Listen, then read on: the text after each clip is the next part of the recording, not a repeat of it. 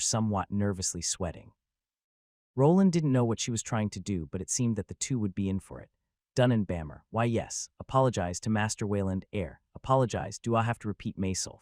What do you think you're talking to? Be but Master Brilvia, don't you Master Brilvia me. Lower your head and apologize now. To Roland's surprise, the scene devolved to Brilvia shouting at the two dwarven craftsmen. It reminded him of a mother having to force their kids to say sorry. The two were adamantly refusing the order, but when they did, all hell broke loose. It was quite a sight to see her fists descending on their heads. Her level was quite high, and the strength increase from smithing classes was tremendous. It only took one hit per person to knock them down to the ground and out for the count. I didn't hit you that hard, get up. I apologize, please stop hitting me. Me too, I was wrong. No one stopped the woman from giving the two dwarves a few bruises. Arthur that was watching this seemed happier than Roland, who wasn't sure what to make of it. If a few punches to the face didn't really make the years of struggles any better, he remained quiet while staring down at the two kneeling men as if waiting for something. You'll be demoted back to apprentice position. Apprentice, dat enough. Dunnan's pale complexion got even worse after he heard the decision. He along with Bammer were above level 100 and just needed a few more years to reach their next ascension. Relegating them back to apprentice positions might have seemed like a slap on the wrist, but in the dwarven circles, this was serious. The people from the Union ran a business and they kept track of a person's history. If someone wanted to rise up in the ranks of their company, they needed a clean slate. Having both of them getting demoted would stick with them for the rest of their lives. Other master craftsmen would probably shy away from taking them under their wing. They would be marked as troublemakers unfit to run their own workplaces, and running a smithy was usually their goal. Yes, I think that's enough. Great, now get out, E2. They will be forced to work on lower-level equipment which will slow down their leveling. This could set them back by years. Was this what she is aiming at? Roland was a proponent of the eye for an eye dogma. They had tried to halt his progress but failed. This type of punishment would align with his values, as he did not really wish death or harm on these two. They never sent any assassins, nor tried to force him out of his home.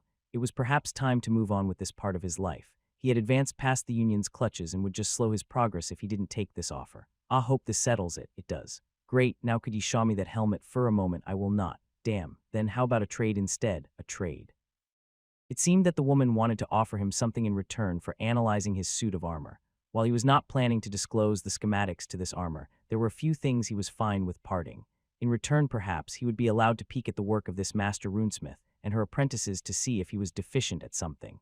At this point in his life, he was skilled enough to notice such things rather quickly.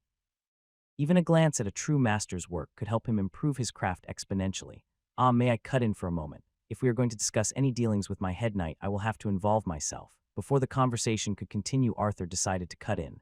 Roland nodded as he also wished to discuss the issues in the city and how they could tackle them together with the newly run Dwarven Union. The talk from before, precisely. As you may have heard, there is a mine in the dungeon. I was planning to hire a non-union run company, but if we are going to work together, then perhaps I won't need to. The woman nodded as Arthur brought forth the issue of the mine. Roland had previously advised him to not sell the rights and not rent it. They needed the mana crystals that formed there to run their new mana power plant, yet getting experienced miners wasn't that easy.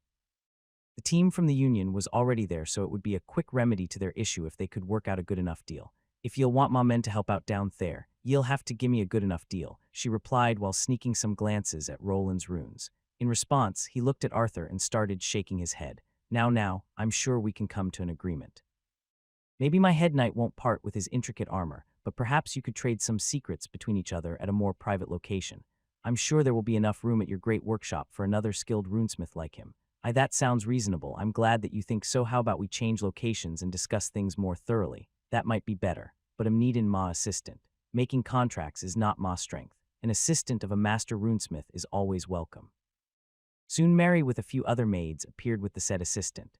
It was a rather plain-looking dwarf that was somewhat on the shorter side. His clothes were also different compared to the other craftsmen. He was more similar to a butler, and even without giving him a scan, Roland knew that he was probably closer to an accountant.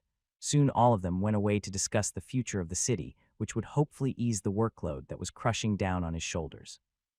No, please, I did everything that you wanted me. Why are you doing this? Why are we doing this? Because it's fun. Arg hhhhhhh. A high-pitched scream echoed through the dark room as a black dagger went through a bondman's chest. As the weapon pressed in, a strange pus-like substance started oozing out instead of blood. The sounds of sizzling flesh were drawn out by the screams of the man that was being tortured. Yet before he could continue screaming, his whole head rolled to the side in an instant. Hey, why did you have to spoil the fun, you dumb warlock? Stop wasting time. Having fun is never wasting time, you should try it too. In one of the corners of this dungeon room, a man covered by a dark robe was standing. Something akin to a tendril with a sharp ending started slithering back into his sleeve, along with some of the blood of the prisoner that was just killed. Compared to the other person here, his frame was larger and his voice deeper. Such a shame he was also a looker. No wonder he was able to scam all those noble ladies. The woman picked up the head that rolled to the side only to examine the dead man's features. Then out of nowhere, she tossed it upwards while pulling out two matching black-edged daggers. The blades moved like lightning bolts toward the head and turned it into multiple slices. Are you two done? Good. We have gotten a request from a temple. You two have been chosen. Another mission already. They are really working us down to the bone. At least this is the last one. The person with the daggers cackled while looking at a third robed figure that had entered through a prison-like door. This individual was somewhat hunched over, and their digits were extremely long and thin. The two people inside the room waited for the man to enter before leaving themselves. On the outside, they ended up in a wider area with torches producing green light. Every so often, a scream entered this area and pushed the flames around. Many similar opened or closed dungeon chambers continued to appear with various other robed people inside. Marks that involved occult magics written in blood were everywhere, and the smell of death and decay filled the air. I wonder where they will send us this time. Oh, I hope it's somewhere nice. I haven't had my hair done in a while. The woman continued to babble on while the strange man followed after her without uttering a word. Both of their figures slowly faded into the darkness, while the grunts and screams continued to spread through this cold and damp place. Even after one died down, another soon took their place in a seemingly never-ending serenade of pain and anguish. Congratulations, it's a boy. He passed out way on my baby. A woman reached out for her newborn son while trying to ignore the passed-out father next to her bed. The baby cried out almost instantly after getting smacked on the bottom by the attending cleric. This feline nun was performing the rites and quickly infusing divine energy into the tired mother. So that's how they do it in this world. Interesting. To the side was Roland, who was having to pick up the passed-out father from the ground. Diana had finally given birth to a healthy baby boy that didn't seem to have any abnormalities. It was the first time for him in this world and his old one to witness a birth. After a quick scan with his analyzing skill, he was given a mostly blank SCOTUS screen with no name or classes. Name: Strength 1, Agility 1, Dexterity 1, Vitality 1, Endurance 1, Intelligence 1, Willpower 1, Charisma 6. Luck 10. The name is blank, and all the stats are at 1 besides charisma and luck. Roland had to take a second to look at the child's luck stat, which was a lot higher than the one he had at the age of 5. This was a strange stat that kept going up with his age, and had an obscure use that even people in this world weren't sure about. The consensus was that the higher the number, the more a person was favored by God and good things happened to them. Considering that he had a lot of close death experiences in his youth, perhaps he was disliked for some reason. With the help of a priest, giving birth didn't seem that bad. Kasha was able to cast spells to relieve pain, and there were also potions that did the same thing. Using potions was somewhat inferior as they varied in quality. There was a possibility for them to affect the child as they had a hidden toxicity rating. When a threshold was reached, it would produce a debuff that could last for a while. Hey, wake up! Roland moved his palm towards Bernier's cheek and gave him a few smacks. His strength was quite up there, so he tried to not give the new father a concussion. Finally, after a few seconds, Bernier opened his eyes widely. What? I think you should join your wife and son. My son? I have a son. Can you stop embarrassing yourself already? Get over here, you idiot. He stood back while watching Bernier, who was his assistant, awkwardly touch the baby. This reminded him of the reason that he was even here. The two new parents didn't really have anyone they knew in this city. They had arrived here to start a new life, and they had been successful. Yet there was a lack of certain people in their life that could take on the role of a godfather or mother. There were a lot of traditions in this world, and it was quite similar to his old world. While there were multiple gods here, it didn't mean that people didn't get baptized. One of the important parts of this world was the concept of a godparent, which kind of fell into his lap. Roland was supposed to take on this title, which would somewhat tie him to this family even more. If something were to happen to both of the parents, it would be his duty to take care of their child. At first, he was apprehensive about it, but after recalling the past history, he had to agree. Bernier had proven to be a good assistant and also a good friend. When his home was getting attacked, he protected it and even went against Valyrian knights to protect it. There would probably not be that many other people that he could trust as much as Bernier. I bet he wouldn't even hesitate if I asked him to do the same if I ever got a kid. A kid, huh? Roland felt strange when looking at this family before him. He had never really thought about getting, and with so much work there was no time for one either.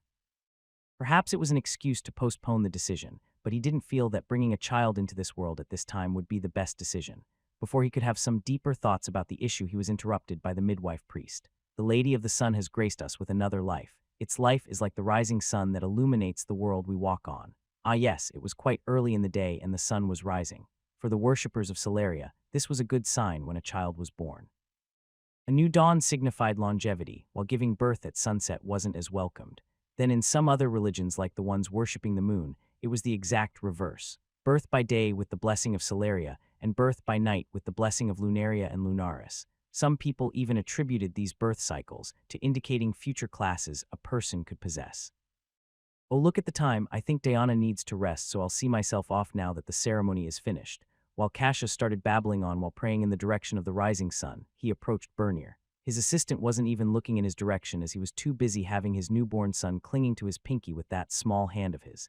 He has quite the grip. Ha ha, he must have gotten it from his mother. Hey, what's that supposed to mean? And nothing be boss, did you want something? After seeing a large vein appearing on Diana's forehead, Bernier decided to turn to Roland for some help.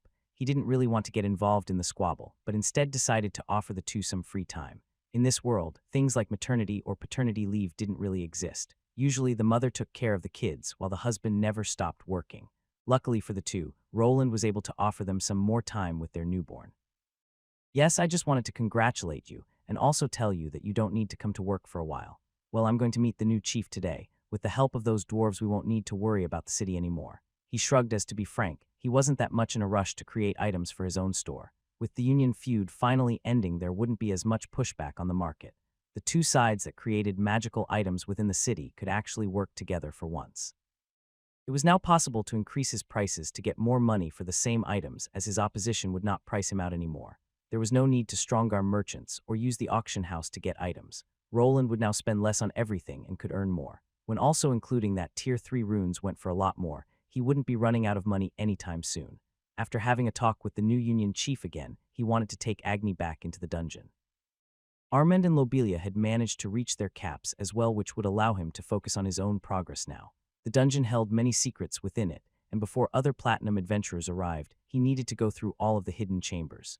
Gaining a platinum adventure card wasn't required for someone that was a head knight, but having it around wouldn't hurt either. If he ever decided to end his knightly career, having the card would make things easier.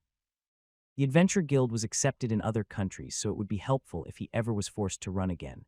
Is that so? Well, I won't say no to some free time. Don't regret it later, boss. I won't. And also, congratulations on your child, Diana. Yes, is there a problem? That. He followed Diana's gaze, which landed on the kneeling nun. She was performing some type of ceremony and continuously praying. What the mother required was some peace and quiet.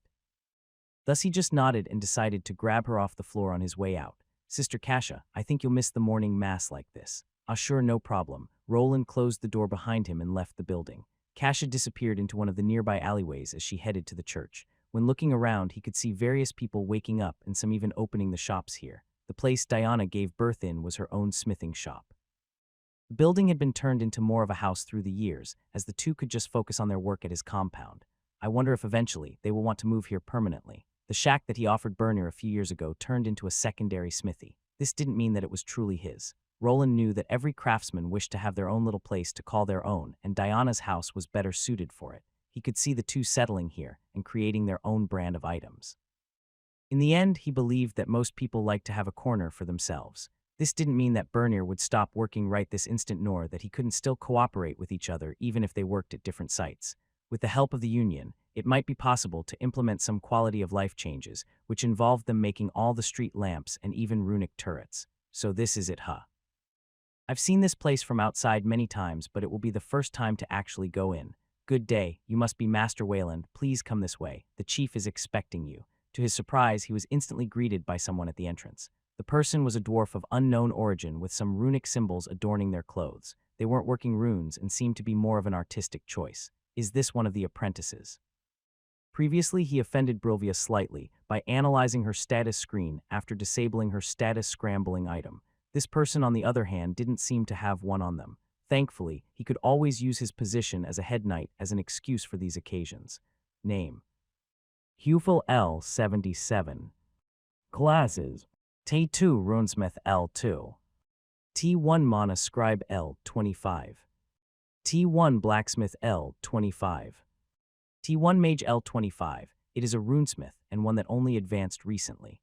Roland felt slightly jealous of having access to so many apprentices. This man here wasn't the only runesmith around, as there were two more walking around. He was at the main smithy that contained a large group of craftsmen. When stepping in the stuffy air and heightened temperature was apparent, someone without a resistance against heat would have a tough time moving through this place without passing out. In comparison, his own workshop was a lot more friendly towards non-blacksmithing classes. To allow Elodia to go through the underground workshop, he created Runic AC units that infused some ice energy as well as cleared out the stuffy air. It was strange to follow after this man that could run their own runic shop just like he did. A runesmith could already create tier 2 items and earn a good wage by themselves. However, in the eyes of dwarves, they were still just slightly above regular apprentices. They still had years of training to go through. Also, if they abandoned the union, they would face scrutiny just like he did. They would be forced to go through the same issues as he did. Renegade dwarven craftsmen existed and usually ended up as personal smiths of nobles that with their influence could provide them with everything they needed. These types would be scrutinized by their peers, but sometimes earning more money was more important than furthering the craft. It's not as loud as you'd expect a huge smithy to be.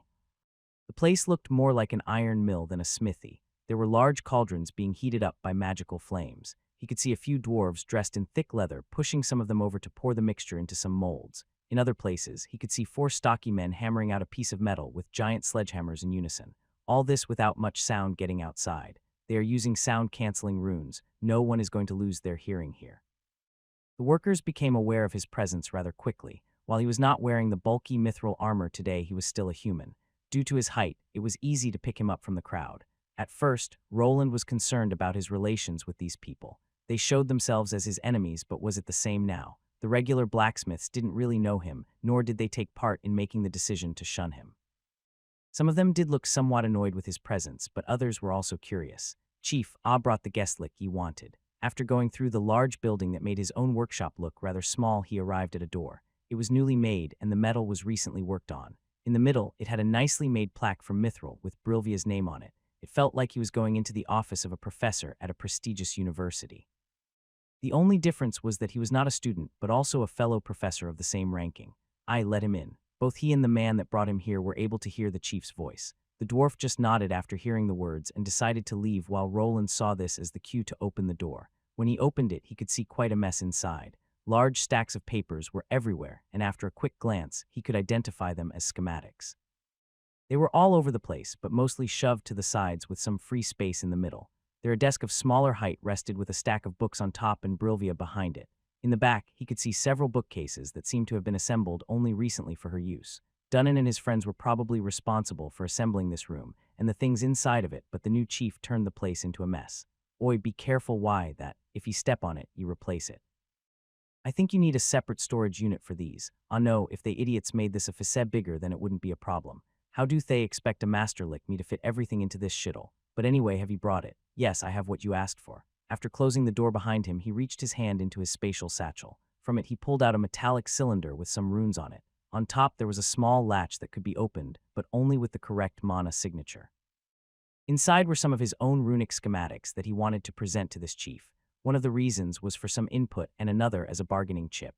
I need to play my cards right. She must have some rune-related books I could go through, maybe even some skill books. While Roland didn't see himself as an inferior craftsman to this master runesmith, there were probably things that he didn't know.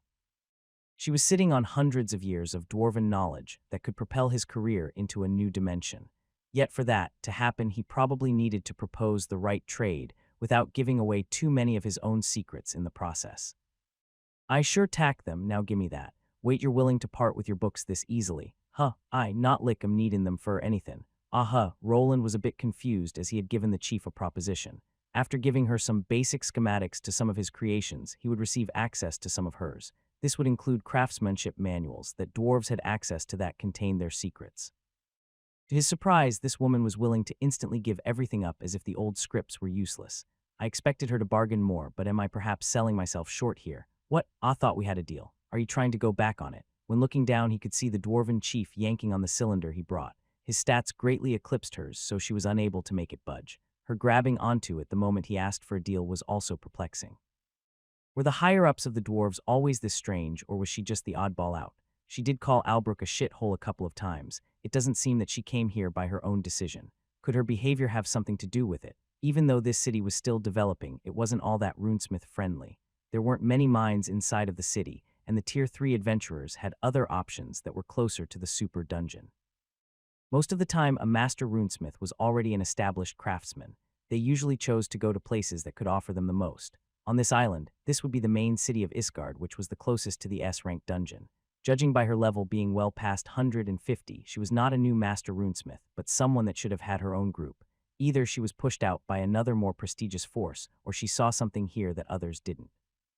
Am I thinking too much into this? His grip on the cylinder lessened, and when it did, the woman that was pulling on it was sent flying back. She crashed into some of the stacked-up schematics while screaming profanities in his direction. Oi, tell me when ye're about to let it go. My apologies. So then, can I pick out something from here? Ye go ahead, knock yourself out. Brilvia stood up with the runic cylinder in her hand. Roland had not yet told her the password that was required to open the latch, but that didn't stop her. Instead of asking him for it, she started fiddling with the runic components. It was the first time he saw someone else fiddling with runes, which made him focus and even use various of his skills. It was actually interesting to see if the new chief was capable of cracking the runic code he made. She infused her mana into the runic structure to feel it out just like he did, but after a quick analysis, a few differences were seen. First of all, her control over mana was greater than his, at least when it came to fiddling with runes. This he attributed to her probably gaining various other skills to complement her craft. One thing stood out though. While her mana control was superior to his, the same could not be said for her mana capacity. It was something that he expected, as the Master Runesmith class had one glaring fault. While runesmithing required a lot of mana manipulation, it didn't offer enough skills to lower the costs. His class had a huge stat multiplier of 4.5, and also had a passive skill of lowering mana usage on all rune-related skills by a whooping 60. The multiplier of a Master Runesmith stays at 3, and I bet the passive isn't as high either. Tier 3 runes were vastly more complicated than Tier 2 runes as they entered the third dimension. They also required a massive amount of mana to work with, and this lock that he made was of this same tier. He could see her struggling to get through the traces of the program, but she was able to eventually get there. When she did, Roland saw another downside of this class compared to his own. Working with the internals was not as easy for them as with the externals. It started with the Runesmith Lord class and now continued with the Overlord. He considered this class to be a mix of two classes, Runesmith and Rune Mage. The former was poised in creating runes, while the latter was a specialized user. Rune Mages could mold the integrated operating system, but were constricted to what a runesmith created. Roland, on the other hand, was a two-in-one package, and after working together with his friend from the Magic Academy, his insights into the inside systems went over what a regular runesmith was capable of. Is this some kinda joke? Do you want me to pass out or something? I see that you found the first lock. The woman seemed angry and thought that he was trying to play a prank on her. The first lock would require a person to just inject a lot of mana through the runic components. It would be an easy task for him, as he possessed the skills that lowered mana usage to get around this problem. The new chief, on the other hand, required some outside help. While he wanted to see this apparatus, she spoke of he could imagine that it was something that just provided mana from outside. Just like he used runic batteries to run various runic tools, the dwarven craftsmen had ways of going around using up all their energy in one go, if I may. Brilvia grumbled and gave the cylinder back, which Roland was able to open without any outside help. Showing off some of his skills was intentional, as he wished to not be underestimated by his fellow runesmith.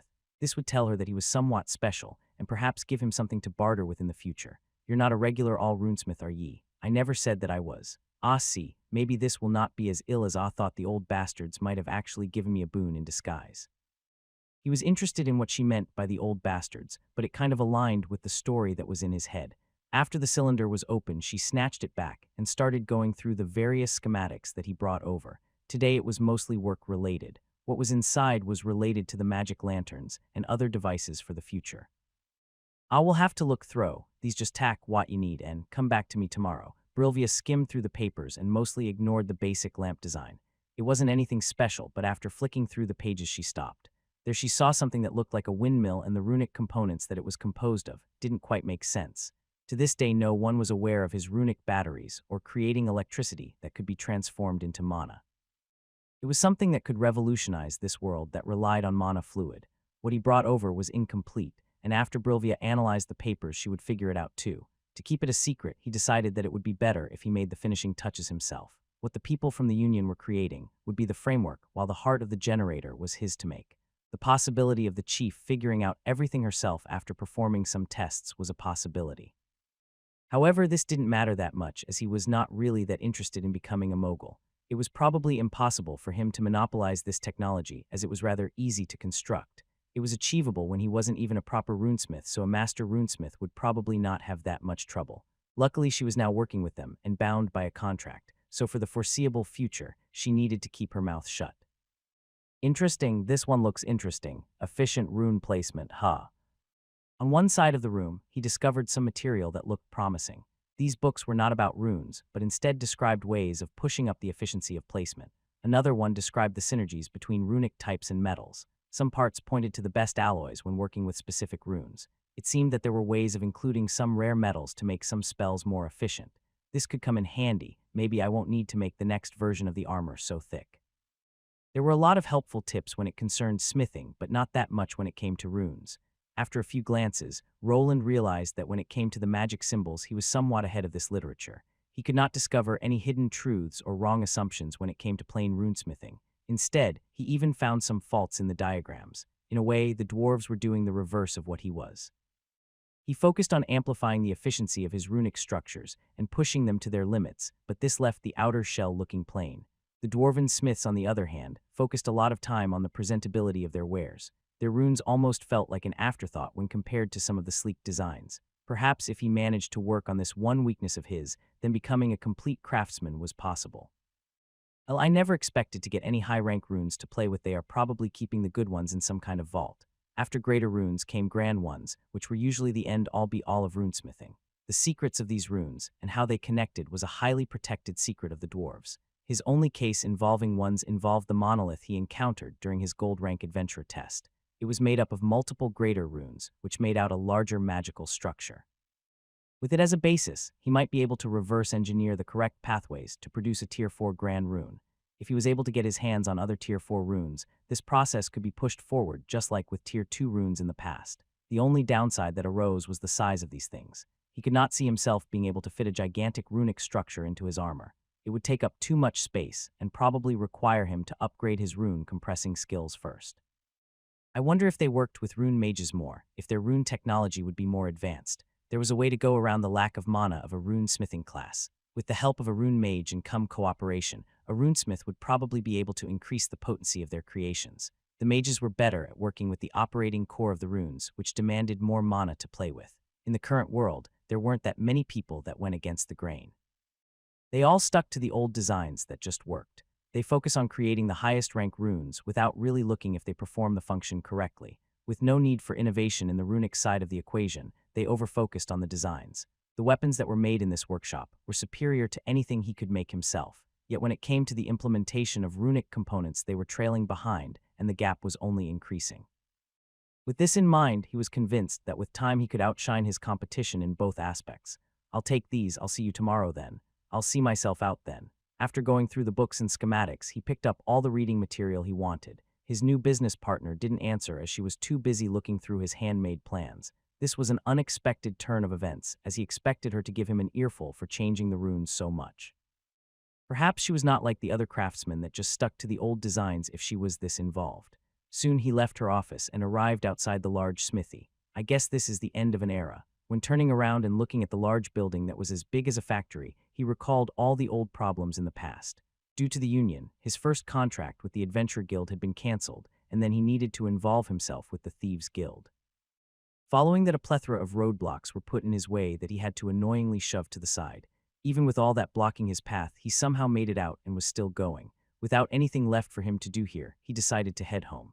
Bernier and his wife would be inaccessible for a while, and he wanted to head into the dungeon with Agni.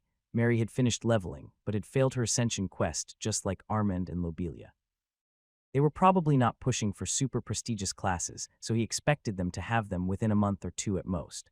Then the two loyal knights could progress with the help of the upgraded killer maid without his involvement. And should I close the shop for the time being? Roland passed through the entrance gate while getting saluted. There the sight of guards reminded him of the recent home invasion. If he were to head into the dungeon, then Elodia would be left by herself at the shop. With the infusion of Tier 3 adventurers, the area had become more hazardous. These new people would probably cause some trouble as they were not aware of the current power structure in the city. When it came to money, he was quickly recovering the losses he suffered. After creating Rune Mark I, he was able to stock up on Tier 3 monster materials down in the dungeon, which went for a good amount of money. Even if he gave up his profession and decided to become a full-time adventurer, he would not go hungry. Things are going well, so I don't really need to rush it anymore, but why am I getting this bad feeling? His quest to become a successful craftsman had already become a reality. Nothing really stood in his way, and the Valyrian brothers from other parts of the island didn't appear. By his calculations, nothing too eventful would be happening for quite some time, which would allow them to build up this city. After it was all done, they would have the stage set and could begin to fight back. Things do tend to go bad when you least expect it. After leaving the city, he increased his pace. Time was supposed to not be an issue, and he was supposed to guide some of the dwarves back into the dungeon in a few days. Getting the mine to operate at full capacity and also creating a good enough travel route was the next step. With his mapping device and the dwarven proclivity of digging tunnels, it could be possible to find a better solution. I guess not having to sleep much is still my best skill from all that I have. Soon he returned home to inform Elodia of the recent events. So it's a boy, have they thought of a name? Such a shame that I missed it, I'm not sure. I think Diana was supposed to choose a name if it was a girl.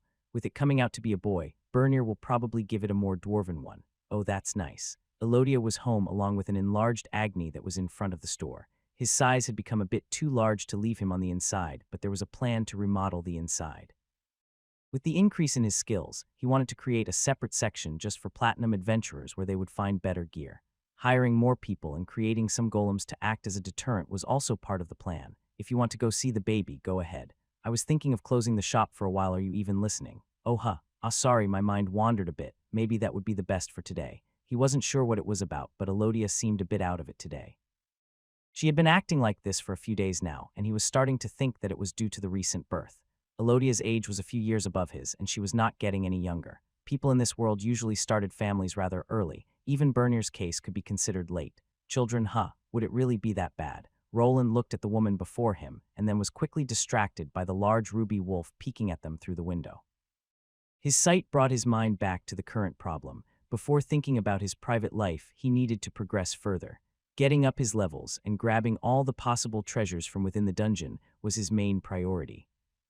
Due to personal reasons, I'll be taking a short break. Next chapter will be delayed by a few days. AWO. For the last time, don't change until we reach the deeper dungeon. How many times do I have to repeat myself? Worf. Roland frowned while looking at Agni jumping around all over the place. Even though his size had increased, he was more agile than ever. It wasn't that long since he achieved his sunlight wolf evolution, and it was clear that he wanted to have some fun with it. Having two forms that differed from each other was not something Roland could relate to, but it seemed that Agni wasn't taking it that well. Has he gotten more rebellious after the recent evolution? He looked at Agni, who was jumping around and exterminating every salamander monster the moment it came into view.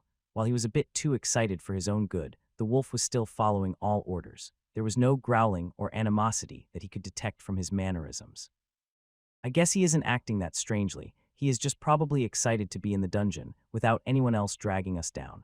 Armand and Lobelia had managed to reach level 150 with relative ease. Now they were up top trying to prepare to retake their ascension rituals. Even Roland wasn't able to get through his trial the first time, so it wouldn't be strange if the two took a few weeks. He assumed that their classes wouldn't be as prestigious as his was, which would allow them to retake the test more frequently. Mary is the same. I wonder what the three will change into. There were a couple of paths that all of them could take. Mary would probably choose something to aid her in gathering data and protecting her lord from the shadows. Armen would take something that enhanced his strength even further and perhaps also made him stupider. Lobelia had a few choices of ranged and rogue classes. A good combination would make her a lot deadlier than she was now. The biggest downside of this shortcut is the skills. It would have probably been better if all of them maxed everything out with the last skill included. He was a bit worried about the push in leveling being somewhat detrimental to the choice of the next class. However, his own Overlord class variation didn't require him to have everything maxed. It seemed that maxing out on all the skills of the first Tier 2 class was enough to get him through, and perhaps it would be enough for his friends. Woof, watch out, it's some type of evolved creature. Could it be a rare spawn? Should we retreat? It looks strong. I think it's a dire ruby wolf, but it looks bigger. Could it be? Wait, calm down. Isn't it walking next to that armored man? Is that a man? Could it be some type of metal golem? That thing looks heavy, owo. Oh shit, it spotted us, let's run.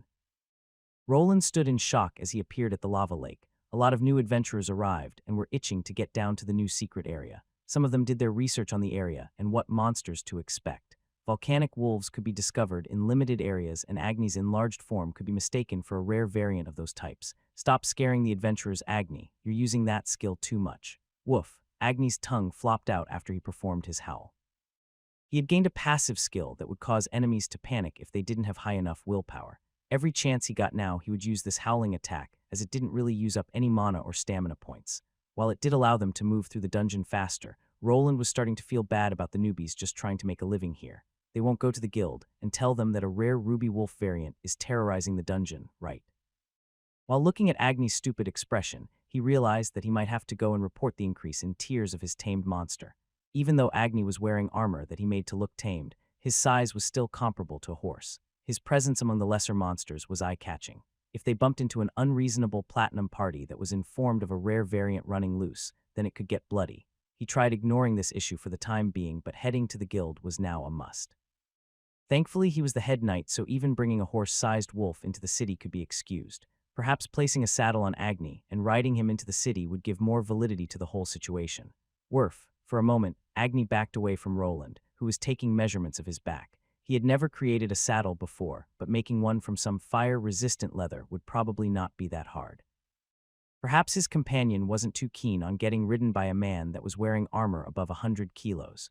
What? You're a big wolf, you'll be able to handle it. Anyway, the lake is clearing up, let's go. The two traversed this stretch in a record amount of speed, with Roland losing the race in a substantial manner. At least when it came to running speed, he could not go against his derpy-looking wolf.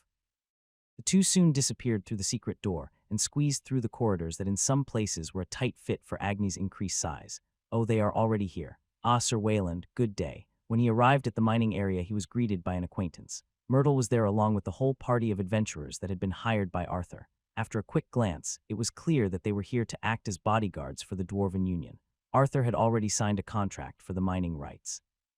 Luckily, he was able to shove the responsibility of taking care of the miners into the hands of this platinum party. With a situation like this, the other adventurers had to give up on getting any of the rare materials without in some way getting themselves in hot water. Even if they were able to get through the hired muscle, they would be going up against the Valyrian household.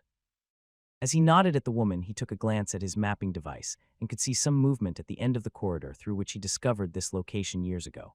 They seem to be working on that lift too. I see they took my advice to heart. Oh my, that magnificent creature, is that an alpha dire ruby wolf? But the man is even larger, and that horn radiates strange mana. His thoughts were interrupted after Myrtle spotted Agni. Compared to the weaker adventurers in the dungeon, these five didn't seem to care that much about Agni. Perhaps their extensive experience allowed them to distinguish feral beasts from tamed ones. All the other people, including the miners, began inching back, but soon went on with their work after they realized that Agni was a tamed monster. Yes, something like that. Now if you'll excuse me. Oh, are you going into the dungeon, Sir Wayland? Yes, I'll leave things in your care here. If something happens, you can contact me through the usual channel. Of course, I'll use this as you've instructed. Myrtle smiled while moving her hand to the side. There she had a runic device that had the shape of a larger smartphone. Instead of a screen, it was covered in various runes with a crystal orb closer to the top side. Hello, is it working? Yes, I can hear you just fine. Splendid. One of the biggest limitations was the route that was required. It would be impossible for more than two people to converse while going through the same mapping devices that were shoved into the dungeon walls. It would also affect the map on his armor and produce errors if he used all of them at once. The new audio enhancers that didn't interfere with the map still needed to be placed, and his current trip here involved this issue as well. Please be careful and good luck. I will. Come, Agni, let's go. Besides Myrtle, the party leader, the other four didn't really react to his arrival. He wasn't sure if he was disliked by the four others, but at least Oberon looked displeased for a moment when he appeared. Perhaps in their minds, he had put them in a disadvantaged position by pretending to be weak. Okay, which route is empty? Without anyone holding him back anymore, he ventured forth. The need for traveling with a lumbering mule golem was also a big perk. With the runic dimensional pocket that was on his back, his traveling speed had increased. Agni's armor had been enhanced with the same storage feature which made the old golem obsolete. Okay, this should be far enough, owl. Yes, go ahead, Agni. With the help of his mapping system and the lack of Tier 3 class holders venturing into this dungeon, he was able to safeguard Agni's secret. The shape of the ruby wolf started to shift as the ruby mane turned to one covered by red and orange flames. The main reason to come here was to level up, but also to see how Agni fared against the undead creatures here. The first enemy wasn't far and also one of the favorite types, a berserker undead. Infernal Skeleton Berserker. L153, go for it Agni. GRRRR. So even without using a proper spell, a debuffing effect is in place. Could it be the flaming mane made from divine mana? This skeletal berserker suffered a stat-lowering debuff without getting even hit once. Once he got in range of the heat that was generated by Agni, his stats started to decrease. The monster was an undead, so it didn't feel any fear or pain, so it continued forth. Both of its hands were raised up for a combined attack against the flaming opponent. Roland didn't say anything, but he was still nervous. Agni was just standing there as if everything was perfectly fine. Even with the decreased stats, the claws still regained their hardness and piercing power. If they connected, the wound would be deep, and if it hit an artery, it could be devastating. Before he could initiate his hovering cubes, Agni reacted. The first swipe came at him, but he just jumped to the side. The attack was quickly followed by another, which didn't even graze the flaming mane. It became apparent that the difference in agility was tremendous and further enhanced by the monster's constantly lowered stats. The debuff effect isn't as strong, but the longer the fight lasts, the stronger it becomes.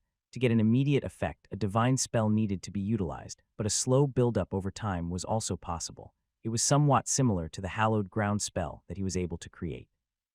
From his calculations, the area affected was about 10 meters around his wolf companion.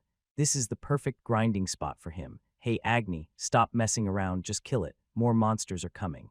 It wasn't much of a fight as the skeletal monster couldn't even land one single hit. Agni for some reason was playing around with his first kill as if he wanted to show off to his master. While everything looked fine, even a weaker monster could become a problem if not handled well. After hearing the order, Agni finally got his butt moving. The ruby mana and tail had been replaced by sunlight flames, but they still could be used for attacking. His bulky form moved up into the air as he jumped. He performed a mid-air spin and used the momentum to enhance his tail attack. Instead of it flying forward like the previous ruby version, it created a sharp arc of flames. This half-moon connected with the monster's body and took out its legs, causing it to fall down to the ground. It was quite the sight to behold. Instead of falling down after the somersault, Agni created a platform to catch himself. While jumping up even higher, he raised his muzzle to the side of which some flames were already gathering. The monster down on the ground could only watch as the inferno descended from above. He decided on the flames instead of the beam. I see that he managed to see the bigger picture. His breath attack was somewhat weaker than the beam that he could produce, but there was one advantage. It used up a lot less mana and stamina. The solar beam was better suited as a last hard-hitting attack to end the whole fight, and not when more monsters were on their way. Just as the skeletal fiend croaked, another one arrived through one of the corridors. This time around, Roland was there to intercept it with the help of his floating turrets. The monsters were composed of the usual skeletal berserkers, guardians, and champions. With Agni's help, they went down rather quickly. Roland took the job of the tank that forced the attention on his shiny armor. This left Agni open to strolling around the large chamber and using his divine flame spells to inflict massive damage. The weakness of the undead was far too advanced for them to last more than a few minutes against their combined attacks. Oh, you leveled up already. Woof. The two soon left and continued with their journey toward the dungeon staircase. Previously, he had explored this level and discovered all of its secrets, so now it was time to head somewhere else. After finally arriving there and taking care of a few skeletons along the way, a choice needed to be made. Should I go up or down? There were only a couple more levels when going up, and then the dungeon ended. Monsters became weaker, and even Tier 2 ones started appearing if he decided to go up. By his calculations, the upper levels became smaller by around 5% until the last one that seemed unfinished. Well, I'm not purely here to level a greater item is a greater item. When looking at his weapons, he was still using the sword that he had obtained from his duel. It had been enhanced with several runes, and so was the skull shield that he retained from this dungeon level. The room that it appeared in had not replenished itself, so his search for more loot would continue upwards. Ow. Yeah, I made up my mind. Let's go up first. I'd like to look through the highest level, or in this case, it would be the lower levels. The theory that this was still an expanding dungeon looked the most plausible. He wanted to check for himself how a dungeon in this stage looked, as not much information about this phenomenon was accessible to him. Perhaps when he arrived there, he would be able to discover some other secrets like where this dungeon was heading.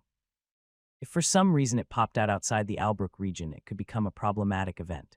Wait, before we go, I should probably give her a call. Roland stood straight in place while activating several runes. His armor released a torrent of blue light that started shining in front of him. It created a region of blue light that soon started to pulsate. The pulsing continued for a minute before it changed into the form of an orb, and within this orb a human face could be seen. Wayland. Is something wrong? No, just wanted to give you an update on the situation. I'm about to go up into the dungeon, and don't worry, the monsters here are rather weak, so it won't be a problem. Please just be careful in there. When will you be back? I don't want to spend more than a few days here. On the other end, Elodia's brows furrowed. He had promised to keep her informed about his whereabouts within the dungeon, and this was not the first time he had contacted her. Both had ways of signaling if something went wrong, and he had a direct line to some allies like Arthur if something did happen to her, his home, or the orphanage. After a little back and forth, he ended the magical call and turned to Agni. Let's go, you can take point this time around. Worf. Agni was ecstatic at the order of moving forward. Both soon ascended the stairs to a level with weaker monsters. With both of them now being in possession of rare Tier 3 evolutions and classes, there was nothing to fear. The dungeon would soon open up all its secrets. Just like they said, there are other undead monsters than skeletons in here. Ghoul. L140 Ulu. There wasn't much time for him to look over this pale creature as its demise was rather swift. Before the monster could even react, it was turned into a walking fire. The thin skin that it was covered by quickly evaporated along with the rest of it. This feels like a walk in the park, Roland commented while moving closer to the defeated creature. Agni was already looking for the praise inside the corpse, and he had to be fast before he decided to swallow it. Don't you dare, Owl. You'll get a stomach ache if you continue to eat those corrupted mana stones. Agni whimpered a bit while looking in the direction of the burned ghoul. A black mana stone was left behind by this creature that was different from the undead skeletons. Instead of having a core, it was more in line with the other regular monsters that dropped mana stones. Undead like this ghoul were considered to be evil, and their mana stones cursed. They became ingredients in making cursed weapons and concoctions, just like he used regular mana stones for runic crafting. It's fine with these Tier 2 stones, but if he tried to eat a Tier 3 mana stone, I wonder if I can do something with those stones. There was potentially a new line of research that these stones could help him with. While the regular stones allowed him to buff his main stats, these dark ones could do the reverse. Lowering the main stats of an enemy would come in handy. Making cursed wares would be problematic, but this didn't mean that he wouldn't go through it. After seeing the undead monsters succumb to divine spells, he now knew the potential of debuffing. Stop sulking. What kind of divine beasts eats mana stones from undead creatures? Woof. Yeah, anyway. I think we reached the end of the road. This tunnel doesn't seem to lead anywhere. Roland had climbed up all the possible dungeon levels and reached the end. It confirmed that the group of platinum adventurers had done their job. When looking at the map, he couldn't find any open paths, nor were there any secret ones. This whole level only had a few ghouls running around and lacked the complexity of the corridors that the other levels consisted of. Interesting, the dungeon is moving. This room is starting to form into something, but at this pace, it will take many years until it reaches the top. I guess I don't need to worry about this thing reaching one of the other brothers. Unless the dungeon went through some type of hastening process, it would not reach the top. What he was previously worried about would not take place for a while. If the dungeon appeared somewhere within Theodore's lands, then he would have the right to claim the whole dungeon for himself. Even more, if it was discovered that he had drilled a hole from the other dungeon to get inside this one. While Arthur would still have some rights here, it was better to not give their opponents any legal validity to pursue. With that issue somewhat resolved, he could now focus on exploration. When going around the upper levels, there wasn't that much to discover besides the change in the monster types. Ghouls like this one became more prevalent, but they did not appear as their Tier 3 counterparts just yet. The air in the dungeon became a lot more stale, and the smell of rotten flesh is everywhere. When the dungeon continued to evolve, he expected to encounter zombies that could evolve into ghouls. It was as if the skeletal crypt was a whole new region, and it kind of reminded him of some information he read before. Some dungeons that had a stricter level divide sometimes changed themes every 10 levels or so. If it's working in this direction, then perhaps it's going to be the same when I go up. He was banking on maintaining the advantage of divine spells, so encountering monsters that were resistant to it wouldn't be great. Luckily, at the moment it was just a switch from skeletons to zombies, so perhaps instead of them, he would just encounter other undead creatures. As long as the main biome was kept, all would be fine. Let's see what I have. Name: Spiked Black Mithril Spear. Classification: Rare Durabilities 55-55. Attack Rating: B. Name: Curved Black Mithril Dagger. Classification: Rare Durabilities 45-45. Attack Rating: B. These were two weapons of note that he managed to unearth on the upper levels. The dungeon went for a skeletal theme where he discovered those. The spear tip looked like another skull with a long blade coming out of its open mouth. There were additional spikes around the black skull which contributed to the name. When it came to the dagger, the hilt had some smaller skulls here and there to complement the pitch-dark blade. The black mithril these weapons were composed of made them a lot heavier than usual. They would not be usable by lower classes and probably give others some trouble too. A spear and a dagger required some finesse, and having them become heavy could hinder the execution of some skills. If he found something like a battle axe or halberd, it would have been much better. With these two here, he wasn't sure if it wouldn't be better to just melt it down and use the black mithril on new armor pieces. If people don't find the hidden chambers, I could potentially use it to gather black mithril and make some things where weight won't be a problem. A stationary turret wouldn't really be affected by the weight as it just needed to remain in place. The metal would make it a lot more resistant to spells and physical attacks. Making a heavy golem was also an option. There was no need for evading if the attacks caused no or limited damage. The rest is just some gold and gems like with the other locations. It isn't that great. While the rewards that he found would make most adventurers happy, he was long past the point of caring about money. What he wanted to find are things that complemented his armor and fighting style, or something like Agni's rare egg.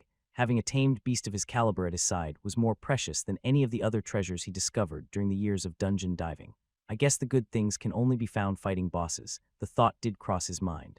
After defeating Emerson and causing the other head knight to back away, Roland was feeling good about his newfound power. The first boss clear could potentially allow him to gain a special reward, just like the time he fought the Ruby Golem. From the information he had gathered, the first clear would usually allow a person to get rare rewards without the need for a unique boss spawning. What he defeated when he received Agni's egg was a stronger boss that had a low probability of appearing. Thus, if he discovered the boss chamber, the enemy inside shouldn't be as troublesome, but get him a special reward. The Platinum Adventurers didn't go down that far as the monsters had started to equal their levels. Well, I'll decide later I should go back. After packing up, he glanced at his map once more. While his associates did place sensors around the levels, he had to fill in some holes. Now all the levels going up were showing up and ready to give him all the information he needed. Only after securing these devices in place could one of his new money-making schemes come to fruition.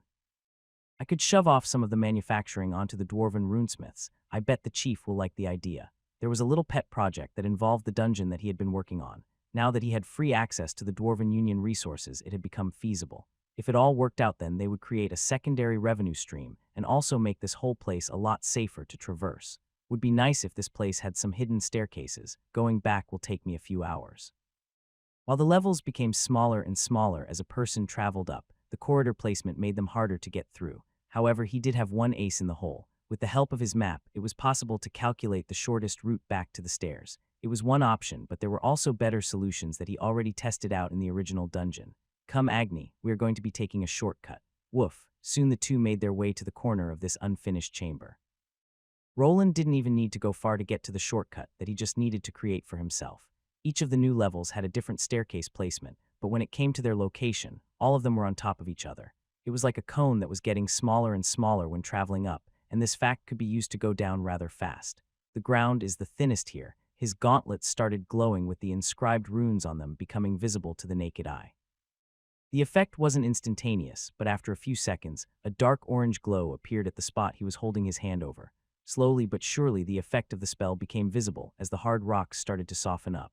Instead of forcing an opening by injecting a massive amount of mana, Roland decided to use an enhanced earth spell. It started turning the ground into soft sand, and the effect continued to spread downward. Within a few minutes, he could see the result as the softened earth started sliding down until only a large hole remained in its place. It worked. This is a lot better than drilling through, but also takes a lot more mana. After standing up, he could still see some of the soil dripping down as if it was water. This spell was a variation of a quicksand trap spell. The original would turn a designated area into quicksand, but it couldn't be focused in one spot as much. With his runic knowledge now reaching a higher point, manipulating such a spell to do his bidding was quite easy. Common, you should be able to fit through. Should I put you on a diet? Ow. Agni was the first one to go through the hole, but for a moment his now bigger wolven body had become stuck. Only after receiving a few pushes from Roland was he able to squeeze down into the lower dungeon level. Following his descent, Roland also jumped down, and the two headed over to the next location to repeat the same process. The trip back that would have normally taken them a good few hours was hastened to 20 minutes. The way to the upper levels was now open for him, and the feeling of sleepiness was not affecting him at all. His skills allowed him to almost not rest for an entire week and made it perfect for visiting this place while also maintaining his other work. His aim was to spend a few good days exploring here and then sleep it off when he returned. He had stopped looking at his body with the same logic of his old world. Sleeping a few hours every couple of days was more than enough to keep him going. With his body going through all the Tier 3 enhancements, his sleeping habits had become even worse. Even when he promised himself to take it easy, his responsibilities just grew. His proclivity for worrying about everything and everyone around him just wouldn't let him sleep at night. The intrusive thoughts always won out and sleep continued to evade him. Should I go back or go down for more? Agni sniffed at the air where the stairs down were heading. The monsters at his old training area didn't go over level 160. When he went down a level, they would be enhanced further and become more dangerous. His aim was to explore everything and to at least get within level 200 in a short amount of time. For this, he would need to venture to an area where the monsters were around level 180, which was around 3 levels below this one. I should be fine as long as I just retrace the steps of that party. Perhaps if it was him from the past, then he would have decided to leave it at this and return home. With how things stood, the monsters below wouldn't pose much of a threat.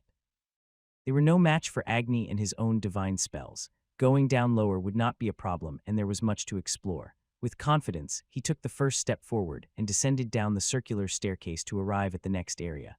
Well, look at that, either my luck is really low or high. Infernal Lick. L165. To his surprise, the first monster that he encountered was something familiar. The lick looked similar to the one he encountered previously, but there were some subtle differences. The most eye-catching one was the color of the flames, which was pure red and not green as in the Purgatory Lick variant.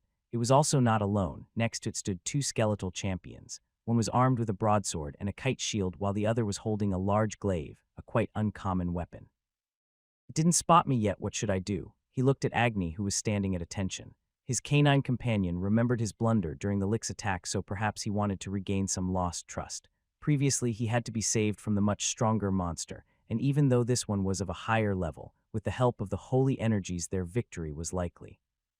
Its level is slightly lower, and it's a different variant, but it should have a similar array of spells. Agni, I'll make them focus their attention on me. Do you think you can get behind the Lick? Woof. Roland nodded while maintaining the sound-canceling spell. A runic version of it was inscribed into Agni's armor, which would allow him to quietly move into the battlefield. After the plan was made, the duo got into gear. His large armor made a lot of noise as he ordered his flying cubes to start lighting up the place. The 2 champions instantly focused on the noise and started charging forward. Their Lick friend, on the other hand, didn't move from the spot, but instead started casting some type of defensive spell. It didn't take long to cast, and a strange dark shield appeared around the 2 monstrous skeletons that were coming his way. It was a mana shield combined with dark mana. This type of shield would decrease people's stamina the moment it was touched, and even cause a sickness debuff. However, this only happened if it was directly touched or destroyed at close range. With his armor and barrage of spells that the floating cubes produced, it was shredded to nothingness by the enhanced Divine Mana Bolt spell. Roland's plan was working. The 3 were focusing on him, and the Lick continued to cast various supportive spells at the skeletal champions that were suffering from divine poisoning. It even started using the same skill that the Purgatory Lick used to summon more skeletal minions. However, they lacked dark coloring and were more similar to regular infernal skeletons. Agni, use it now. Ow! Just as an elite skeleton was formed, a beam of light exploded. A large flaming wolf appeared and doused the whole area in rays of sunlight. The monster that was more than 10 levels above him could not withstand the torrent of energy. His mana veil was quickly destroyed, and a hole appeared inside the skeletal chest. The skull followed soon after as a critical hit landed on the monster's core that could not shift it away in the same fashion as the Purgatory Lick did. Congratulations, you have leveled up. The leader was dead, and taking out the 2 remaining champions proved to not be a problem. All the work that he put into gaining this newfound strength had not been in vain, and he could not wait to descend even further down. Gaining levels fast was quite an intoxicating feeling, and he was just getting into it. So did they decide on a name? Yes, after some back and forth, Bernier wanted a more traditional name, but Diana didn't like the idea. You know how those people are. Even poor Bernier was shunned by them when he was younger. So what did they end up with? His name will be Thordrin. Apparently, there was some kind of legendary hero with a similar name who was closely related to Diana's tribe. Interesting. Roland nodded while thinking that the name was strangely familiar sounding to something from his own world. Before he could ask about the origins of the name more closely, he was shoved to the side by a flaming wolf head. Woof. Oh, hey Agni. Does he look different than usual? Is that some kind of flaming spell? Something like that. I'll explain it when I'm back. Well, don't take too long. If we don't open the shop, we will lose all of our clients to the Union. I know, but I don't think the Union will be much of a problem anymore. I was thinking of hiring some more people to go with the expansion. Did you look over the plans? Yes, there are some things I'm not sure about. That won't be a problem. We can still change it. Just let me know what you need. Roland and Elodia continued to talk while he was still wandering through the dungeon. He was approaching day 3 of spelunking and had managed to gather some more treasures. Instead of receiving black mithril gear, he found some potions and more valuables. Even if the monsters were stronger on the lower levels, this didn't always mean that the treasures would be better. The size of the levels began to increase, and sometimes traps or roadblocks got in the way. He decided to stick to the already explored pathways the previous Platinum party ventured forth, as they were the ones that were mapped out. Being able to predict which monsters he would be facing was maybe his second biggest advantage, with the divine spells being the first. With time, he wound up close to the stairs leading down to an area with monsters close to his current level. The real grind was beginning. Call me back when you're finished, and yeah, I know, I'll be careful and I'll be back soon, but if there is a problem, let me know. Alright, not much has been happening here while you were gone besides the Union Dwarves, running around a lot more. I saw those two fixing some fences. Do you know what's that about? I guess she kept the side of the deal. Roland laughed after being informed by Elodia that the two dwarves that caused him some misery in the past were now being relegated to grunt work. There was one thing that those types couldn't stand, and that was to be demoted. The two soon ended the call as he got ready to cross into the next level. It shouldn't take much longer until I level up. I should at least remain here until then. After venturing to the upper levels and back, he was now level 179. The monsters that he was facing were slowly reaching his current level, and with the help of the divine debuff, he hoped to hasten the leveling process even more. So this is what they decided to evade, but behind it should be a room filled with treasure.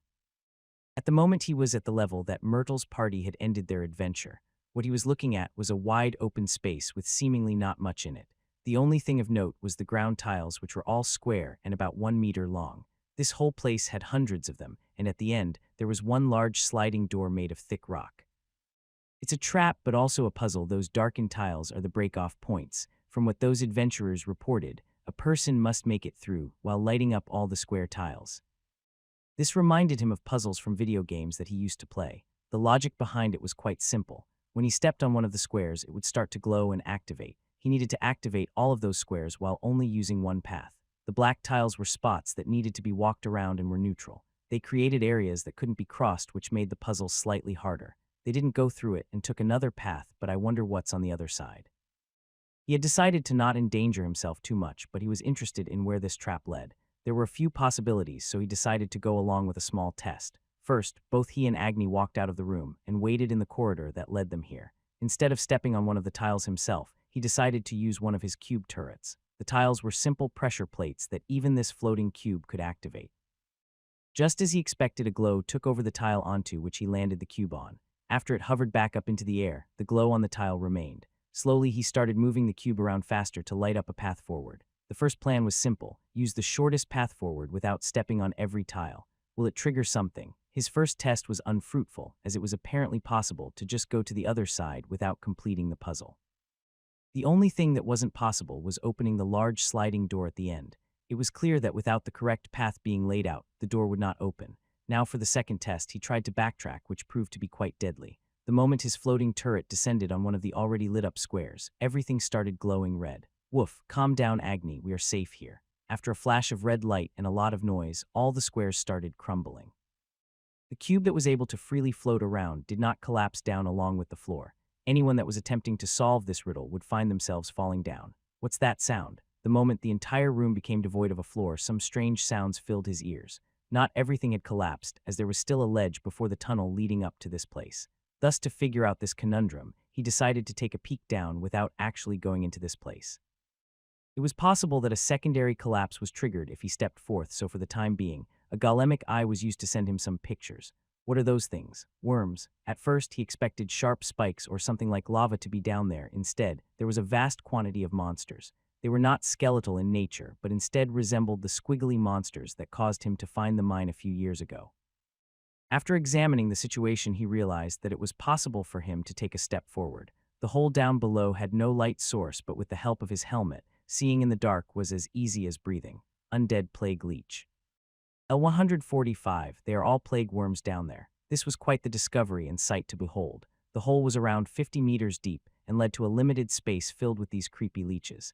They were an undead variant of a leech monster found in other dungeons. A plague leech was able to spread diseases that were quite nasty. If bitten, a person would find themselves vomiting constantly while receiving various debuffs. Even if they were all just tier 2 monsters, there were hundreds of them down there. Anyone that falls down there will be eaten alive in a matter of moments. There is just not enough space to defend yourself. His backplate started glowing for a moment, while a single metallic orb that was the size of a tennis ball emerged. It was covered in various runes, and could perhaps offer him a safe way of getting all of the experience down there. After examining the situation, he took a few steps back, and then tossed the now glowing orb forward. The runes were quickly activated to prime the spell that this sphere came equipped with. It didn't take long to reach the end of the 50-meter deep hole. When the runic device connected with the first monster down there, it instantly produced a large holy explosion. These leeches could not crawl out nor react to the attack coming their way, and quickly evaporated into nothingness. Congratulations, you have leveled up. Congratulations, you have gained Overlord's Aura skill. Nice. Roland cheered while hearing strange splattering sounds down below. There was a certain special trait that the regular plague leeches had. If they were critically injured but still alive, they would explode in a burst of poisonous goop. These explosions carried within them some force and could also damage their own allies. After the runic grenade delivered the initial burst of damage, it created a chain effect. The initial experience is nice, but it won't last for long. While he had reached level 180, this spot wouldn't help him gain that many levels. The further a person leveled, the less amount of experience they received from monsters below their level. He would need to find a similar trap with tier 3 versions of these monsters if he wanted to abuse this method. Maybe I can't use it that much, but Agni still can. Agni's level was below his, and only now was the wolf slowly catching up. It was possible for him to use ranged spells and also skills, so killing these stationary targets wouldn't be a problem.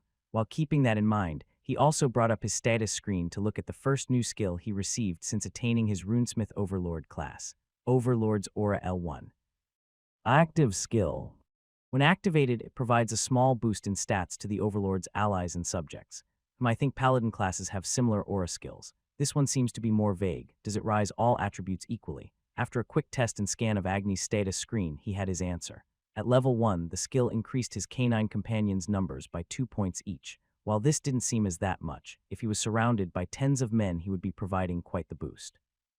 It's also just at level 1. If it gives 10 points at level 9, then it will be rather overpowered. The only downside is that it uses a set amount of mana and doesn't give me any benefits. When looking at his own status screen, he didn't see any increase in stats. This was clearly one of the leadership primed skills that this Overlord class offered. It was quite useless without anyone around him, and would just waste his mana if he activated it like that. Then there was also a big minus to the way that it looked, as it made him out to be a target. This circle of light makes me very conspicuous. One thing that he disliked about this skill was the strange glowing donut that it was creating under his feet. It started from directly under his feet and pulsated a few meters away from his location. It persisted even when trying to walk, run, or even jump.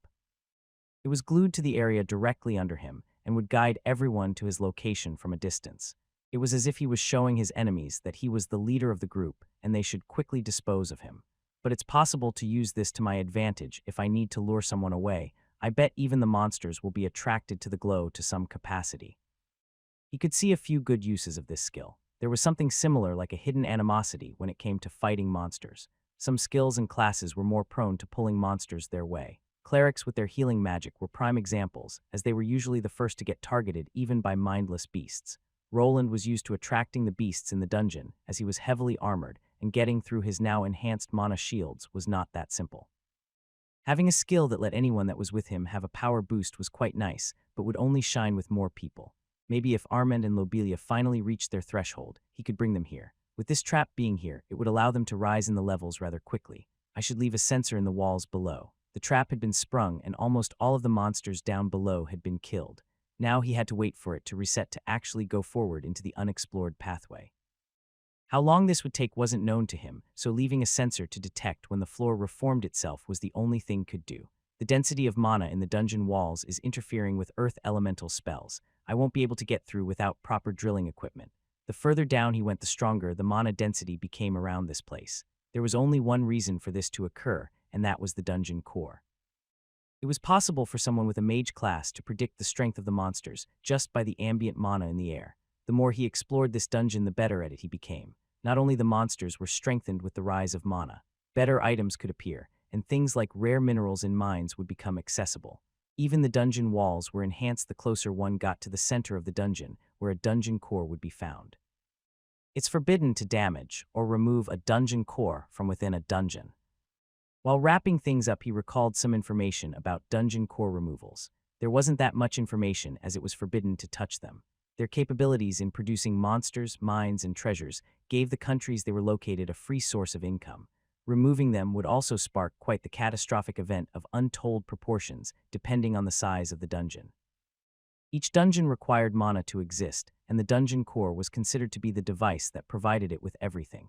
Some people believed that cores just formed in areas rich in mana, and just were somehow able to manage those resources. Others believed that they were monsters in themselves that created everything as they evolved. The truth was probably out there, but to get it, he would probably need to gain access to one of the libraries of a magical academy. Without anything left within this chamber, he decided to take the other route to the exit. It could take several days for this magical contraption to reform, and even longer after he blew up many of the monsters down below. The journey had to continue, and new skills needed to be discovered. After clearing up some of the other passages, they arrived at another set of stairs. The thickness of the mana below had spiked yet again, and he was sure to encounter monsters that were above level 180. This would probably be the last floor he explored before returning. The area he arrived in was lacking in mapping sensors, which he quickly fixed by inserting one into the walls. Oh, what's this? While he was alone here, it didn't mean that other adventure parties weren't wandering around. After planting one of his sensors, he became aware of dots belonging to people of the races. There were 6 of them, but they were not alone. Many red circles that represented unidentified monsters were gathering around them. It doesn't look good for them should I get involved. The one in the middle looks different than the others. Is that person, not an adventurer or something? Roland was moving through some corridors that were luckily monster-free. All the dots representing them had probably moved into the chamber containing the party of adventurers. Inside his HUD, he could see a group of 5 larger green dots surrounding a smaller one in the middle. This device detected mana patterns and could also somewhat measure a person's level. Depending on a few factors, it would change the size of the dot on the screen.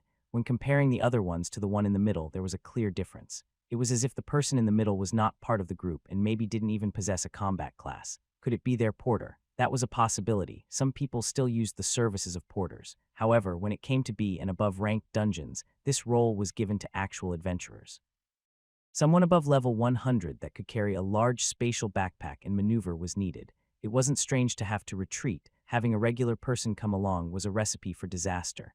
Agni, stay behind me for now and don't show yourself unless I say so. Woof. Agni was smart enough to know what Roland was afraid of. Even without mentioning it, he returned to his regular ruby wolf form. Even if he wasn't capable of using his divine attacking spells, it was possible for Roland to utilize his. It wouldn't be that hard to explain the usage of divine spells if he was performing them. He could go with the use of crystals bought from the church or say that he just had his armor charged by a priest beforehand. Before showing himself, he needed to observe the situation. Perhaps his help would not be needed. They should be just around this corner. While moving his hand up to make Agni stop, he inserted another map sensor into the nearby wall. After its activation, he got a better idea of what he was working with and the full number of potential enemies that could be lurking down there. His armor display was capable of presenting him with the monster count almost instantly. If the mana patterns belonged to previously encountered beings, it could also categorize them. These could be customized, but he usually liked to put ranged and magical monsters into a separate group. Focusing on them was usually more important than on the melee ones. There is one infernal lick in the group. His level is higher than the one that I faced. He wasn't sure how the group of adventurers let themselves be surrounded by a high-level lick, but it wasn't looking good. The monster had 2 guardians next to himself, along with a backline of archers. Most of the group consisted of berserker skeletons, with 2 or 3 champions mixed into the group. These close-ranged monsters were charging at a group of 5 adventurers and 1 extra person. They set up a perimeter in the middle, but they are sitting ducks down there. Was there something there? Roland wasn't sure how these people got themselves in this predicament, but the cave that they found themselves in gave him an idea. The tunnel he arrived here through left him up on high ground.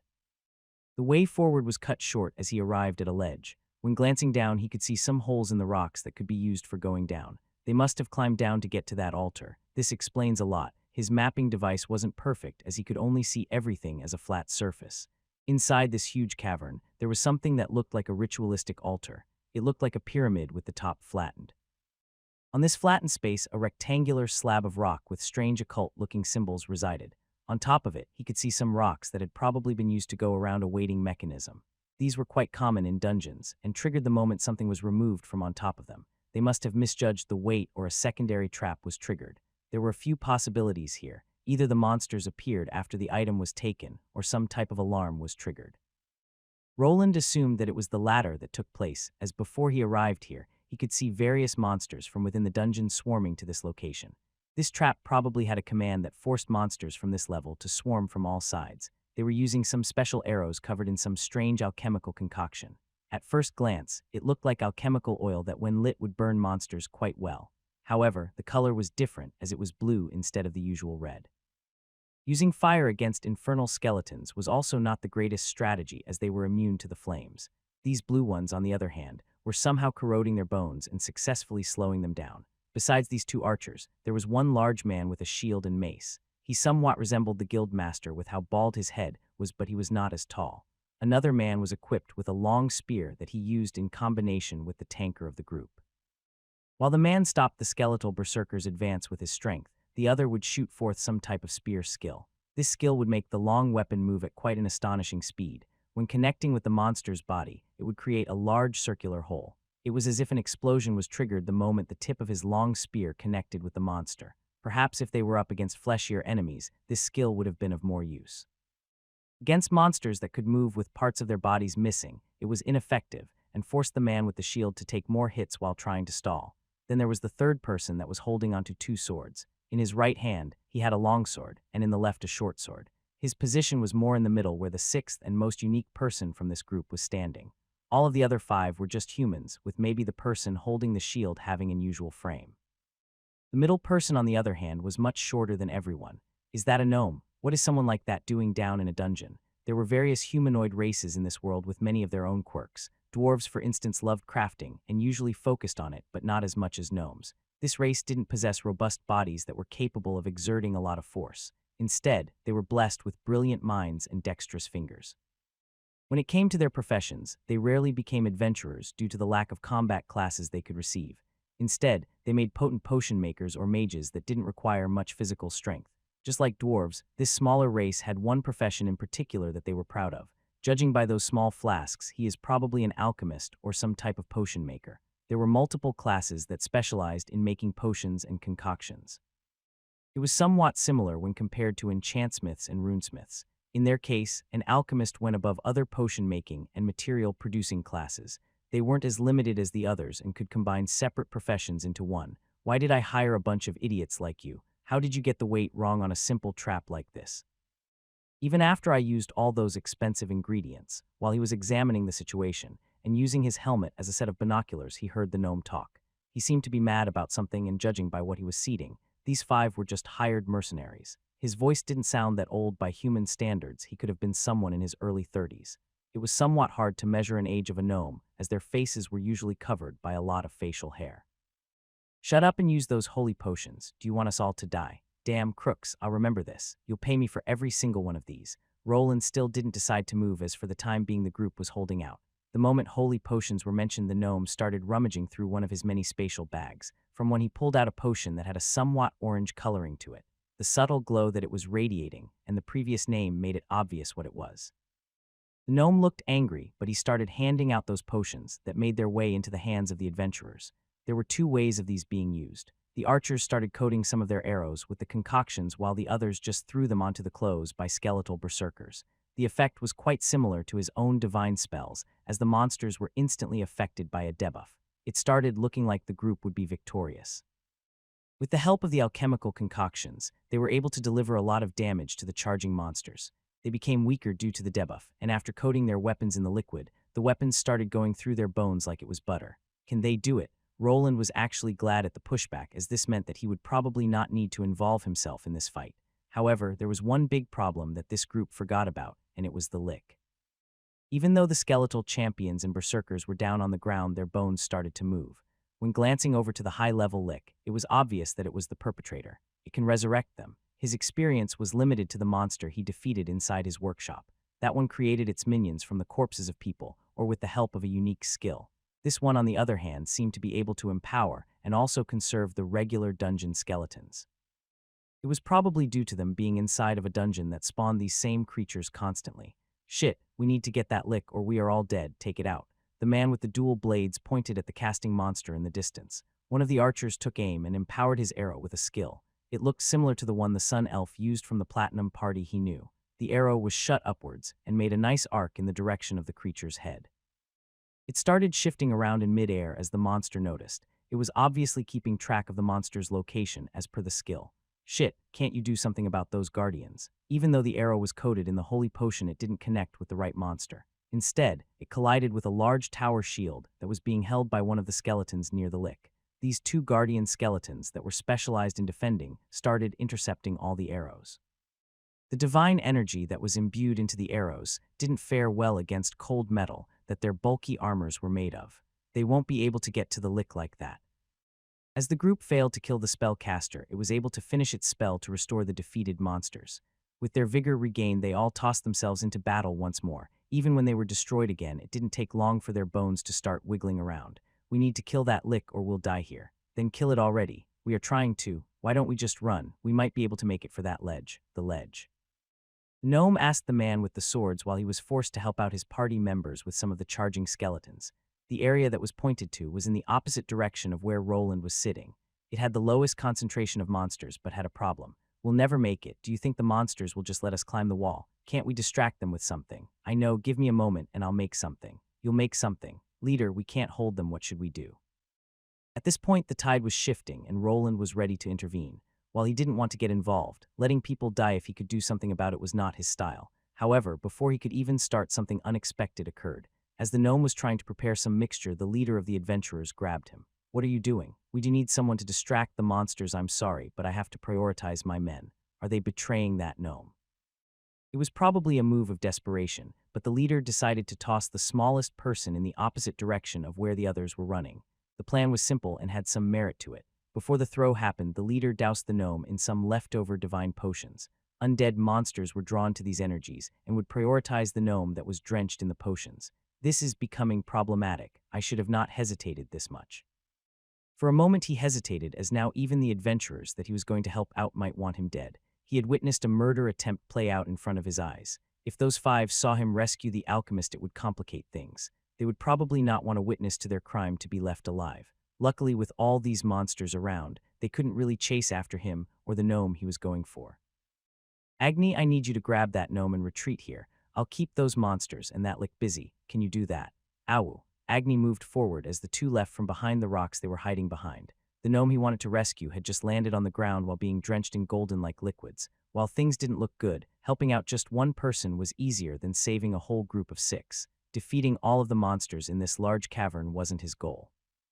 Just like the leader of the Platinum Party expected, the monsters were drawn to the divine mana wavelength that the gnome was covered in.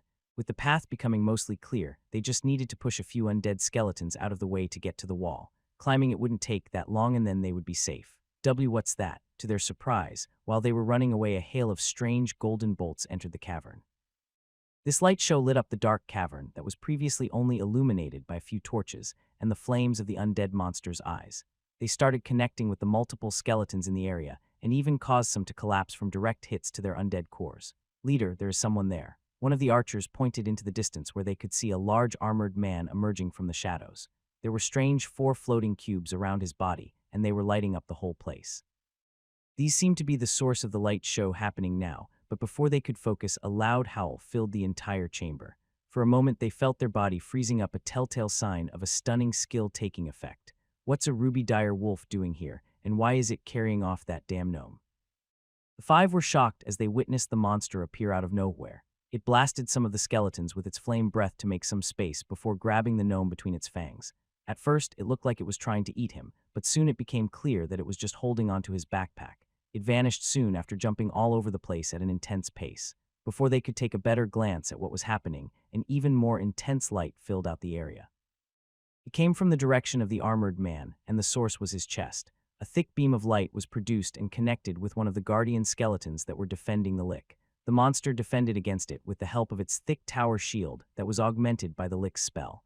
Yet, even with the help of magic, it couldn't last for more than a few seconds before it pierced through it.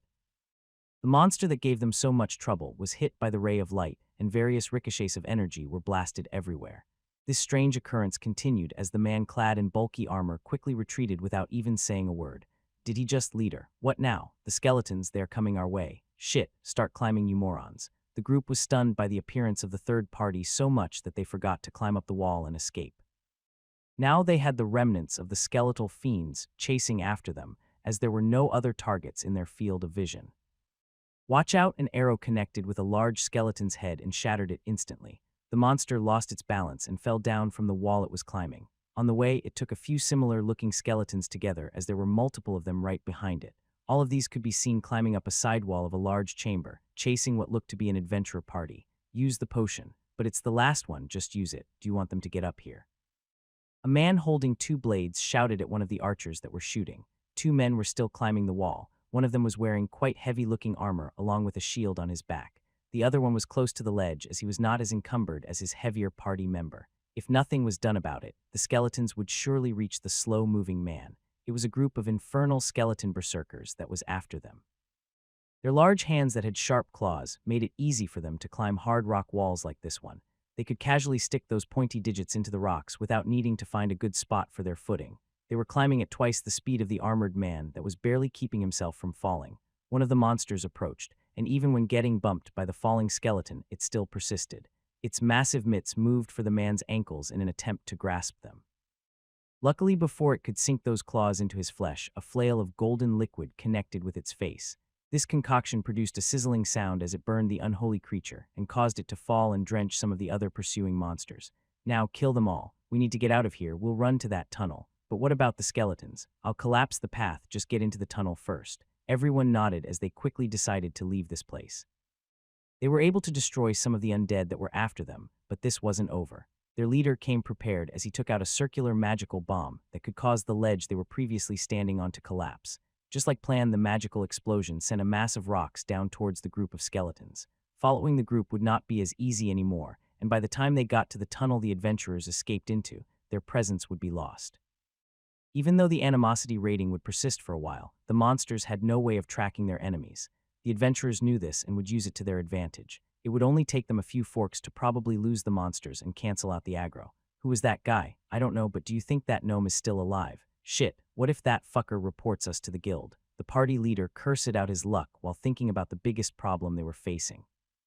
They had tried to sacrifice the temporary party member that had actually hired them to perform a task. For adventurers like them who lived from taking missions, trying to sacrifice the person that hired them was unforgivable. It would be enough for them to lose their adventure cards, and being platinum rank would not save them. Biting the hand that fed them was one of the things that the guild could not stomach. However, this was probably the least of their problems. There was a strange witness with the gnome, and the bigger the case, the more in hot water they became. Losing their cards or being demoted was bad, but they could be turned into criminals. Considering that they were Tier 3 adventurers, there would be only one thing left for them: becoming battle slaves. Tier 3 class holders had a lot of worth, and this worth could be brought out in various ways. Usually, people like them would be wined and dined. They brought in too much money for the guild that would rather protect them as the money makers that they were. There was always a limit to this generosity, and they could still be profited off by being sold as slaves. They would be sent to either work for the army as cannon fodder or work in dungeons until they died. With a slave collar around their neck, they would have all their rights stripped and used for all they were worth. Hey Jack, didn't you notice something strange about that guy? Yeah, that armor, I've seen it somewhere. Oh shit, could it have been? Who is it? The two archers started talking as their eyes were the only ones good enough to see through the dark caverns. It was a badly lit place, but for them with various skills to help, seeing in the dark was rather easy. I think it was the new knight commander from the city. I've seen him parading through the city in the same thing. He was missing the cape, but the noble crest was still on his breastplate. The fucking knight commander from those shitty nobles. What the fuck is he doing down here? How should I know? It was him for sure. That thing that grabbed the gnome was a wolf monster. I heard he had one of those. The other archer nodded as the two came to an agreement. They had not been long in the city, but long enough to gather all the important information. It was good to know who the powerhouses of each city were, and the Valyrian noble house could not be denied. All of them knew about the duel, but were not really aware of the levels the knights had. This looks bad. Weren't those people at the entrance also part of those noble bastards? If it was only the gnome, then we might have had a chance of explaining ourselves. Now it was the spearman that voiced his opinion. If it was the word of one alchemist against a party of adventurers, then they could have perhaps gotten away with it. However, if someone like a knight from a noble household backed up those claims, it would be over for them. Leader, what should we do? What can we do? The leader stopped in his tracks as the group left the skeletal chamber in the dust. There was no danger of them catching up to them, and a decision needed to be made. All of them were in it together. Putting the blame on the leader was an option, but would probably not work. No one lifted a finger as they just abandoned the gnome that had all the right to blame everyone for it. If that knight makes it to the exit, then I see only two options. Either we leave the city before they can report it, or what do you seriously want us? He is part of the nobles and the Valyrians. You know how those bastards are. Everyone here knew what the leader insinuated. People died in the dungeon constantly, and if a knight vanished in these unexplored depths, then it wouldn't be that suspicious. If they played their cards right, it would be possible to get away with murder. Then what do you want us to do instead? Turn ourselves in, Jack? Do you want to be a slave? I'd rather join the Thieves' Guild. But do we have to? It's only one knight. He might have won one duel, but there are 5 of us and 2 of them. He is right. If the knight bastard vanishes here, no one will blame us, nor will they know how he died. The lord of the city isn't even a real noble. He doesn't have enough leverage to launch a full investigation, and even if he does, we'll be long gone. Yeah, I'm in. What about you? Jack, who was the only one that voiced another opinion, was shocked by his party members. Yet, he knew what all of them were getting at. If they allowed them to escape, then their lives would be over. The only option would be to give themselves up to the nobles or escape somewhere. Their future would then involve becoming bandits or attempting to leave the kingdom itself. I'm in too. Good, we need to see the bigger picture here. If it wasn't for that shitty gnome bastard, we wouldn't be in this shitty situation to begin with. Yeah, it's all that midget's fault. Soon the group started pointing their blades in the direction of the gnome. It was easy to make him the reason for their current situation. If he never came along, then they would probably be enjoying themselves in the city's pleasure district instead. As Platinum Adventures, they had already reached a point that most people could only dream about. A lot of hard work had gone into attaining this position, and this would not be the first time that they had to get their hands bloody. I thought my luck should have gotten better. Is there even a point in increasing this stat? Roland glanced at the gnome that was being dangled around by Agni. His wolf companion had performed his task rather well by grabbing the small man by his backpack. This left him wobbling around with his arms and legs flailing around with Agni's stride. The 5 adventurers that tried killing this man had wandered out of the range of his mapping device, which was only one part of the bigger issue. Will they just let me leave like this? There were a few scenarios running through his head. When taking into consideration his previous experiences, the situation looked grim. He witnessed an attempted murder by the Platinum Adventurer party on this alchemist here. Both parties were at Tier 3 and would be considered equals if they ever made it to court. It was probable for the group to account for this and come to a conclusion that was to their benefit. I have to assume that they'll try to finish the job while we are still in the dungeon. He knew quite well how easy bodies disappeared in these dungeons. Even his position wouldn't save him from getting hunted here. What went on in the dungeons usually stayed in them. Even if Arthur died here, his father, that was the Duke, would have trouble unearthing the mysteries of his death. Getting an oracle down here to look for some evidence would also be problematic. The magical nature of a dungeon usually interfered with their magic and required an exceptional individual to work. I should contact those 5 at the entrance, but can I really trust them?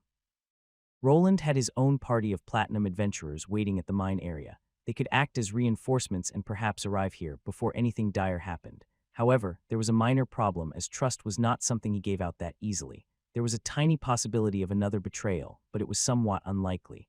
After signing several contracts, that team of adventurers was fully invested in the development of the city. If something happened to him during that time, they would not be able to receive some of the promised bonuses. The clauses were added to give the group incentive to work hard. If the city prospered, so would they. You unhand me, you beast. While Roland was using his runic armor to connect to Myrtle, the gnome had finally awoken. The small man had passed out somewhere around the time he was grabbed by Agni. Perhaps he thought the giant wolf was there to eat him and just couldn't take it. Now, on the other hand, he looked quite energetic. His legs and feet were moving around, but he couldn't do anything about his current predicament. Agni let him go. Agni snorted with his nose and then quickly opened up his muzzle. The gnome was around 110 centimeters in height. He was wearing a backpack with a lot of ripped side pockets. Around his waist, he had many smaller satchels that looked to have been emptied in the fight against the undead monsters earlier. His face was covered by a somewhat shorter beard when compared to other gnomes. Arg, what are you doing, you damn beast? Owo. Agdi, don't come near me. Stay back, I say. It didn't seem that the gnome had noticed the armored man that was standing directly behind him. His eyes were focused on the huge dire ruby wolf that was as big as a horse. Roland could only imagine how someone almost half his height felt when looking at a big creature like this. However, there was no time for this, as all of them needed to start their tactical retreat sooner than later.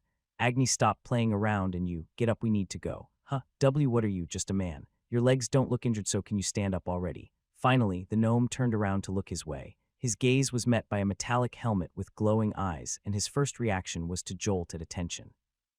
There were armored monsters in dungeons called living armors that could be found in crypts like this. with little light in the corridor and the glowing eyes that were caused by his usage of the helmet display inside, could confuse almost anyone. A man. Yes, as you can see, I'm not your enemy. To make things go a bit faster, Roland decided to produce a bit of light to illuminate the area. His finger then pointed to the Valyrian household crest that was engraved on his breastplate. This crest gave him an added layer of protection, as even hardened criminals would think twice about attacking a Valyrian knight. In this case, it could be used to calm down this person. Roland knew that after getting himself almost murdered by a group of adventurers, trusting would be hard to come by. Luckily, he was not an adventurer, but a knight who was sworn to protect the citizens of this kingdom. To this gnome, it was a true blessing, and his eyes changed as he realized this. The Valyrian crest. So you are, yes, I'm a knight, and I've witnessed all of it. Now, we must move. Those 5 men might decide to seek us out. Seek us out for what purpose? What else? To silence us forever. Now, excuse me, we can talk along the way. Agni, I'll leave him to you, so try not to drop him. Woof, hey, what are you? There is no time to explain. Get a good grip and try not to fall off. Roland didn't really know who this person was, nor did he care at the moment. What the two needed to do was to make a run for it. He had already achieved everything that he needed to do here. Perhaps the group of platinum adventurers would make a different decision and just run from the city. Perhaps they would attempt to bribe him instead, but he felt that they wouldn't. They clearly saw him in that cavern, and it was possible for them to be aware of his true identity. They had to pass through the checkpoint. There's only one exit there, so they will want to get me before I can get to it. Whoa, hey. Excuse me. Roland grabbed the confused gnome off the ground with one hand. His weight was non-existent to someone with his stats. It was probably embarrassing for the adult male to be treated like a child as he was yanked up and then deposited onto Agni's back. There was no working saddle, but the wolf armor had a few places that the small man could cling onto. Hold tight. Hey, now listen here. I'm thankful to you, Sir Knight, but who are? Before the gnome could finish the sentence, Agni started running. His agility stat was quite high, and he could easily outrun a regular horse. Roland wasn't slow either, as with the help of some spells to lower the weight of his armor and haste, he could keep up with Agni's pace. His map wasn't finished, but he knew where he came from. With some luck, the adventure party would be busy with the skeletons for long enough for him to reach the higher levels. I'll be taking a break for a week. I'm not sure if we will be able to make it to your location in time. You've descended into the unexplored lower levels. I know, but this is what the situation is. I'm not sure what those people will. Is something wrong? I'm not hearing. I need to go. They are here. Roland stopped while raising his hand up. Agni, after seeing it, stopped in his tracks as well. The sudden stop sent the third person who was here flying forward. The gnome made a nice spin through the air before getting grabbed by a translucent blue hand. See, can we take a break? I think I'm going to erp. The short man grabbed his mouth as he tried to hold it in.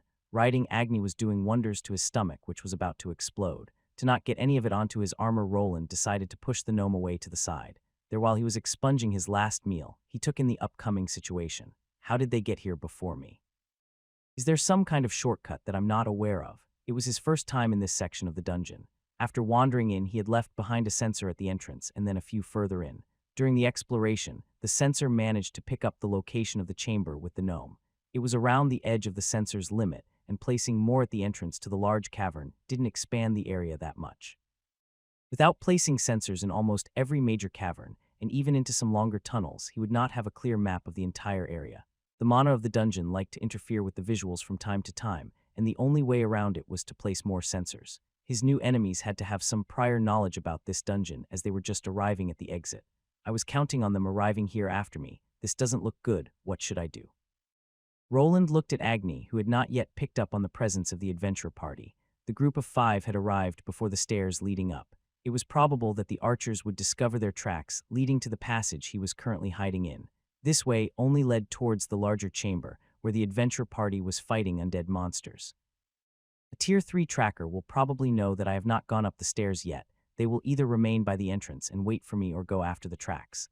That is if they actually want to get to me and this gnome. The motives of this party of adventurers were at this moment unknown to him. If they just left up the stairs, then it was probable that they decided to flee. However, they weren't budging from the spot, which meant that they went with their other option. Will showing them the Valyrian crest do me any good? Probably not. His murder of the man that worked for his father's estate already proved that leaving bodies behind in dungeons made it hard to discover the cause of death. There were many stories of knights and even nobles going missing inside dungeons. They didn't know that he already informed the other platinum adventure party about the incident. Even if they managed to kill him along with the gnome, their actions were already known. They will never believe that, even if it's the truth. If I retreat, I'll just wind back up at that altar with the undead, but is running and hiding my only option? Realistically speaking, survival wouldn't be that hard. Even though the monsters on this level were about level 180, they weren't that problematic. The dungeon was not explored yet, but the possibility of finding a hidden room that could be opened by runes was high. If he retreated and continued to explore, it was possible for him to hide. There were some supplies in the spatial satchels he brought along, and also in Agni's armor. He had prepared for the possibility of getting trapped down here for a prolonged time, so retreating would have been the safest option. The group of adventurers would probably not expect him to return to the large chamber, nor would they want to go back to a place filled with monsters. Then he could just wait for Myrtle and the others to come to pick him up. Perhaps the group of 5 would just leave after a day or two of waiting. Do I really have to retreat? Their levels weren't all that high. They don't even compare to someone like Emerson. A thought crept into his mind. Roland had spent most of his life running away, and even after receiving his new class and going through the difficult ascension ritual, this was still his default setting. It was a bad habit of his that served him well in the past that was not that easy to discard. How long will I have to remain in this damp dungeon if I retreat? I still have the element of surprise on my side, and Agni is also here. I'm not alone. Worf, after glancing at his companion, he nodded. The time to act was now. This group of adventurers was probably still in a state of confusion. They would not expect a direct attack from one man. In reality, they weren't too smart either, as for some reason they didn't account for his strength. He was alone here, but they didn't consider why he could be. A person who could casually survive encounters with powerful undead would naturally also have to be strong.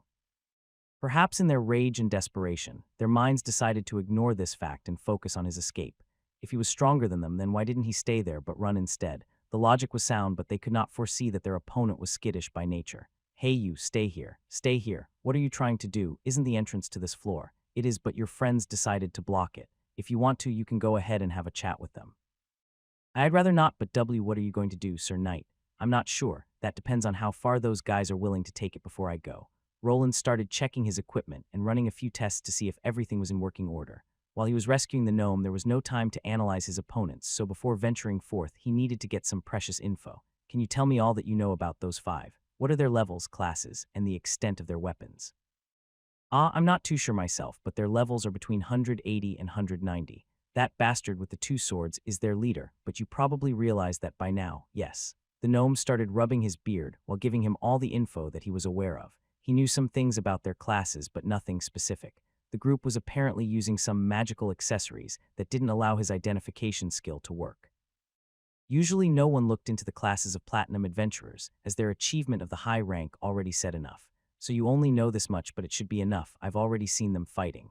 Roland nodded as he just wanted to confirm a few things before leaving. While the group was fighting the undead, he had gathered some data already. His armor had already locked onto their mana patterns, which would make taking them out a lot easier. The group had a rudimentary setup.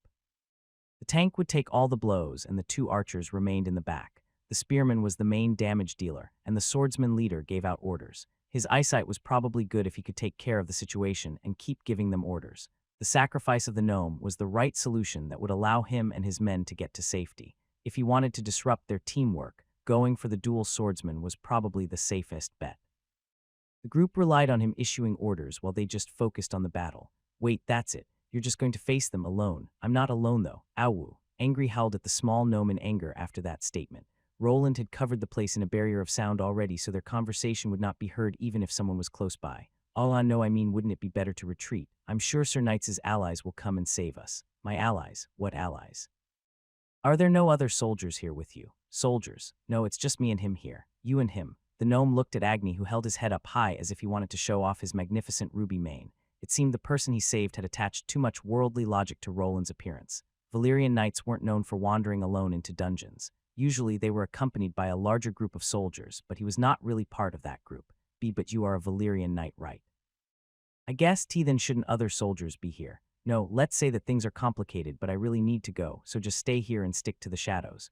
But what if some monsters appear? They won't, but use this if something happens. Just put some mana into it and throw it at the monster. Roland gave the gnome a round object with some runes on it. The item in question was just a standard explosive that also had some divine properties to it. It was strong enough to take out a berserker and should give this person some time to escape. After receiving the magical bomb, the gnome seemed astonished by the runic patterns over it. His class was closely related to magic, so he could probably tell the worth of this item. Shit, give me a moment. If you're really going to confront those shitheads, then take this with you. To Roland's surprise, after his new friend received the holy grenade, he quickly dove into his backpack. From within, he pulled a strange-looking bottle that was longer than wider. It wasn't a standard health or mana potion bottle.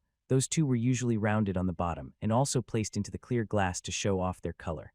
This one was made from stained glass that didn't allow him to see the pure coloring of what was inside. This is Greater Elixir of Empowerment. Hi.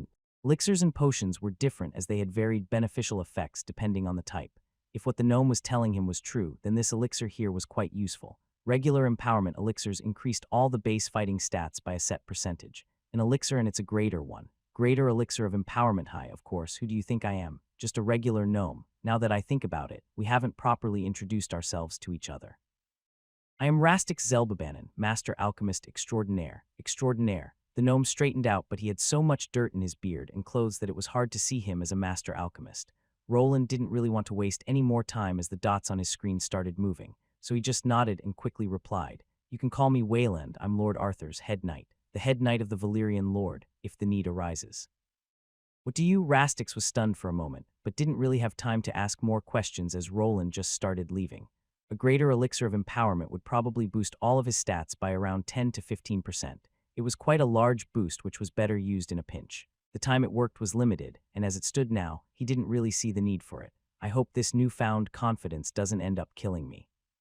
Before leaving for the entrance clearing, he called his partner over. After a few adjustments to the armor Agni was wearing, his body started blending in with the shadows. His enemies would probably be searching for his canine companion, but before they noticed, it would be too late. Remember, move slowly just like we practiced in the workshop. Unless you make any sudden movements, the spell will remain. Agni nodded, and the two parted ways. They both knew what the plan was, and the group pursuing the gnome would be given a chance to surrender. Roland didn't think it would work, but playing the bait was also fine. While opening fire up instantly was an option, the group of platinum adventurers had not yet attacked him directly. If there was a small chance of this ending without people dying, then he was willing to give it a try, but if they answered in avarice, then he was ready. I heard something. Someone is there. It's that night. Watch out. Something doesn't feel right. Roland emerged from the shadows before the group of adventurers. They were standing in the same formation as before. 2 archers in the back, Tanker in the front, and the other 2 just waiting there for him to approach. They were clearly suspicious of his appearance there, but it was clear that they recognized his shiny armor that was producing a menacing runic glow. That knight has a name and is part of the Valyrian household. Care to explain yourself? Where is the gnome? Is he hiding behind you? Leader, I don't like this. That beast isn't here either. He decided to keep moving. In his right hand, he was holding a large tower shield while his blade floated to the side. It gave him a menacing and mystical appearance that could perhaps convince this group of backing away. Yet as he got closer, they continued to block the way forward and also unsheathed their weapons. Stay where you are. The leader pointed out with his longsword, while the 2 archers knocked their arrows and pointed them directly at his head.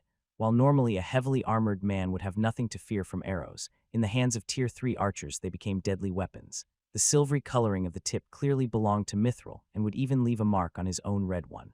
What do you plan to achieve by pointing your weapons at a Valyrian knight? Do you wish to be hunted down like dogs? Cut the bullshit. You know what this is about. Either tell us where that gnome is or we'll beat it out of you. Is that so? Roland was a bit stunned by the forcefulness of their leader. He didn't even make an attempt at bartering, and his eyes were resolute. It was probable that this was not the first time he was doing something like this, and it was the same for the other 4. It made the moral quandary of his decision non-existent. They just wanted to get rid of him along with the alchemist and were already preparing to run him through. So, if I understand correctly, you are unwilling to return to the surface and have yourself judged for your transgressions. What is this fucker on about? Are you stupid or something? I see. Tell us where the gnome is. The angry leader shouted while his group started inching forward. They probably realized that they were at a disadvantage if they remained in that spot. They had seen him use spells, so they were right to assume that he was a mage or used enchanted items. It seemed that the plan was for the archers to keep him from casting while the tank rushed him. I refuse. Lay down your weapons and surrender. This is your last warn. Before he could finish the sentence, one of the archer's arrows left their bow.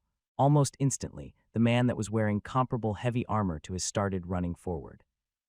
Even with all that weight on his shoulders, he was sprinting like an Olympic-level athlete. His body was submerged in an aura similar to Emerson's skill, and right behind him was the spear wielder. The man used his party member's larger body to keep himself hidden and would probably attempt to use that explosive thrust that was used on the skeletons previously.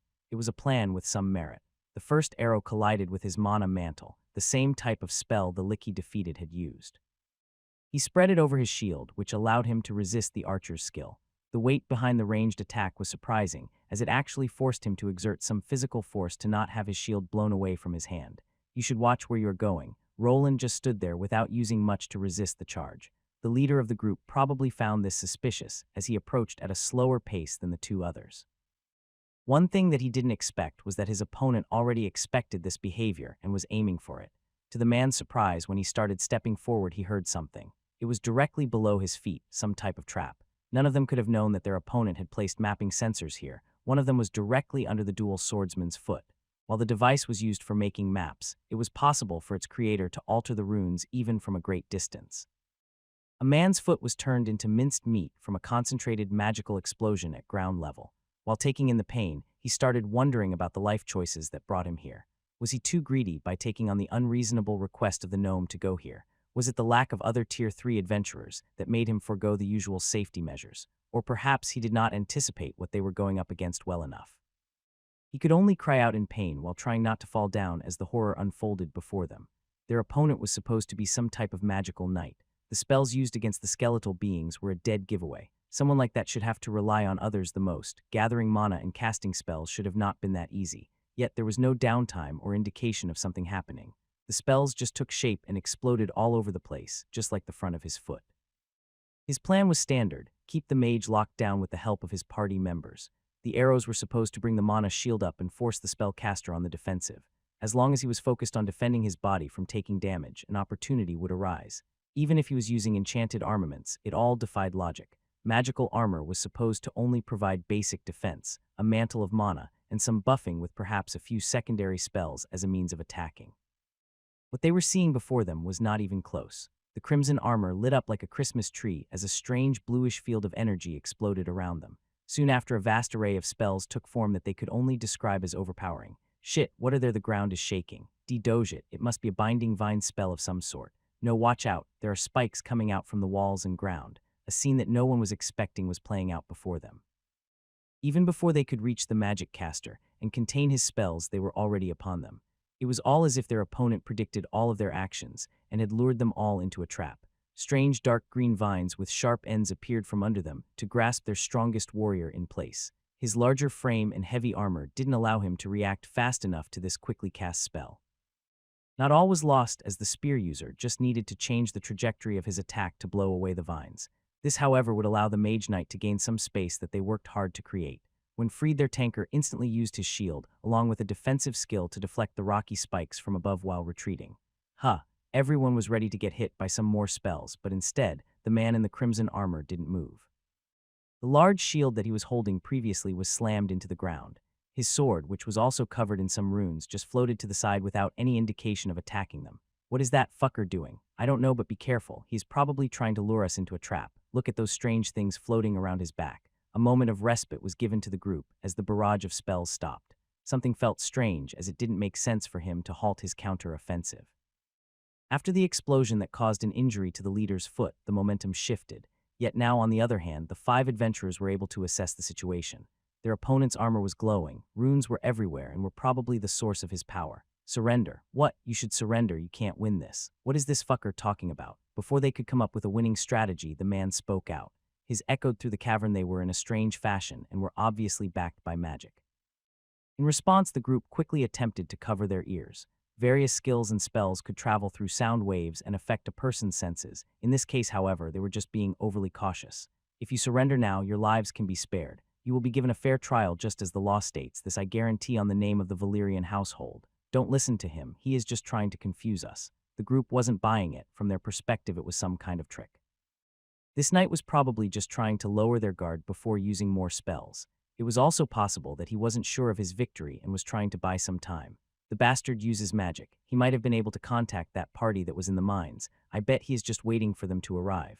One of the archers quickly screamed out while pointing his bow at the unmoving knight. If what he said was true, then this group had to move fast. The group in the mine could become a problem, but knowing that they were rushing over here wasn't all that bad. In the mind of the leader, it was a blessing in disguise. My plan. The man sipped on a healing potion while smiling as he was given enough time to recover from his foot injury. The armored man's tone indicated some confusion, but from the standpoint of the party leader, everything was already obvious. The best chance they had at getting out of there was by leaving this man's corpse behind. While the party attempted to recover it, they would either avoid them inside the dungeon or prepare another trap. You think I wouldn't realize that you contacted your friends from the mine? Oh, so you figured it out, but what will you do with that information? There is no point in telling that to a dead man. You should have never come here. So that's your answer? That's disappointing. I don't really enjoy killing people, but you leave me no choice than Agni, do it. The talks had died down and the second round had begun. This group of 5 didn't change their tactics that much as they were ready to use arrows to halt him from casting. The most visible difference was that their leader had taken center stage and started attacking along with the 2 other warriors. In their minds, their opponent was just bluffing. One way or another, they would overpower him and then make it out alive. One small thing evaded their notice, and that was the location of the wolven companion of this armored man. They assumed that it was guarding the gnome somewhere inside of the dungeon. More than likely, it was somewhere within the tunnel from which their enemy came out. Thus, it was quite surprising to see it a lot closer than they had anticipated. The moment the armored man mentioned the wolf's name, it appeared out of the shadows. It was followed by a strange runic glow produced by plates of metal that looked like armor covering its body. It all culminated in a mass of flames escaping its mouth that headed straight at the 2 archers near the dungeon level's exit. Shit, how did that thing get here? It evaded my detection skill. The 2 archers in their confusion were unable to properly react to the enemy attack. The one that was closer to the flames screamed out in pain as it engulfed his entire body. To make things worse, before the other one could make some distance, something grasped his ankle. It looked like a strange red whip made of crystals, and before he knew it, he was getting pulled in towards the erupting inferno. What the? You should probably focus on your opponent instead of looking behind. The warriors looked back before hearing the man respond in a cold voice. When glancing back, they suddenly saw 4 floating cubes moving up into the air. They had seen them dispatch some undead, so they became weary, so they needed to take care of the problem instantly. Their tanker quickly charged at the man that had placed his shield down on the ground and attempted to bash him with his own. What the? To his surprise, the enemy did not even attempt to use his defensive weapon. Instead, he just caught the charge with his right hand. The man was an experienced warrior and had gone through many trials and tribulations. Even then, he did not remember such a big difference in strength existing, even when he slammed into larger monsters. It was as if he collided with a massive wall made of iron that he could not even move by a millimeter. It became quickly clear that the discrepancy in levels must have been staggering. Even when he attempted to push it, was only his own feet that were descending into the rocky ground that began to crack under the weight. The only thing that he could rely on were his allies, so he continued to persist while waiting for a familiar spear tip to appear next to his head. I got him. Huh. The sound that was supposed to trigger was not there. Instead, the 2 just saw the spear tip connecting with a barrier of light. It rippled around the weapon's point as if it was quickly dispersing the energy from the destructive skill his companion always used. Then suddenly the ripple stopped in place and started flowing back to the point of impact. Shit, pull it out. I can't. Before the 2 knew it, both of them were flying back through the air from the recoil. They weren't sure how the spell or skill worked, but it somehow reflected the attack performed by the spear expert back to them. The impact was also enhanced several times, as it should have not been enough to send both of the high-level warriors flying as easily. Fucking die. Their leader came flying in the moment they were catapulted away. His 2 blades attacked the armored man that continued to just stand there without even using his shield or sword. The expert swordsman's long and short sword lit up the room in a mass blade energy. There was a tremendous amount of skill and speed involved, yet something wasn't right. How is he so fast? The man continued to try, but for some reason, he could not even connect with the bulky armor. It didn't make sense for someone of comparable size to their tanker to be able to dodge this well. All of his moves were being seen through, and before any of them could land on something, that large armored body just moved out of the way. Was it the difference in skill or perhaps levels? When he interacted with the man, he seemed rather young and lacking. Could it have been impossible from the start? We need to help the leader. Stop spacing out and let's go. The 2 warriors were surprised by the evading capabilities of their enemy, but perhaps if they joined up together, a miracle could happen. They nodded at each other and charged forward, but a strange crunching sound from behind them brought them back to reality. In their desperation, they had forgotten about their 2 backline supporters that had to contend with the wolven creature. Jack. When they looked back, they could see the man's neck between the monster's teeth. His blood was dripping down onto the rocky ground, while their other archer's body was already turning black from getting swallowed up by the flames. I told you that you should have surrendered. I'm sorry, but I'm not lenient enough to give you a 3rd chance to survive. All of them quickly looked back to the armored man that was doing something. The 4 cubes that were previously floating around him started moving forward. They hovered in front of him while combining into a larger rectangular shape. Their sides came together while producing visible electrical discharges before settling together. Soon after the blue mana mantle that the man was constantly producing started getting sucked up by the new flying rectangle. A pulse of energy flew forward, shoving them back by a few meters as the thing continued to charge. Even when they attempted to get in closer, it repeatedly produced a wave of energy, while also devouring more and more of blue particles escaping the man's body. It's doing something. Shit, spread out, it probably can't get us all. Panic spread through the group. Their eyes showed fear for the first time during this short fight. All of them finally realized that the knight they were facing was not like them. He was a true monster. Even when it came to Tier 3 class holders, there was a pecking order, and this man here was on the top. There was nothing they could have done, but only running remained. With 3 of them still alive, it was now a free-for-all. He could at least not catch them all, so running away was their best bet. Agni, only one word left the man's mouth, as the whole area lit up in azure light. The 4 combined cubes produced a massive forward cone of energy that engulfed everything in front of them. The screams of the 3 platinum adventurers were quickly drowned out by the screeching sound of mana particles colliding with everything in sight. Expert swordsman has been slain. Expert spearman has been slain. Expert shield bearer has been slain. Congratulations, you have leveled up. This was a lot easier than I anticipated. Am I actually a lot stronger than I previously thought? Roland looked at the 4 cube-shaped hovering weapons drop down to the ground. Their front side had partially melted, and they were now unable to make use of their runes. The spell was a rudimentary mana-based attack that just magnified its output by the amount of mana given to it. With the help of his mana overflow skill, he was able to fill them all up to the brim. With the boost, the attack engulfed the entire chamber. The 3 warriors attempted to flee, but it was impossible as the attack was far too wide. Even the shield bearer was unable to do anything about it. Roland watched the man defend himself with a skill that melted away in a matter of seconds. Then the man started engulfing his armor that was supercharged. While the mana was not fire-aligned, the man had been similarly cooked inside of his armor, with parts of his flesh turning to ash. His 2 companions fell to the same attack, and even with their increased nimbleness were unable to do anything about it. Awo, what? You're fine, aren't you? He shook his head at Agni and continued to jump around in dissatisfaction. His mind was in another place, though, as he was contemplating his previous tactic. He quickly realized that the 5 men posed no threat to him at all. The surprise foot explosion was not needed, and neither did he need to watch out for the 2 archers in the back. It was possible for him to just waltz into the room from the start. I bet it has something to do with their classes. They didn't even have master variants. I guess adventurers are a lot weaker than knights, which makes sense. Roland grasped the shield that was left over by the armored adventurer. The damage created by his spell had made the metal crack and turned it into junk. His misconception was attributing Emerson's base level to these people, but considering that their classes, levels, and gear were inferior, there was no way that they stood a chance. I can't really use any of this, I think I overdid it. To someone that loved collecting materials, and then turning them into profits, the whole battle felt like a waste. Everything was burned by the wide area attack, including the spatial bags that these people were going around with. Yet in the wake of his improvement, he still felt reassured as finally, his struggles were paying off. There is not much left. I guess it's not the same as hunting monsters. Woof. These weapons and armor they were using were mostly made out of cheap mithril alloys. No wonder they melted so fast. After his victory over the Platinum Adventure Party, Roland was going through their equipment, or more precisely, through what was left of it. The group was composed of lesser Tier 3 class holders that apparently didn't have that much money to buy proper equipment.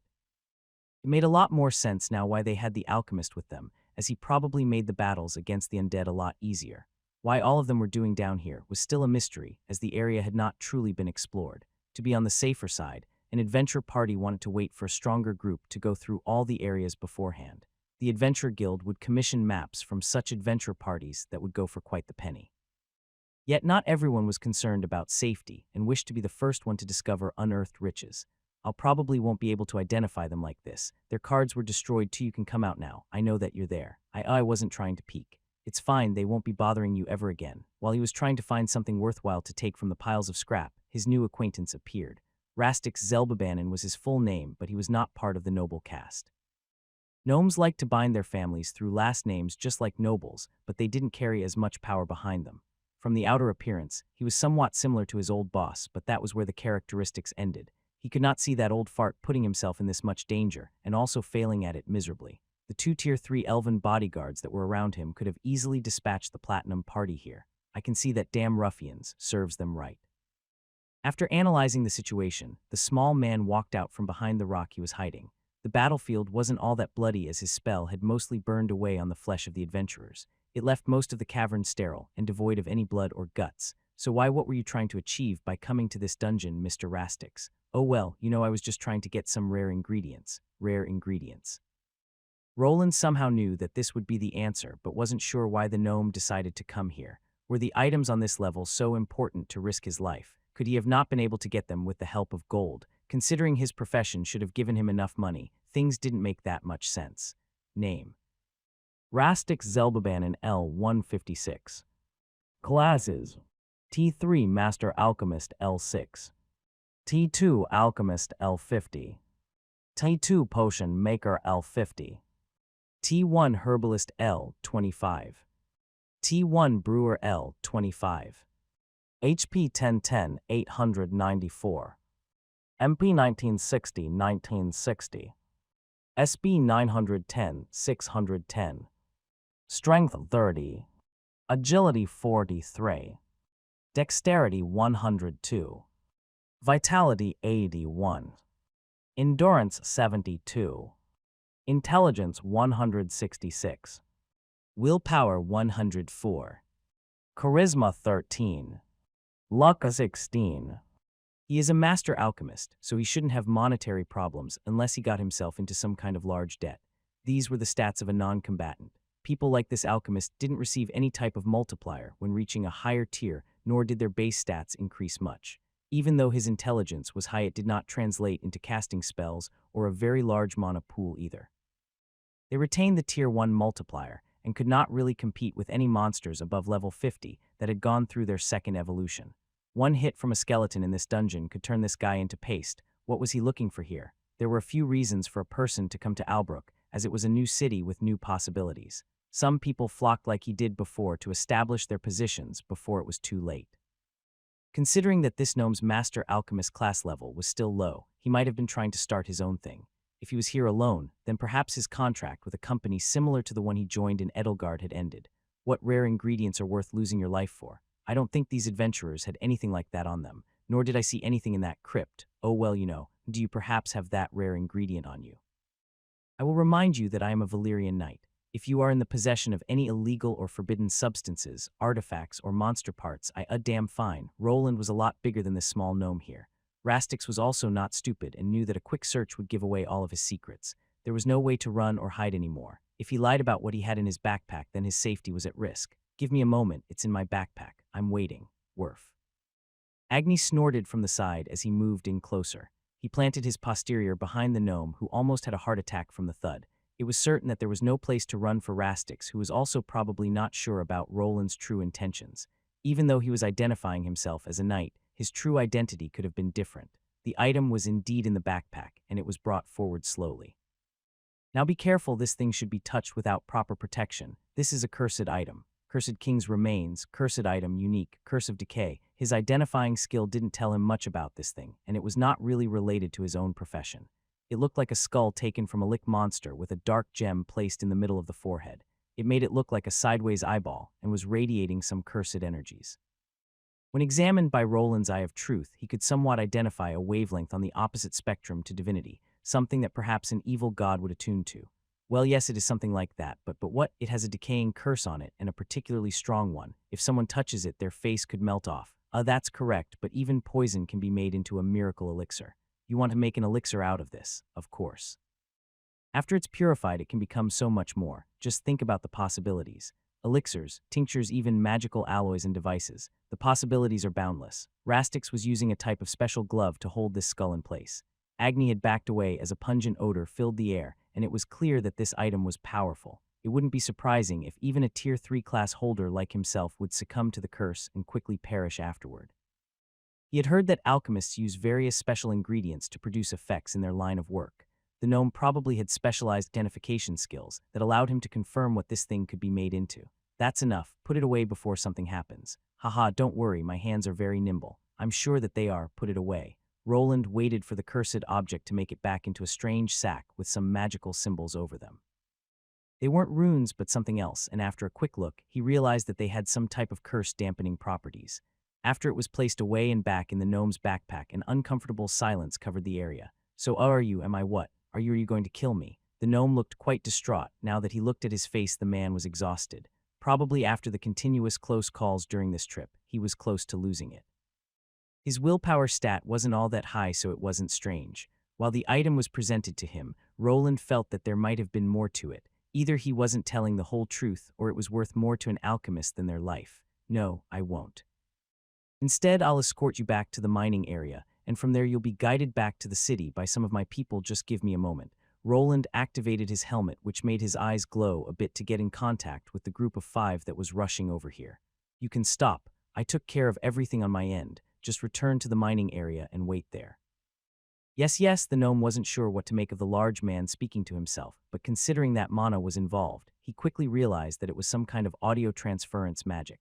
Yeah, I'll leave it to you. Goodbye. Roland ended his quick conversation with Myrtle and turned back to the gnome. The small man was looking at his with a strange expression plastered over his face and seemed to want to ask something.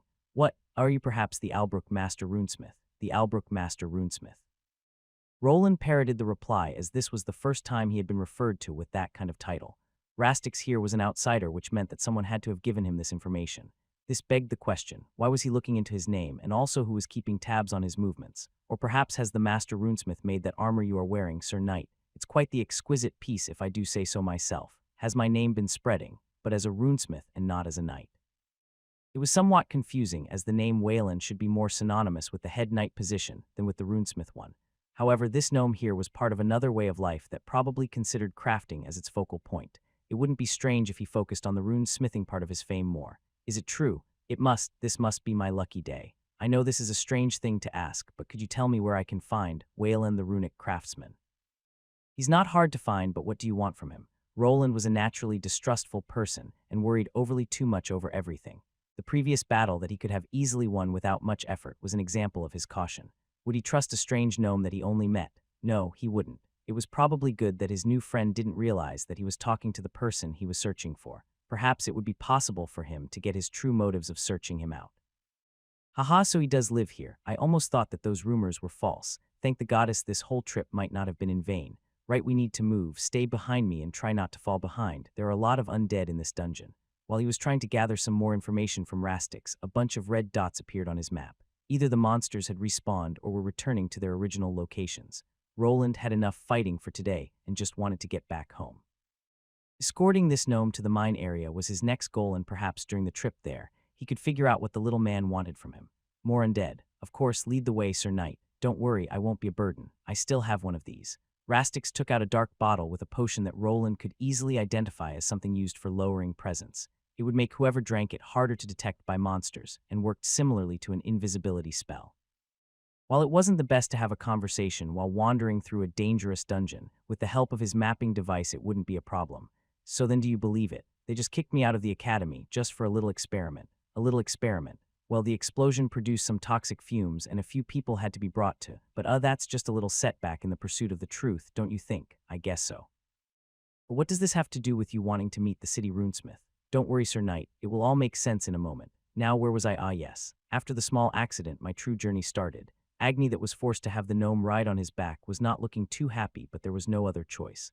The small man was far too sluggish on his own, and it was easier to avoid unnecessary battles if he just remained on Agni's back. Both of them couldn't wait to drop him off at the mine before they went insane. The story he was retelling made him out to be some kind of mad scientist. He sugarcoated a lot of events, but it was clear that the man loved to experiment with exotic ingredients. A lot of times he produced failed products, but sometimes there were some breakthroughs. At least that was his side of the story, as eventually he was kicked out of the Alchemical Academy, which was similar to the Mage Academy. People learned the way to make potions and were required to study many recipes. The herbalism class allowed them to combine many ingredients into simple ointments and when they achieved the potion maker class, the paths to alchemy was open. Alchemists didn't need to have mage classes or a mana sense to create elixirs. They just gained specialized skills to take care of the busy work. Classes like arcane alchemists existed that could infuse mana and spells into these elixirs. This was not a requirement to produce them, as it was possible to go around the issue with the right items. As the story continued, Roland started realizing what this gnome wanted from him, and it would require his cooperation. So in short, you got yourself banned from conducting experiments in most of the main cities and came here to strike a deal with our runesmith. What am I supposed to do? The Alchemical Guild is led by a bunch of decrepit old farts. They are incapable of thinking for themselves and don't understand my genius. Ah yeah, sure, Roland was not sure what to make of this person. Just like the Dwarven Union specialized in magical enchantments, the Alchemist Guild focused on potions. It was made up of mostly gnomes that just liked making elixirs and smelling herbs. If this person had been blacklisted by the guild, he had to be some kind of troublemaker. But I guess the Union treated me the same. He felt a bit of sympathy for the alchemist as he had gone through a similar experience. His whole career had almost gone up in flames, just like the many laboratories that this man had worked in. Hiring an alchemist wouldn't be a bad idea, as there were a few things that only they could construct, just like the liquid metal suit he used for his armor. It wouldn't be bad to have someone around that could produce magical ink and stamina potions. So that's why he came to me. The Alchemist Guild and the Dwarven Union have close ties with each other. I bet he was not able to find a runesmith to work with him because of that ban. What better partner than a runesmith that is hated by the Union as well?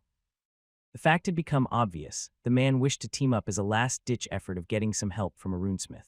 While Roland would have probably accepted the help a few months ago, now that he had squashed the drama with the dwarves, he had other options. He would need to decide if it was worth placing an incident-prone alchemist near his workshop and risking his home burning down. So what do you think? Do you want to work together? Work together. You didn't think that you could hide your true identity from Rastic's Zelbabanan, now did you? You're far too knowledgeable for a simple knight, Sir Wayland. His decision-making process was interrupted by his true identity getting exposed. It wasn't much of a secret, but at least showed that the gnome could connect the dots when he had to.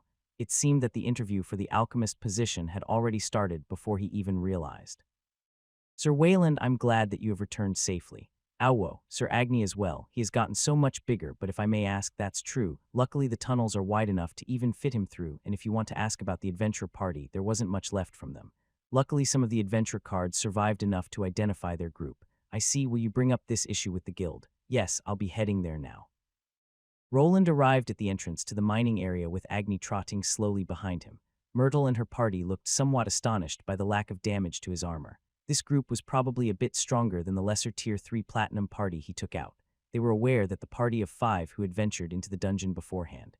Their levels were similar, and they would not come out unscathed from a proper engagement.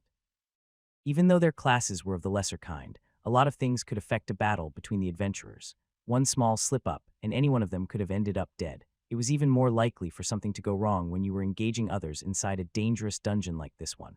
One stray undead monster could cause a shift in the outcome rather quickly. Some of them assumed that Roland had perhaps lured them into a trap that lowered his achievement slightly. Nevertheless, if he was able to destroy a party of 5 platinum adventurers, his personal strength couldn't be looked down upon. The party of 5 had to keep this in mind and watch to not go against the Valyrian household. If they went out of line, this scary head knight could be their downfall. Ah, and that person must be, yes, it's the alchemist that employed those 5. I'll leave him in your care for now. Send him back with the miners that are finished with their shift. That's not a problem. Wait a minute, what do you mean when their shift is over? How long will that take? Before Myrtle could end her sentence, the gnome jumped out from behind Roland. He didn't look amused with the idea of staying in this mining shaft for longer than a few minutes.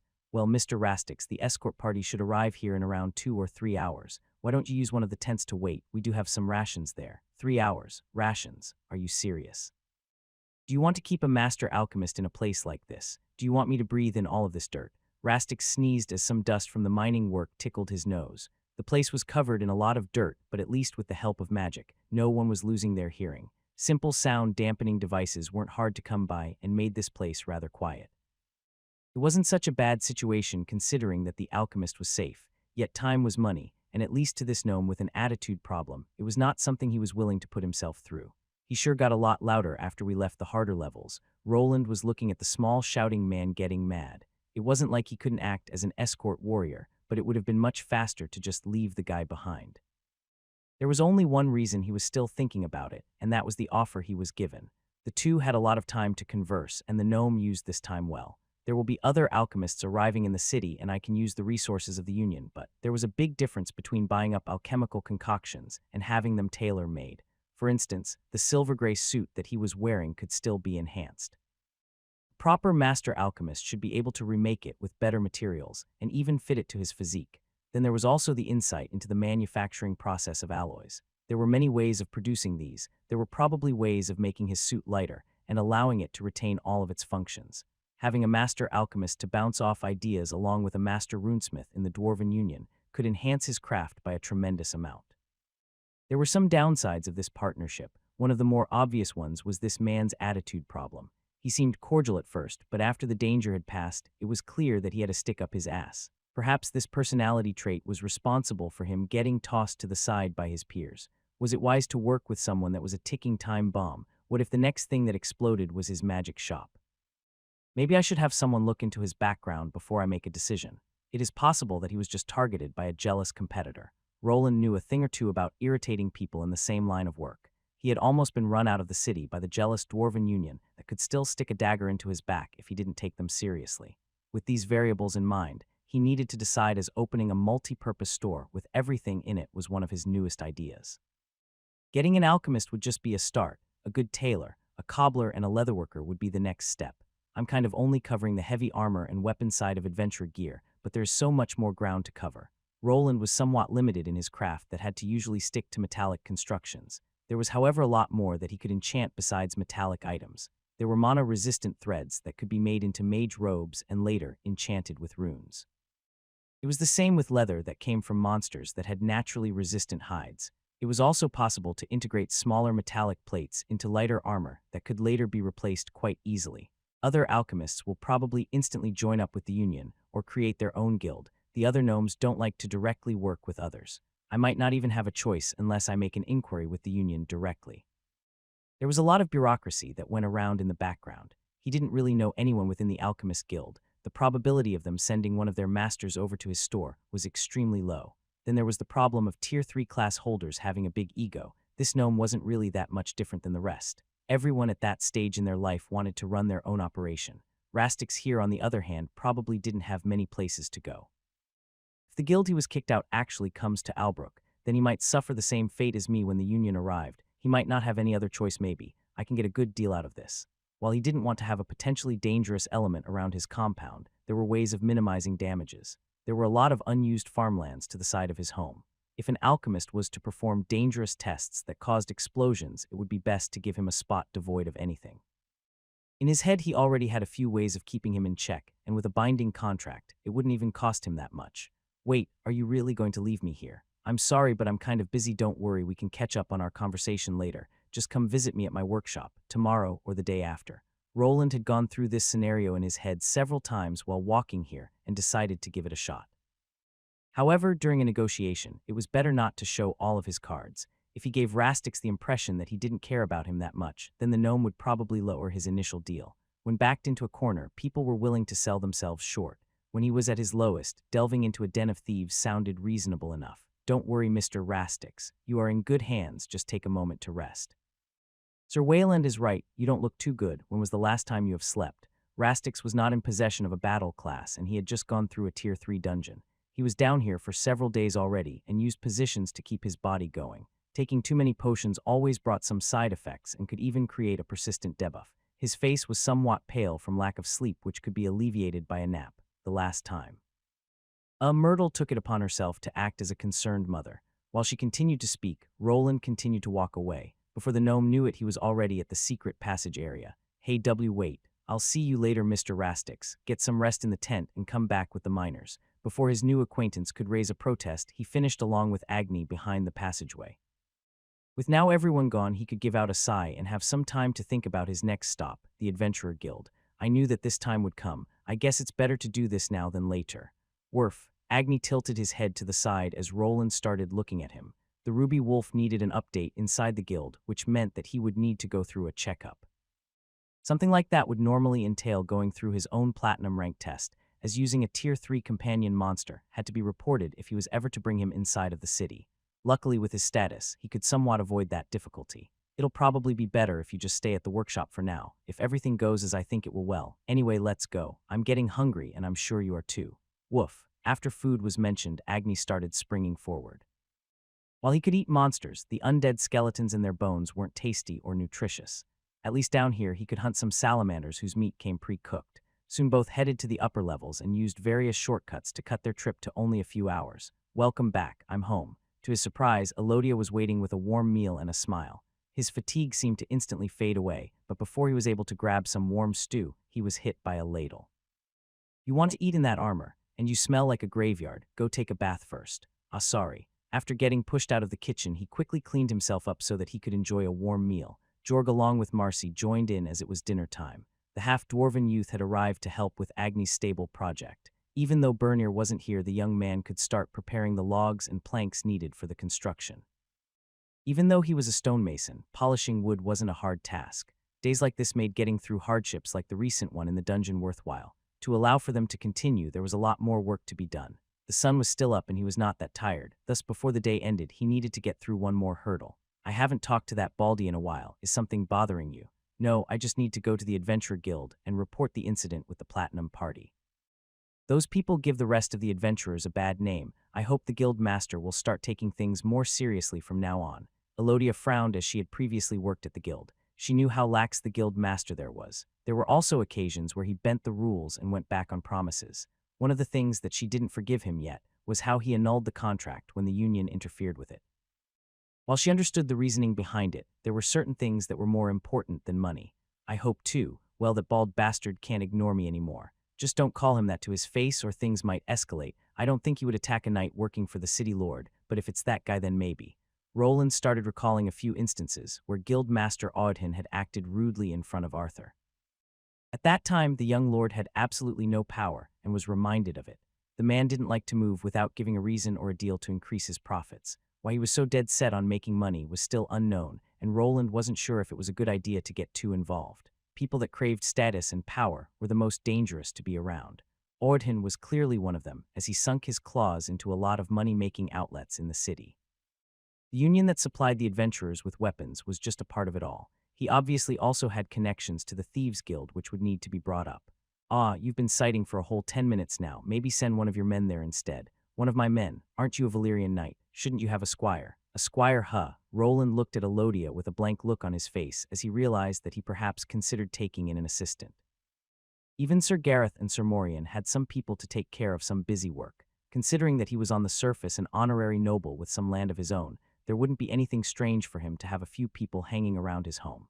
If not a squire, then why not use them instead? He was now getting ready to head into the city and was standing outside his home with Elodia. Just as he was about to go, a small patrol of 4 soldiers was making their rounds here. With his current status, he could have some guards patrol even this more remote area. A plan to lay out a road was in the works. With the help of earth magic, it wouldn't even take that long. You make a good point, but I know you don't trust them, but isn't there one person that is more trustworthy? Is there someone like that? Who she had in mind went above his head, as he wasn't really focusing on such an issue. The head knight position was also just a cover-up that he hoped to abandon in a few years. There is one rowdy boy in particular. Ever since he heard that you've become a head knight, he has been asking about it. Do you mean Finn? Besides Marcy and Jorg, there was also Finn. He was the only orphan with a battle class and was supposed to have become an adventurer. His level was quite low, and it would take some time before he reached a high enough level to enter the dungeon. His warrior class and proper training could allow him to gain a squire class later. Roland had been brought up in a noble house with knightly traditions, so he knew what he needed to unlock that option. Yeah, for some reason he was too shy to ask you about it. If you have some time, could you have a word with him? Do you want him to become a knight or adventurer? Neither if it was possible. Both choices will put him in danger, but perhaps the former is the lesser of 2 evils. Knights usually weren't put in as much danger as an adventurer. They spent most of their time training their skills while under the employment of a noble. Their expenses were covered, and they didn't need to constantly delve into dangerous dungeons. Instead, they usually fought monsters above ground in larger groups, which also lowered the chances of them being killed.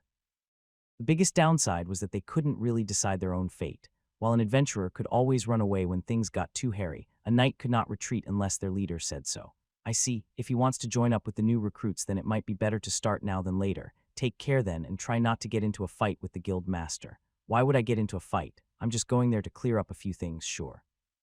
Roland received a peck on the cheek from Elodia and finally headed toward the city. The platinum adventurers that attacked him belonged under the eye of the Adventurer Guild. The guild was responsible for them, and as the head knight, he could not just let it slide. And then I just smacked them straight in the jaw. You should have seen the stupid look on that moron's face. Stop lying, I saw him the next day and he looked fine. I bet you just passed out in a ditch somewhere and dreamt it all. Buahaha, that sounds like him. Hey, are you calling me a liar? What if I am? What are you going to do about it? Why, you little, I made bigger shits than you. 2 men were glaring at each other. The loud one was on the larger side, which made him feel superior to the man that was confronting him.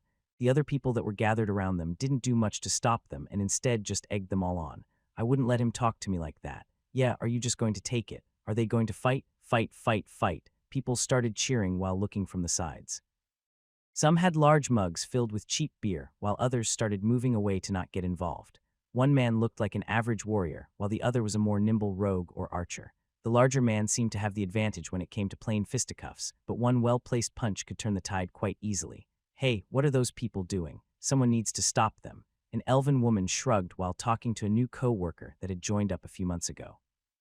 The flood of new adventurers had allowed them to expand the whole guild that was starting to fit the name more. There were slight problems with the new people that continued to join. The new adventurers continued to get into fights while trying to assert dominance over the others. Everyone wanted to be the alpha wolf in the new budding city with a higher-ranked dungeon. The scuffle was taking place in the newly expanded eating area. There were a lot of benches and tables placed in a larger room. Adventurers could order proper food and drinks while waiting around for their party to assemble. It was more or less an inbuilt tavern for them to spend time in. However, whenever alcohol was introduced, things tended to get rowdy. In their haste to meet the demands of the new customer base, they had to skimp out on protection services. There were no bouncers around to toss people out, and not many would take on a job like that. Fighting seasoned adventurers in a bar setting was a good way of landing in a clinic with missing teeth and broken bones. There was no way of knowing how strong a person was, and accidents always happened. The two men started sizing each other up before attempting to land a few blows. The smaller gentleman was fast on his feet and was able to land a couple of body shots while also evading large haymakers. His opponent wasn't as quick, but even one of those large swings would be able to take him out. "Is that all you got? Stop moving. Is running the only thing you're good at?" It seemed that the two were somewhat equally matched. The faster fighter was unable to make any substantial progress while the other continued to tank all the hits. Probably the one that could land the first big shot would be victorious, but before a winner could appear, the door to the Adventure Guild opened up. "What is this? Make way, you fools." A voice called out from behind the door but was ignored by the rowdy adventurers. No one was paying attention to the people coming in, nor did anyone care. With how long the fight was taking, they started taking bets and became invested in the scuffle. Their shouts drowned out the man that was speaking. "Have they lost their mind? What's the problem? Why have you stopped?" "See, Commander, it's nothing. I'll have these adventurers moved out of the way in no time." The man that was shouting started trying to shove some of the people out of the way, but instead of them moving, he was the one that had to back away. "Fuck off, I'm watching the fight. Don't you know who this is? An idiot. I don't care. Now fuck off, I don't care who His tongue started twisting as he noticed something. It wasn't that he was afraid of the man who was dressed as a guard, but behind him was a strange individual. There was something terrifying about this person, and how his visor started glowing red. Before he knew it, a foreboding feeling of fear took over his body. There was something about that armored man that activated his survival instinct. He was in full-blown fight mode without even once thinking about fighting.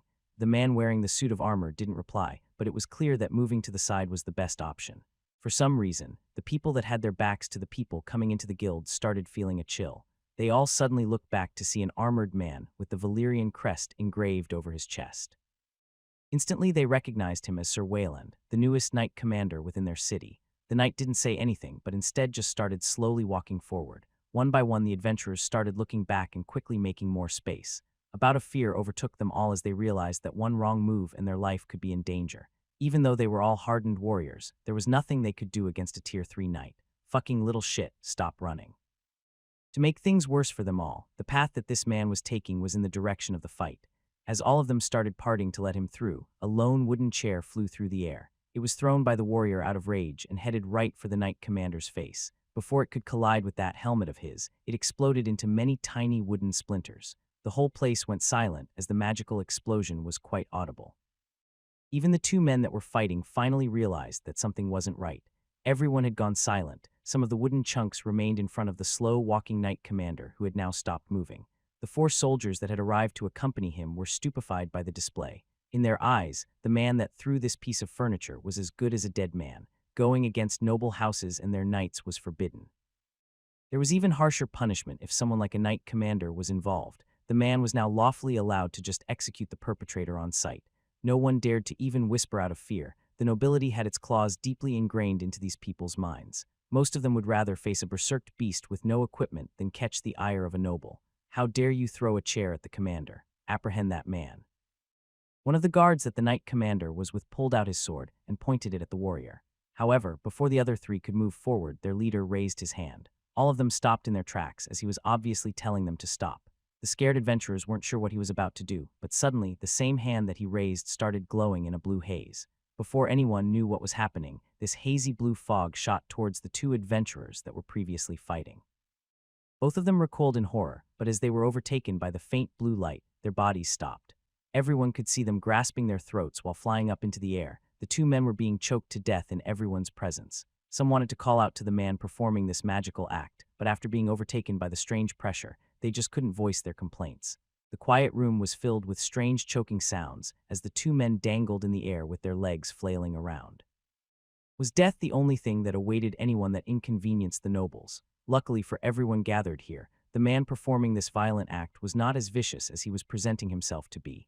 Just as the foam was gathering around their lips, the pressure on their necks was lowered, and their bodies were tossed against the nearby onlookers. The two started coughing instantly, a sound that indicated that their lives had not yet ended. Silence still prevailed as the armored man just continued on his way toward his destination. The door leading out into the inner guild rooms was apparently his destination, and the people working here dared not to interfere. Most of them assumed that he had something to talk to with the guild master, which after this spectacle made everyone even more nervous. Only after his large frame vanished behind the door and his men also left did anyone dare to speak out. Did the guild master do something?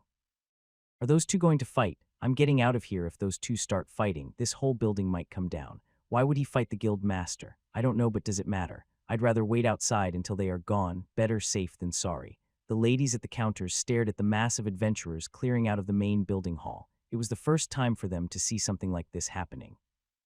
The only people that remained were the people that worked here and a handful of platinum adventurers that didn't seem to have been intimidated by the previous spectacle.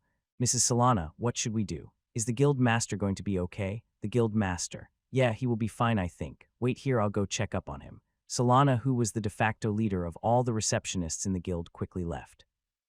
She made her way to the back door that was used by the new knight commander in hopes of getting to the bottom of everything. She was not sure what to make of this. The man inside the armor was Wayland, an old acquaintance and the man her friend was with. After his origins arose, she was not sure what to make of it. Would the guild master be in danger? He had a low tolerance for intimidation, but going against a noble knight was probably not something he would be willing to do. Halt! Why are you blocking the way? I need to see the guild master. Do you want him to be angry? The knight commander ordered us to not let anyone through. Please leave. The knight commander doesn't own this place. Please leave. 2 soldiers were left in front of the stairs going up.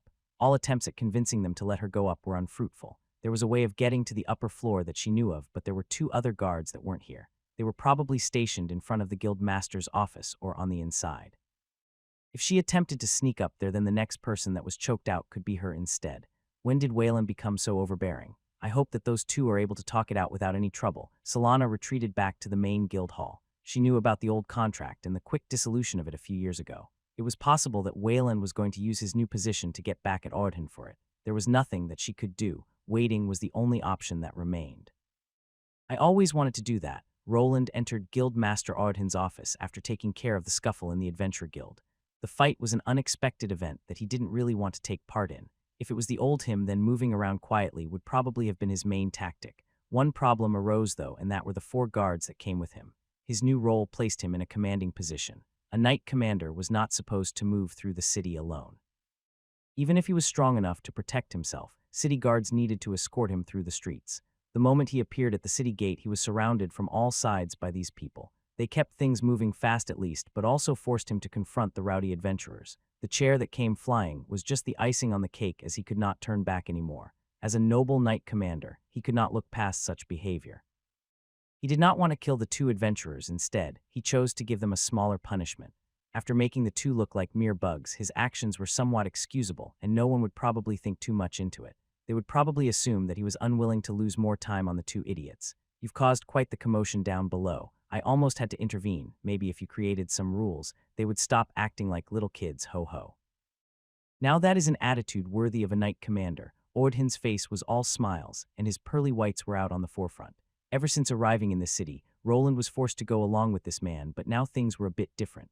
His status was higher and his power as well. After defeating Emerson and the party of adventurers below, he was feeling rather well. However, his confidence was lowered after a glance at the guild master's status screen. Name: Ardhan L. 274. Classes: T3 Destroyer L. 24. T3 Aura Axamaster 100. T2 Aura Barbarian L 50. T2 Spirit Axeman L 50. T1 Axe Warrior L25. T1 Warrior L25. The man was apparently already in his second Tier 3 class. It was not one that he had ever heard about or read. He was not like that platinum party that was only filled with experts, and the higher level was also a problem. He managed to contend with the gap against Emerson, but this man here seemed to have a lot more prestige classes than the Knight Commander. Why would someone like this come to a small city like Albrook? There was something that didn't add up after going through his status. This made even less sense when he considered that this man loved money. In a small city with a C-rank dungeon, the ceiling wasn't that high. There weren't that many opportunities for earning.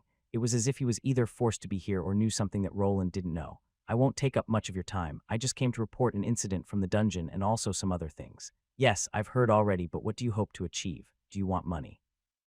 Do you really want to hold the guild responsible for what happens in the dungeon? The guild? No, just you, guild master, me. A short pause arose as the two men in the room started staring at each other. While adventurers were free souls, they still were managed by the guild. It was up to the guild to give out adventurer cards that allowed these people to make a living.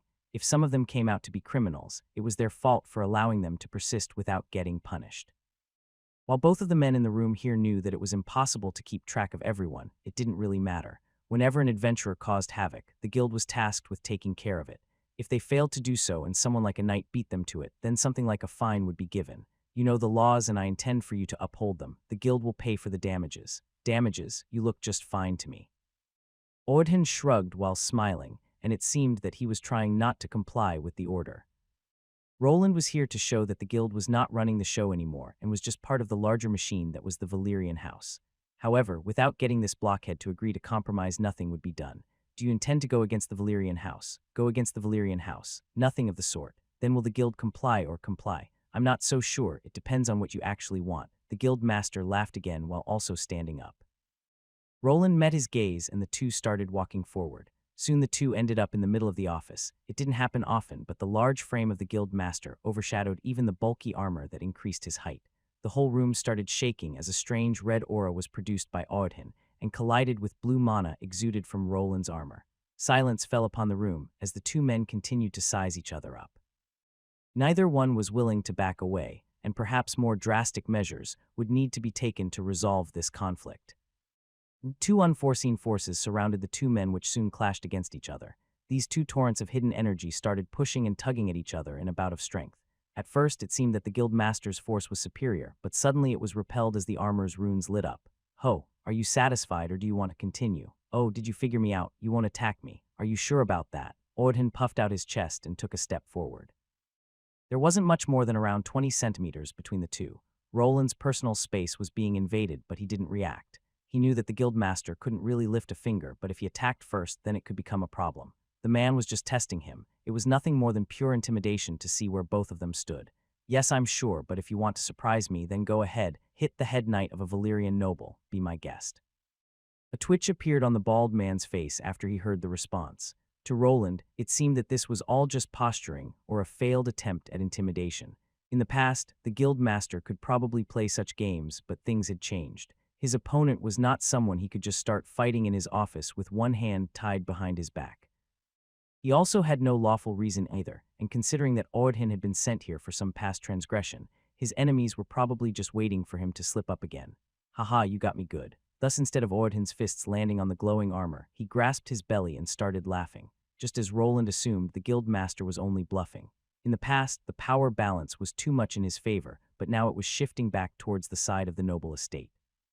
The Union had also started favoring Arthur, and this bald man here proved already that he was unwilling to go against large organizations with a lot of money.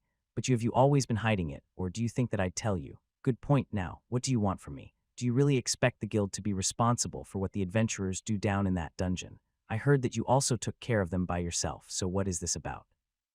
Ordhin asked while giving Roland some personal space. The man leaned his body against that large desk of his and crossed those tree trunk-like arms over one another. His gigantic frame was more similar to an orc's than a human's, which made the whole earlier pissing contest even more stressful. You know as well as I do that it's not that simple whenever the nobility is involved. If I do nothing, then Arthur and the entire estate will look weak. Didn't you already show that you aren't?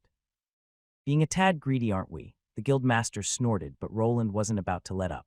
The adventurers needed to see that even something like their guild couldn't go against the nobles, and that possible sanctions were coming if this behavior continued. Are you talking about yourself? Guildmaster, I'm sure you're already aware of situations like this and how they went. I'm not really being unreasonable here, and I'm willing to lower the price in exchange for something else. Oh. Now you got me interested. What did you have in mind? This wasn't the first time an adventurer attacked or killed a party related to nobles. There was one particular case that was really famous around the kingdom. A sole heir to a viscount estate went on a training expedition into a dungeon and never made it out alive. It was all in his father's territory, and some adventurers were the perpetrators. Soon after, they were at the gallows along with the guild master. Even when he wasn't directly involved in the case, some people blamed him for fostering the sort of adventurers that would kill a noble's son, though most people were sure that the reason didn't really matter, and the viscount just wanted people to pay. Thus, paying a small fine to keep the nobles happy would not be seen as much of a hit to the guild's reputation.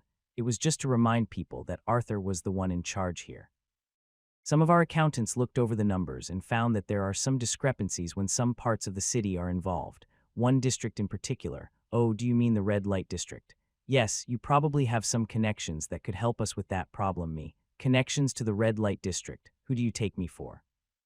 A man that is capable of giving an aspiring runesmith access to the Thieves' Guild. Heh, don't get me wrong. I don't really care about your connections to that place. I've even used it when I had to. But currently my position is different and they are taking money from Arthur's pockets. Roland had agreed to help Arthur out with his problems. It included getting the whole city under his full control. On the surface, it might have looked like there weren't that many problems, but that wasn't the case. The constant increase in population forced eyes away from the criminal element that had continued to grow. Under the table deals took away a lot of tax revenue from the city, and people were also dying in the streets. The establishment of a policing force was paramount to things not escalating further. Arthur remained lenient with that district as he didn't have enough protection. The underground had begun to evolve and would become a massive problem if it went uncontested. Seedy drug dens with illegal drugs, gambling houses that withheld their earnings and delivered their own justice to angry customers. People getting trafficked and forced into slavery was something that arose in cities that nobles didn't manage well. Usually, a deal was struck where the noble's estate received some hush money. Luckily, Arthur's morals aligned with Roland's when it came to this issue. Only slaves that were once criminals or were paying of a debt were allowed in Albrook, and he wanted to keep it that way. I guess you gained some qualifications. The guild master started staring at Roland's armored frame as if he was sizing him up again. Qualifications for what? To not get yourself killed. I do know some people, but you'd have to visit their guild master if you actually want to change anything. You mean the Thieves' Guild master. Yeah, even I don't know who they really are, but there are some people in the city that could probably set up a meeting if you are up for it. For the time being, Roland had access to the guild, but this didn't mean that he would survive stepping into enemy territory by himself. Lobelia could probably ask around, and her status would increase if she managed to achieve her Tier 3 class. He didn't really want to put her in danger, though. This guild master was a sneaky one. Apparently, they always wore a mask, and no one even knew if it was a man or a woman. The Thieves' Guild governed all the seedy characters inside the city. While it was possible to go to war and take out all of the ruffians, they would be quickly exchanged. The plan wasn't to forbid the existence of casinos and places of pleasure. They just wanted to clean up the streets from more obvious criminals. If people chose to enter those places to spend their money, it was fine with him and Arthur. In the past, people had gone to war with the guild and even drove it out of their city. Yet something like that would require a lot more resources and manpower than they had to spare. To make any progress and not jeopardize the future of the city, Arthur needed to find a way to cooperate. If Roland and his side got their way, the thieves would lose out on some money. Before they could reach any kind of agreement, his side would need to show that they could not be ignored.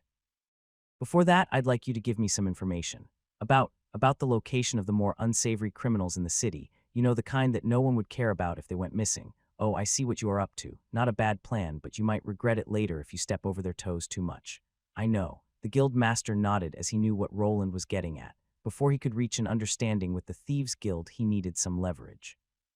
Arthur didn't really show his strength or how he felt about that part of the city. They needed to throw their weight around and cause some havoc before being taken seriously. Everything also needed to be balanced to not have assassins floating around the city seeking vengeance.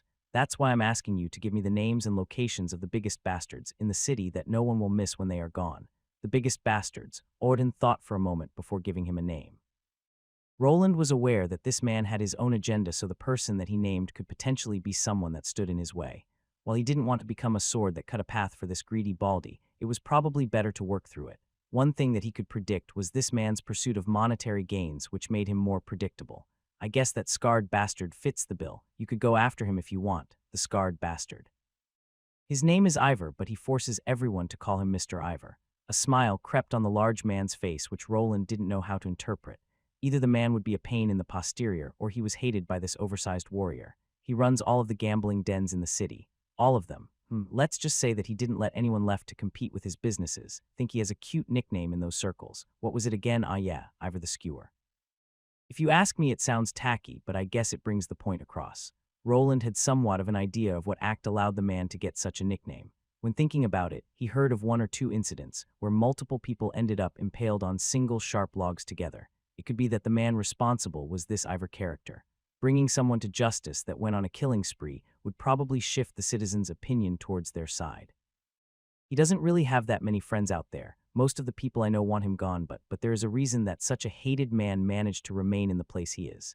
You do catch on quick. Are you sure you don't want to work for me instead? Working for nobles sounds nice until it doesn't. I'll have to refuse. Could you tell me more about this Ivor? Is someone protecting him, or is he just strong? Strong. I wouldn't call him that. He is just a crafty son of a bitch. Money talks, and he has a lot of it. It made sense. The amount of money that went around in places like casinos and gambling dens was tremendous. Some people just couldn't help themselves and would gamble away all of their savings. He never understood those types of people, as he never liked taking chances on anything. Everything in his life revolved around increasing the odds of his survival without being risky. If he has so much money, then buying some competent bodyguards probably won't be that hard. I need to expect multiple higher-tier people to be there. Before the group of adventurers attacked him, he would probably take his time to strategize over everything. Now, on the other hand, waiting several months before making his move didn't sound so appealing. Time was important, and giving enemies it to grow would only allow for more trouble down the road. It was better to squash a rat before he evolved into a lion. Okay, could you tell me more about this man? Sure, but I expect to be off the hook for that little dungeon incident. Ordhin laughed while moving over to his desk, from which he pulled out some unsuspecting-looking booklet. It looked old and used, and was printed over, or at least that's what it looked at first glance. For Roland, that was attuned to magical wavelengths, he could sense that some magic was involved. The letters were probably under some type of illusion spell and would shift to something else when activated. Do you have something to write? That won't be needed. I have a good memory. And I've been recording the whole conversations from the start, but he doesn't have to know that. Even before coming to this room, he had activated his armor to record the entire conversation he was having with the guild master.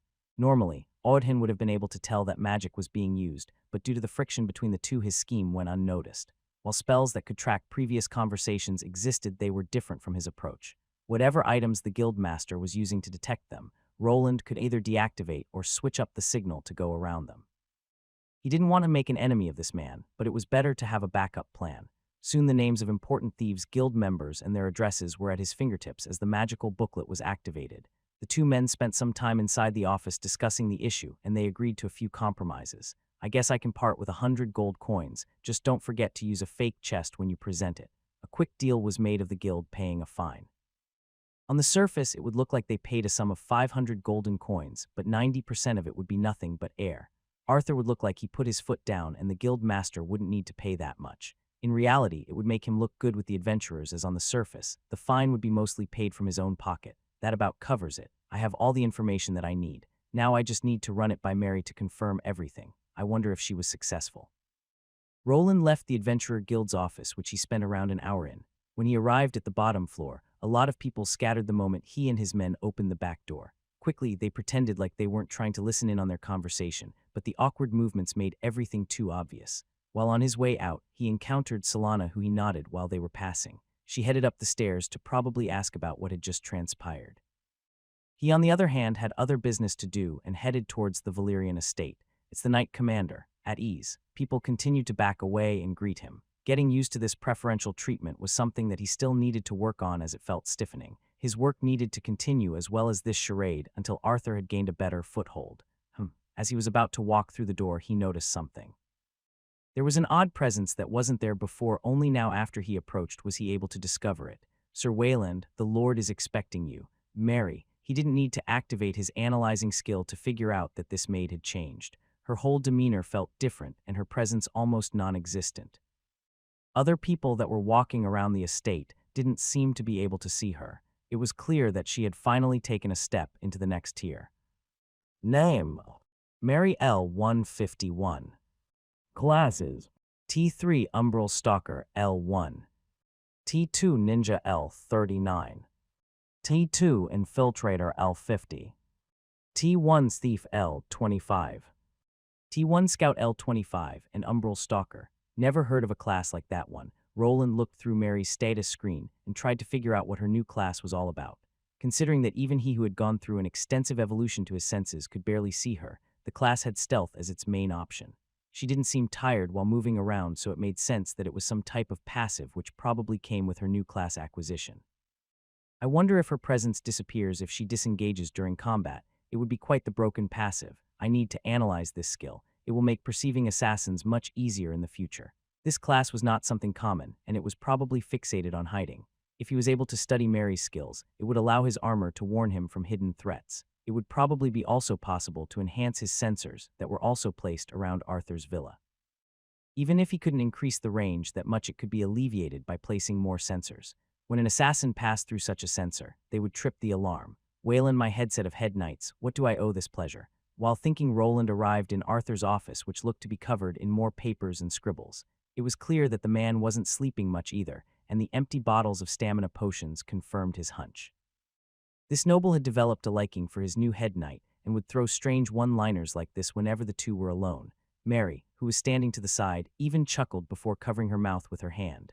I heard that. My apologies. He was getting a lot more respect from the cat maid at least. She had even become a bit more trusting after achieving a higher tier. Perhaps it was also because she now knew that the man before her was also a noble's son. Maybe they were just having fun teasing him, who was usually more of a serious person, but it was usually better to keep things light, so he ignored it. I see that you have also improved. Congratulations. You need to do something about that habit of yours. It's going to get you in trouble one of these days. Roland glanced at Arthur's status screen almost instantly as he stepped into the room. He had grown accustomed to using this skill whenever he conversed with almost anyone. His propensity for not trusting people or what he saw was still there, and this somewhat made interacting with others less stressful. Name: Arthur Valerian L102. Classes: T2 Aura Duelist L2, T2 Spirit Fencer L50, T1 Sword Warrior L25, T1 Warrior L25. Arthur had actually managed to get a rather prestigious variant of the duelist class.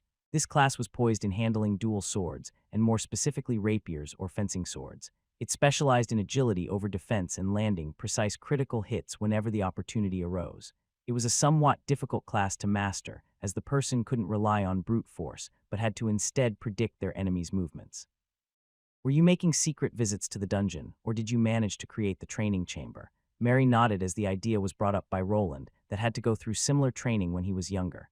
It was just a training facility where Arthur could fight monsters at his level. Just like Roland defeated goblins in his youth, Arthur could fight monsters that were either caught or brought from outside. It was a safe training method that nobles used for generations.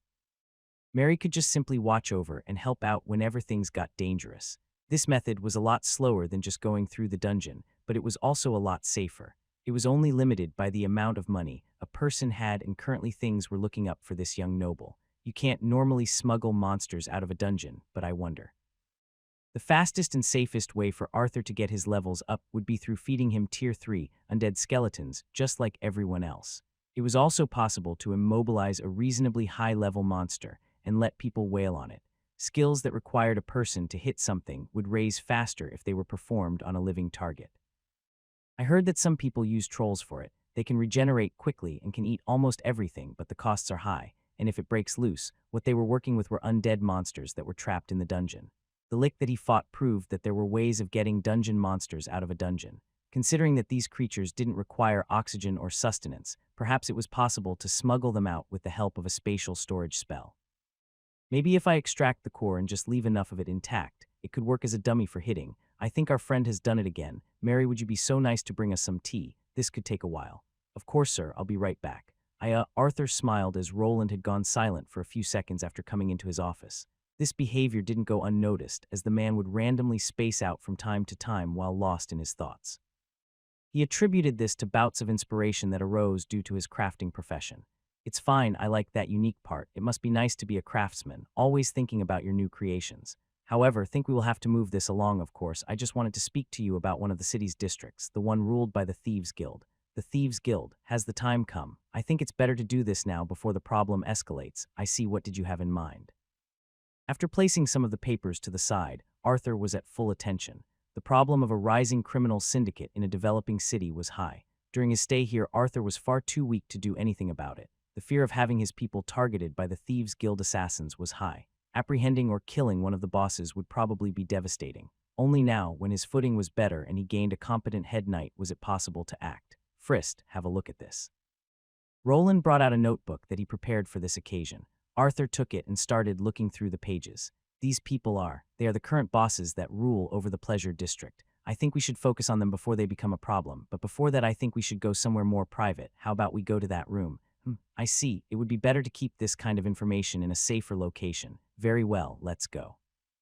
Soon the group started moving from Arthur's office and through the large villa. This place had gone through a lot of changes ever since the young noble moved in. One of them was the new identification system at the main gate and the entrance. Everyone would be scanned if they wanted to go in, and similar to the Adventurers Guild, their status would be revealed. This would allow them to account for any dangerous individuals that were hidden in larger groups of soldiers or ones that were trying to hide their identity. This is quite an interesting invention. How did you come up with it? I read about it in a book. The group arrived at a large room filled with various books. It was similar to the one in the old Arden estate, and the books weren't all that special. All of them headed over to an unsuspecting bookcase next to a wall that contained a secret passage. To make it move out of the way, the books needed to be picked up in a set order. Only a set few people knew about this order, and in the future Roland proposed to switch the orders up at a steady schedule. Arthur performed this task before Mary could even move, as he was the type to enjoy these things. The bookcase slid to the side to reveal an integrated console. It was similar to the one he had in his own workshop. This one was a bit different as it did not use cards, but just went for a person's unique mana pattern. Roland looked as Arthur placed his hand on a flat panel with some runes on it. The whole thing lit up as it started identifying the person standing before it. Besides the mana reader, it also came with a feature to read fingerprints. It was a two-stage identification process that would be hard to mimic and would later be turned into a third one when he got the retina scanner working. After the scan was performed, the wall started sliding back along with the console and then to the side. A set of stairs was revealed, and soon everyone had around 15 seconds to go through the entrance before it closed. Then at the end of the stairs was a proper door made from thick metal alloys that could rival mithril. Even Roland would need to struggle for quite some time to get through this thick slab of metal. This entrance required another password to open up, and finally, the trio arrived at their destination, a mostly empty space with a lot of junk lying around. We really need to fill this place out with something. Mary, do you know how much longer it will take to finish? The dwarves said that they need at least a week to prepare all the parts at their workshop. Good, let them prepare. They won't be able to leave after they come here. It sounded worse than it was. It was quite troublesome to let people in and out of the secret chamber. Everything needed to be made in secrecy, and only a few people would actually be allowed inside. There they would be stuck for a few days until they finished their job and let out when it was finished. When it was finished, the area would have several rooms for storing costly artifacts and also act as a panic room with access to all turrets within the villa. So Wayland, my friend, why did you want us to move here? It's better to organize everything before we continue. One of the rooms is partially finished, and I need a board to place the portraits. You'll see what Roland wanted to create is an evidence board that was usually portrayed in many TV shows about criminal cases. A large empty board was not hard to prepare, and soon it was hung up on one of the walls. In the middle, he placed a current map of Albrook, and to the side, he started pasting some sketches. They represented the criminal bosses in the city, with the one representing the guild master being just an outline with a question mark. So these are apparently the current underground bosses. Roland had used his good memory and recording skills to make a copy of the guild master's booklet. In it, there were actual sketches of the people involved included with their names and battle power. It was clear that Odin came prepared when handling things in the city, and that someone on the inside was helping him. Considering that he singled one boss out of the others, there were 2 or 3 potential suspects. This is Mr. Ivor. He is quite recognizable by the large horizontal scar. He is involved with the gambling aspect of our city and usually hangs around this man, Cabier. Whenever someone needs to be intimidated or extorted, this man is usually involved. There was a nice sketch of the scarred man with a large cigar in his mouth. This was an evidence board, so Roland used some red string to connect him to the next person, Cabier. The man seemed to belong to the Goliath race as well and was responsible for the muscle side of the business. These two usually work together. They have split the district in half and apparently continue to push in further to the dissatisfaction of the other bosses. I see. These two seem to be disrupting the balance. Could it perhaps cause a war between their factions? That is a possibility. If something like that happens, a lot of people will get harmed. It wasn't anything new. The Thieves' Guild wasn't a unified force. It was mostly composed of smaller gangs with their own agendas. The guild master at the top would only step in if things got too hairy or their position was in danger, but other than that, they would remain neutral. They received a big payout from people under them, similar to a lord taking in taxes, and usually didn't care about who was giving them the money. So are those two people there their opposition? Is that madam a criminal too? Yes, her name is Faye, but most call her Madam Faye or Headmistress Faye. She runs most of the pleasure portion of the district and controls all of the brothels. The man with the snake mask is called Viper and is responsible for making people vanish. You mean, yeah, he is an assassin and might have access to one of such guilds. It would be better to not get involved with him before this villa is outfitted. I'll keep that in mind. He has some kind of involvement with Madame Faye, but I don't have much information about that side. Maybe if Mary has some time, she could investigate further. It would be good to keep ourselves informed about a potential assassination guild member. Arthur nodded and Mary did the same. While the Thieves' Guild was a larger organization, there existed smaller ones. Assassination guilds were hidden away to avoid detection. Some went after very influential individuals that even the Thieves' Guild wouldn't be able to protect them from. Instead, they hid away from sight. As long as no one knew who the assassin performing the task was, they were safe. The board was quickly filled up and connected through red string. On the map, Roland circled in the main buildings that housed these people. The number of people working for these people could only be eyeballed, as even the guild master wasn't sure. Now Arthur needed to make a decision. Would they attempt to cooperate with these people or strongarm them into submission? What would you like to do? These people don't have to become our enemies. I'm sure they'll offer you quite the sum if you decide to work with them. Roland was somewhat leaning in the direction to oppose the evildoers, as he didn't appreciate the type of loitering in his city. However, it was possible to cooperate with these career criminals. They wouldn't need to lift a finger and just accept large bribes. If they started any infighting, they wouldn't have to send in soldiers or lose them in potential gang fights. The area would in a sense be governed by the Thieves' Guild and become its own little country. Some cities went with this option, which was quite troublesome for its people. The ones harmed the most would be the commoners that would lose the protection of their guards. It would slowly cause an erosion of the population and a drop in favorability to the lord. Yet some considered the money gained from bribes more than enough to endanger their people. The second option was to go against them and not allow the spread of this slow-growing disease. It would toss the guards and soldiers they employed into some danger, but that was what they signed up for. The crime dens would then be taxed in a legal fashion, and with a lessened criminal factor be used by more people that found safety in the city watch. The second choice was the more difficult one and brought in rewards slower. Okay, I have decided. Roland nodded. He could not force his views on Arthur, who was the lord of the city. He could only present him with some choices which the young man needed to decide on by himself. However, if the decision impeded his future, then he would voice his dissatisfaction and act on it if the need arose. All right, next please. Is this really necessary? If you don't go through the search, you can't enter the establishment. Those are the rules. Fine. A disgruntled man stood in place while another larger man moved a strange medallion towards him. The medallion inquisition was covered in strange symbols that the person standing there didn't recognize. After a moment of waiting, these symbols began shining in a sort of pulsating pattern. It was very slow and also produced a chime each time the glow was the brightest. You're clear, please go in. HMPH. The man that had to wait grumbled, but due to the scary look on the other man's face, he didn't want to say anything. After fixing his clothes slightly, he stepped forward through the door that was previously closed. Before he could go in, the larger man smacked the metallic entrance twice while speaking out. The sound of locks popping open was then heard before it finally opened. Finally, a small cloud of smoke escaped from the room behind this door, but it didn't keep this man from going in. He was somewhat used to the environment, and his eyes were already glued to the bright lights and revealing flesh inside. After he stepped through, the door was slammed behind him, and the next person from the queue stepped forward. Just like the man before him, the medallion was presented, but there was a visible and audible difference this time around. What?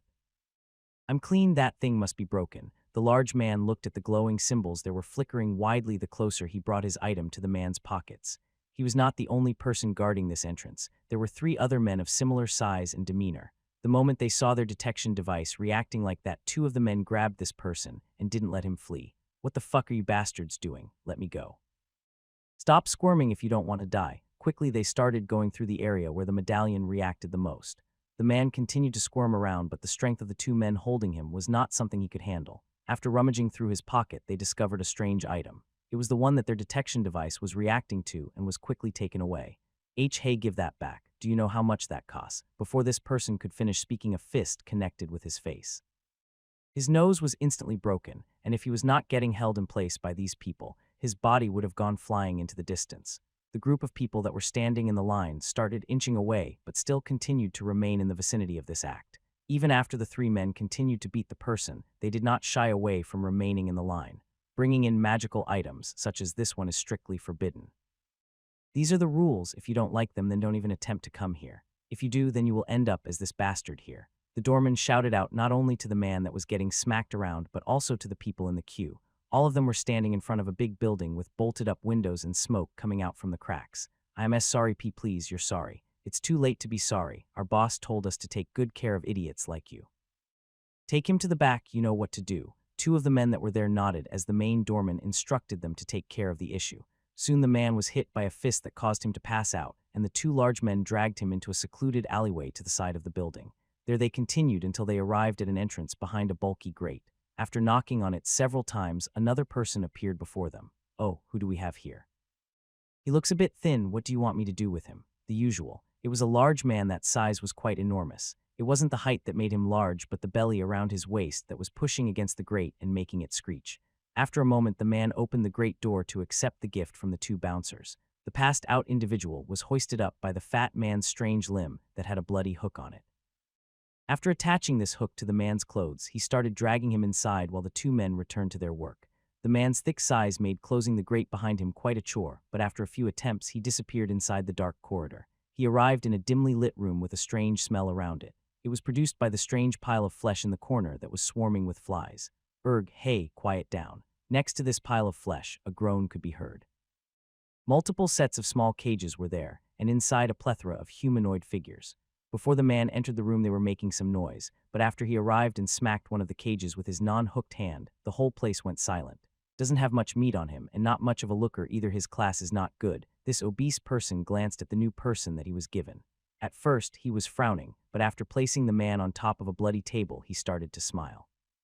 The passed-out individual was then quickly strapped in by several metallic clasps.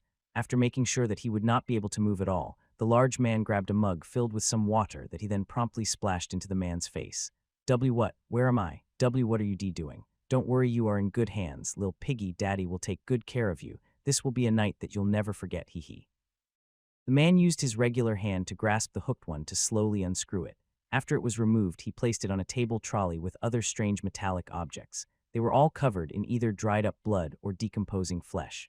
After fiddling around for a moment, he grabbed one other attachment that he promptly attached to his other limb. It looked to be a saw, and one that would usually be used in sawing through bones by doctors.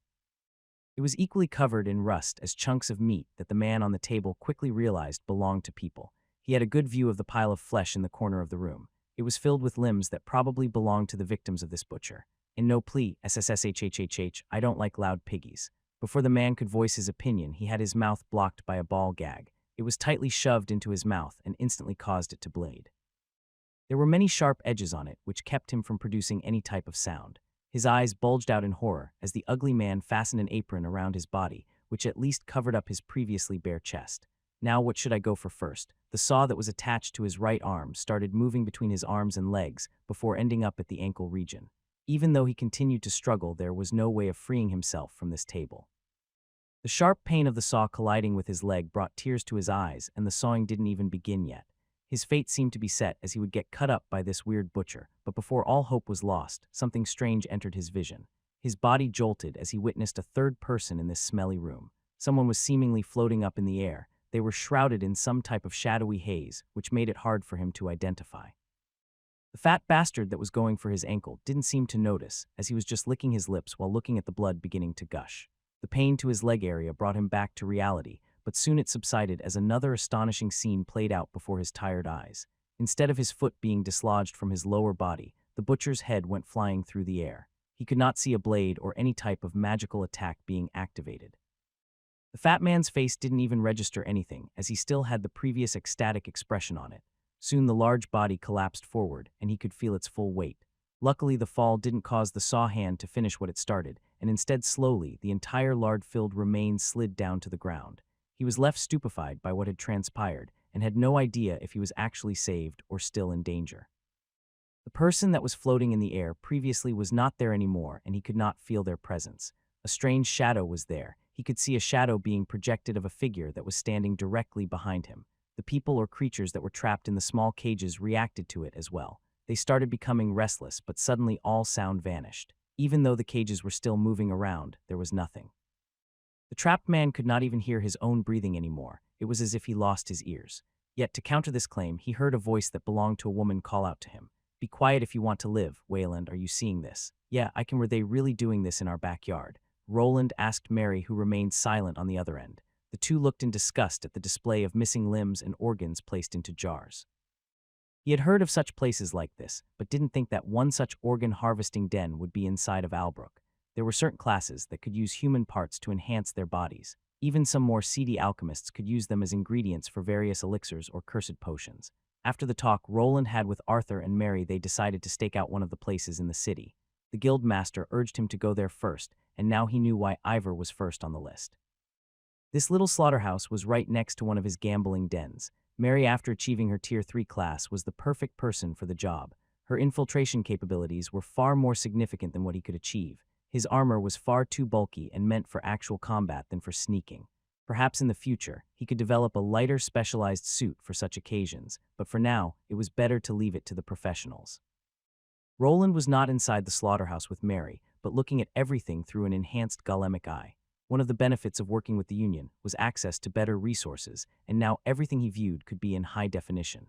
He witnessed the man attempting to enter the casino with a magical item that was forbidden. There were many spells that could affect dice and random roll chance. Establishments like the one Ivor ran could not allow for such items to exist. The places were fitted out with magical sensors, and even Roland that could deactivate them could probably not get them all in time before he was found out. Perhaps this person was new in the city and had assumed the same item would go unnoticed here. However, he was out of luck, as these people didn't play at all. They went straight to killing instead of just throwing him out onto the street. If they just roughed him out as an example, then perhaps even Roland would be fine with letting it be. It was possible that a few bruises were not enough to keep cheaters from ruining their businesses, so they decided to become more creative. I guess instead of sending a message to cheaters, they just removed them from the customer pool entirely. Did they take the saying, "Once a cheater, always a cheater," to heart? The result of this practice against disturbers was quite gruesome. The man that Mary saved got away from it with just a small bruise on his ankle, but this could not be said for the others in this slaughterhouse. He could see various faces from within those cages. Some of them were missing limbs, while others had multiple ones attached to their bodies for an unknown reason. What's the point of placing those limbs of people? Was this guy just a psycho, or is there some meaning to it? Now that the man was dead, he couldn't really ask him any questions. Mary did quick work of his head with those strings of hers. Her new class gave her a strange skill called umbral threads. It allowed her to create these threads from nearby shadows, and they were razor sharp. They were even strong enough for her to stand on top of them, which could be mistaken for floating. Inside a dimly lit room, they were practically invisible, but they lost some of their potency when it was bright. I wasn't expecting to find something this soon. It will take some time to get the soldiers ready. "I'm afraid you'll have to wait there for a while. You want me to wait in this smelly room? Just keep the mask on. It is able to filter the air and should protect you from any poisonous gases. If you activate the runes, it will protect your entire face." "I didn't mean it like that. Why should I stay here? We have enough of that evidence that you wanted. Can't we just come back later?" "They might notice that something happened and clean the whole place up before we return with the guards. It would be better if you remained there and kept that from happening." But haha, Mary just listened to Wayland. Arthur, who had access to the line, interrupted his maid who didn't want to stay there. Roland's actions were a bit silly in her eyes. A noble like Arthur didn't need a justifiable cause to raid a gambling den. For her, this whole event was a big waste of time, as they should have just gone in through the front door with full force. Wayland isn't wrong if people from the outside see firsthand what these people are capable of. Just as he said, my favorability rating with the commoners will go up. If I don't present them with anything palpable, they will start seeing me as a tyrant. If Lord Arthur wishes it, then I will carry out the command. I'm sure that you won't have to wait long, right, Sir Wayland? It shouldn't take longer than an hour. I already contacted the guard captain. Splendid. This is a night our city will not forget. Roland was still a child of the modern world. His morals were a bit different. The people from his world always presented the public with some insights into their workings. Even if they skewed things to fit their agenda, it was better to give the populace something.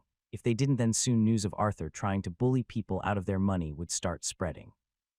Gambling in itself wasn't illegal, but if everyone knew of what was happening behind closed doors, then their public image would prosper. There will be a lot of civilians there. I need to be careful not to cause any collateral damage. While Mary remained in the grotesque room, he emerged from the secret chamber under the Valyrian estate. His plan of setting Arthur up as a just noble was starting. The place they were going to raid was one of the largest gambling dens in the city. It was even possible that Ivor the boss or some other guild bosses would be there. The more people they could apprehend the better, but possible problems could arise from their actions. I wonder what that mysterious guild master of theirs will do. Even that Baldy didn't know much about them. They would be infringing on Thieves' Guild territory by their actions and needed to also be ready for possible counterstrikes. This was the first step into an unknown dispute, something that Roland was not accustomed to. Instead of running from problems, he would be finally starting some himself with a group that he didn't really know. However, after witnessing secondhand what these people were capable of, he was content with his decision. Knight Commander, at ease, Captain. Are the men ready? Yes, sir. He looked at the group of 50 armored men before him. They didn't compare to the wooden soldier army he led into battle during his trial, but they would have to do. Taking down criminals in the city was their duty, and this would be their first official mission. Good, I'll lead the way. Keep up, sir. Yes, sir. I should be able to take out a few petty criminals, without anyone getting hurt. Roland tried to pump himself up while slowly walking with around 50 armored men behind him. This would be his first actual time leading a larger group of people that wasn't composed of wood. They weren't going to war, but anything could happen. Even though they were against untrained forces, he needed to account for their levels.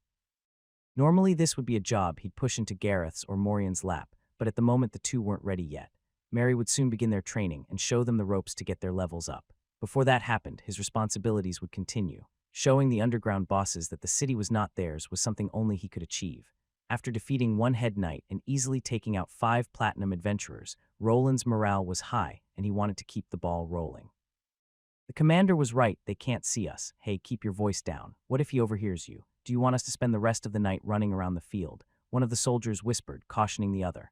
Ah shit, the other soldier replied, realizing the importance of maintaining their stealth. The group of 50 knights made considerable noise, but the sound was contained within an invisible barrier. Furthermore, their presence was veiled by a mysterious, shadowy haze. 2 soldiers who were whispering couldn't believe that the people they passed by seemed completely oblivious to their presence. No one reacted or caused any commotion, which was highly unusual given the circumstances. Those guys need more training. I need to design a portable cloaking unit so they can use it by themselves. A lot of crimes happened when the city guards weren't looking. It was normal for them to not be able to be everywhere, and thieves usually implemented lookouts that warned whenever a patrol approached. With the help of a few spells, it was possible to shroud his people in shadows and silence their footsteps. Even if there was a lookout, it would make discovering them quite hard. For the time being, he was producing his own runic effect, but this test was a success. Mary, how does it look? I had to take care of another person. I think that we don't have much time before they discover that something is wrong. I'll be right there. The gambling house should be around the corner. I bet some of the important clients or associates will try to flee in the middle of our raid. I'll leave it to you to take care of that. That's easier said than done, but fine. Roland cut off the connection to Mary as he approached their target. The building started coming into view, and it was becoming hard to hide the large group of soldiers. They were now in the pleasure district, and it was around 1 hour after midnight.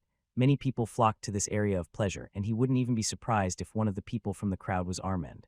What the? Listen up, everyone. We will do as we discussed earlier. Keep to your squad, surround the building, and don't let anyone suspicious escape. We aren't here for blood, but protect yourself if you have to. Yes, sir. People that were in the pleasure district were astonished by a dual line of armored men suddenly walking out of an alleyway. There was no indication of them rummaging through the streets, but now their footsteps started echoing throughout the neighborhood. Usually, city guards didn't reach this area, which allowed for the seedy element to prosper. From this day forth, people would know that that was going to change. What are they doing? Are they going to arrest someone? Isn't that the new night leader, or what you call it? Hey, aren't they headed in the direction of that gambling house? Yeah, that's where the lucky goblin is. Did something happen there? Beats me, but how about we check it out? A crowd began to form as the people formulated their theories about the large group of armored soldiers. Most of them knew that the gambling dens had their share of illicit activities, but usually something like this was cleared up by bribes.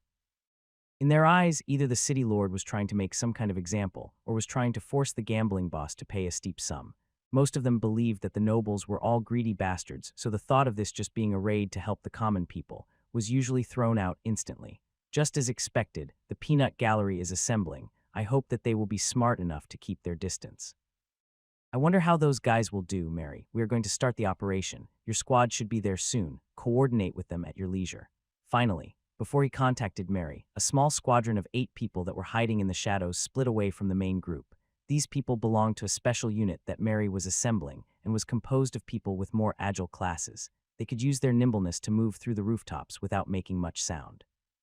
This group didn't answer his call as they had been a special unit created by Mary herself. Probably if he ever came to blows with this maid, her small group of assassins would be after him. Should I make my own special unit? The thought of creating his personal army had crossed his mind. Having a whole faction with many soldiers was quite enticing. Even if he reached the levels of Tier 4, he would still probably not be able to go against a whole country. There were many boons when acting together within an organization, and even more if you were the person on top. While thinking about creating his own special Runic Knight regiment, he and his current troops finally arrived at the destination. Ignore the people that are on the outside, but don't let anyone else escape, especially if they come from that building. Yes, Commander, the 50 men shouted out and instantly brought everyone's attention to one side. People waiting outside the gambling building started quickly scattering. On the other hand, the doormen and the bouncers that kept people from entering started backing away. At this point, the bosses on the inside were probably already informed, as more of these bodyguards came pouring out. It was quite the spectacle and not something Roland had imagined ever doing. His life of keeping a low profile was now over, and his name was already being circulated in various intelligence guilds around the island. After this event was over, there was a high probability of some animosity getting directed at him. When that time came, he needed to be ready, and preparing for the future was something he was good at. Stop, you are in violation of the city law. Do not resist, you will be granted some liberties, and a reduced sentence if found guilty of crimes against the Valyrian house. We are here to apprehend the owner of this establishment. Anyone that is not directly involved in this case will be able to go home. Do not resist and allow the soldiers to confirm your identities if you do not wish to be persecuted. Roland used his runes to enhance his voice. It sounded like he was talking through a microphone at a large concert. Even people that weren't involved in the raid could easily hear what he was saying. The message was clear. The people that were involved with the crime den were to be apprehended, while the customers would not. While there were 50 guards to round everyone up, the number of people on the inside was still larger. They estimated that even 200 people could have gathered there, with perhaps more criminals rushing to this location to help their boss escape. He did not believe that they would lay down their weapons and surrender, but continue to stall instead. What are you doing? The Knight Commander gave you an order. Screw yourself. Who do you think that we are? Just wait for the boss to arrive. We rule this city and not you fucking nobles. The guard captain was with him for this mission. He shouted at the person that was the main doorman, but as expected he did not want to surrender. This complicated things, as Roland did not actually wish for this to turn into a bloodbath. It would be easy to defeat these people if he activated his spells, but there were a lot of people watching. Arthur would start looking like a bloodthirsty maniac if he just allowed his soldiers to slaughter people. What's with all this noise? It's the big boss. Now you are in for it. Not soon after he asked for a full surrender, one of the bosses of this business appeared. There was a reason why he chose to attack this place. He was trying to kill 2 birds with 1 stone. The man that appeared before him looked confident and was the man responsible for the security in this place. Name: Cabier L194. Classes: T3 Metal Fist L44, primary. T2 Pugilist L50, primary. T2 Fist Fighter L50, secondary. T1 Brawler L25X, T1 Warrior L25X. When looking at this man's status, he was reminded of another meathead that he knew. There were 3 classes that they even shared with each other. This person was part of the Goliath race and was a head taller than even Roland, that was standing at around 2 meters inside of his armor. Even if he didn't go through the status screen, it was painfully obvious that the man used his arms to fight. His fist looked like 2 boulders that had been strapped to 2 tree trunks for arms. There were many various scars all over those massive mitts, and his knuckles had a plethora of calluses. It was as if this man spent his free time punching holes into boulders that caused all those injuries. It's probably a requirement to level up his skills. Some classes came with some specific requirements when it came to leveling up skills. The Metal Fist class likely needed the person to continue hitting hard things with their hands. When looking at the state that those fists were in, he had to have probably managed to level it up to the fullest. Roland was sure that if he got smacked in the face with something of that size, his face would be caved in. That is if he took it on directly without using his own ways of dampening the blow. So you are the leader.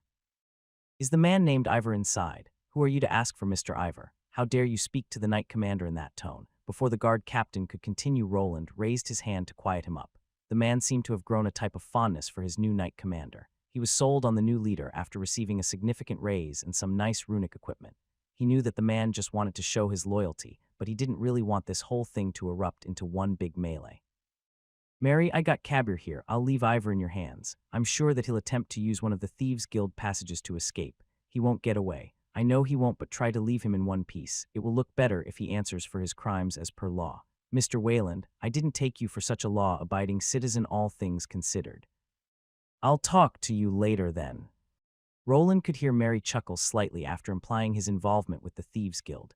Considering how chipper his maid partner was, there didn't seem to be any troubles inside of the gambling den. For now, it was all going according to plan. While he was confronting the big meathead, here she would go after Ivor, the real target. Are you unwilling to surrender? What if I am? Do you think that me and my men are afraid of those tin soldiers? How about you go back and suck on your mother's tit before all of you die? Cabier spoke up while walking forward. It seemed that he didn't identify the armored soldiers as much of a threat. Roland's side outnumbered the bouncers about 2-1, but after a quick scan, it became clear that the new soldiers were still lacking. This growing syndicate employed old soldiers and adventurers that had probably spent at least 10 years out in the field.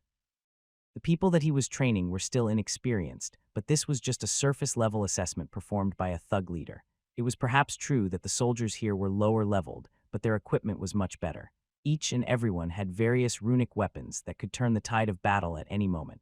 The group of criminals was still inexperienced and would soon have a rude awakening. If you possessed even a shred of wisdom, you would recognize the futility of your resistance, but alas, your intellect appears to be sorely deficient. I shall give you one final opportunity to reconsider your course of action and surrender. Roland started moving with slow steps towards the muscle-bound man. Some of the onlookers weren't sure what his plan was, as Cabier was clearly a close-ranged fighter. The city knight commander was known as a magical knight that could use spells. Most people believed that he was at a disadvantage and making a big mistake. Cabier just watched as the man approached, and his smile became wider. I refuse. If you want to meet Mr. Ivor, then tell that little noble to come himself. He does not control the city, we do. Is that so? Are you sure about that? Have you not been paying attention to what has been happening lately, or do you just not care? Bastard, you're starting to annoy me. I gave you a chance. It didn't seem that this man wanted to hold any kind of conversation, and probably was also not able to. His size and demeanor told Roland that Cabier was someone that let his fists do the talking. Even before they could continue, he threw the first punch directly towards his armored helmet. A man once said, if you know the enemy and know yourself, you need not fear the result of 100 battles. Cabier didn't respond as he found himself baffled by the situation. His large fist, which was almost twice the size of his opponent's, had been grabbed. The large man had used a good amount of his natural strength in this hit, yet it was still halted. He saw the hand going for the grab, but intended to just send it flying in the direction of his opponent's face. In his mind, there was no possibility of his well-trained attack to be halted in such an easy fashion. A strange blue glow appeared on the metal gauntlet that caught the wild right hook.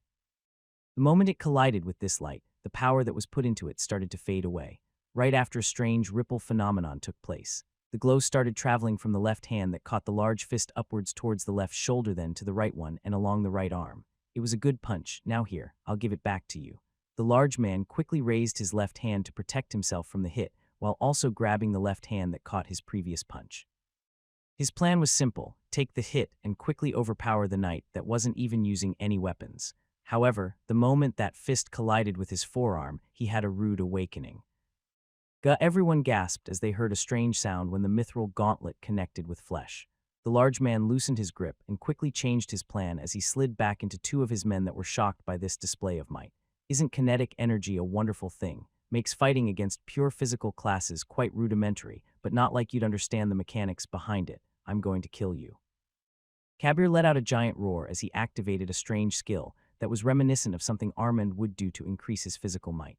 His whole body started shining as if it was covered by polished steel, with an emphasis on his forearms and fists that now looked like they were made from metal. The man charged, and Roland allowed it to happen. His own skill was activated, which produced a blue haze around his entire body. The punches rained down upon him, and the soldiers weren't sure if their commander could take all of it, but soon their worries evaporated. Hey, isn't this a bit too one-sided? I didn't know that the commander was this strong. They were all mesmerized, knowing they were witnessing a spectacle they would never forget. The knight commander effortlessly evaded a barrage of punches while expertly countering his opponent. It was as if he could predict where each lightning-fast strike would land. His movements were almost mystical, and his own attacks packed the power of an ogre. In less than a minute, the opponent's enhanced metallic body was covered in fist imprints. Arg, I'll crush you to death. Desperate to turn the tide of the battle, Cabier charged forward without regard for his own safety. However, all his punches were effortlessly absorbed, leaving grappling as his only option. He managed to close the distance and trapped his smaller opponent in a bear hug, ready to squeeze the life out of him. But before Cabier could gain any advantage, Roland unleashed a surge of lightning energy. Cabier's entire body was engulfed in electric shocks, intensified by the metallic buff he had on. Soon, the once formidable fighter lay on the ground, his body charred black. "Who are you people? Are you from the guild? Do you know who the fuck I am? Do you? Answer me." A man with a large horizontal scar on his face was shouting in a darkened corridor. The person he was having a one-sided conversation with looked at him as if he was some type of insect. The crime boss named Ivor found himself in a state of utter disbelief and confusion about this whole situation. Just a moment ago, he was sipping on expensive wine, and now he was eating nothing more than dirt. The group of bodyguards that was composed of guild members had not been able to do anything about the group of assailants. Their bodies lay on the ground, covered in cuts and bruises. Most of them were dead, with only a few survivors that continued to groan as their blood poured into the corridor. "You got Cabier." "Yes, I'm finished here. He is alive, but he doesn't look happy." "Who are you talking to?" "Quiet him down. We need to rendezvous with the main forces." "Wait." Ivor's mind raced as the strange woman that took care of his guards ordered her allies to apprehend him. He tried searching for an explanation for this turn of events. In his mind, this must have been about money. Some kind of competitor was trying to infringe on the empire that he had built up. "Do you want money? I'll double, no quadruple anything that you were offered." "Ah, that's why criminals like you are no good. This has never been about money now. Silence him. I'm tired of hearing that ugly man speak." Before the crime boss could utter another sentence, he felt something hit the back of his head. His face collided with the hard ground before him, and the fall was only cushioned by his nose that cracked on impact. As his consciousness faded, his mind became a whirlwind of conflicting emotions, ranging from anger and frustration to fear and paranoia. Ivor jolted up to attention as he awoke in a place he didn't recognize. The first sensation that greeted him was a throbbing headache that was quickly followed by a sharp pain in his nose. It had been clearly broken after his previous interactions with a group of shadowy assassins. How did they know that I was in that tunnel? As his eyes adjust to the dim light, they begin to make out the cold, stone walls that confined him. He was inside a dungeon devoid of any comforts, and his wrists were bound by metallic shackles. The chains were somewhat longer, which allowed him to check his broken nose, but his mind was currently on another issue. The people that came after him had ties to the guild, as finding the escape tunnel would have been impossible otherwise. Was it that snake bastard, or that bitch? Did they find my spies, or was I betrayed by them? His mind raced again as he had paid a lot of people off to keep him informed about the other guild bosses. He didn't trust anyone from that group, which he planned to eventually take over. With the influx of adventurers, there would be people that he could buy as always. With enough backing from Tier 3 combatants, the city would be his for the taking. "So you're awake, Cabier. Did they get you too?" "What's with that miserable state?" "Shut up, it hurts to talk." His cell didn't have any doors, but bars instead through which he could easily see his associate. Cabier, the man that was responsible for his protection, was in another cell. His arms were bound to the walls by shackles that looked a lot sturdier than the ones he was held by. Then there was his whole body, which had a lot more scarred tissue than he remembered. It was as if he had been burned by something, and then healed after by a lesser healing potion. "That damn monster, how did you end up like that? How many people did they bring?" Just one man in a tin suit." Cabier groaned while laughing, but quickly stopped after realizing that his whole body was still hurting. The healing performed on him was done to a minimal degree. It was a common practice if a person wanted to keep their prisoners alive, but also assure that they wouldn't be strong enough to make a run for it. Only one man. As he continued to struggle against his restraints, the crime boss heard something. A door in the distance opened up and steps echoed in the distance. His mind raced with thoughts of escape and survival. He was at the mercy of an unknown force with all power stripped away. The realization that his reign of power could be coming to an end was starting to cross his mind. Yet he was not dead yet. There had to be some meaning behind this occurrence. The person that caught him had to want something, and perhaps a deal could be stricken. "Good morning, Mr. Ivor. I see that you are enjoying your new accommodations." "You, a mere criminal, dares. It's fine, Mary. Mr. Ivor has been through a lot and probably wants to hear some answers." Before him was someone that he saw only portraits of. The noble that run the city was deemed to be meek and timid and not worthy of interaction. Paying him off crossed his mind, but he was just waiting to test the waters, as the man remained passive for quite some time. After this prolonged period of nothing, Ivor assumed that Arthur lacked the balls and power to do anything about the crimes done in the city. Yet now he was here, a man inside a cage. "Lord Arthur, if you wanted to talk, we could have arranged a personal meeting. I'm sure we can work something out." "Oh, work something out." Yes, we are both men of business, and I know about your situation, my situation. Oh, pray tell. Ivor saw a glimpse of hope. The noble was willing to speak to him. He was not dead yet. How the Valyrian house operated was known to him, and what Arthur was competing in as well. From his perspective, this was just a power move created by the young brat. Arthur more than likely just wanted to strongarm him into handing over some of his money. If he played his cards right, he would be able to get out of here with all his limbs intact. I'm sure that I and my businesses could prove very lucrative to your interests. Oh, do you want to sponsor my endeavors? That's very kind of you, Mr. Ivor. The young lord is very wise. He smiled as the noble he was talking with seemed to get his intent. Money from under-the-table gambling could not be taxed either, so it was just clean earnings for Arthur. There was no reason to refuse a deal like that, and he was sure that no noble could refuse such riches. Even though he would be losing a lot of money, his life would be saved. If he had to become a dog of a brat like this one, then it was fine. As long as he was alive, there was always a chance to turn it around, and he was not the type to forget old grudges either. Sooner or later, he would get his revenge. His life was the important thing now. If he made it out in one piece, then his time would come later. Even if it took 10 or 20 years, he could wait. Well, I don't really need a sponsor like you, so I'll have to decline your offer. Please wait, I'm sure we can come to an arrangement. There are thousands of golden coins that I can offer you per month, thousands. I assure you that replacing me won't be easy. I know everyone in this city. No one else besides me can make so much. Please reconsider it, my lord. It is true, replacing you will cause some growing pains and confusion, and this would affect the earnings. I knew that the lord would be wise, and before Ivor could continue, Arthur just smiled and shook his head. I'll have to disappoint you, but it's still a no. But why the money? It was never really about the money. I just wanted to see what kind of man you were, and I assumed this much. No remorse for what you have done whatsoever. Mary, I've seen enough. We will proceed with the trial as we have planned, of course. Wait, you can't do this. I can offer you riches and power. You need people like me in the city. How do you think that your brothers operate? Are you really this naive? You need me. Ivor gritted his teeth as he knew that all nobles cooperate with crime lords like himself. Taking in bribes was like breathing for those bastards, and everyone knew it. I need you. Maybe in the past, that was true, and I would have probably taken you up on that offer. By now things are different.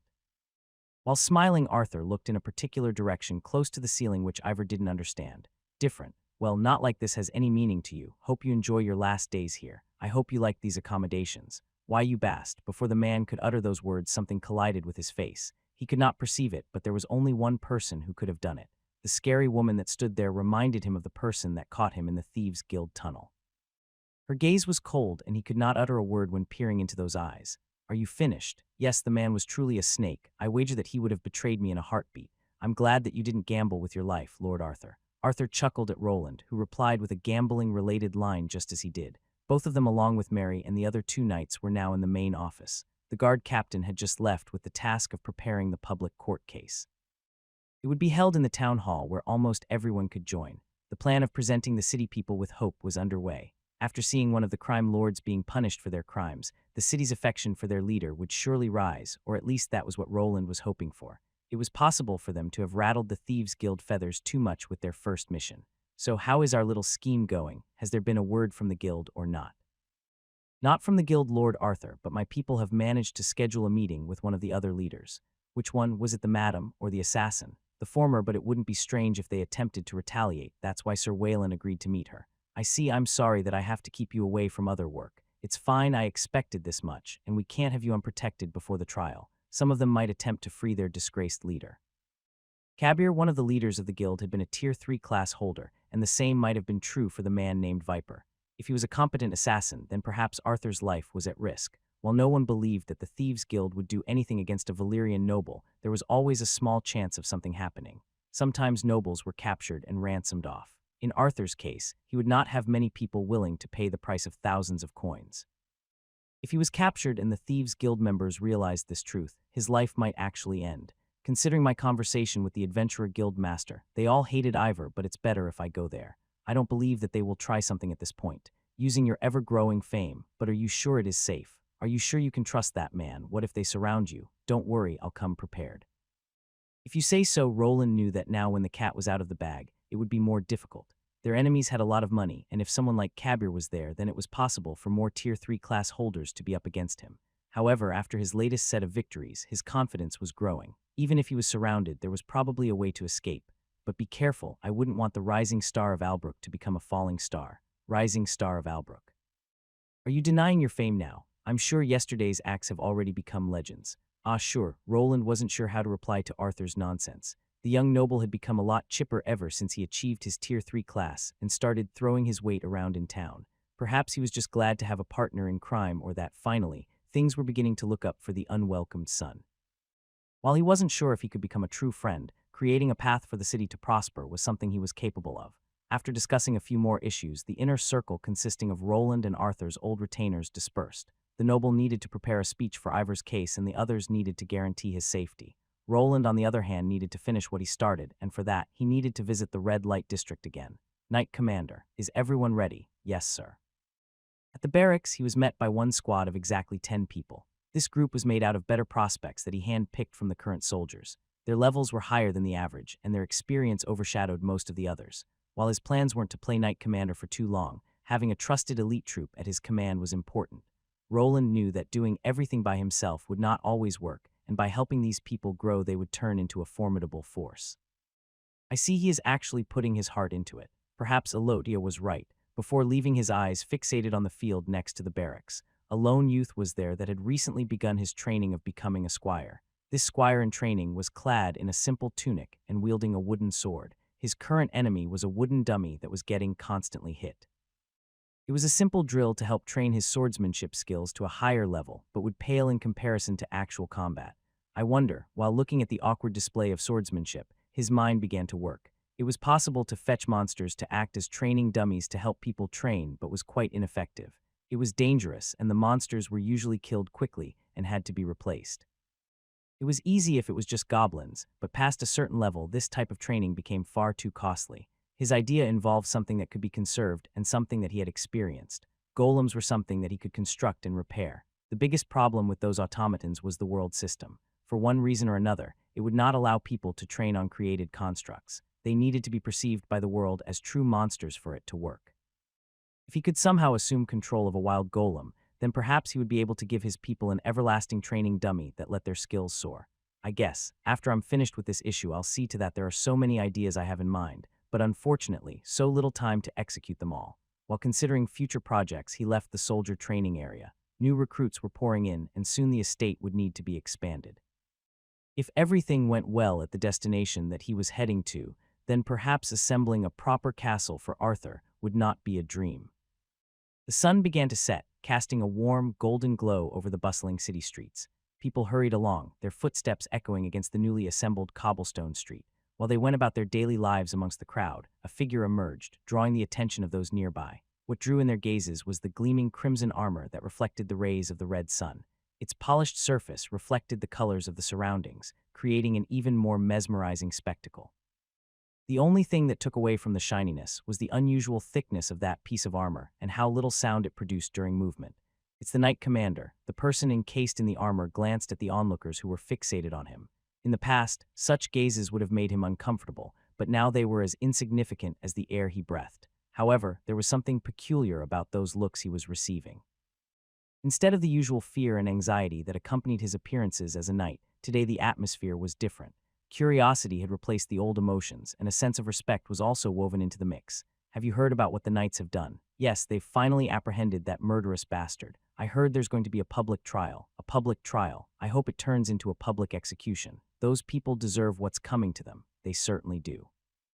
I hope they burn for an eternity in the sun for what they did. Roland's eyes had become enhanced, so hearing those whispers was quite easy. The news about yesterday's raid had already spread. Now that the people realized that their city was getting protected by a formidable knight commander, their outlook was changing. They seemed a bit more lively in content. Alas, not everyone was on board yet. When glancing at some other onlookers and hearing their whispers, he was given a different story. I bet they are just going to replace him with another hoodlum. All those nobles only think about lining their pockets with money. Hey, be quiet. What if they hear you? Do you want to go to prison? Words similar to those were also tossed about. Convincing everyone in a city that was constantly expanding and advancing wouldn't be a simple task. However, he didn't view the reaction as a cause for concern. It would take time for the citizens to embrace the new and more proactive forces within the city. As long as Arthur remained without power, the guards were unable to shield the people from the members of the Thieves' Guild. But now, after acquiring some proper forces, they could begin the eradication of the criminal element. Well, at least that's how it's going to look on the surface. These streets will probably never be safe. There was a compelling reason why the Thieves' Guild had successfully established its stronghold in this kingdom. Their defeat was not easily accomplished, and the nobles reluctantly acknowledged their existence. Eliminating them was not entirely impossible, but it seemed highly improbable. They resembled a hydra, with new heads sprouting to replace any that were severed. Survival was their expertise, and the relentless pursuit had already caused the downfall of several righteous noble houses. Make way. His train of thought was abruptly halted as one of the guards beckoned to the onlookers. To his men, it would be quite disrespectful if his stride was ever broken. Their behavior had started to take on an unusual aspect, as they seemed to have developed an even greater respect for him following his victory over the formidable Tier 3 opponent. He couldn't quite determine whether it was due to their fear of his newfound power or the possibility of obtaining runic equipment for free. Nevertheless, his men treated him with the utmost reverence, never questioning his orders, which made his role as knight commander much easier. The guards encircling him maintained a vigilant stance, their keen eyes scanning the surroundings for any potential threats. It appeared as though they were eager to demonstrate their dedication, hoping to earn some form of recognition. He found it somewhat amusing that a group of adult men were vying for his attention, but he couldn't deny that it hastened his movement through the city. However, the downside was that his arrival would be conspicuous from a considerable distance. He needed to anticipate encountering significant resistance if anything were to go awry in the Red Light District, as the Thieves' Guild would likely not remain passive. After around 15 minutes, they finally arrived at the entrance of the district in question. The entrance itself was unassuming, yet held an undeniable allure. A newly created archway made from freshly cut wood marked the threshold. In the corner, a symbol of the Thieves' Guild was present and marked the beginning of their territory. The sound of distant laughter and hushed conversations trickled through, enticing those brave enough to venture within. Passing through this archway on the street, he found himself immersed in a plethora of vibrant colors and seductive sights. While there were no neon lights within this world, they were replaced by magical counterparts. The words on the signs pulsated with magical light to entice the onlookers. Silhouettes of figures, both alluring and mysterious, beckoned from behind elegantly decorated windows. The air was thick with the scent of exotic perfumes that were there to intensify everyone's desires. Directly in front of the arch was the main street, which split out into many narrow ones. They created a net of passages that a person could easily lose themselves in, and this was only the start. With time, this place would continue to evolve into something more, and an attack like he performed yesterday would not be as easy. I welcome thee, noble knight commander. She must be the courtesan that is supposed to guide us in. Before the soldiers could raise their pikes in the direction of the lone woman, he made them stop. With the help of the adventurer guild master, he had managed to make an appointment with one of the other crime bosses. Madame Natasha was her name, and she was considered to be a non-combatant. The man named Viper was supposed to be responsible for her safety, so if something went awry, he would have to contend with some assassins. So you must be the guide. Yes, the madam is waiting for you. Please follow after me. The girl went straight to the point, and his group followed right after. There weren't many of them, but a group of armored soldiers being led by a large crimson knight was quite eye-catching. From afar, the sound of windows closing could be heard, indicating that the locals were wary, perhaps anticipating a repeat of yesterday's raid. As they made their way through, the hired muscle in the area shot them menacing glances to which some of his men almost responded. Leave them be. We are here to talk and not to shed more blood. Roland had to order one of his guards to stand down as he had almost charged at a man that spat in their direction. While it would have been easy to dispatch, they were here to make a deal and to make the place safer for everyone involved. I see that the knight commander is a magnanimous man. The woman they were with apologized for the behavior of the people in the streets, and they continued through one of the alleyways. If any goons planned an attack, then these cramped side streets would have been perfect for it. Using his mapping device for help was non-optimal due to the high concentration of people here. Luckily, after a few minutes and more worrisome glances, they arrived at the meeting place, which was a brothel building. From what I understand, this isn't the main brothel. The individuals Roland was about to meet harbored deep mistrust toward him. It would not be surprising if they were hesitant to use their primary location, fearing it could be obliterated. They were well aware of Roland's ability to wield destructive magic. It wouldn't be a difficult task for him to level a building, which would undoubtedly deal a significant blow to their financial interests if he were to destroy their main source of income. Welcome to the Foxian Palace. Their guide led them only to the entrance of the brothel, a place that clearly specialized in a specific niche. With a swift glance, it was evident that this establishment excelled in providing services related to fox girls. Through the windows, the soldiers could observe women dressed in short kimono-like garments, adorned with prominent fox ears atop their heads. In this world, where various beast tribes existed, the women of the fox tribe were renowned for their enchanting allure and extraordinary beauty. This place, is there some type of strong spell caster within? This feels off. Roland's alarm was blaring, yet the 10 soldiers accompanying him seemed oblivious. Their eyes glazed over and their mouths hung open, almost as if they were being drawn towards the alluring Foxian palace. It wasn't until one of the women who worked there emerged and clapped her hands that they snapped back to reality. "Welcome, noble warriors. Please come in, the madam is expecting you." The woman sported long ears that were unmistakably genuine, not mere accessories. As she turned around, everyone caught sight of a large, red, bushy tail resembling that of a fox. Though Roland sensed something suspicious, he trusted in his strong resistances and high willpower stat to shield him from any mind-altering spells. Following his extensive research on the cult relic, he had developed potent runic spells to enhance his protection. Unless he encountered the actual members of the abyssal cult, Roland was confident in maintaining his mental faculties. His men, on the other hand, would probably not be of much use. They were already acting strange even before they entered. "Mary, I'm entering the brothel now. I'm sensing that magic that attacks the mind is at play here. Mind-altering magic, like the ones from the cult. No, these aren't illusions, it's something different. It tugs at the desires of people." Mary, who remained in the estate to guard Arthur, was still on the line.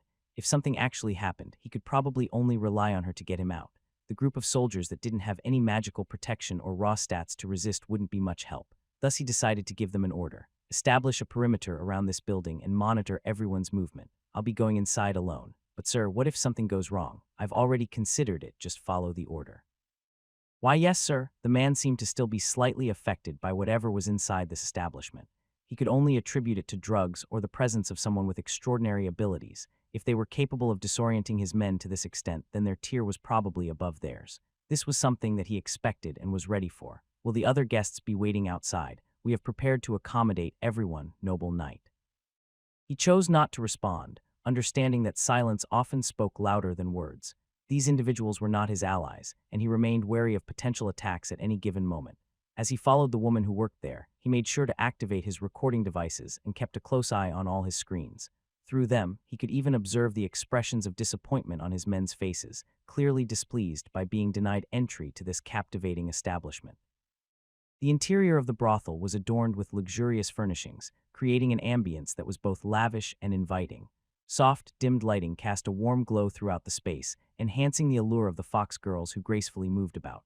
The fox girls, with their delicate features and striking eyes, were dressed in alluring attire that accentuated their curvy shapes. Their tails gently swayed behind them, adding an element of mystique to their presence. There is certainly something in the air. It was a good call to leave those guys outside. When on the inside, he was greeted by many gazes. There was a plethora of fox beauties everywhere and a certain lack of men. It appeared that the establishment had purposefully cleared out its usual clientele for this particular gathering. With no external influences present, Roland realized that it would be relatively simple for his enemies to manipulate the situation to their advantage.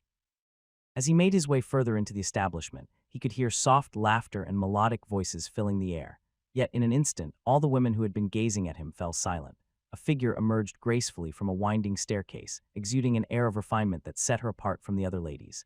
In her hand, she held a peculiar pipe, from which she took a single inhalation before exhaling a perfect smoke ring. "Greetings, honored guest, we have been expecting you. Madame Natasha is already waiting for you. Is she actually the real madam? She doesn't fit the description, though. She clearly belongs to the fox beast tribes."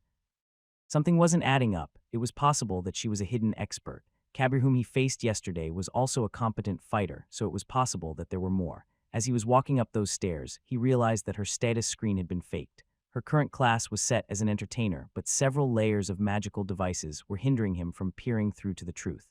Name: ISIS L86. Classes: T2 Entertainer L36. T1 Performer L25. T1 Dancer L25. I bet that name is fake too. Is she an assassin from Viper? But she has a strange presence around her. He was unsure of who he was interacting with, but this wouldn't stop him. After his run-in with the new Dwarven Union chief, he had spent some time improving his status detection skills. The devices people used to tell if someone was going around the protections could be passed. With his current magical sense and expertise, it would only take a few moments before he had his answer. By taking his time, he would be able to avoid getting detected, but he needed to be careful. "Honored guest, may I inquire if everything is in order?" "Yes, everything is fine. It's reassuring to know. We shouldn't keep the madam waiting for an extended duration, as she is quite occupied with her responsibilities." After a nod of understanding, he trailed behind the fox-like woman. Her hips swayed in rhythm to the music being played by one of the talented girls. The whole place seemed well established and managed. He had anticipated encountering women with hollow stares, worn out from their profession, but instead, they appeared lively and cheerful. It was not something he expected to find in the red light district. Perhaps not everyone was as bad as Ivor that was heading for the chopping block. As he reached the end of the second floor, he arrived at his ultimate destination, the room that belonged to the proprietor of this establishment. The doors swung open even before the lady could guide him inside, confirming his expectations. The madam, as anticipated, was not alone. To her left stood Viper, the man entrusted with her protection. In his hand, he spotted a sinister dark dagger, emanating an aura of cursed mana. As he glanced at his mapping device, he noticed the presence of a few concealed individuals. Judging from the dot placements, they were either positioned directly above them, hidden within the ceiling, or lurking beneath the floor. If a conflict were to arise, he would likely have to contend with these individuals, but causing trouble was not his intention. Isis, be a dear and bring us something to drink. I'm sure the Knight Commander is parched. Of course. The woman momentarily removed herself from the room, which left him some time to examine Viper. Just as he expected, the man was similar to Cabier, but of a lesser level, and only a regular assassin with no speciality. The lady he was to converse with was devoid of any combat classes, which caused his mind to focus even more on the Isis person. After the woman returned, he continued with his examination, which finally bore fruit. Those classes, she's not an assassin or a mage, but a... His confusion could not be seen as he was wearing his bulky armor. The woman that brought some wine over didn't seem to realize that her status screen was exposed. If what he saw was right, then perhaps the one he should be talking to was not Madame Natasha, but this person instead. Is there a problem, Sir Wayland? Did my Isis pique your interest? She's usually off the table, but perhaps for such a man of stature, we could work something out. Madame Natasha couldn't help but chuckle as she observed Roland. His helmet was concealing his face and tipped in the direction of Isis, who was actually using a completely different name. The truth was unveiled when he explored her hidden status, exposing her true identity. Name: El Hanako 247. Classes: T3 Enchantress L97. T2 Blade of Illusion 50. T2 Magical Trickster L50. T1 Spellthief L25. T1 Mage L25. As Roland continued to observe the woman, his suspicions grew stronger. It seemed that the person he should truly be negotiating with was not the madam, but this mysterious Hanako. Her class combination was unique and hinted at her true abilities. An enchantress with expertise in both combat and trickery, she possessed the power to manipulate magic and deceive her opponents. Numerous thoughts raced through his mind as he attempted to decipher the purpose of this deception. The individual assuming the identity of Isis appeared to possess a significantly higher level compared to the person known as Viper. He had anticipated the snake-faced man to be his primary concern, yet in terms of power, he was closer to Cabier. Cabier's level did not surpass 200, and his classes were nothing extraordinary either. Name: Benjamin L. 186. Classes: T3 Assassin L36. T2 Blade Rouge L50. T2 Rogue L50. T1 Scout L25. T1 Thief L25. Did they purchase this woman as a secret bodyguard for their own protection? Her name didn't even appear on his list of suspects. In the city, there were only 4 prominent bosses who controlled the pleasure district. 2 of them were already imprisoned in the city dungeon. Once he dealt with those 2, the trial could finally proceed. Viper, as expected, is just a nickname. But wait, there was a 5th person. Could she be? As the gears in his mind began to click, a realization dawned upon him. There had always been a 5th individual operating within the crime syndicate, known as the Thieves' Guild Master. The identity of this person, who led the guild, remained a mystery even to the 4 bosses. It seemed highly likely that the person standing before him, Hanako, was actually the guild master in disguise. To the uninformed, the enchantress class could have been confused with a crafting profession like the enchantsmith. However, the 2 shared very few similarities. Roland possessed only basic knowledge about it, understanding that illusory magic played a significant role in its repertoire. With Tier 2 classes like Blade of Illusion and Magical Trickster at her disposal, Hanako would undoubtedly engage him in a battle of confusion. Work something out. He was out for but a second, but Madame Natasha made quite the proposition that took him by surprise. Isn't that right, dear Isis? I'm sure you wouldn't be against entertaining someone like the Knight Commander. Natasha's response only added to the confusion. Was the guild master truly the mastermind behind everything, or was she attempting to deceive him and gain access to his bed for a quick assassination? It was difficult for him to fathom the leader of the guild willingly engaging in such activities. The madam, on the other hand, appeared pleased at the idea of establishing stronger connections with someone of Roland's high position. If that is what the madam wants, to his continued surprise, the woman in question was not against it at all. Then quickly after, the whole situation got even stranger. The madam clapped her hands together, and on the sides, a few sliding doors opened up. From each side emerged a woman in revealing clothing with prepared alcohol. Splendid. Sir Wayland, how about we postpone our chat for later? The night is only beginning. Roland surveyed the room, now filled with an intoxicating scent emanating from the alluring women surrounding him. Isis, ever attentive, poured a glass of wine that materialized out of nowhere. It became clear to him that these individuals intended to indulge him in alcohol and pleasurable encounters. They hoped that once he succumbed to their debauchery, he would emerge as a more favorable knight commander. However, Roland was not so easily swayed. He recognized their tactics as an attempt to manipulate him, to cloud his judgment with temporary pleasures. He understood that they sought to exploit his desires and vulnerabilities for their own gain. However, this didn't mean that he would refuse. It was an opportunity to personally examine this woman. Now that they had given him the chance to speak with her privately in a room, they had made a mistake. They probably assumed that their leader would be able to charm and deceive the unsuspecting commander with her enchanting skills.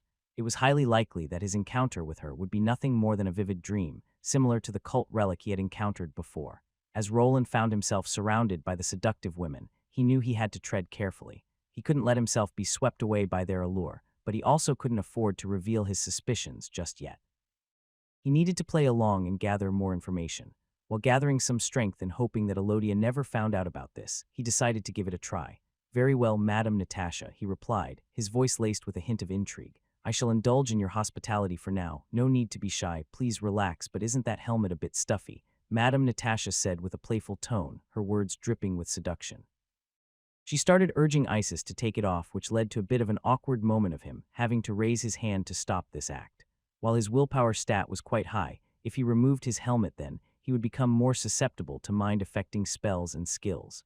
He suspected that the perfumes were laced with mind-altering drugs and aphrodisiacs, an attempt to weaken the willpower of unsuspecting guests. Roland was well aware that the group had likely realized his immunity to these effects, as he showed no symptoms of succumbing to their allure. "I appreciate your concern, Madame Natasha," Roland replied with a hint of amusement in his voice, "but I prefer to keep my helmet on for now. It's a symbol of my duty and commitment." "A symbol, you say? How intriguing," she mused, her voice tinged with curiosity. "Very well, if that is your preference. I won't press the matter further, but perhaps my dear Isis could make you forget about your duty. At least for now, perhaps she could. Maybe we should change the location." The opportunity arose, and he seized it. He wanted to find a quieter spot where he could have a conversation with Isis, away from prying eyes. Revealing her true identity to these individuals could potentially harm their relationship, as they might be unaware of their leader's true identity. He realized that engaging in a physical confrontation with someone more than 50 levels above him would be unwise. "Oh my, the commander is quite daring. Girls, how about you prepare a room? Madame Natasha, why don't you leave this to me? My personal chambers will be the best place, is that so?" "I'll leave it up to you then, Isis. Take your time." These people were quite fast, as he was immediately taken out of this office and taken not that far off. This whole building was probably a front for Hanako, who was supposed to be the owner. If she had a private room that she used herself, then he needed to be careful. Attacking her wasn't his intent, but he needed to protect himself if the need arose. Soon the group reached their destination, and he was left alone with this potential threat. Once inside the room, Roland took a moment to survey his surroundings. It was elegantly decorated, with a plush bed, dim lighting, and a small table set with refreshments. The atmosphere was intimate, designed to encourage relaxation and vulnerability, but Roland was not one to be easily swayed by such tactics. "Please, have a seat, I just need a bit to freshen up, and you should do the same. That armor must be heavy. Should I help the lord to disrobe?" She gestured towards the side where the bed was, indicating that she had noticed one of the obstacles his armor set. If she truly was the guild master, it seemed she had done her homework. It was evident that he remained unaffected by the enticing scents in the room. While the woman hadn't made any attempts to activate spells yet, he wouldn't be surprised if she was simply biding her time, waiting for him to remove his protective helmet. She had a mage class and could sense the mana that his armor was exuding. "How about we stop here? This is not why I agreed to this meeting." "It's not. Was there something else the Lord wishes for me?" "Yes, how about we start with your name and why you are hiding it from me, Guild Master Hanako." It was just a theory that his mind cooked up, but the moment he mentioned her name, the air around the woman changed. His assumptions seemed to have been correct, as a large spike of mana surrounded the room. The woman was ready to attack. "Stop, I do not wish to fight you, I just want to talk. I am not your enemy." Roland placed a shield around his own body while holding his hand forward. If the two started a magical battle here, then the whole building could go up in flames. While it might have seemed that a class like Enchantress lacked much fighting capability, this wasn't true. Strong enough illusions could become reality and even deliver damage to the environment. It was a field that he was not fully knowledgeable in, and this woman was not yet his enemy. "How do you know my name? Did they send you here?" the woman inquired with a commanding tone, her presence becoming increasingly menacing. Simultaneously, her physical form underwent a remarkable transformation. Her ears gradually turned a pristine shade of snow white, while additional tails sprouted from her back, resembling a peacock's tail. Her once smooth and delicate hands morphed into menacing claws, capable of slicing through flesh. The contours of her face took on a hybrid nature, resembling a striking blend of a fox and a human. They. "No, I just read your status by disabling your magical items. I don't know who they are, nor do I wish to continue. Please calm yourself." "You want me to believe that? Who do you take me for?" "Probably someone that doesn't want to blow up a building full of people in it. As I understood, some people are after you. But would they go through something like this to get to you, and wouldn't they figure out your location if you confront me here?" Roland was not sure what to do. The woman started turning into some kind of menacing fox creature with multiple tails.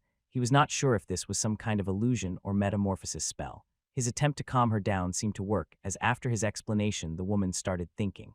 There were many hidden organizations working in the shadows. It became clear that she was on the run from someone and didn't want to be discovered. If she went along and caused a scene here, then the news would probably spread like wildfire. She had to be aware that this fight would not be easy and probably be taken outside. The advantage was on his side and she knew it. "How can I trust someone that I've only met? How can you prove to me that you aren't involved?" "Prove?" "Yes, prove it. Start by taking off that helmet so I can see your face." The helmet that he was wearing was a major component of his safety. He had no way of telling what he would be bombarded with if he just revealed his face protection. It needed to remain on even if he had to sacrifice the safety of the people inside this building. However, he needed to convince this woman to put away those claws, and only one thing crossed his mind. "For my own safety, the helmet will stay, but instead, what if I give you a mage contract instead?" "A mage contract? You will offer up your mana. I see that you heard about it, yes. I will make a vow on my mana that I am not related to whatever group you are hiding from. If that will give me some of your trust, how about it?" Hanako took a step back and considered his proposal for a moment, her eyes narrowing as she assessed his offer. The mage contract was a powerful vow, something similar to a binding contract that could be performed instantly.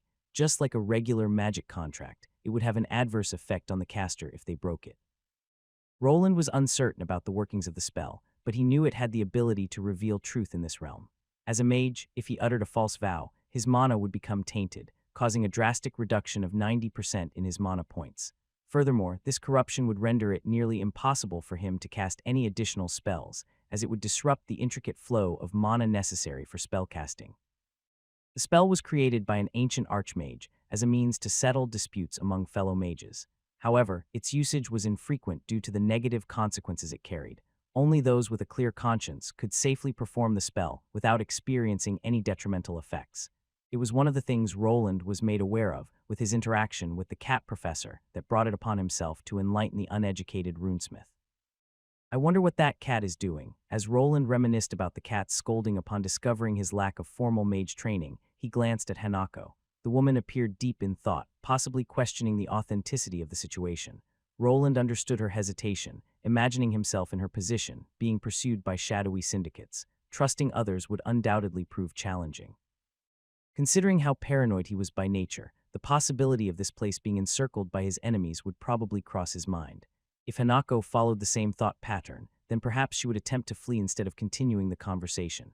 He would not follow her as his own problems were already enough of a headache. "Fine, perform the spell, and don't try anything funny, I'm watching you." To his surprise, the woman nodded and backed away for the time being.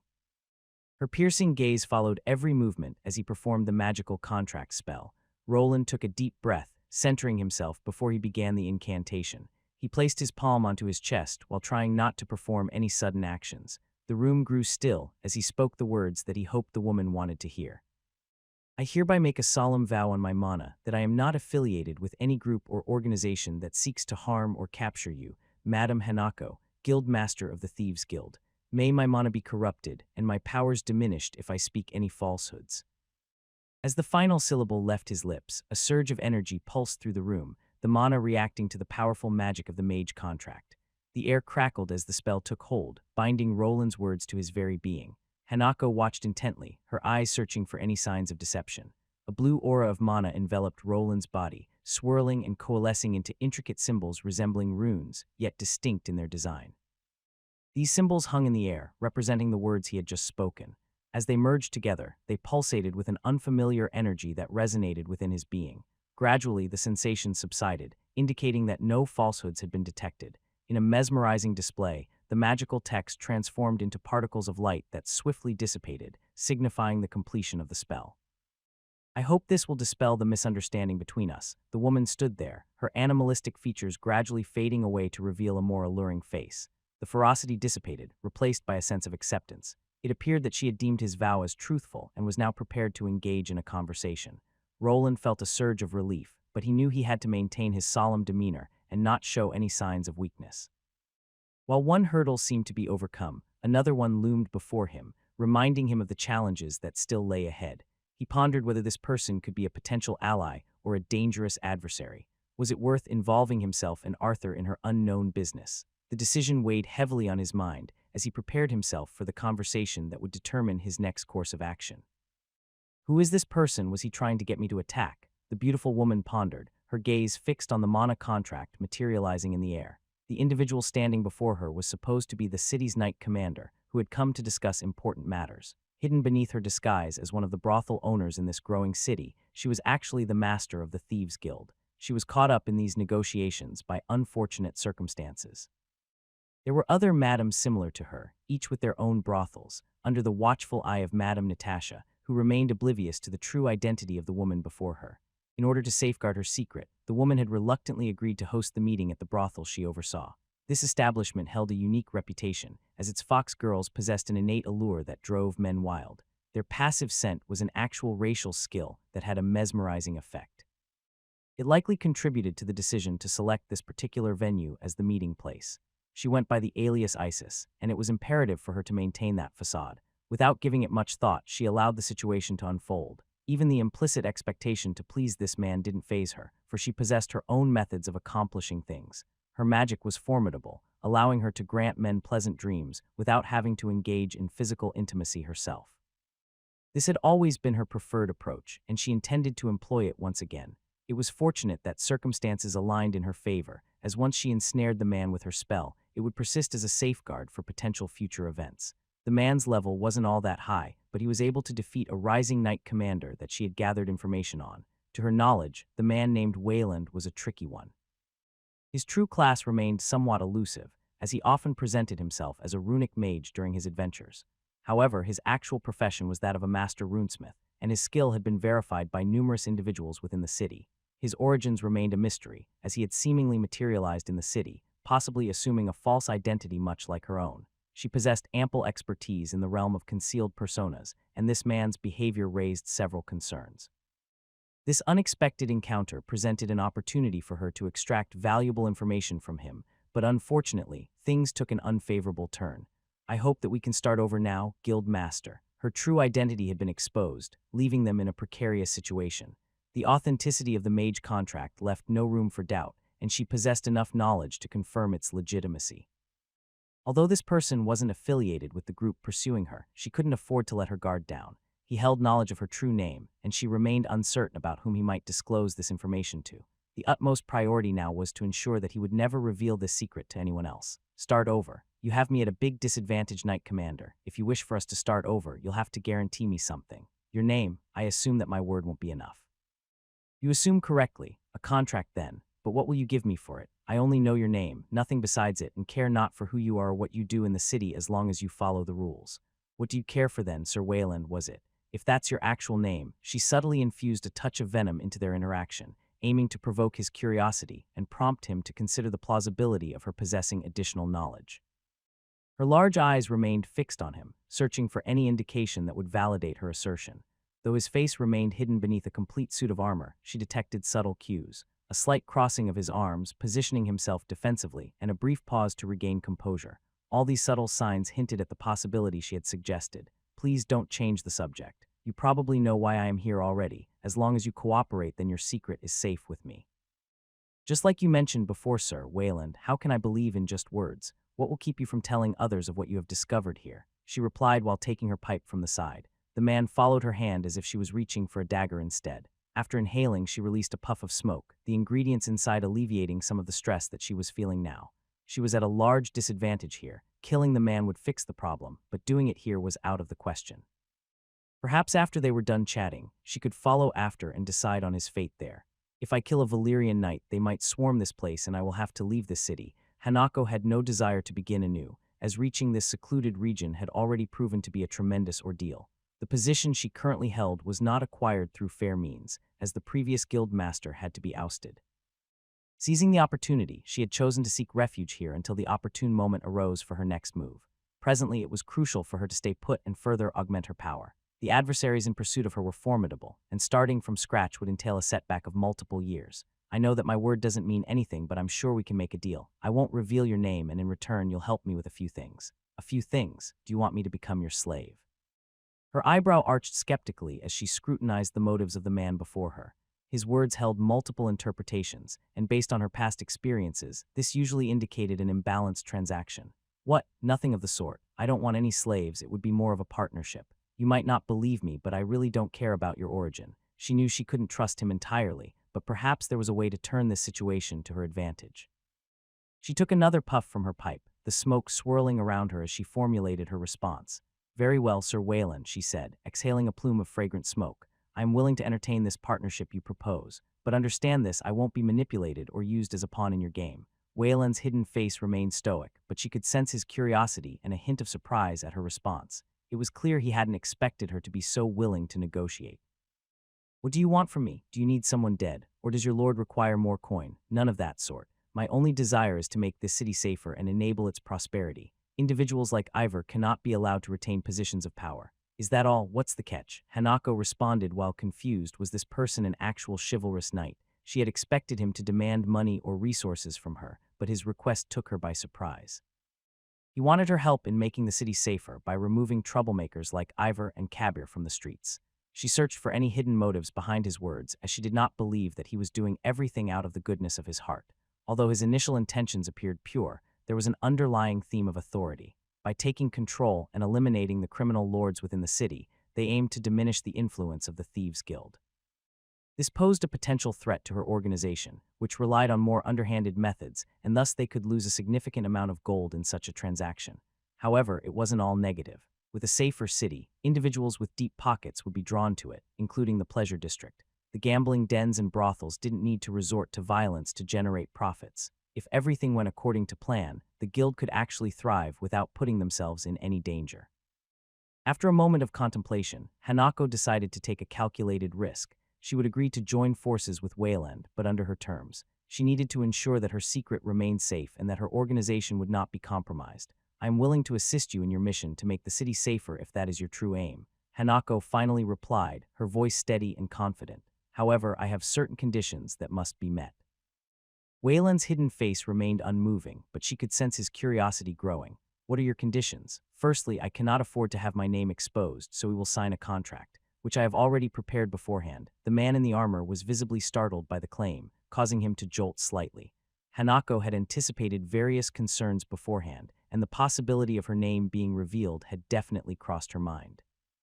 In this world, the only means of safeguarding secrets was through binding contracts, and she had already composed one that would prohibit anyone from speaking out against her. She had several versions of the contract prepared and securely stored in her lockbox. All that remained was to have the knight sign it before his departure, otherwise, she would have to reconsider the option of assassination or making a hasty escape. Secondly, any actions we take must be done discreetly. I cannot have my activities brought to light or jeopardized in any way. We must work together covertly, ensuring that our actions are undetectable. I agree that discretion is our priority, but could you go back to the first point? You have prepared a contract. Yes, a lady needs to be prepared for every occasion, even for snooping knights like you, Sir Wayland. She smiled in a devilish manner while exhaling some more smoke. The man had clearly not expected her to be so prepared and had underestimated her. However, he couldn't deny the logic behind her conditions. If they were to work together, it was crucial that the conditions were kept. Very well, Guild Master, I agree to your conditions. Wayland finally replied, his voice carrying a note of resignation, but I will need to review the contract before signing it. Hanako nodded, her smile widening. She reached into the folds of her kimono and pulled out a lone key that had obvious magical symbols etched into them. She couldn't help to notice that the man had probably identified the use for this item that only worked on the lockbox that was in a secret room leading out. To get the contract here, she would need to leave for a moment, which could perhaps be seen as an escape attempt. Now don't run away. I'll be back in just a minute. I see. Take your time. I'll be here. She gave the man a wink and disappeared behind a set of drapes that led to a side room. These bed chambers led directly to a secret passage that had her true accommodations. There she had the contracts along with all sorts of different goodies that could help her with this situation. The key she presented was a bit of a test to see if he would prod for more information. If the man decided to move from his seat to examine the inside of the side room, then she would know that he could not be trusted. This contract is thorough, Roland stated, his voice betraying a hint of surprise. You've covered every possible scenario and loophole. Hanako's smile widened, and her eyes glinted with satisfaction. It was clear that she had spent countless hours perfecting the writing of these parchments he went through.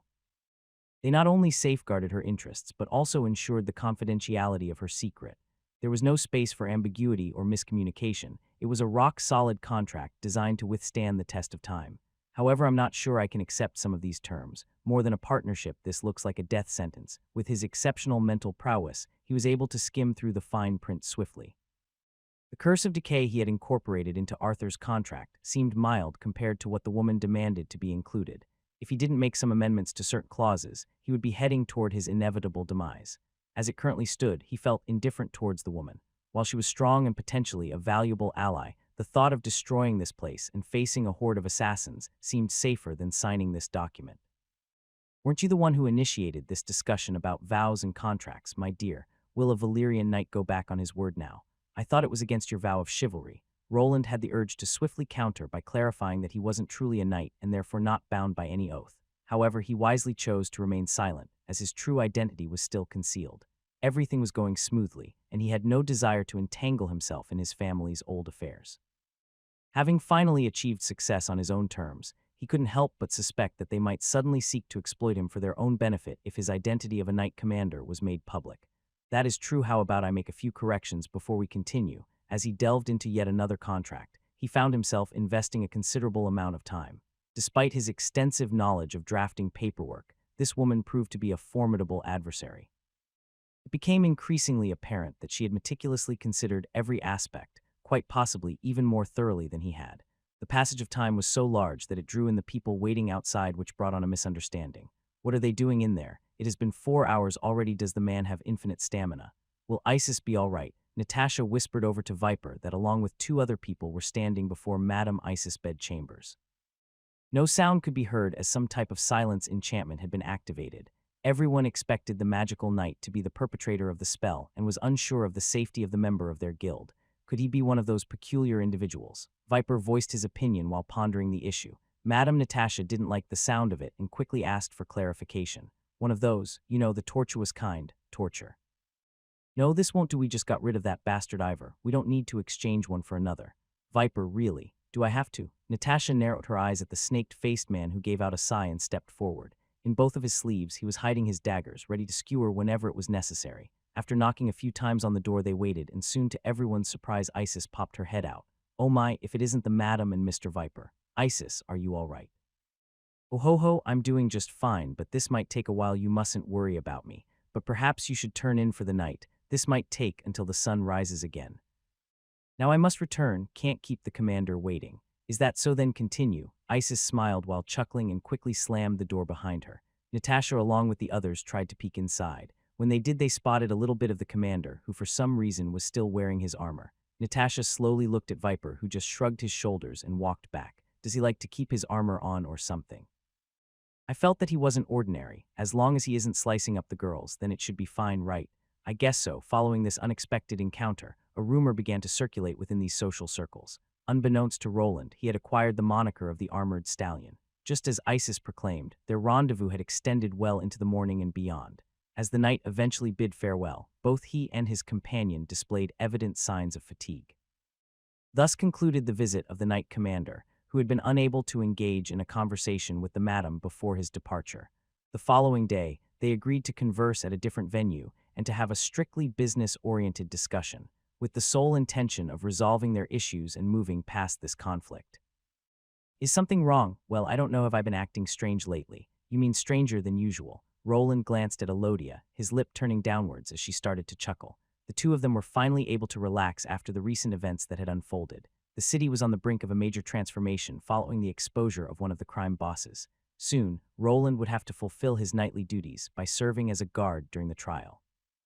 Gareth, Morian, and Arthur would also be present, with Arthur acting as the judge. Although there were officials assigned to handle jurisdictional matters, the noble in charge of the land could also take on this responsibility. Typically, they refrained from involving themselves in the disputes of the commoners, but occasionally they would step in to resolve issues between individuals. This usually required requesting an audience with the noble. There were designated dates for people to bring up their concerns, but these matters were typically handled by assistants or public officials. Roland's mind was consumed with thoughts of the impending trial, recognizing its significance in establishing a potential precedent. The intention behind magnifying this event was twofold: to demonstrate to the people that criminals would face just punishment and to dispel any doubts about Arthur's leadership strength. Above all, they aimed to reassure the citizens that the city was a safe haven, with the guards steadfastly standing by their side.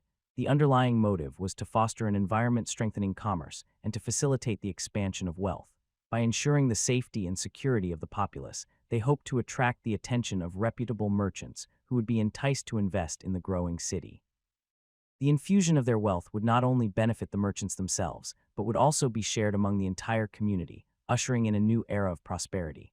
At least that was the plan, if they got there depended a lot on their relations with the Thieves' Guild that he attempted to clear up yesterday. The woman named Hanako was a mystery, and a potential powder keg waiting to blow up. From the conversation he partook with her, it was clear that she was being chased by someone or something. Her level was relatively high, and perhaps soon she would even reach her second Tier 3 class, which was a feat only limited to this world's elite. If someone like that was in fear of their life, then the opponent was probably someone quite influential. I guess yes, stranger than usual, Elodia contemplated as she pierced a small tomato with her fork. Her large eyes, framed by glasses, were locked onto his face, causing him to momentarily forget about the pressing matters at hand. In her presence, the problems seemed to fade away, a sensation he never anticipated experiencing.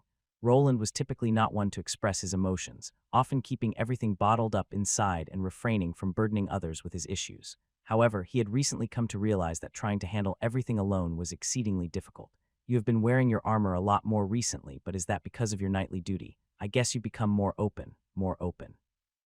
I didn't think you'd allow a person like that to work here. You mean Rastix? Has he been causing trouble? Trouble? I wouldn't say that, but he is a bit, how do I say this, eccentric. Roland inquired, his mind drifting back to the encounter in the dungeon. He had made the decision to leave the gnome behind, entrusting him to the group of platinum adventurers recruited by Arthur. His new little friend had appeared soon after managing to hitch a ride with the dwarven miners. Apparently, he had talked Elodia's ear off when he first arrived at their magic shop.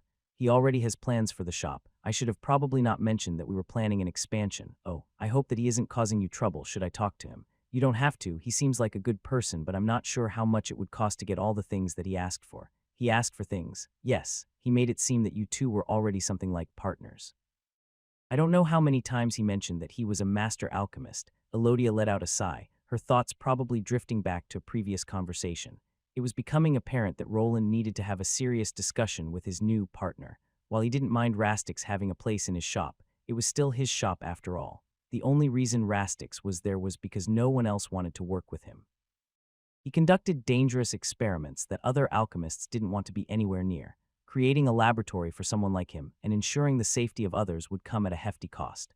In return, Roland expected to receive a percentage of the potion sales, and perhaps even more. Before making a decision, he needed to know what Rastix could actually offer him in return. Don't worry, I'll have a talk with him, but I need to take care of the trial first. Are you sure it's safe? No one tried to kill me or capture anyone here, so it should be fine.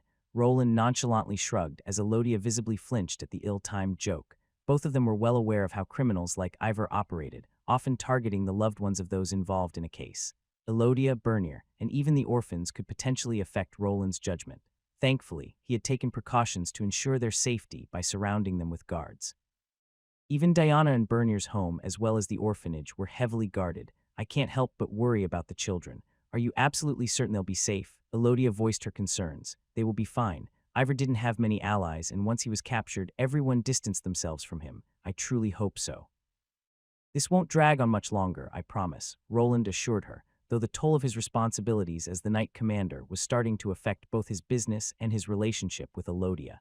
Ever since he ascended to Tier 3 and had to battle Emerson, the two didn't really spend much time together. He spent more time in the dungeon than anywhere else and was bound to Arthur's estate for more than he wanted. One major obstacle they faced was Elodia's social status, which remained that of a commoner. While Roland was tied to the esteemed Valyrian estate and held the title of a Valyrian knight, Elodia had no such privileges. If something were to happen to Roland, he knew that help from outside could potentially come to his aid, but Elodia would be left with no one to rely on except him. There was one way to elevate her status, but it involved a decision that Roland feared: marriage. There was one thing that I wanted to ask you, but I didn't really have a chance yet. Oh, what is it? His mouth went dry and beads of sweat formed on his forehead as Roland found himself hesitating. Doubts began to seep into his mind, fearing that Elodia would reject his proposal if he mustered the courage to make it. Despite others playfully referring to them as a married couple, their bond had not yet been officially solidified. There was a real possibility that she could refuse, and their relationship could become awkward and strained. Roland realized that, in this moment, the fear and stress he experienced far outweighed any he had faced when confronting undead monsters. However, he knew deep down that he couldn't let things continue as they were indefinitely. If he continued to be indecisive and uncertain about their relationship, it would ultimately show a lack of respect toward Elodia and her willingness to stick by him. In his heart, he already knew the answer that she would give them, so there was no reason for not to make it official. Damn, I'm not good at these things. Just wait here, I'll be right back. Oh, okay. Although Roland hadn't taken any concrete steps to progress their relationship, he had given it considerable thought. He had even imagined several scenarios in which he would ask the significant question and contemplated the best approach. In this world, with its diverse array of intelligent races, different cultural practices were prevalent. Traditionally, a man would approach the woman's father to seek his blessing before proposing marriage. While Roland found this approach somewhat outdated and not particularly to his liking, he couldn't ignore the existence of tradition. As Elodia didn't have a father figure to seek permission from, Roland considered alternative ways of asking for her hand. In the same manner as his modern world, nobles often used engagement rings or other pieces of jewelry to propose. During one of his sleepless nights, Roland had contemplated this option and meticulously crafted something special for the occasion.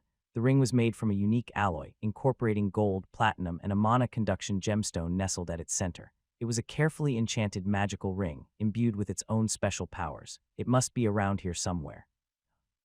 Want to help me do the dishes? Elodia asked, her attention focused on tidying up the table. Roland paused for a moment, taking in the sight of her diligently cleaning. This might not have been the most romantic setting to propose, but he couldn't ignore the restlessness building within him. He had already made up his mind, and there was no turning back now. He mustered his courage and approached her, gently requesting, "No, but could you look this way for a moment?" Filled with a combination of anticipation and nervousness, Roland summoned all of his willpower to gather his thoughts and express his feelings. The engagement ring, safely tucked away in his right pocket, served as a reminder of his intentions. Standing directly in front of his potential wife, Elodia, he took a deep breath, ready to reveal his true emotions. Elodia's head tilted up, sensing that something was amiss. Finally, she realized that Roland was about to share something significant with her. As Elodia turned to face him, Roland's heart pounded in his chest. He took a moment to gather his thoughts, wanting to express himself clearly and from the heart. He reached out and gently took her hands in his, feeling her warmth and the slight tremor in her fingers. "Elodia, I have spent countless hours thinking about this moment, and I want you to know that you are the most important person in my life. I can't really imagine a future that you aren't together with me." Elodia's eyes widened, a mixture of surprise and anticipation filling her gaze. She squeezed his hands gently, encouraging him to continue. Roland took a deep breath, feeling a surge of confidence. He could see it in her eyes and sense it in her reactions that she was willing to accept his proposal. However, just as he was about to reach into his pocket to retrieve the engagement ring he had lovingly crafted, the peaceful atmosphere was shattered by the sudden intrusion of two rowdy individuals bursting through the door of his home.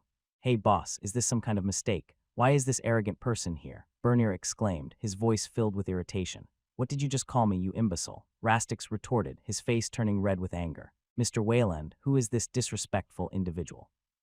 Are you seriously considering allowing someone like this to work in our esteemed magic emporium that we are planning to create together?" Roland was taken aback by the sudden confrontation between these two. He could sense the tension between them, realizing they must have had a disagreement earlier in the day. While normally he wouldn't be too bothered by their squabbles, the timing of their disruptive entrance couldn't have been worse. His carefully crafted engagement ring was still in his pocket, and he hadn't even had the chance to propose yet. When he glanced at Elodia, she too was wearing a perplexed expression on her face. The intimate moment had been broken, and the two idiots were too busy shouting at each other to notice that they were just having a moment. A sigh escaped his mouth as the feeling of both disappointment and frustration washed over him. After building up the courage to finally propose, everything was ruined by this weird duo. The two weren't even aware of their transgression, which produced a big vein on his forehead. Soon he released Elodia's smaller hand and stepped back. It was clear that if he didn't defuse the situation, no one would. Enough. Both of you, stop this nonsense right now. His voice was backed by his runic authority skill. Even though his armor was not around his body, it was possible to activate this skill by using other runes in the vicinity.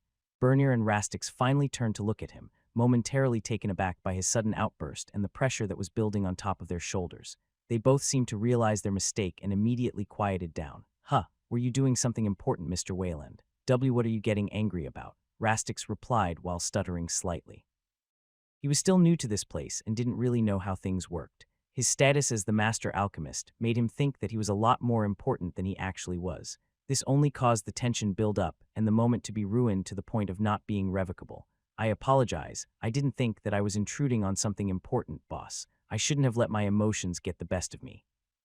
Bernir added, his tone filled with regret, as he now noticed the large frown plastered over Elodia's face, something that he was not used to.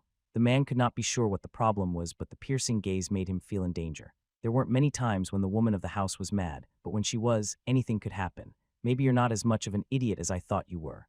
Rastix was unable to read the atmosphere as he started laughing after Bernir started apologizing. To someone like him, it looked like Roland was directing his anger at the blacksmith, and not the alchemist that had certainly more worth. I think we'll need to continue this later. I think so too. You mustn't be late for the trial. The frustration of this entire situation continued to grow further as the two glared at the laughing gnome that had no idea of what he had done. Bernir, on the other hand, started to slowly remove himself from inside of this predicament before something violent happened. Well, boss, I'll see you later. I'm sure you have a lot of work to do. With a curt nod, he watched as Bernir quickly exited the room, leaving Roland alone with Elodia and the oblivious Rastix. Taking a deep breath to calm himself, Roland turned his attention to Rastix. The gnome had finally stopped laughing and was now wearing a confused expression as he was now looking up at an annoyed runesmith. What is it? Why are you looking at me like that? Rastix, I need you to understand something. A large hand was placed on the gnome's head. The small alchemist was half the size of Roland. Without much effort, he lifted up the small man who began squirming around. His short legs couldn't reach the ground as he was brought up to face level for a stern warning. If you ever enter my house without knocking again, I'll throw you right back into the dungeon where I found you. Do I make myself clear? See clear as day, Mr. Waynoser Wayland. Good. Now I have to visit the city for the upcoming trial. Until then, you'll have to find another place to loiter around. That's fine with me. I had some errands to take care of in the city anyway. After nodding, Roland released his tight grip on the gnome. Elodia, who had distanced herself from the situation, remained annoyed yet curious about what was happening. She couldn't tell if he was actually proposing or if it was something else entirely. Her disappointment was evident, but there was no time to address it now. They would have to postpone the discussion until after Roland finished his duties. Maybe choosing a more romantic location, without any troublesome gnomes nearby, would have been a better approach from the start. Has it started yet? I think it was supposed to start after midday. What are your thoughts on it? I hope he gets what he deserves. A group of Albrook residents were gathered in front of the city hall where a significant event was about to take place. Today, a criminal named Ivor would be put on trial, and his fate would be decided by the city lord, Arthur Valerian. Many of the residents were unsure about the whole situation, feeling that it was being blown out of proportion. However, they couldn't hide their desire to see Ivor punished. They tried to force my sister to work for them. Those bastards exploited my father's gambling addiction against our family. If it weren't for the guards, I don't even want to imagine what would have happened. One of the younger men shared his story, and many others chimed in immediately after. Did you hear about what they did to people there? They were selling their insides. One of my uncles disappeared after visiting one of those gambling dens. He might have been one of the victims. The crowd recoiled in shock, but they were all aware of the news about what was happening in those places. Body parts had been discovered, and several families had already identified the remains. Some individuals were sobbing, while others glared with anger, seeking justice. A large gathering had formed, all with a vested interest in the outcome. Would the nobleman truly punish the wealthy criminal, or would it be a mere slap on the wrist? Given the gravity of the situation unfolding before them, it felt like a potential precedent for the future. Make way, shouted one of the soldiers, commanding the crowd to part as the group approached. The clattering of hooves and the creaking of the carriage filled the air, creating an atmosphere of anticipation. As the onlookers cleared a path, their eyes were drawn to the mysterious carriage. Its lack of windows and sturdy metal construction hinted at the importance of its contents. Speculations ran wild among the crowd, each person eager to catch a glimpse of the supposed prisoner held within. At the forefront of the procession stood Sir Wayland, an imposing figure renowned for his bravery and skill. His presence alone commanded respect, and whispers of his recent heroic deeds circulated among the people. Did you hear? He single-handedly subdued that monstrous man in a matter of moments. Yes, I heard he had no trouble defeating the other knight either. Some even speculate that he may be stronger than the other knight commanders in the region. That would certainly be reassuring. The crowd buzzed with excitement and admiration for the knight. Despite the lack of concrete knowledge about his true character, the people of the city held him in high regard. There were no tarnishing rumors surrounding him, and even his past as a skilled runesmith only added to his air of mystery. Although he had once been embroiled in a feud with the Dwarven Union, it seemed that most individuals remained indifferent or neutral towards the matter. Sir Wayland's stoic demeanor and aloofness made it difficult for anyone to truly know him. He rarely engaged in idle chatter, making him an enigma to those who sought to unravel his true intentions. This became even more difficult after he ascended to the prestigious rank of Valyrian Knight.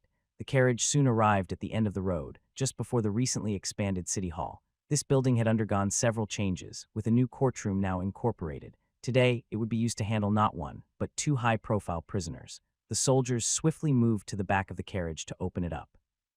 From within, they could see a towering figure emerging, his hands and legs securely shackled. It was a formidable individual, belonging to the mighty Goliath race. His towering frame stood in stark contrast to the ordinary farmers and shop clerks who had gathered nearby. As he stepped out of the carriage, a hushed silence fell over the crowd. Despite his battered and bruised appearance, an aura of unease permeated the air. This individual was renowned and feared by all who knew of him. The chains that held him in place didn't seem like they would hold if he ever decided to run wild. Get a move on prisoner. I'm going to Kai. Two guards emerged from the sides, brandishing spears aimed at the man's head. The imposing figure glared defiantly, attempting to issue a threat. However, before he could finish his sentence, his body suddenly gave way. He was compelled to drop down onto one knee as the shackles around his hands and legs emitted a pulsating red glow. Runic symbols materialized across the shackles, inflicting excruciating pain upon him. Is he wearing a slave collar? It must be similar. He looks to be in a lot of pain. Good, that bastard should suffer. He is a damn murderer. As soon as the onlookers realized that the man was unable to retaliate, the noise level rose once more. Some individuals, fueled by their anger and contempt, began hurling rotten fruit and rocks at the lumbering figure making his way towards the city hall. Amongst the chaos, a stone struck Ivor's head, cutting his eyebrow and causing blood to stream down his face. Before he could express his indignation through a shout, the familiar magical effect surged through his shackles, incapacitating him once again. That's enough, bring them into the building. Only when the knight commander raised his hand to produce some type of translucent energy shield did the people stop. It was clear that they wanted to make this man pay for all of his sins, but before the sentence was done, the man needed to stay alive. I must ask you to remain civil. The ones to punish him and others like him are us and not you. The commanding voice of the knight commander resonated through the crowd, instantly silencing everyone present. With the knight commander leading the way, the prisoners were escorted into the city hall. However, not everyone was granted entry into the trial room. Only individuals in influential positions or officials representing the common folk were allowed to participate. The entire area was now surrounded by the new city guard, their armor gleaming with an unprecedented level of pristine cleanliness. Ever since a deal had been struck with the Dwarven Union, procuring magical equipment in large quantities had become considerably easier. Gradually, Arthur's personal army was taking shape, and if given enough time, his reputation would likely soar to new heights. This was easier when the people were made of wood. Roland swung open the imposing double doors, revealing the grandeur of the newly constructed juridical chamber where Arthur stood, already poised and ready. Roland's purpose for the day was to serve as a bodyguard, the final line of defense in case an escape attempt was made.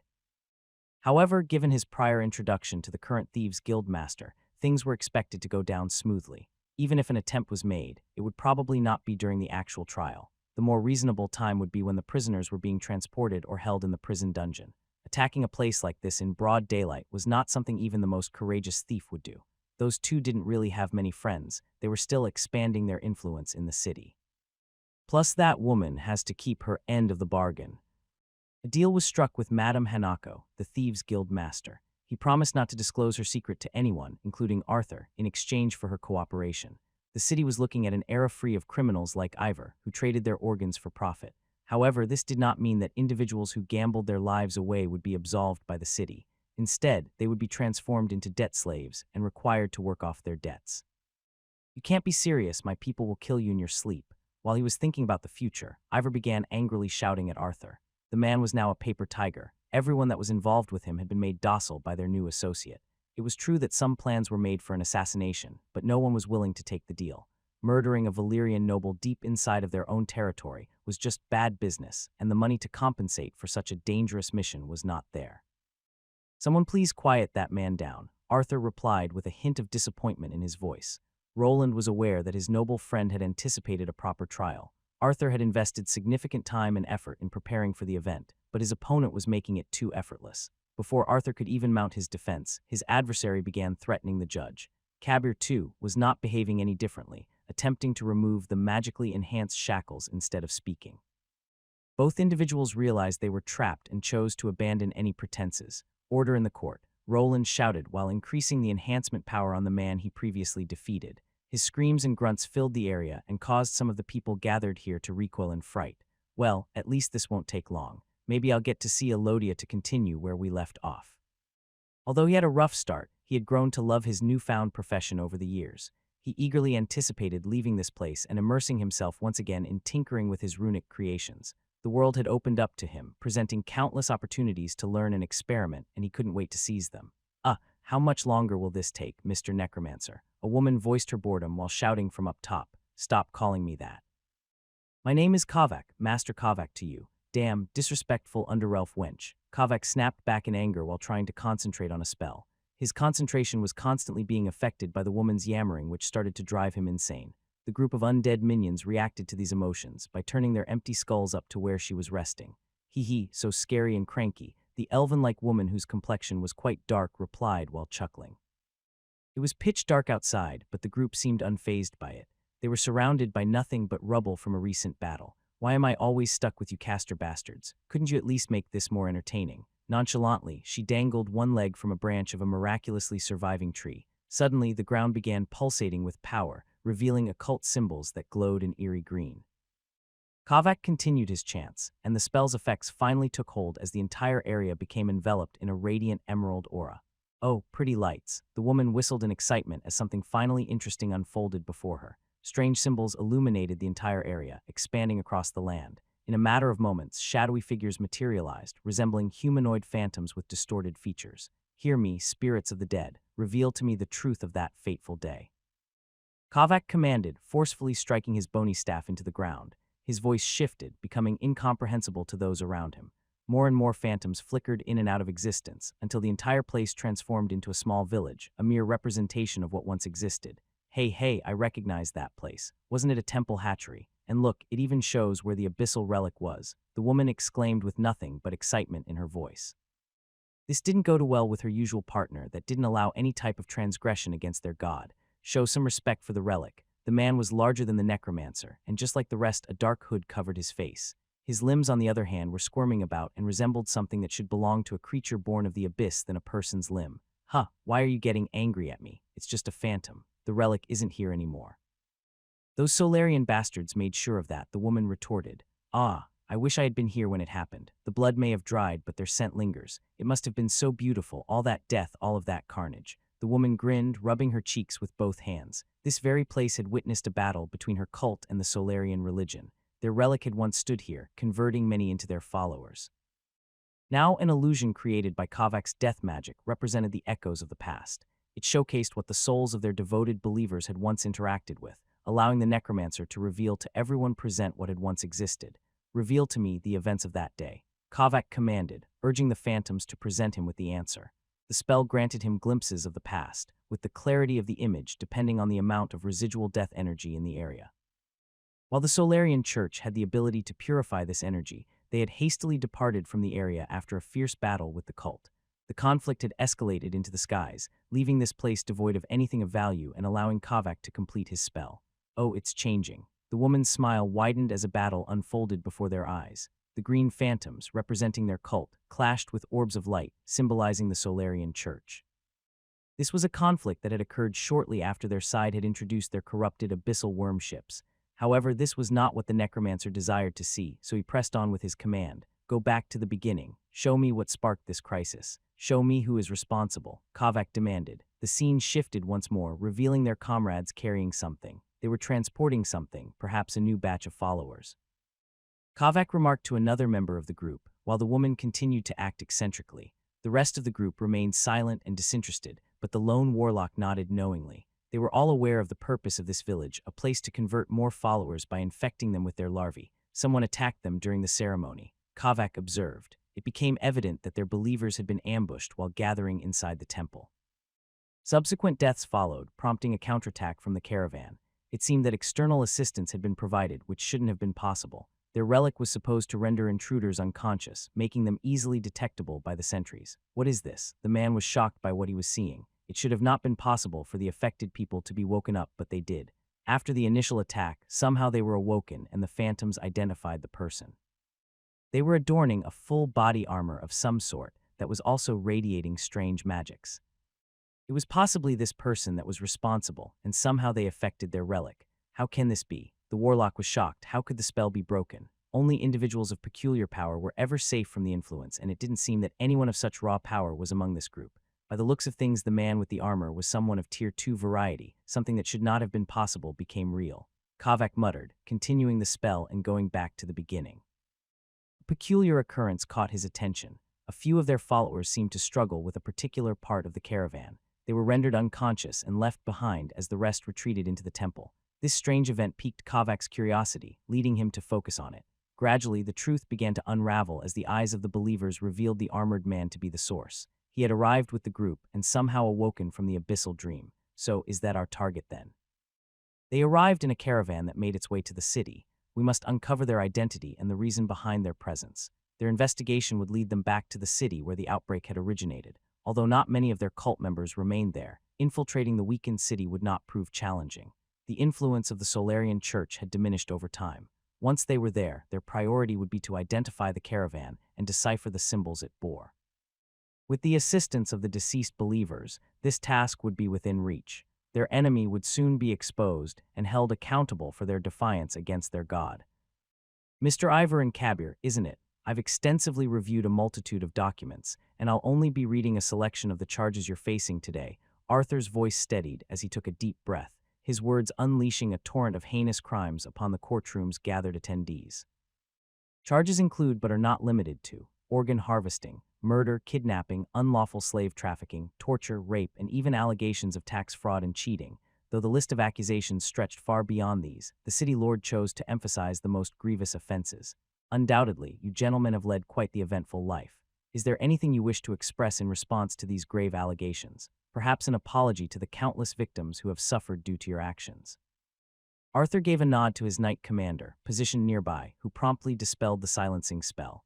The shackles bore glowing runes that gradually faded into the metal, freeing the two men to speak without the constraints of runic magic. As anticipated, the initial words uttered were laced with hate. And what exactly do you expect me to do, you noble bastard? Beg for mercy. I don't grovel. What the fuck do you want from me, you noble bastard? Beg. I sure as hell won't grovel before the likes of you.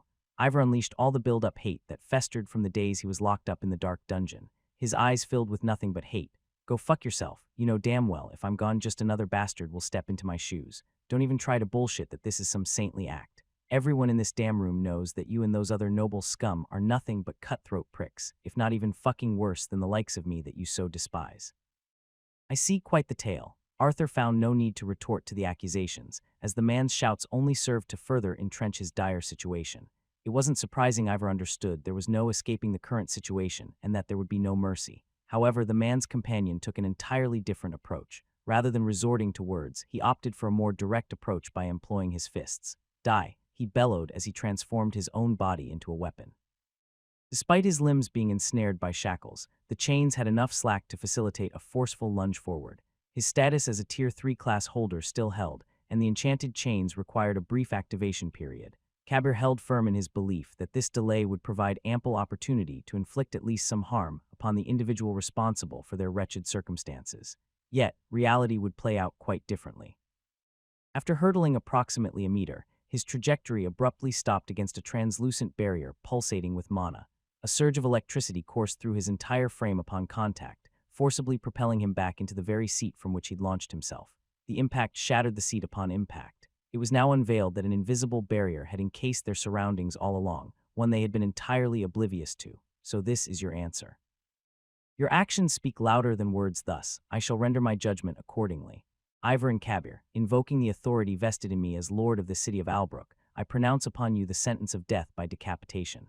Your fate shall be executed tomorrow at the stroke of noon. Now remove these criminals from my sight. Arthur's authoritative voice pronounced the sentence as the two persisted in their struggles. Only after the shackles delivered more electrical charges did they give in to their fate.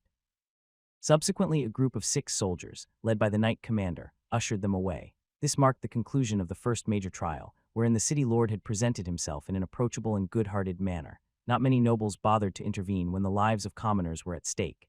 This stance helped solidify a benevolent image of himself in the hearts of his subjects. The absence of any counteraction from the Thieves' Guild indicated Arthur's complete control. Gradually, his name began to bear significance, and he was eventually acknowledged as a true noble. There, that should do it. Worf, why are you looking at me like that? Don't like it or something? Ow. Well, that's a shame, but this is your new home now. Woof. Agni looked at a large wooden building that was suspiciously similar to a horse stable or a barn. The entrance was marked by a large, arched doorway. It allowed for easy access and ample space for the large wolf and other people. Inside there was a smell of hay and straw that had been placed down on the ground to cover up the magically created rocky ground. There weren't any stalls that could be found in a regular stable. It was just one large space with a few things besides the straw. In the corner, there was a large mattress filled out with more hay. It was large enough to contain Agni's large frame and was probably better than sleeping out in the open. There were no shelves nor equipment hanging anywhere, just a large feeding pen that was divided to contain both solid food and water. Is it the feeding pen? Does it look too much like a barn? Wait, have you ever seen a barn before? Roland stood alongside his wolf companion, who initially appeared less than pleased.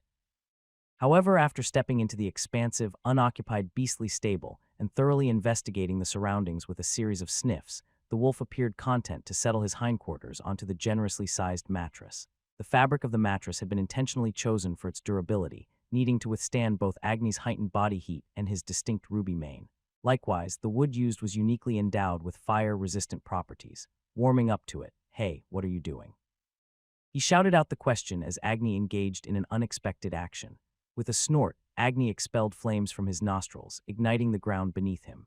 The mixture of hay and straw instantaneously caught fire, resulting in flames engulfing the immediate area. Although the scene unfolded with the entire ground ablaze, the structural integrity of the building remained uncompromised. Roland maintained his position, his brow slightly furrowed. As the flames consumed the vegetation, leaving only the mattress untouched, the building remained unaffected. Don't you think he dislikes the straw? Maybe the scent was too strong. Perhaps that was the case. He looks really proud of himself. Elodia observed the spectacle from a secure vantage point and remarked on the scene. Despite the flames reaching the walls constructed from wooden logs, they failed to ignite. This at least demonstrated that the materials sourced for the construction of the wolf stable had a commendable resistance to the intense flames it was subjected to. Additionally, the large feeder positioned beside one of the walls was crafted from strong metal that remained undamaged. Think he just needs to get used to it. He does seem to like the bed at least. She directed a smile towards Agni, the large ruby wolf, as he finally settled his rear end onto the spacious bed. The sight was quite amusing, with his front legs resting on the now exposed stone floor, leaving only half of his body on the softer surface. Nonetheless, this had become his new, expanded doghouse, entirely at his disposal. Another hidden bonus was the entrance door, which opened automatically when approached. You might be onto something. Something is missing, though. That too, it does seem quite empty. Maybe I made it too large, but he might get even bigger after his next evolution. As Elodia surveyed the vast open space within the stable, Roland nodded in agreement. Unlike conventional stables with individual stalls, this area was spacious and devoid of anything interesting. Ms. Agni at that age. At that age, do you mean? She nodded with a smile, her arms encircling his as she rested her head on his shoulder. It was true that wolves, much like dogs, were pack animals. Yet, Agni didn't really have a pack to call his own. He was a tamed creature that typically didn't reproduce or rear offspring like other creatures. In this world, beings came into existence through various means. Some were born from the ambient mana that swirled around for extended periods, spawning much like in games. Others, such as goblins and orcs, could procreate just like humans or any other mammals. Beasts of the same monster family, like wolves, could intermingle, and Agni belonged to this group. It was feasible to introduce a female of his species to enable him to raise wolf pups. To ensure their transformation into ruby wolves, a female of the same lineage was necessary, a challenging task due to its rarity and Agni's recent legendary evolution that could complicate this issue. Speaking of which, I think the two of us need to talk. I think we do. He sensed Elodia's grip on his arm tighten slightly as he broached this topic. The trial had concluded, turning into a rather mundane affair. No one intervened on behalf of the two accused criminals, and Arthur swiftly pronounced their guilt, taking on the roles of both judge and jury. It became evident that Ivor and Cabier had amassed a significant number of adversaries within the city. Their dominion was enforced through a reign of violence and intimidation. As soon as a more formidable authority displaced them, those who had once aligned with them swiftly distanced themselves from the matter.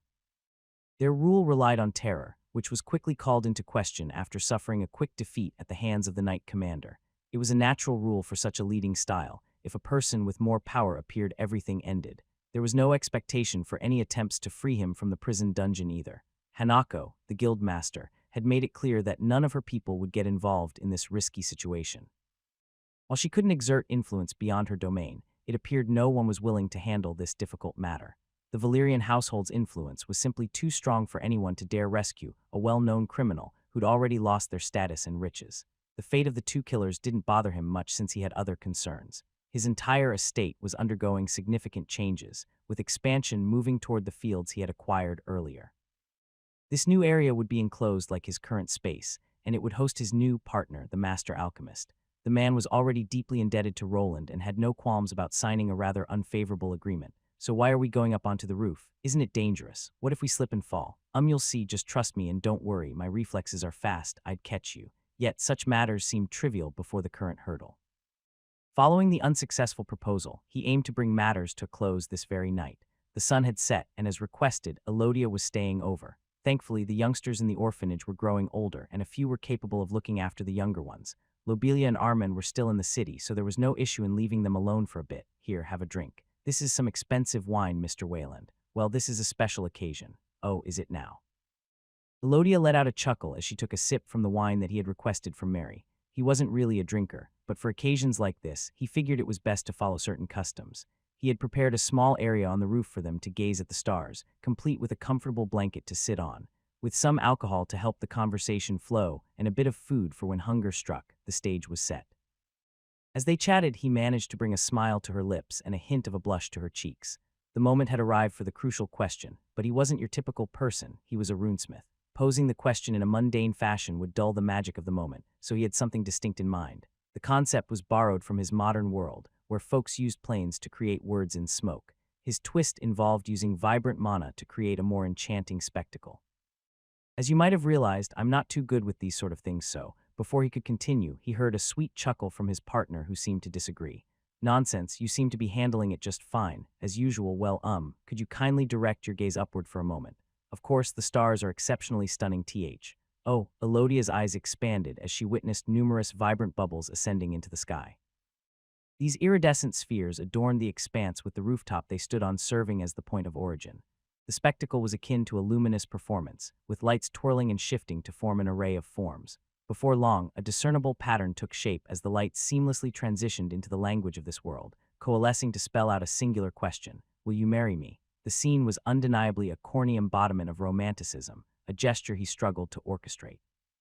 Despite not being in his youth anymore, his cheeks had taken on a rosy hue. Social anxiety had been his lifelong companion, making such an overt exhibition of emotion a source of internal torment. Yet when he stole a glance at Elodia's radiant visage and those expansive eyes, all his negative apprehensions seemed to dissolve. Her expression radiated happiness, and a few glistening tears just accentuated her response. Of course, I will marry you. What took you so long? She said, her voice laced with joy, which left Roland quite flustered as he stammered to respond. Well, you see, I thought, no need to say anything more. The enchanting display he had conjured through his own magical abilities began to take on a slightly more disorderly shape as he became lost in her eyes. Gradually, it transformed into a burst of fireworks, painting the frigid night canvas with brilliant hues. Words gave way to actions as the two lovers found solace in each other's arms. Amidst the cascade of these magical lights and the radiant moon overhead, their embrace symbolized a profound bond that had been properly forged. Soon the minutes turned into hours as the two consummate their marriage in the privacy of their home. Even though this was not the first time, the night felt a lot more passionate than usual. Roland's enthusiasm could not be hidden as he had left his new wife quite drained. The night of joy lasted for long, but the joy had to finally end. A new day was before them, and it brought in change in the form of a knock on the door. It must be Rastix, at least he learned to knock. When looking at the bed where the passed-out Elodia was sleeping, he started feeling a bit bad. His body had become abnormal after he acquired his Tier 3 class of Runesmith Overlord. He had to actually be careful to not hurt his wife and lose control. The difference in strength was staggering, as he could easily crush normal people's bones with his grip. I wonder methods existed for augmenting people's stats through elixirs and magic, with options like bloodstones enabling the absorption of skills. Although he planned to acquire these potions to aid Elodia's lower status, he pondered the feasibility of alternative pathways to changing one's class. The notion of being constrained to a single class type for an entire lifetime felt unjust, so he wondered if there existed means to alter this norm. Already he had achieved feats like generating divine mana against conventional odds. Perhaps his future research would guide him down that avenue, or alternative solutions might present themselves. Well, no need to rush things, Roland chuckled, draping a cover over his now fiancée before departing. Unbeknownst to him, his entire face exuded a radiant glow. Instead of his customary near frown, a genuine smile adorned it instead. Congratulations, boss. It was a long time coming. I was starting to feel bad for the missus. I suppose it was. I can't quite explain why I delayed it for so long, hee. But is something on your mind? You do appear a bit pale. Are you sure you're getting enough sleep? I'm okay, I do get sufficient sleep. It's just that my wife now wants one too. Wants one. Merely a day had elapsed since Roland presented the ring to Elodia, and here he was, back to diligent work. This world had a similar engagement system before marriage. Only after going through a ceremony performed by a priest would it be regarded as complete. Bernir had followed this tradition with Diana, holding a small ceremony at a nearby church, and Roland had even attended as a witness. Now, it seemed it was his turn to step into the spotlight. He didn't personally witness the culmination of the criminals' sentences. As per tradition, their severed heads would be exhibited in the city. While somewhat barbaric, it was a measure favored by nobles to deter acts of violence. Thieves sometimes faced the amputation of digits for stealing, or injuries inflicted upon their tendons to impair their ability to flee. The world was still a cruel place, yet after addressing the recent challenges, it seemed a bit less bleak. Yes, that shiny thing, the engagement ring. Yes, that thing. It's the only thing she's been blabbering about. The missus has been showing it of around the whole city since she got it. Oh, has she? Roland found himself somewhat taken aback upon learning that Elodia, who typically exuded order and restraint, had made such a decision. It was likely there were nuances to the situation that Bernir hadn't fully disclosed, yet Roland didn't dwell on it too much. Given his influential reputation and the recent high-profile execution, it was improbable that anyone would dare attempt to pilfer the ring from his fiancée's possession. So, did your wife want one too? Of course she did. Now I have to make one, so I'm not giving you a raise. Maybe if you didn't spend so much on wine you'd have some saved up. Bernir's expression contorted with disappointment, his midsection wobbling a touch as he did so. Since finding prosperity at the smithy, the half-dwarf had developed a taste for indulging in alcohol. His active routine at the smithy helped counteract most of the caloric excesses, but it couldn't handle it all. Despite his robustly muscular arms and legs, a sizable paunch was amassing in the region of his belly. A testament to his fondness for drink, this rotund bulge seemed to expand in proportion to his drinking. Engagement rings are usually used by nobility or rich merchants. Isn't it already a bit late? You already have a child and all. That's what I said. But then she just gave me that look. His assistant appeared visibly disheartened, possibly due to his wife feeling excluded. It seemed her close friends had received something she hadn't. Both Diana and Elodia lacked an extensive friend circle. Their lives were often consumed by work, carried seamlessly from one task to the next. Elodia shouldered the responsibility of overseeing the orphanage, while Diana managed her independent smithy within the city. Her smithy's operations remained separate from his magic shop, allowing her to retain the entirety of her earnings from sales. How about we do this? There are probably some precious metals that we didn't really use. You don't need that much for a ring, just make one yourself and I'll help you with the enchantment and the gem. You would do that, boss. Sure, if it just gets you to start working normally. You're the best boss in the whole world. I'll never forget this. The ring Roland had bestowed upon Elodia held a unique quality, a runic enchantment imbued within its design. Roland had a tendency to worry, so he decided to put a spell on the ring that was sort of like a tracking charm.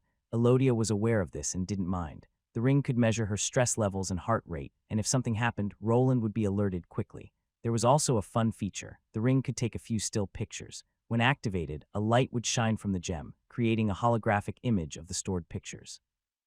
Accompanied by a sweet tune, it was a gift Elodia really liked, and it was something that other women might enjoy too. Maybe Bernir's wife just wanted something like that to show off, and maybe it could even become a product that could be sold later on. Yeah, sure, now don't drop the prototype. This thing costs more than a gold ring. Those union dwarves will also complain if they even see one scratch. I got it.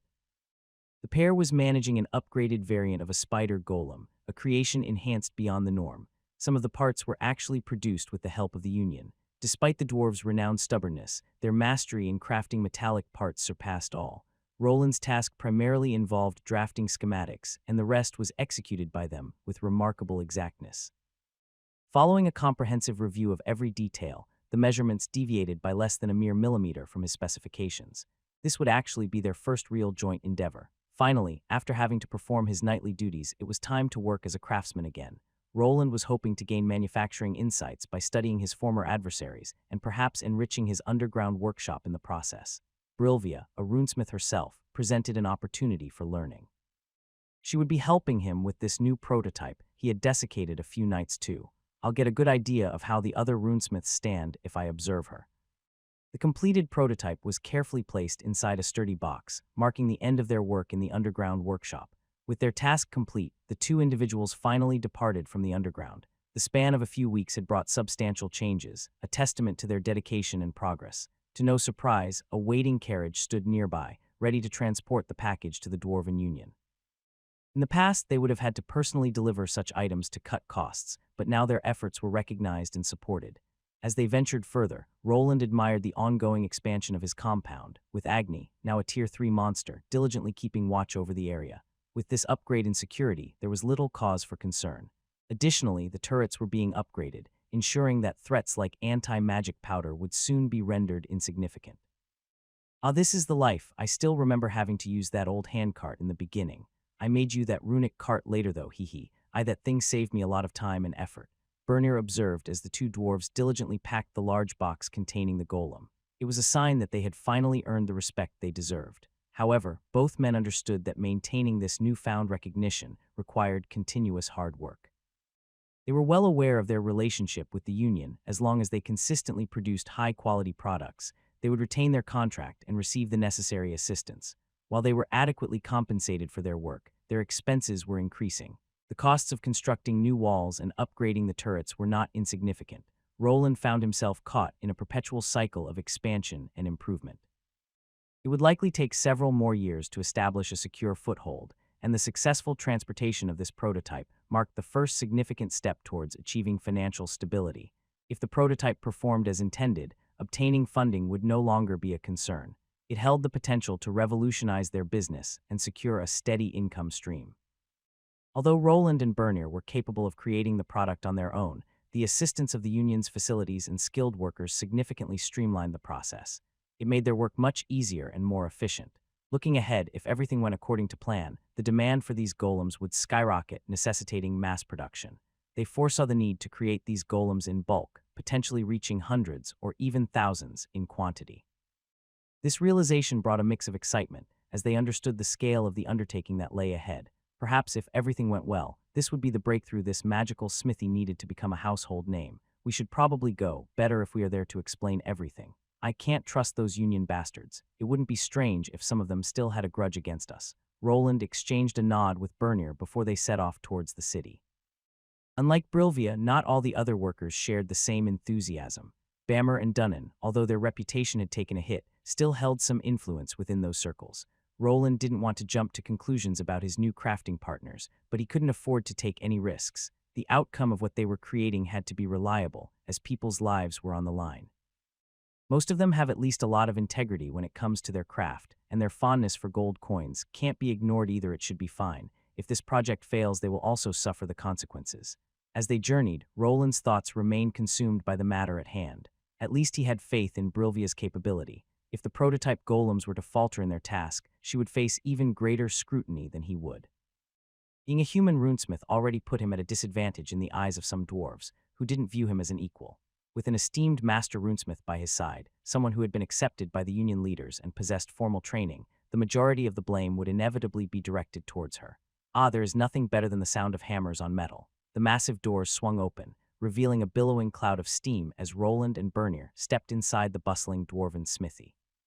The workshop was a hive of activity, with every member engrossed in their tasks and the resounding clinks of hammers echoing throughout the space. While Roland had visited this place on a few occasions, it was Bernier's first time. Even before they entered, Roland noticed the curious gazes of some of the workers directed towards them. It was evident that Bernier, not being a pure dwarf, faced prejudice from those who still harbored ill feelings towards his roots. What you staring at? Never seen an assistant of a master runesmith. How about you learn how to hammer a straight piece of iron before you stare at me like that? Roland couldn't help but notice how much his assistant had grown since joining him. No longer did the judgmental glances bother him. Instead, he stared right back, unafraid. In truth, Bernier's skills surpassed those of the Tier 2 workers at the smithy. With a crafting level well over 100, and having already achieved his second Tier 2 crafting class, he was well on his way to becoming a Tier 3 master blacksmith. It would take most of the workers here twice as long to reach that level of expertise. There was nothing these individuals could say or do to bring down this half-dwarf, for he had already achieved something that most could only dream of. I know that you feel enthusiastic, but try not to make more enemies. Oops, sorry about that, boss. It's fine, now come. Master Brilvia should be somewhere in the back. When going around these parts, it was better to keep everything professional. If the dwarves heard him talking to their leader in a casual tone, it could spoil their relationship. After acting like a knight commander for a few long weeks, he was already getting a knack when speaking formally. Soon both of them made their way through the stuffy room and arrived at the Union's testing facility.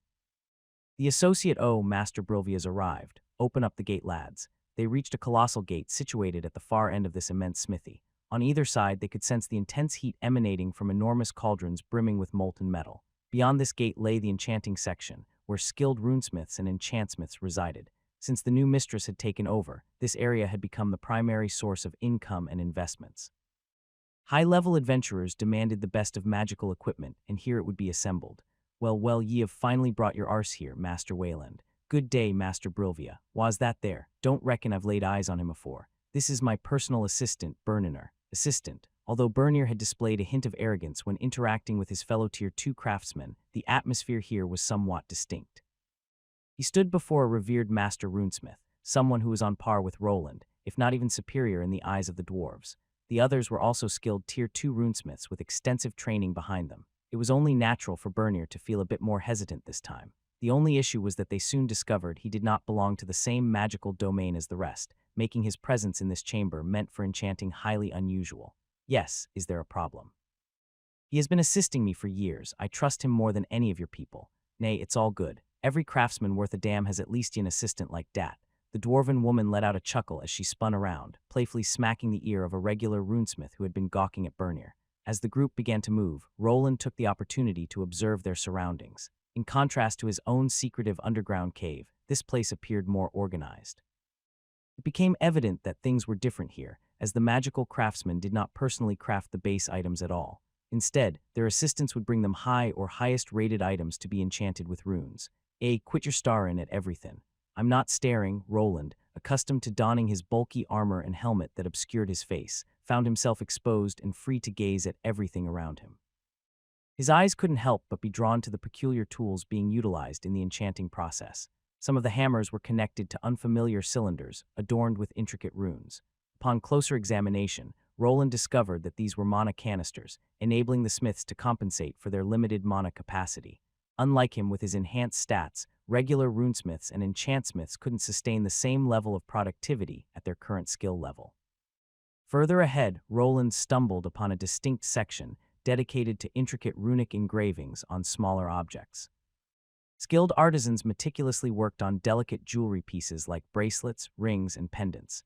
He noticed that they wore ornate monocles, which were connected to peculiar glowing enchanted helmets. Roland deduced that these tools enhanced their vision and likely aided in focusing and channeling mana with greater precision. Such enhancements were unnecessary for him now, given his superior physique of an overlord. Above them, Roland's gaze was drawn to a series of crucibles containing enigmatic liquids that differed from the usual scorching hot metals. These substances emitted a mesmerizing magical glow, leaving him curious about their purpose. Consulting the newfound knowledge he had acquired from reading dwarven literature, he speculated that these might be a variation of liquid mana stones.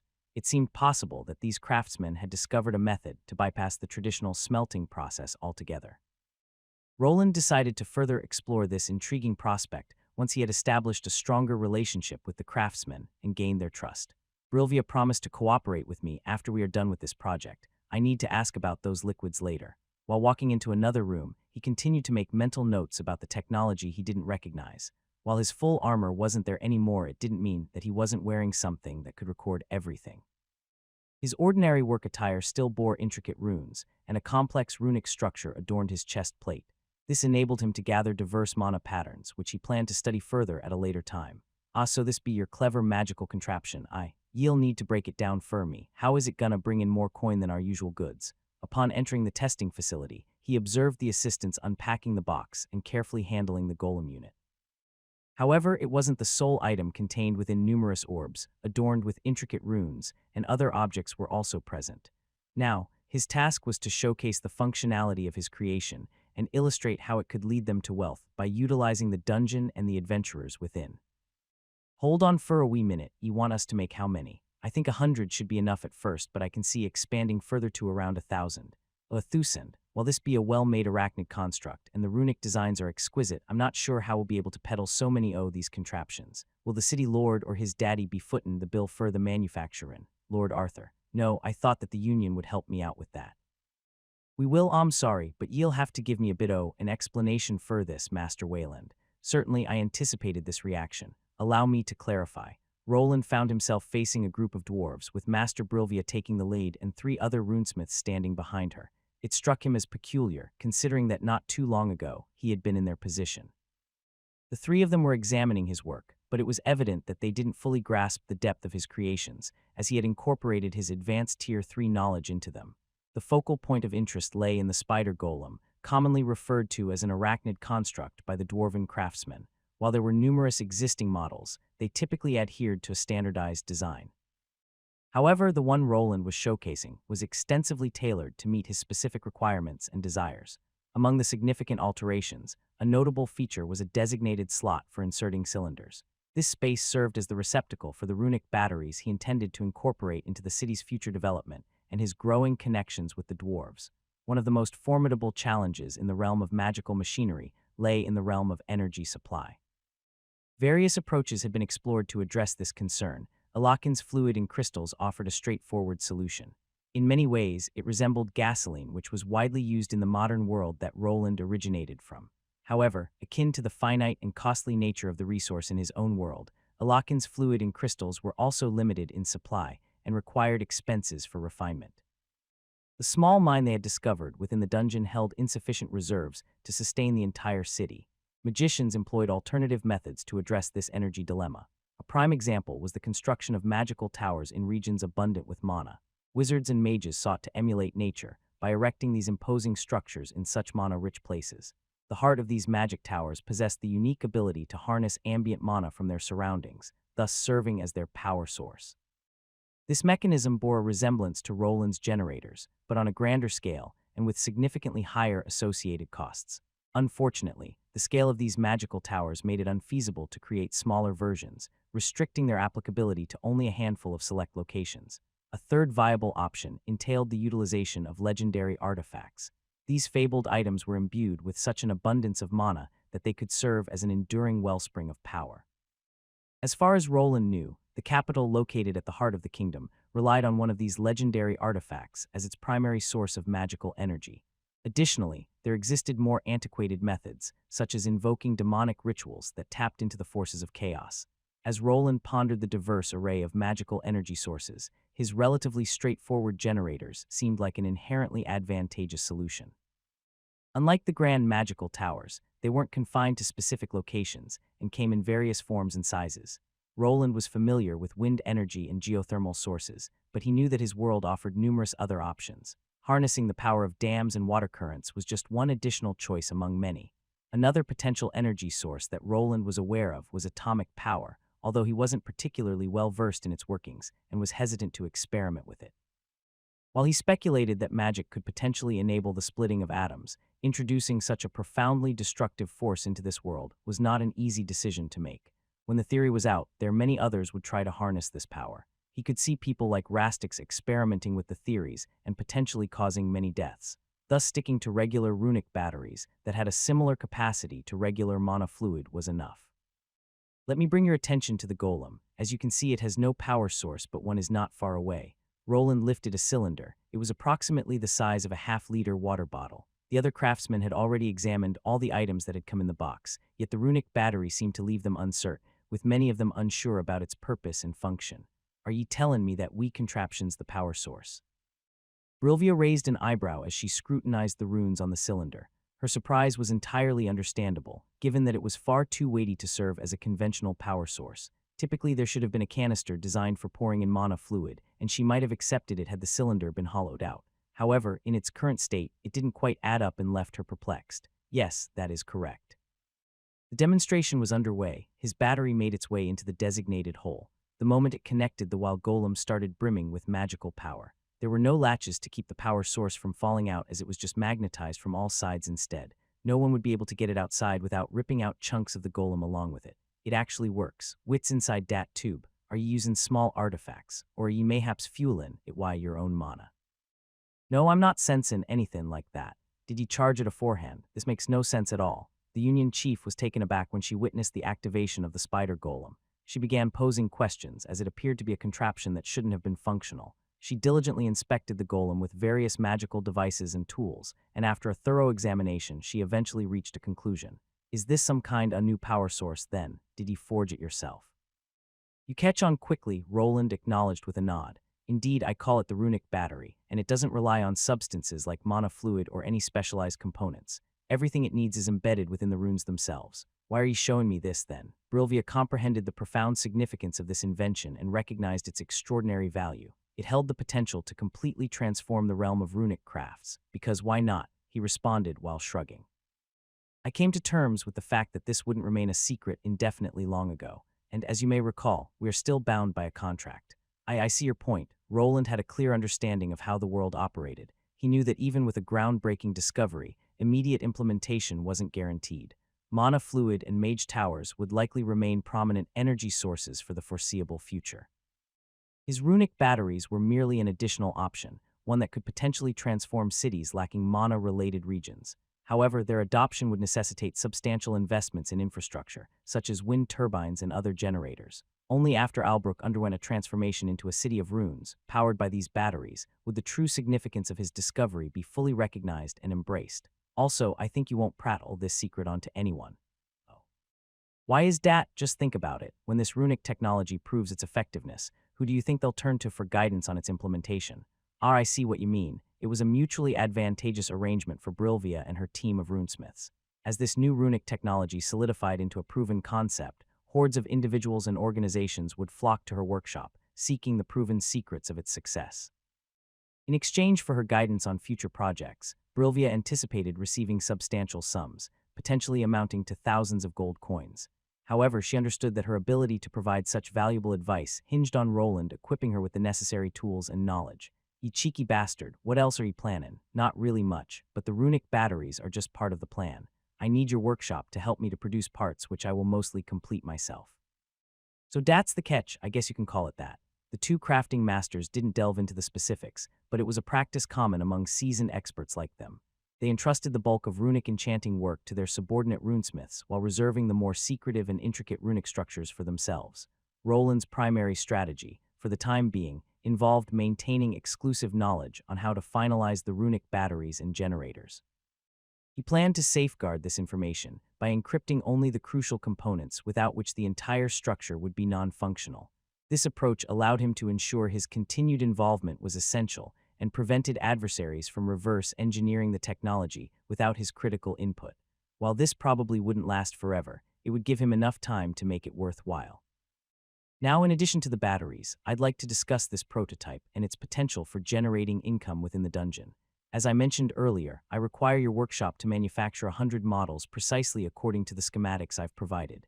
100 these. I don't think that'll be a bother, but what do you want them for there? Roland began by discussing the runic batteries, recognizing their considerable intrigue. However, he emphasized that while they were a significant part of the equation, the real heart of their endeavor lay in the creation of magical automatons. To achieve their ambitious goals, they needed a substantial number of units and additional devices to maximize their efficiency. The success of the entire plan hinged on the Union taking the lead in manufacturing the bulk of these magical machines, as Roland alone couldn't manage such a large-scale operation. Roland acknowledged that in the future, if he could establish a factory run by golems, such a task might become trivial. However, in the present circumstances, he recognized the importance of garnering all the assistance he could get. Now then, you've probably seen those orbs there. I call them Runic sensors. We'll probably need a lot more of them around for the golems. With the revelation of some of his secrets, the dwarven craftsmen were now fully attentive. Innovations were a rarity in this world, where most people clung to traditional practices to minimize risks. Every time something new made its way into their midst, it was met with a healthy dose of skepticism. Roland's disclosures had piqued their interest, and they were now eager to learn more.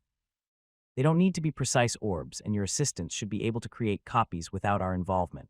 As time passed, Roland found himself immersed in explaining the intricacies of his work to his newfound collaborators. It was an unusual experience to engage with individuals in the same field and to be at the forefront of it. Brilvia, while continuing to question his decisions, maintained a sense of reason and respectability throughout. There were no snide remarks or manifestations of dwarven superiority. Instead, it seemed that she regarded him as a peer, acknowledging him as a fellow master runesmith. The extensive business meeting carried on for a good half of the day. Roland was bombarded with a multitude of questions, some to which he didn't possess a definitive answer, while others he could expound upon at length. Through this encounter, he gained valuable insight into the workings of the dwarven craftsmen and their keen appreciation for lucrative ventures. Following his detailed explanation, they wholeheartedly embraced the idea and reached a unanimous agreement to commence the mass production of the models. I'm glad that he would come to an agreement, Master Brilvia. What's with that tone? Just call me Brilvia. We are now good friends, you and me. How about we head to the tavern later while my boys go through the plans? I'll have to decline. There are some personal things that I need to tend to first. Is that so? Wheel, I won't be keeping you any longer then, but next time join us in the tavern. In the tavern, right, it was a customary tradition among dwarves to share a hearty drink with new work partners or crafting companions. Roland, however, knew better than to partake in such events, as he understood they would only leave him with a headache and prove to be a significant waste of time. Bernier, who was accompanying him, appeared somewhat disappointed, as he always sought an excuse to join in on these drinking occasions. Oh, we aren't going, boss. I won't stop you if you want to go, but what will your wife say? You're probably right, it came as a surprise, but Roland's assistant had managed to strike up new friendships with the other assistants during the presentation. The trio was taken aback by how adept he was at delivering explanations and presenting complex information in a straightforward manner. His sympathetic demeanor and approachable nature had evidently endeared him to the group. Perhaps if they all continued to work together, then Bernier could find some acceptance in the dwarven circles. Even though he was trying to hide it, he was very much more a dwarf than a human. I'll be waiting for word from your forge then. Send the initial products as fast as you can so we can get started. Don't you worry yourself. I'll put a bit o' fire under their backsides. I'll show these daft fools what real work's all about. The new master runesmith appeared highly motivated, and it seemed her workforce would have to endure her newfound enthusiasm. Producing components for 100 golemic creations was undoubtedly a challenging undertaking. While Roland would have been interested in observing how the new Union chief managed such a large-scale operation, he had other pressing matters to attend to, including his fiancée, Elodia. Something like a wedding was on the horizon, but he wasn't sure when the right time to schedule it was. Now that he started working on a new project, it would require him to focus for at least a few weeks or even months when working the kinks out.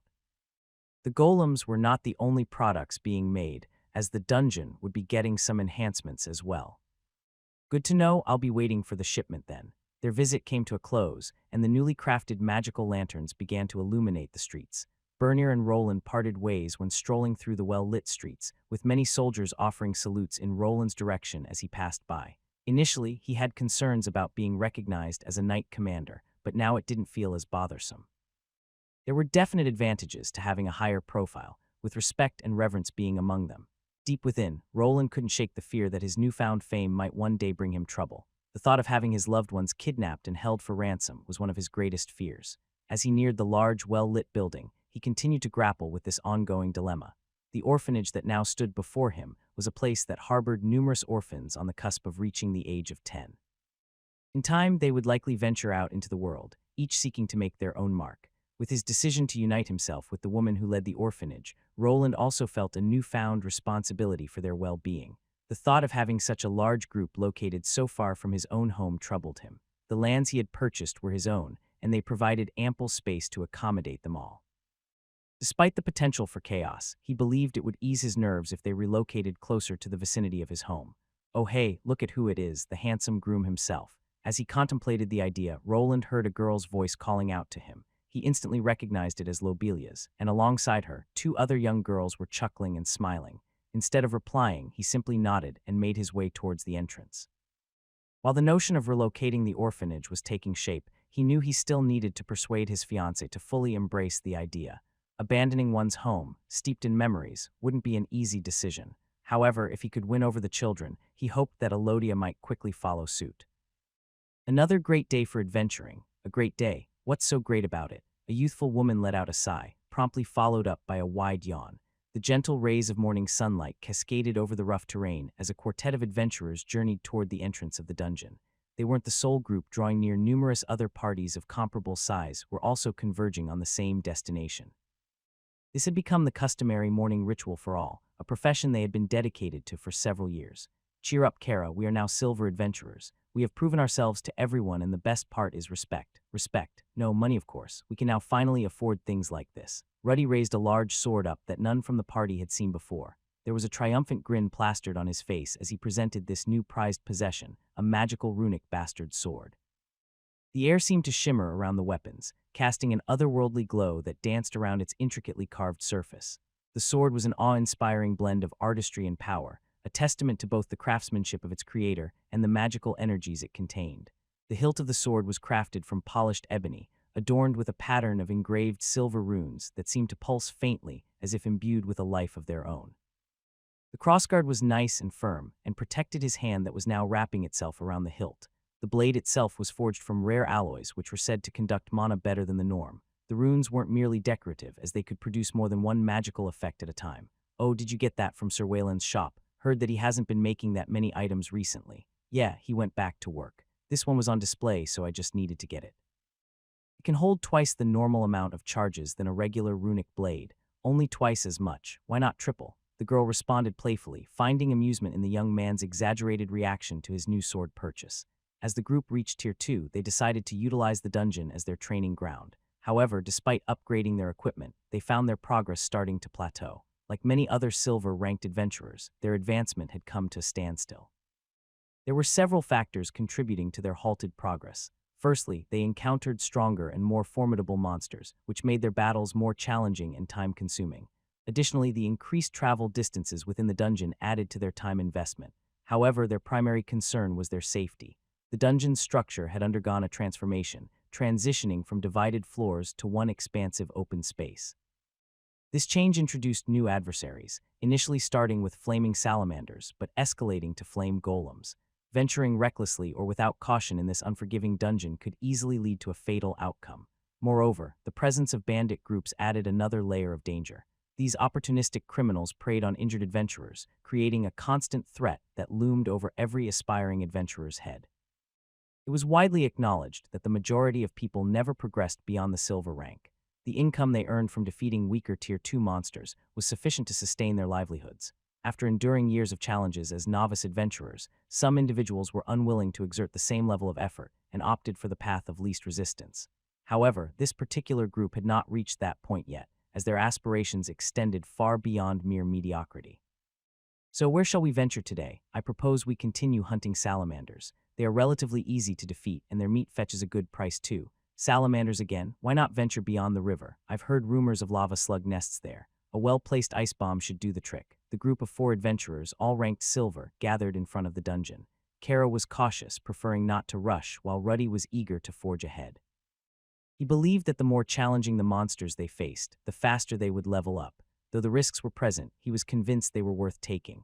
Guys, if we keep battling those salamanders, we'll never make any real progress. How can we reach the gold rank without confronting stronger foes? I'm confident we could defeat the golem if we tried. Ruddy turned to Myron, whose armor and shield had been enhanced to withstand fire.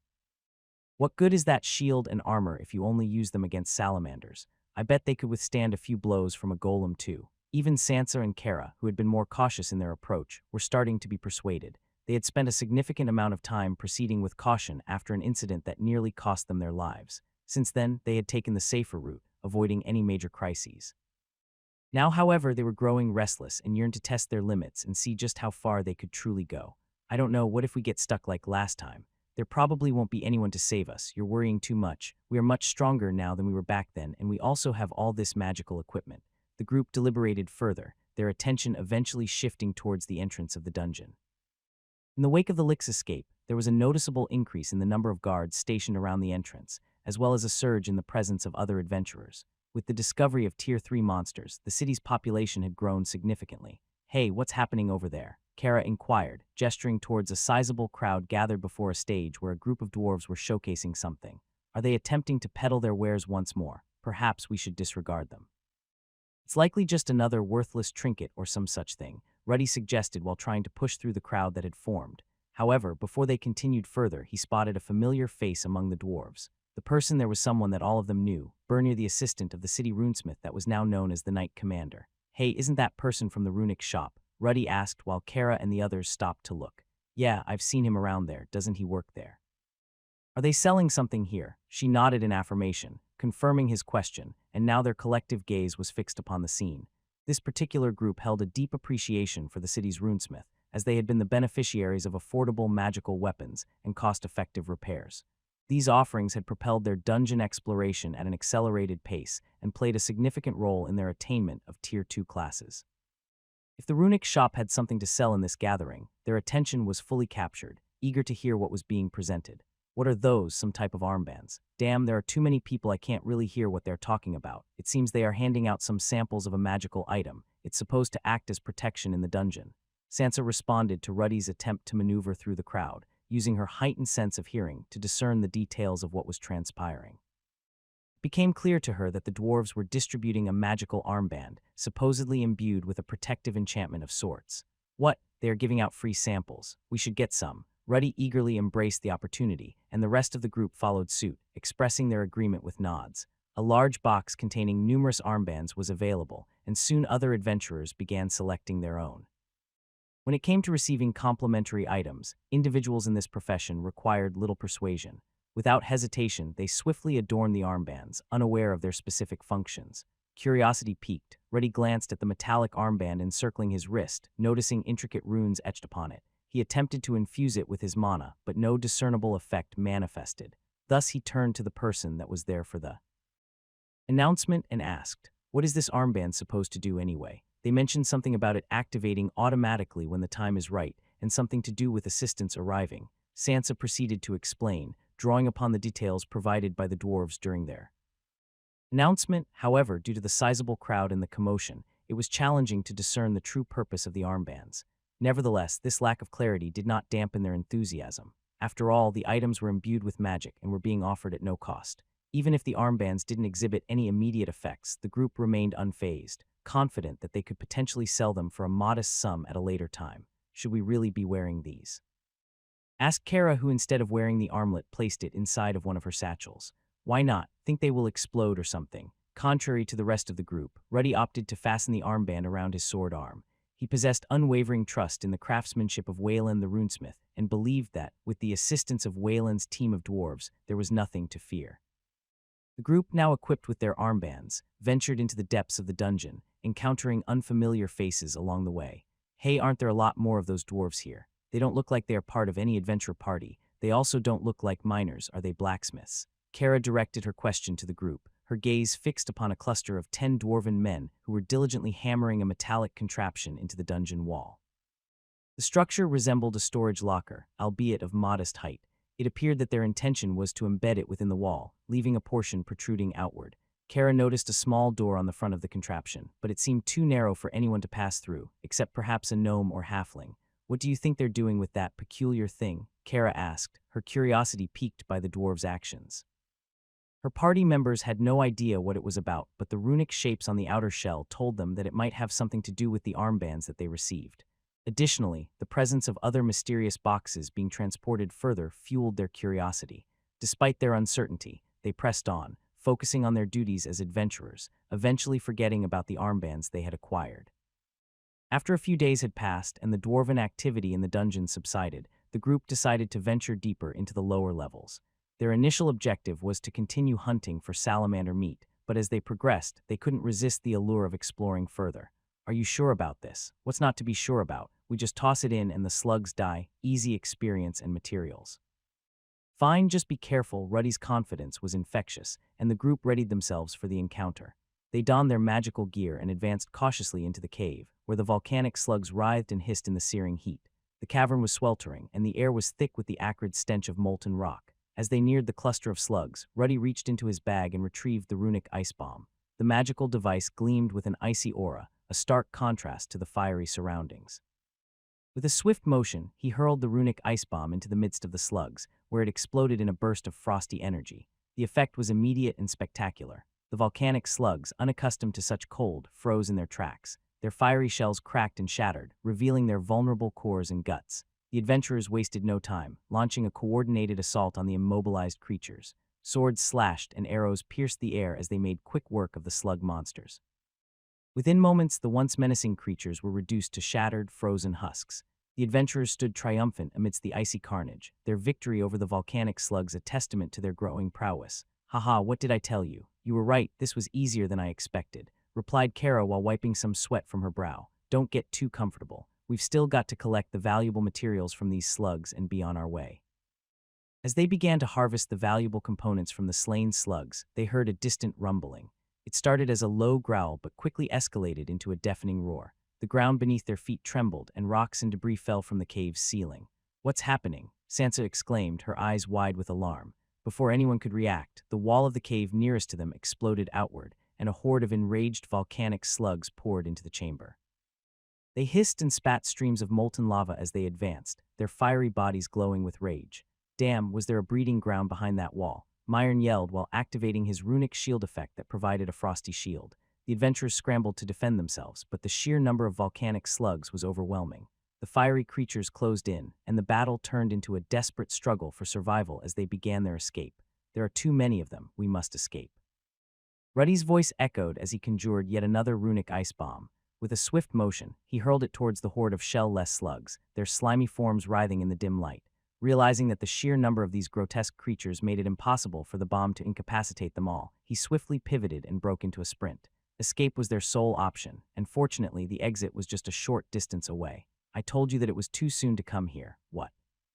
We are alive, those slugs will never catch up to us." As they raced out of the cave's treacherous depths, Kara's voice rang out, her urgency pushing them forward. Fortunately, the sluggish creatures they'd encountered weren't renowned for their speed or intellect. They hoped that if they could maintain enough distance, the pursuing monsters would eventually lose interest. Yet, when the group emerged into the open air, an unexpected adversary lay in wait.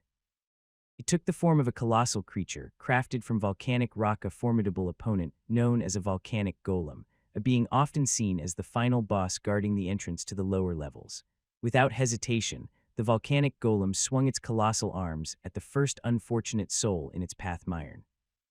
Despite Myron's quick reaction as he summoned his magical shield, the sheer force behind the creature's attack sent the burly man hurtling backward. He soared through the air for several meters before crashing into a massive boulder with a resounding thud. The situation had taken a dire turn for the group. Behind them, a relentless swarm of lava-spewing monster slugs pursued them with unwavering determination. In front, a colossal 5-meter-tall volcanic golem, a foe far beyond their current level, unleashed its formidable attacks. To make matters worse, Myron, their primary tank and defender, lay incapacitated, his formidable strength temporarily taken out of the equation. The prospect of carrying him by the remaining 3 members of the group seemed like a Herculean task in their desperate circumstances. Fear clenched at their hearts as they desperately scanned their surroundings for any escape route. Ruddy, driven by the instinct to aid his fallen comrade, made an attempt to divert the volcanic golem's attention, but the massive creature seemed determined to reach Myron, charging relentlessly. Their loyalty to their lifelong friend ran deep, compelling them to make a stand against this formidable adversary. As the slug monsters began to pour in, the absence of a confined space made the ice bombs less effective in repelling them. The grim reality set in. They were facing a battle that was not only daunting but potentially fatal. Nevertheless, they steeled themselves and resolved to persevere, unwilling to let their comrade meet his end in this perilous situation.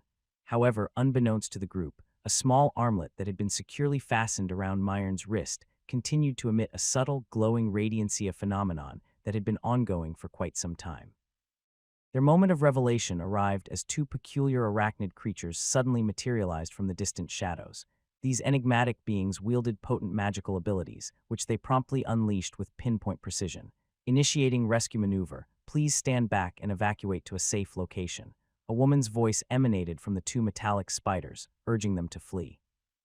Shortly thereafter, a third spider materialized and commenced an assault on the slugs, launching magical arrows that inflicted significant harm upon their bodies. The arrival of these metallic reinforcements unveiled the purpose of the armlets. They served as a beacon, summoning aid to the location of individuals in possession of them who were in distress. In no time, the quartet had reached a safe distance, and their fourth member had at last awakened. Similar scenarios were unfolding in various corners of the dungeon, shedding light on the golem's creator's scheme. They intended to employ the golems as paid bodyguards, offering their services to inexperienced adventurers in exchange for a fee. I think we need to adjust the reaction time, maybe put in an algorithm that will predict it more accurately. What be this algorithm? It's a process or set of instructions. Let's just say it's a set of rules the magical automaton has to follow. Roland gazed at the dwarven woman, her expression a mix of confusion and unfamiliarity with the modern words he was employing. They both stood within a chamber entirely constructed from metal. Adjacent to one of the walls, a substantial console encased a rectangular crystal. Inside this crystal resided what appeared to be a two-dimensional map, with numerous dots in constant motion upon it. Pulsating runes lit up the for now dark chamber that a few people had gathered in. This chamber sat in close proximity to the dungeon entrance, mirroring the gate Roland had conjured between the two dungeons by being seamlessly integrated into the walls. From the exterior, it appeared as nothing more than a solid, imposing door. It boasted the standard Runic safety scanners, a precautionary measure to deter curious adventurers. A solitary sentinel remained stationed outside, ready to dissuade any would-be peekers. Within the chamber, a total of 5 individuals were present, with Roland being one of them, while the remaining 4 hailed from the Dwarven Union. This chamber acted as a vital nexus for gathering and disseminating information regarding the dungeon's activities. The primary console featured a graphical interface akin to the one housed within Roland's runic helmet, offering a comprehensive view of all floors equipped with runic mapping sensors. However, this functionality constituted only a fraction of its capabilities, as its true utility extended far beyond this initial glimpse. Look at this party of 4 here. The golems only reacted after this one had been knocked out and took a substantial amount of damage. You might be onto something there. Predicting them difficult situations and lend-in, a hand quicker could very well lead to more coin in our pockets. That's the gist of it. This golem might have killed one of them if they arrived a second later, but perhaps we should just give the adventurers some input as well. Input, Brilvia inquired as she wasn't sure where he was going with it. I think we can do it like this. Either we create an intricate system that helps the golems predict all incidents before they happen, or we just leave it up to the adventurers themselves. It would lessen the burden on us if we go with the second option. The master runesmith nodded in agreement. She understood the complexity of programming golems to respond to various situations. It was relatively straightforward to make the golems react when an adventurer's health dropped below 50%. However, predicting whether a monster still posed a threat based on a wider range of inputs was far more challenging. What proved even simpler was relying on the adventurers themselves. If they ever felt overwhelmed, they could activate the armlets they had been provided with that sort of panic button that would summon assistance. Naturally, having the golems arrive would incur a fee that they would need to settle later on. Roland's money-making scheme was surprisingly straightforward.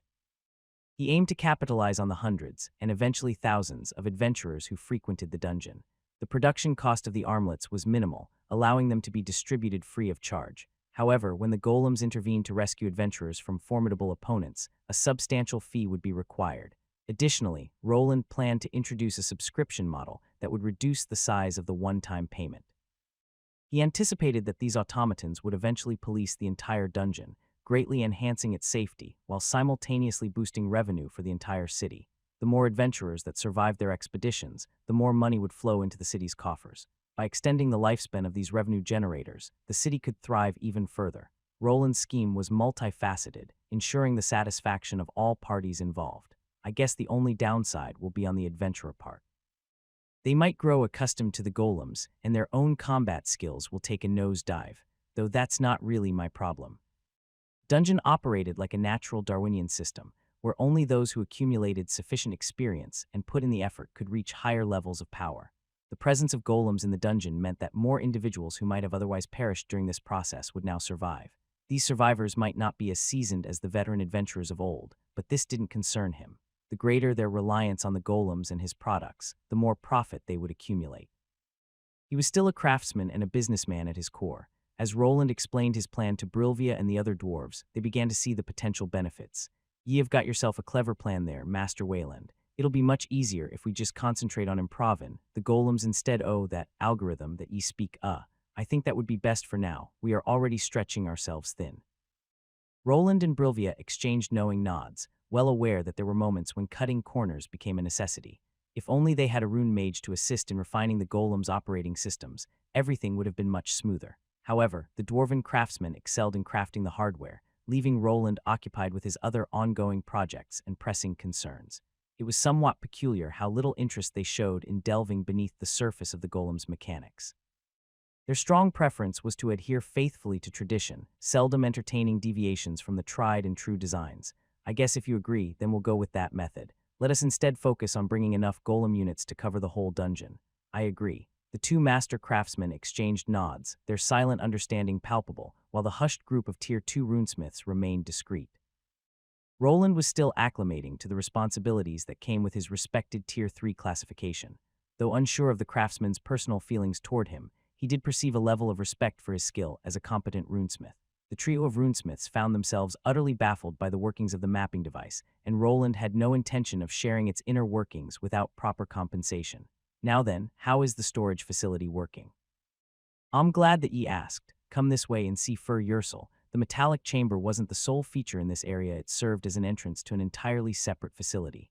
As they approached a sliding door, it smoothly opened after recognizing their mana patterns. Stepping inside, they were greeted by the resounding sounds of chisels and the occasional grunt. More dwarves were hard at work, diligently expanding the golem storage area where all the constructs were kept. This vast storage space had the capacity to house nearly 100 golems, but there was a clear need for expansion. The new extension was being built deeper underground, away from the dungeon's vicinity, to avoid replicating the fully metallic chamber they had just passed through. Your men work fast. When it comes to buildin' underground, there's nothin' better than a dwarf's pickaxe. It's what me mum used to say. Roland nodded in genuine astonishment at the remarkable speed with which these skilled craftsmen were producing results. Had he not reached a resolution with the union and needed to hire a different construction firm, he would have expected the work to progress at least twice as slowly. These dwarves displayed an innate talent for transforming solid walls into functional facilities. If this pace continued, perhaps in just a month or two, the entire dungeon would be intricately tunneled through. Merely storing the golems in a large open space was insufficient. They needed to be readily accessible to the adventurers when required. Numerous smaller spaces like the one they were in would be created on each level, interconnected through smaller tunnels to allow the golems efficient mobility. Additionally, some of the secret tunnels Roland was aware of would be utilized to expedite the process. These golemic creations would possess the ability to open hidden runic walls, a feature the dungeon had in abundance, making navigation considerably more convenient. I see everything is progressing smoothly. What about the other affair that we talked about? You mean that geothermal contraption? Geothermal, yes. Had me boys look o'er the plans, shouldn't he be a problem. Realizing the immense potential of collaboration with the Dwarven Union, Roland decided to move forward with his alternative power generator concept. They were stationed above a dungeon that was an active volcano which he wanted to use. While there might not be natural reservoirs of water that could be heated up, that was hardly an issue when magic was at their disposal. His newfound companions were already acquainted with his runic batteries and the wind generators that allowed them to charge up. Roland didn't particularly concern himself with the prospect of others discovering his runic battery or generator designs. Even if someone obtained the exact blueprints, it would still take years for the technology to be fully implemented. Moreover, he couldn't envision many other runic craftsmen eagerly adopting untested and unfamiliar technology on a larger scale. Roland's foremost priority continued to be his advancement within the city and the simple pleasures of a peaceful life.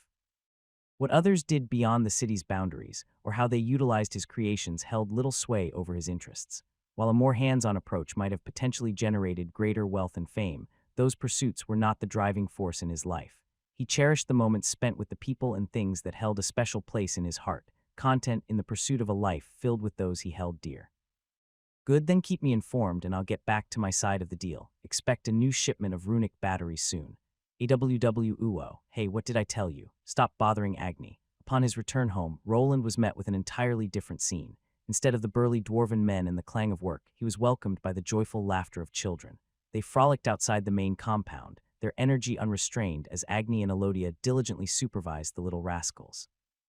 The large wolf, while a gentle giant, still posed a potential danger to the small children due to his formidable form as the alpha ruby wolf, with sharp crystals that could cut and even harm if not handled carefully.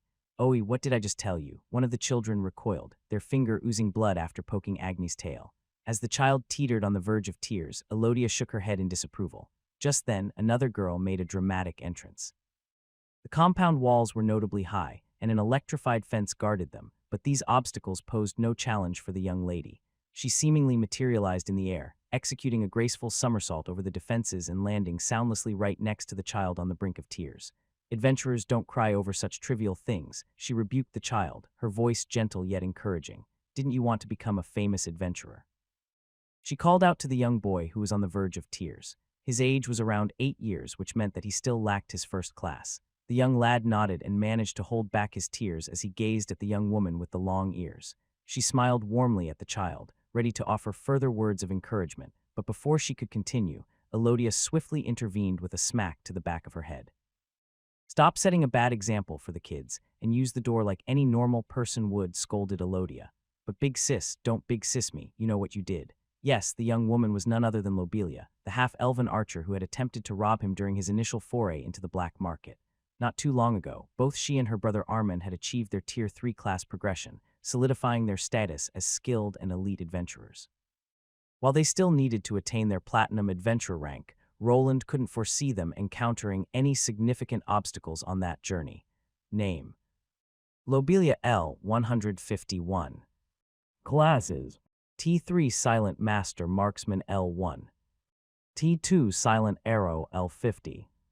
T2 Bow Rouge L50. T1 Thief L25. T1 Archer L25. Lobelia's class, a somewhat rarer version of the Master Marksman class, lived up to its name, excelling at precise long-range attacks, which wasn't limited to just bows.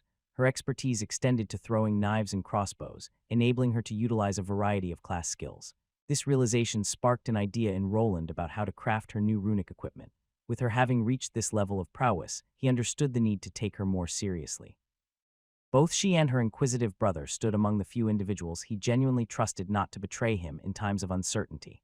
"Oh, isn't it big brother Wayland?" Roland's presence was eventually detected, prompting Lobelia to swiftly move in his direction, perhaps to spare herself from Elodia's impending scolding. As he had anticipated during their previous encounter, it became clear that the younger sister was responsible for spreading the news of the marriage. She had displayed the magical runic ring to numerous women in the city, igniting conversations and curiosity.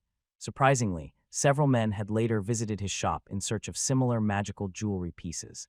This unanticipated development proved to be a lucrative opportunity for Roland, as it enabled him to create enchantments for engagement rings and other types of jewelry pieces.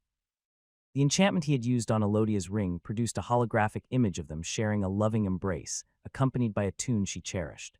Roland had future plans to expand the holographic image library with pictures from the upcoming wedding, which was swiftly approaching. "Hey, come back here, I wasn't finished talking." Lobelia swooped in and swung her hands around his neck. She peeked out from behind his shoulder while sticking out her tongue at her older sister. Roland didn't really want to get involved in fights between these two, so he instantly started trying to calm both of them down.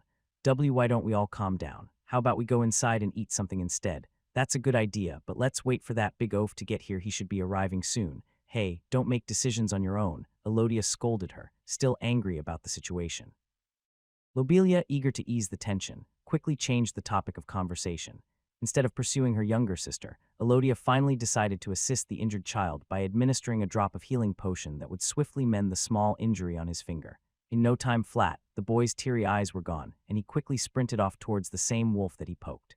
"Hey, I guess boys will be boys," Roland patted Elodia on the shoulder as he got closer. A group of orphans was crowding around the biggest attraction, which was the large red wolf.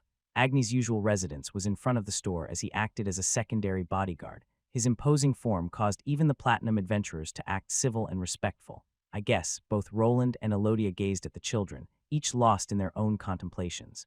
Roland had proposed the idea of relocating the children to this place, believing it to be safer than the orphanage. While the city was relatively secure, the orphanage was vulnerable even to a Tier 2 thief. Outfitting it with too many unmonitored runic devices posed its own set of risks. Moving the children to a new residence closer to his estate seemed like the more secure option. However, the final decision rested with Elodia, as he could only offer a solution to the problem. Do I really need to go? He'd truly appreciate it if you were there, though he might not express it openly. He holds a deep respect for you, perhaps even looks up to you. Look up to me, him, that's hard to believe. I suspect he just wants to flaunt his skills as usual. I genuinely believe you should give him the benefit of the doubt. If not, then please just do it for me. Roland and Elodia strolled along the path leading to the Adventure Guild, engrossed in a conversation. They had received invitations to participate in an unexpected platinum rank-up test, an event that usually wouldn't pique Roland's interest since it had little impact on his life. However, this time was different because someone he knew well was among the participants. Fine, but we'll leave if he starts gloating. Well, if it isn't the bride and groom, oh, don't be silly. Upon their arrival at the Adventure Guild, they were welcomed by an old acquaintance. Salana, the Sun Elf, stood outside to receive them on their way to the training facilities. The moment she spotted Elodia, she skipped over with a radiant smile gracing her face. It brought back memories of his initial arrival in the city. Her warm smile and somewhat easygoing demeanor had led him to favor Salana's friendliness over Elodia's more stern exterior. Roland had once believed that Salana was excessively friendly, suspecting a hidden agenda. However, his now fiancée didn't share his suspicions. She had shared stories of Salana's genuine concern for her. She remained thankful for the way other women at the reception had allowed her to work overtime, even when some of them could have used the extra income. It was evident that the two were true friends who had stayed in touch throughout the years. Oh my, you are absolutely radiant. No, I'm not. You totally are. Salana chuckled as she commented on Elodia's current looks. Her life was a lot simpler now, and she had more time to take care of her body. The clothes that she was wearing had become better, and the accumulation of fatigue had stopped. In Roland's eyes, his now fiancée looked 10 times better than before, but that could be due to his love for her rising to this extent. I'm glad that you showed up. I wanted to have a nice chat about some things only ladies allowed, though. Salana glanced at Roland, who was standing to the side. He simply nodded in response to their request, not particularly interested in eavesdropping on the young women's conversation. Don't worry, I'll make sure she comes back in one piece. I won't be long. Elodia replied in a somewhat apologetic tone. It seemed that she wasn't sure about something and that something probably involved Armand. It's all right, take your time. I'll go check on that fool and make sure he doesn't injure himself. After receiving a peck on the cheek, Elodia and Salana strolled away toward the guild. Roland anticipated that the two would likely catch up on old times and perhaps discuss the wedding. The date and the guest list had yet to be decided. However, Roland's vision of a small, intimate wedding seemed threatened as some of his nosy acquaintances began expressing an interest in it. One of them, Arthur, was particularly enthusiastic about turning it into a grand spectacle for the masses. It was a rare occurrence for a knight commander to get married, and Arthur saw it as a chance to host a party. He probably wanted to invite all the influential people in the city and talk business, but Roland wasn't too keen on it. This place sure went through a lot of changes. While pondering the future, Roland found himself lost in memories of the past. He recognized this familiar route as the one he had taken when attempting his Tier 2 rank-up test. Back then, his opponent had been Armand, and he hadn't taken kindly to being defeated by an unknown upstart. However, the open field from those days had vanished, replaced by a closed building housing various facilities. As he passed through the entrance gate, nostalgia washed over him, reminding him of the simpler times. The larger arena within the building served as a stark reminder of the Adventure Guild's financial success and the rapid expansion of its influence. The Adventure Training Ground had transformed into a sprawling facility that resembled a small coliseum or something similar to a stadium. The first thing that caught Roland's attention were the high, arched ceilings that allowed sunlight to stream through the open central section. It was evident that this structure had been crafted by skilled magicians, as the open-air roof had the ability to be sealed shut. Using his mana sense and keen eye, he swiftly discerned that the enchantment in place was nothing more than a massive mana shield. This enchantment allowed the building to be sealed off from the outside whenever the weather turned rainy or excessively windy. For individuals like Roland, who had arrived here a few years earlier, it was easy to discern the changes that had occurred. The area where he had once battled Armand occupied the center of the complex and had undergone a transformation as well. What was once surrounded by a simple fence had now been fortified with a proper wall, adorned with additional enchantments. After a quick inspection, Roland deduced that these enchantments likely served to shield everyone from potential attacks. With Tier 3 adventurers now residing in the city, the possibility of stray magical attacks had become more plausible. Around the newly fortified wall, there was a section that resembled a stadium track for running. Running remained a method for acquiring specific skills, and many of the new adventurers sought to develop their abilities here. Farther back, there were actual seats that ascended and provided a view of the central area, akin to an arena. Based on his knowledge, the guild occasionally hosted battle events that enticed spectators to place bets. However, this section served a different purpose. It was designated for conducting battle tests, just like the ones Roland had undertaken in the past. I see, so Armand will be facing him. This could actually be interesting. Maybe I'll find out what that baldy has up his sleeve. As Roland continued to take in his surroundings, he couldn't help but ponder the upcoming battle. There was a clear reason why Armand had kept everyone waiting for the big reveal. He intended to showcase his newly acquired skills in a rank-up battle before an audience. Judging by the number of people already seated in the stands, they likely included some of his old friends from his days as a Tier 2 adventurer. Is he just trying to impress his former party members? They're all around his old level. I just hope they won't ask too many questions about how he managed to reach level 150 so quickly. Roland had explicitly instructed both Lobelia and Armand to maintain strict silence about how they had managed to achieve their elevated levels. He had no intention of anyone tracking him down to create holy items to combat the skeletons. Trusting Lobelia wasn't a concern. The real challenge lay in her brother's reliability. Although Armand harbored no ill intentions, it wouldn't be out of character for him to accidentally divulge such information.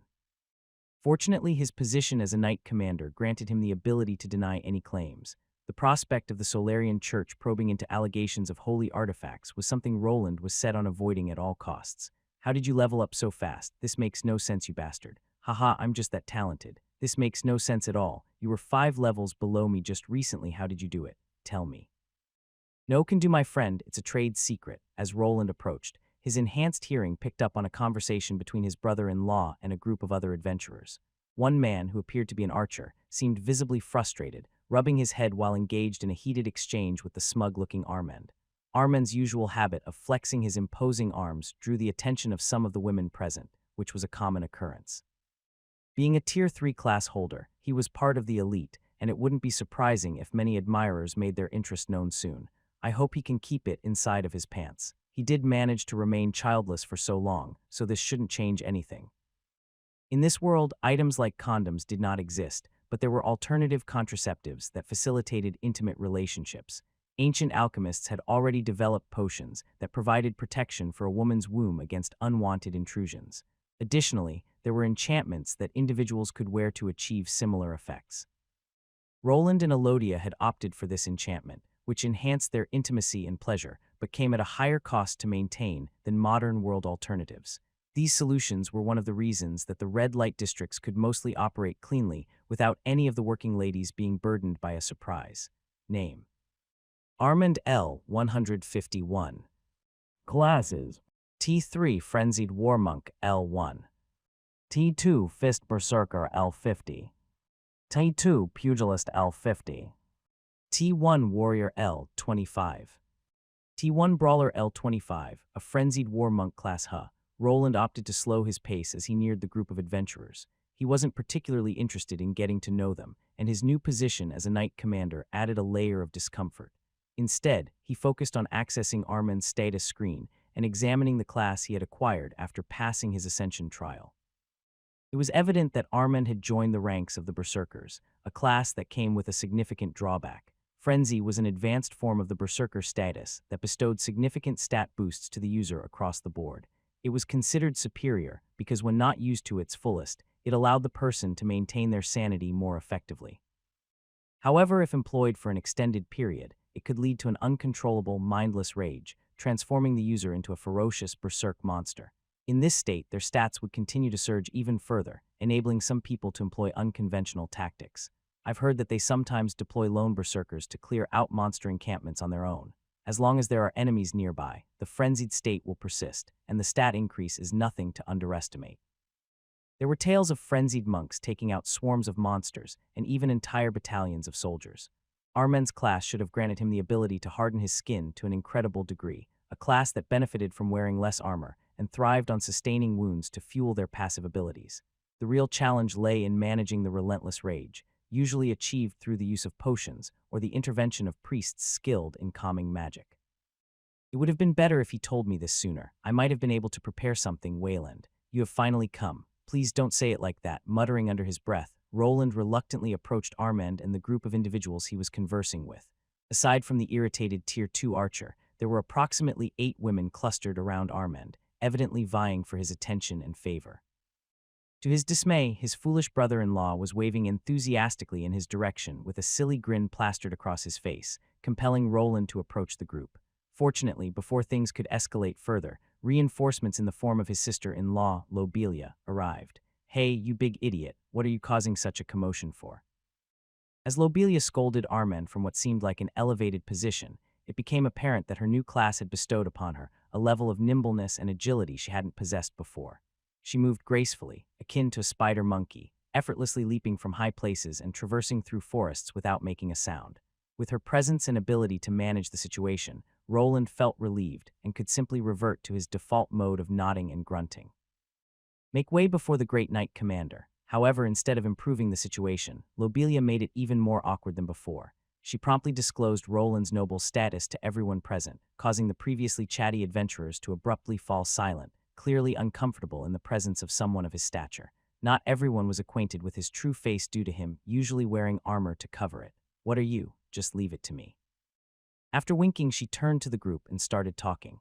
"How can you all be so discourteous in the presence of the knight commander? Have you already forgotten about the recent trial?" The adventurers who had been previously chatty now stammered, their demeanor shifting as they suddenly showed some fear. The archer who had been voicing his complaints about Armand earlier bowed his head and quickly retreated, as did the group of young women who had been vying for Armand's attention. "We apologize for the intrusion, Knight Commander. Sir, Armand of course didn't take the whole thing too well as he was just about to flex his muscles before the group of beauties. Hey, why did you do that? Stop surrounding yourself with those individuals. You're on your way to becoming a platinum adventurer. Start acting like an adult for once. You're just jealous that my class is more unique than yours," Armand retorted, which made Lobelia reply instantly with a raised voice. "What? Who cares about a class that rots your brain? Only a meathead like you would be thrilled about something like that." Soon the two were back to the old ways of arguing. Their shouting served as an effective deterrent, keeping others at bay. Amidst their dispute, Roland spotted a certain imposing figure in the distance. The man was as wide as a brick house and as tall as a barn. It was the bald guild master. "I wonder how this will go." The guild master assumed several functions when leading the guild, one of which was conducting battle tests for platinum adventurers. It was a rule that not many people followed these days, but it seemed that for Armand, an exception had been made. Perhaps the guildmaster was curious about how his former student would fare, or maybe Armand had pressed the matter himself. Whatever the reason, the upcoming battle promised to provide valuable insights. While Roland believed that his brother-in-law stood little chance of winning, it might afford him the opportunity to gauge the guildmaster's fundamental strength and compare it to his own. He had come prepared for this occasion, equipped with his runic eyes and other runic gear that would allow him to examine this old acquaintance in detail. While he wasn't sure whether the guildmaster was a friend or a foe, Roland believed that being prepared was always the wisest course of action. "I guess both parties are finally here soon." Both burly men had locked eyes on each other. They wore peculiar grins that made it evident that engaging in battle was one of their favorite pastimes. The anticipation in the air was palpable as the showdown between Armand and the guildmaster finally drew near. The crowd in the Adventurer Guild Central Arena had swelled as the news of Armand's battle with the guildmaster spread like wildfire. Gold-ranked adventurers, curious onlookers, and even some senior guild officials had gathered to witness the spectacle. The air was charged with excitement and tension as everyone anticipated the clash between Armand, the cocky and newly ascended adventurer, and the guildmaster, a renowned figure known for his strength, wisdom, and bald head. However, most of them weren't really that interested in the clash between these two muscle men. No one actually believed that a level 151 freshly ascended Tier 3 class holder could defeat a seasoned veteran. What they wanted was to earn some quick money by betting on how long he would last. There were many criteria people were going for, and even a person with a large blackboard appeared to write all of it down. "I'll wager 1 gold coin on him not lasting more than a minute." 1 gold coin on under a minute, replied the man who was collecting all the bets into a spatial sack. Each bettor received a token with some text written on it as proof of their wager. After the battle had concluded, they could return this token to claim their winnings if they were successful. However, it was more likely that most of these bettors would end up empty-handed. The individuals responsible for gathering the money would take a fee for their services, so even if a few got exceptionally lucky, they would still receive some compensation from the overall bets. "I'll put down 2 large silvers on his arm getting broken, 2 large silvers on a limb breaking." It was quite interesting to listen to the people shouting at each other and somehow being able to keep track of everything. When looking at this blackboard, it seemed that Armand was going to get himself slaughtered. People were expecting him to leave bruised and battered, with at least one of his limbs broken. It seems as if they want him to get beaten. A lot of people bet on his nose being broken. Roland commented while standing next to Lobelia, who was just chuckling away at the comment. He wasn't that informed about Armen's nightly escapades, but Armen was known for playing around.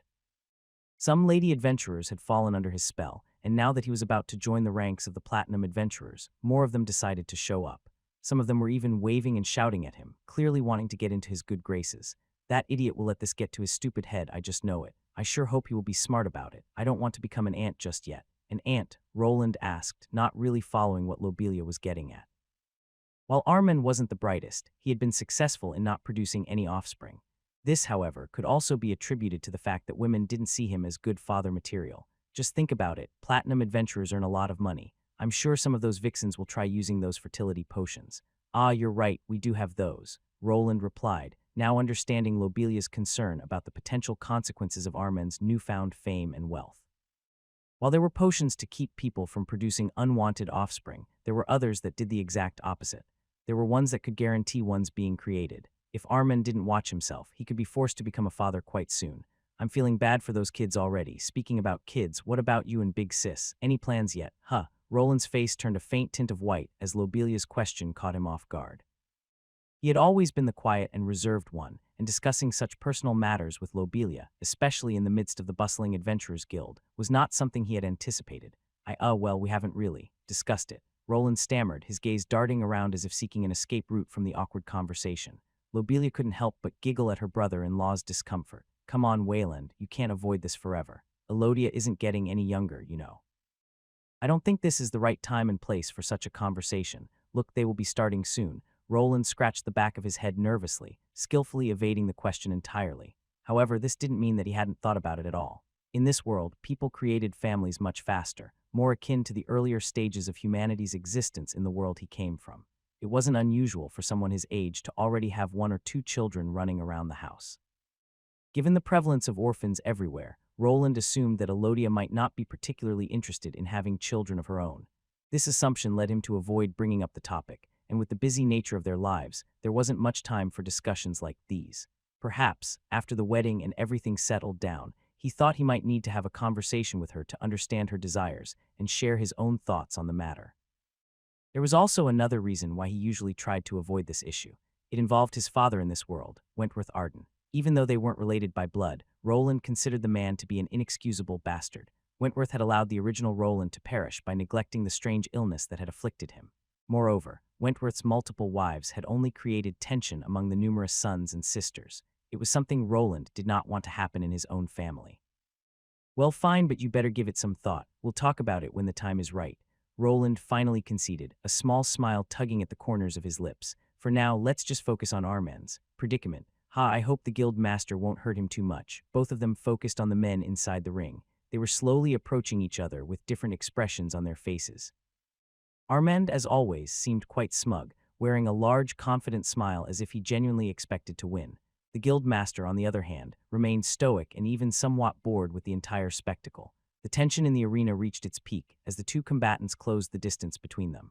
Armen's smug grin and the guild master's bored expression created a stark contrast that didn't go unnoticed by the spectators. Whispers and hushed conversations rippled through the crowd as they placed their bets and speculated on the outcome of the impending battle. Armen stepped forward confidently, his fists clenched and his body tense. He had always been a physical powerhouse, and his newfound frenzied war monk class only amplified his strength. On the other side of the ring, the guild master, with his bald head reflecting the sunlight, remained still, a silent and imposing figure. So we meet again, old man. Can we move this along, kid? Was this really necessary? Odin didn't seem to be impressed or even interested in having this bout, but Armand, on the other hand, was itching for it. It was clear that he had his reasons for bringing his old master here. He wanted a proper fight. Of course, you wouldn't have taken me seriously otherwise. Now, with everyone watching, you'll have to give me your all. I'll give it to you, kid. You have grown some balls. You can even look me in the eye without flinching. I'm actually impressed. With the help of his enhanced hearing, Roland continued to eavesdrop on the conversation between Armand and the guildmaster. He began to piece together more of the puzzle surrounding Armand's role within the guild. Before he arrived in the city, Armand had been some kind of prospect the guildmaster was fostering. Roland wasn't sure of the specifics, but it likely had something to do with Audhin's pursuit of increased wealth. Perhaps he intended to use Armand as his enforcer in the future. Armand might not have been the brightest, but he was quite strong and loyal. If Ordhin could develop him into something akin to an attack hound, then all of this would make sense. I'll impress you even more after I defeat you. Now draw your weapon. I don't need anything besides these arms. The Guild Master's class made use of axes and possibly other heavy weapons. There were likely numerous active skills and passives that he wouldn't be able to use if he decided not to wield his primary weapon. This was one of the main weaknesses of classes that specialized in a particular weapon. It granted them incredible advantages when using that weapon, but left them significantly weaker if they didn't, making it quite the literal double-edged sword. However, in this case, it probably wouldn't matter much, as the difference in levels was just too significant. It was a gap of over 100 levels, which was practically impossible to overcome. Even Roland didn't envision himself achieving a conventional victory over this bald guild master. However, he did have magic at his disposal, and perhaps with a few well-placed combinations, it could yield favorable results.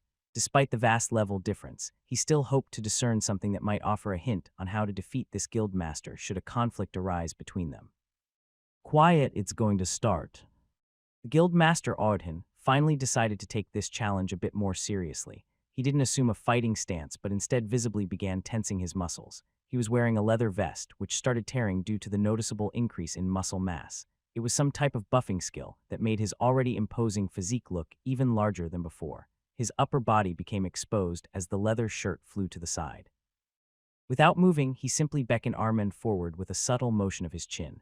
Armen wouldn't let it slide as he performed almost exactly the same thing. His muscles started expanding, but since he was already shirtless, the increase wasn't as noticeable as when his opponent did it.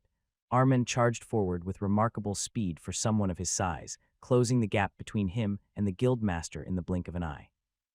His fist shot out like a cannonball, aimed directly at Ordhin's chest.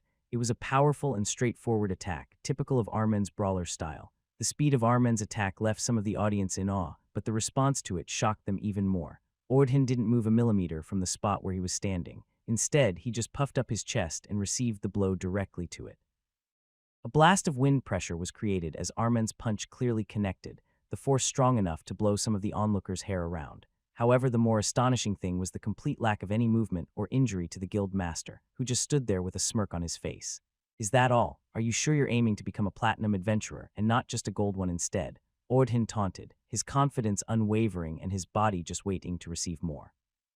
For a moment, a perplexed expression crept onto Armen's face, but soon it disappeared as he unloaded a barrage of hits.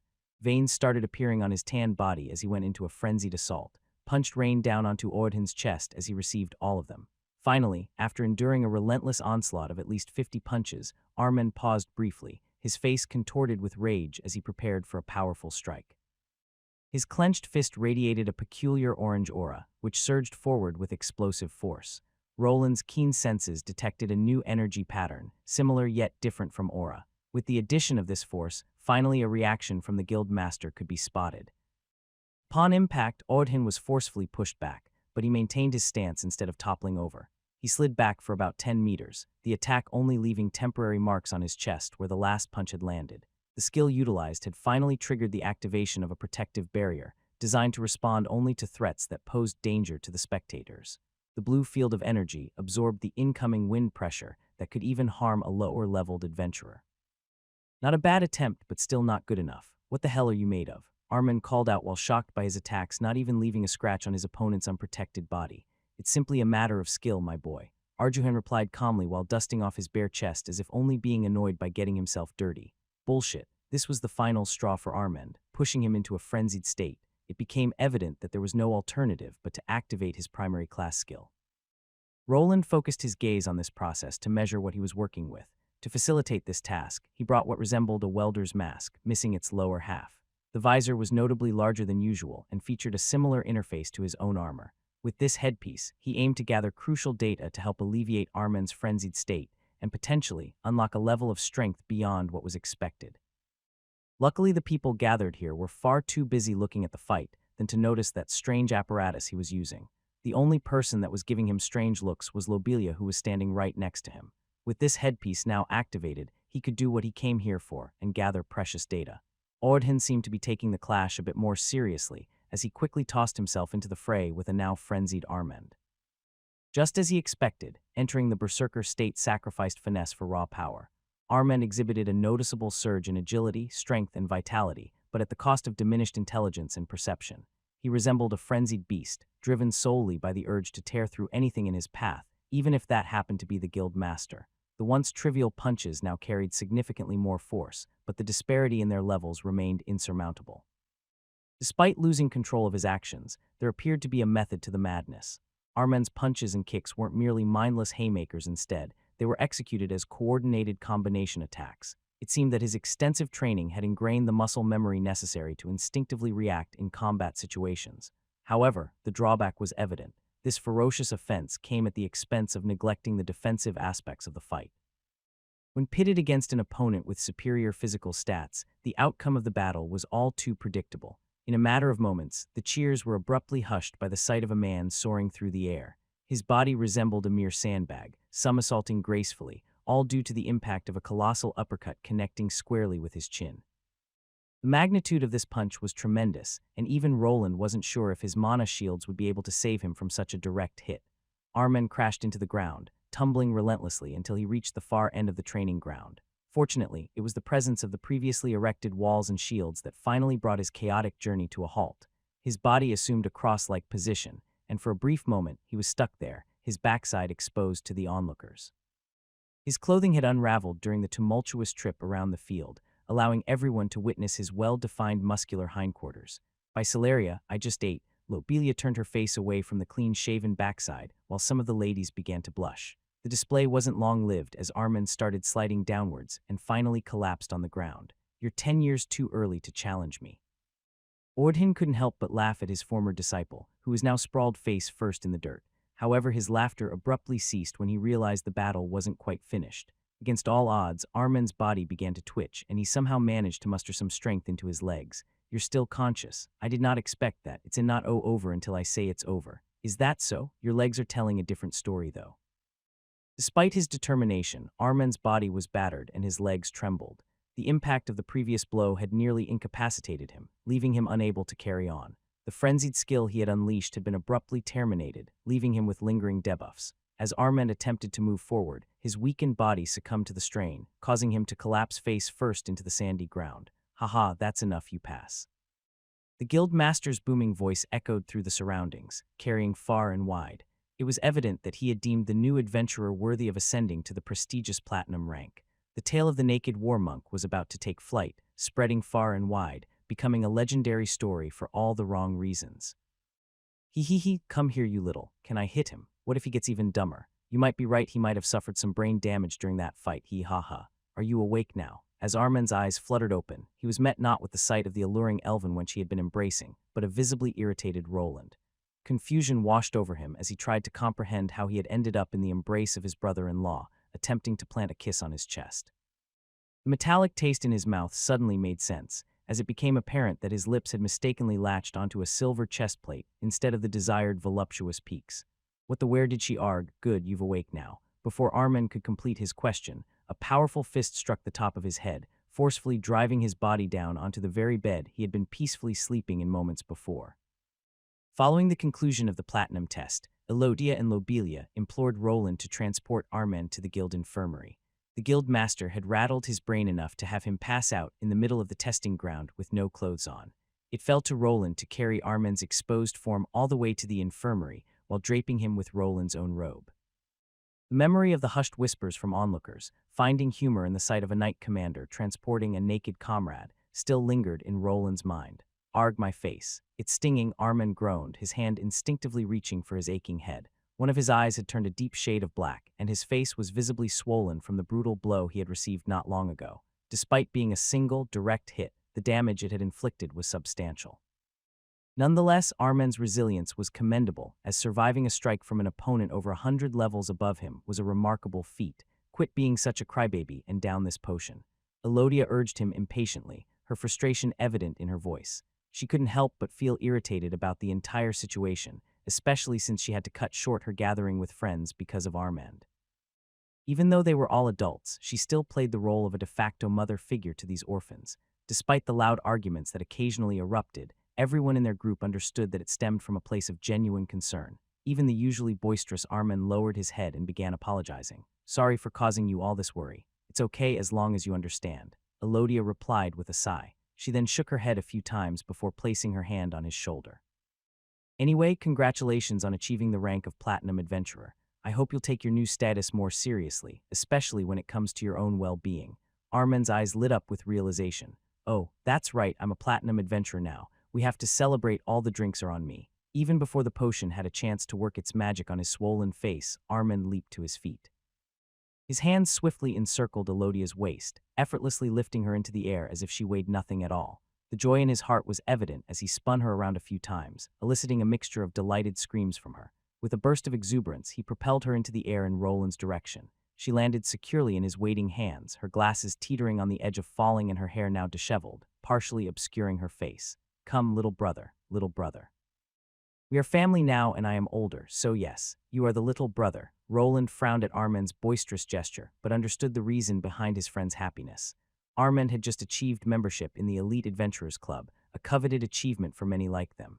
It was akin to people from his world gaining admission to a prestigious school or securing a life-changing job. However, he was not really willing to get drunk and party in the red light district that this would probably end up in. He was on the verge of getting married, and Elodia, his fiancée, was not particularly tolerant of such activities. I think I'll have to pass. I still have a lot of work to do. There you go again. You need to learn to savor life's moments, my little brother. Stop calling me that. I'm not your little brother. Don't be upset. I'm sure you'll pass your platinum test eventually. My platinum test? Don't be angry just because I've done it before you. Angry. As Armen continued to laugh heartily, Roland momentarily drifted off in thought. The amusing part of the situation was that he had actually managed to skip the test and attain the platinum rank without going through the usual process. It was something Roland could point out, but seeing how genuinely happy Armen was, he decided not to be petty and let his big brother relish his moment, a decision he almost instantly regretted. I need to invite everyone. Yeah, good luck with that. Elodia, I have some things to do, so just go, I'll take care of this. With Armen's jubilant celebrations echoing in the background, Roland made his exit from the infirmary. He was relieved to leave the chaos behind and return to the relative quiet of the Adventurers Guild's corridors. As he strolled through them, he couldn't help but ponder the recent turn of events. The memory of Armen's battle with the Guildmaster still played vividly in his mind. Despite the vast level difference and the brutal outcome, Roland had managed to gather some valuable insights. It was clear that Audhin had skills or abilities that allowed him to negate most of Armen's attacks effortlessly. While Roland was no stranger to the idea of level disparities and their impact on battles, the Guildmaster's resilience had exceeded his expectations. Roland knew that one day, he might have to face Audhin or someone similar. The ambitions of powerful individuals and the secrets lurking in the shadows all pointed to possible future conflict. He needed to learn more about people like the Guildmaster and prepare for potential conflicts that he could not power through with more magical power. There were certain limitations that even he who had recently broken had to adhere to. Things only became more complicated when the thought of not being able to protect the woman that he had chosen started creeping into his head. Roland was not someone that formed relationships easily, but when he did, then he seriously committed to them. The fight had served as a wellspring of inspiration, igniting his creativity and providing an opportunity to closely observe his brother-in-law's fight. The frenzied state he had experienced had bestowed upon him a significant boost in his overall abilities. However, it was something he yearned to harness and control, a feat he believed achievable through the aid of divine runic spells. The only obstacle he faced was their implementation, a territory he found himself uncertain about. Primarily, he found himself capable of using these spells only in sporadic bursts, lacking precise control.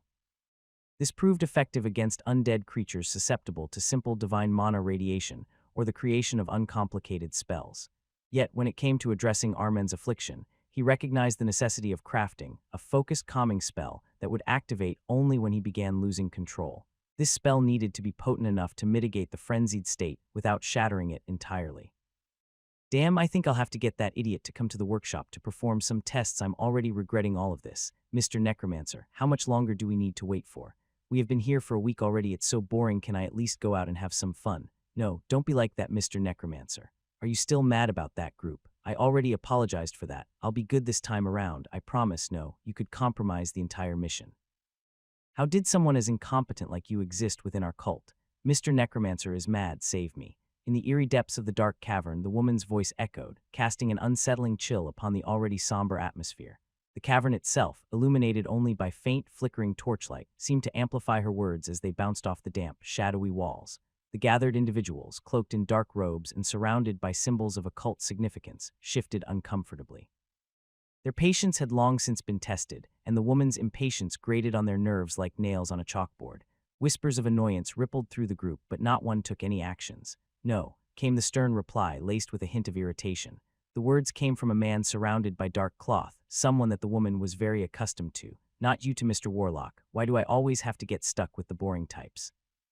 Let's just go out into the city this once. The presence of the Solarian Church has dwindled, but there are still some paladins left. We must remain here while our acolytes perform the tasks instead." Fine, the woman felt disappointed, yet she ultimately chose to cease her complaints. This was a recurring event that the group had become accustomed to. She would inevitably begin to voice her grievances, but her disruptions were typically minimal. They had all congregated in the expansive city, which had once served as one of their secret headquarters. While the majority of their members had been compelled to depart, a few concealed chambers in the depths had managed to evade detection. This was one of them, and the only one that managed to survive the previous extermination event. After the cult obelisk was robbed and eventually destroyed in the coming battle, the inquisitors from the church arrived into the city. They had failed in their mission, so they took out the rage on the cult element within the city. The abominations that roamed the streets and sewers were quickly cleansed by regiments of holy paladins. Only this small area remained free of the cursed radiant energy that their god despised. Moving above ground remained a perilous endeavor. Even though the church element had departed, it didn't imply that they weren't keeping a vigilant watch over this place. It would likely be years before the paladins returned, making this area safe again. Their activities on this island, especially in this region, were now scrutinized closely. They couldn't risk being seen by anyone, and permitting the unruly woman to roam freely might spell their doom. "Mr. Necro, be quiet, someone is coming." After many days of waiting, the unholy magician finally opened his eyes and shifted his gaze to the side. There an occult symbol began to glow in a sickly green hue, followed by an audible clicking sound. The walls of the chamber started to shift, revealing an opening through which a robed figure entered. "Oh, is this one of our acolytes?" "No. Is this one of yours, Mr. Necromancer? For the last time, call me Master Kavak, but I don't want to. How about instead of Mr. Necromancer, I call you Mr. No-Nose? Shut up." Kavak, the necromancer in question, released a burst of green energy that illuminated the cavern. His face was briefly revealed, and as the woman had remarked, it was missing a few features, notably his nose. He might not have been truly undead yet, but his face resembled that of a desiccated mummy. As a result of the powerful winds generated by the magical energy, the person who had entered had their face unveiled too. They appeared quite distinct from their group, resembling an ordinary individual from the streets. Their eyes were fixed in one direction, and the drool dribbling from their mouth indicated that they were ensnared by a spell. "Thrall, have you brought the information that I require?" The man that was under the spell didn't reply, and instead moved his hand into a side pouch. From within, they pulled out a few scrolls on which they wrote down the information. Kavak manipulated his finger to conjure an eerie-looking mage hand that seized the parchment. His eyes scanned the handwritten scribbles at an astonishing speed. As he continued to peruse the parchment, a faint smile curved on his face, a detail not missed by the annoying woman accompanying him. "Does that smile mean that we have our target? Perhaps. Perhaps. So do we have them or not?" The man didn't believe conversing with this woman was wise, but he also knew that if he didn't provide some information, she would pester him relentlessly throughout the mission. Hence, he decided to update her on what his thrall had managed to gather. "We have a list of names for the people who arrived with that caravan. Some have been confirmed as deceased, but others managed to leave the city. Fortunately, most of them were adventurers, which will simplify matters." The Adventurers Guild maintained an extensive database of their members, allowing the group to swiftly identify potential targets in any city where guilds operated. Anyone on this list they received would be subject to investigation. Kavak had also noticed an interesting individual among the group, with a somewhat unusual class. This one could be it. Only someone with this kind of class would be able to alter the relic, but he was only a tier 2. Could this person be part of the church? Or did those bastards falsify the records? The man who bore the appearance of a mummy continued to mumble to himself as he sifted through the list of names. Had he not been so engrossed in these writings, he might have noticed that his unruly companion was stealthily edging closer to the mind-controlled individual who had delivered the information. Kavak had reconciled himself to the notion that this mission predominantly depended on his abilities, as he couldn't place much reliance on the other high priests. "So does that mean that we have our targets now, Mr. Necromancer?" After a brief moment of silence, the woman persisted, prompting Kavak to tear his gaze away from the parchment. He faced her with a sinister grin. Among the numerous names scribed on the parchment, one of them clearly stood out. It couldn't have been a mere coincidence, and it seemed their mission was about to take a significant step forward. "Yes, that's right, with this list we should be able to find the person responsible. That's lovely." the woman chuckled with joy and with one quick movement sliced the throat of the person that brought forth the information. Kavak's dead eyes bulged out of their eye sockets as he saw his thrall's throat burst forth with a stream of blood. The person could not even groan as the red blood turned pitch black and corroded their entire body. In a matter of moments, the body exploded before the group of abyssal cultists, leaving behind a maddened necromancer. "What have you done, you imbecile? What?" "We got the list and the names. What good is this thrall to you? Just let me have some fun. It's been a week already. I have my needs. Are you an idiot? This thrall is part of the Adventurers Guild. They will notice when he doesn't come back." "Oh, really? Oh, well, I'm sure you'll figure something out." Kavak's whole body started radiating a menacing pale green hue as he had enough of this behavior. It took a lot of resources to plant someone into the Adventurers Guild who answered to him and his mistress, and this person just ruined it.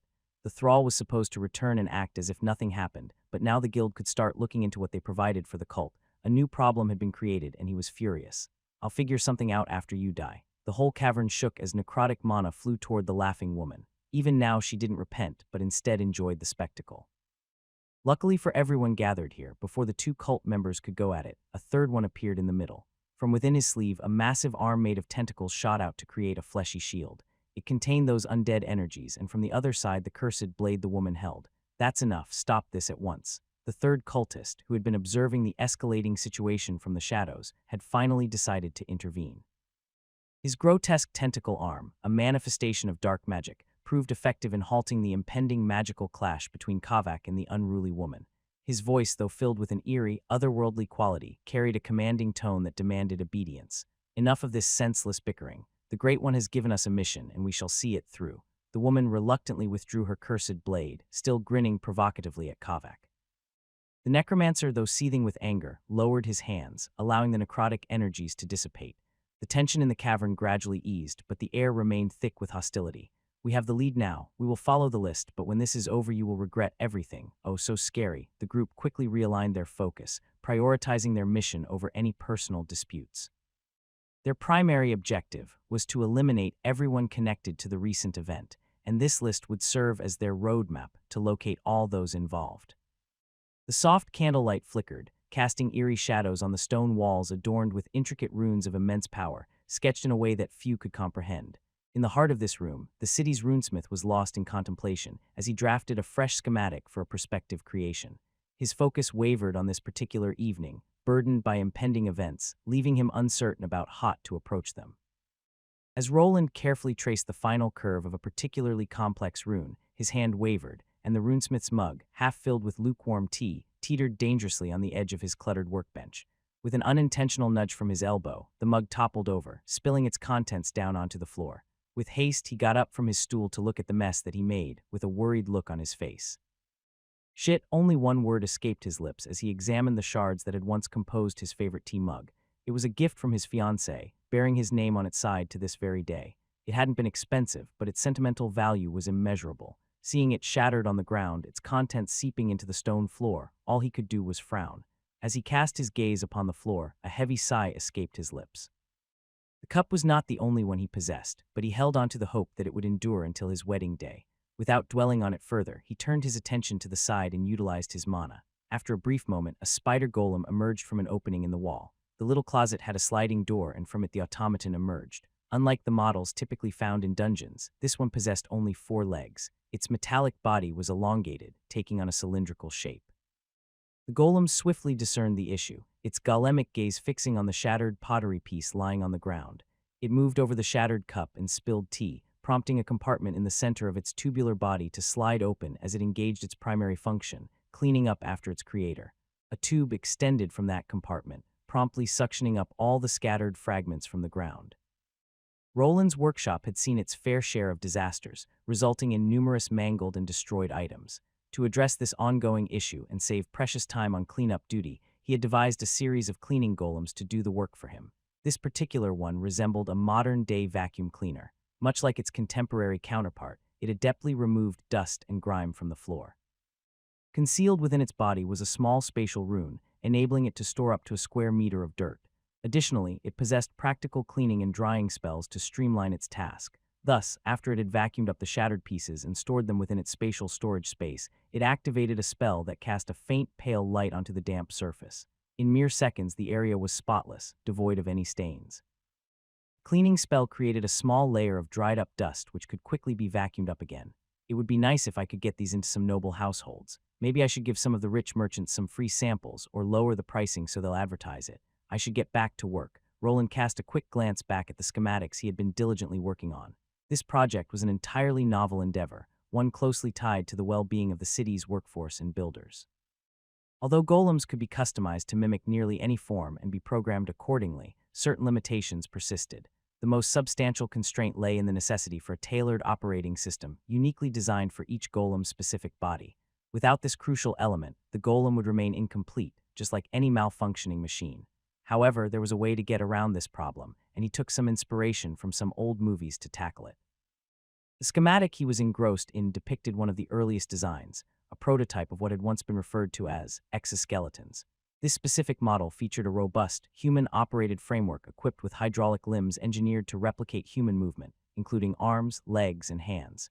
He had even added a sketch of a person within the frame to visualize its functionality, and had plans to incorporate adjustable elements to accommodate individuals of varying heights. One of the most striking features of this design was the incorporation of large clamps in place of fully functional hands, a more practical choice given the complexities involved in creating fully articulated hands. Roland's intention was for the operator of the exoskeleton to simply use their grip to lower the clamps onto objects. With the augmented strength provided by the exoskeleton's frame and its own weight, individuals utilizing these devices would be capable of effortlessly lifting heavy objects such as boulders or crates. In this peculiar world, an unusual restriction prevailed. The majority of individuals were unable to attain battle classes.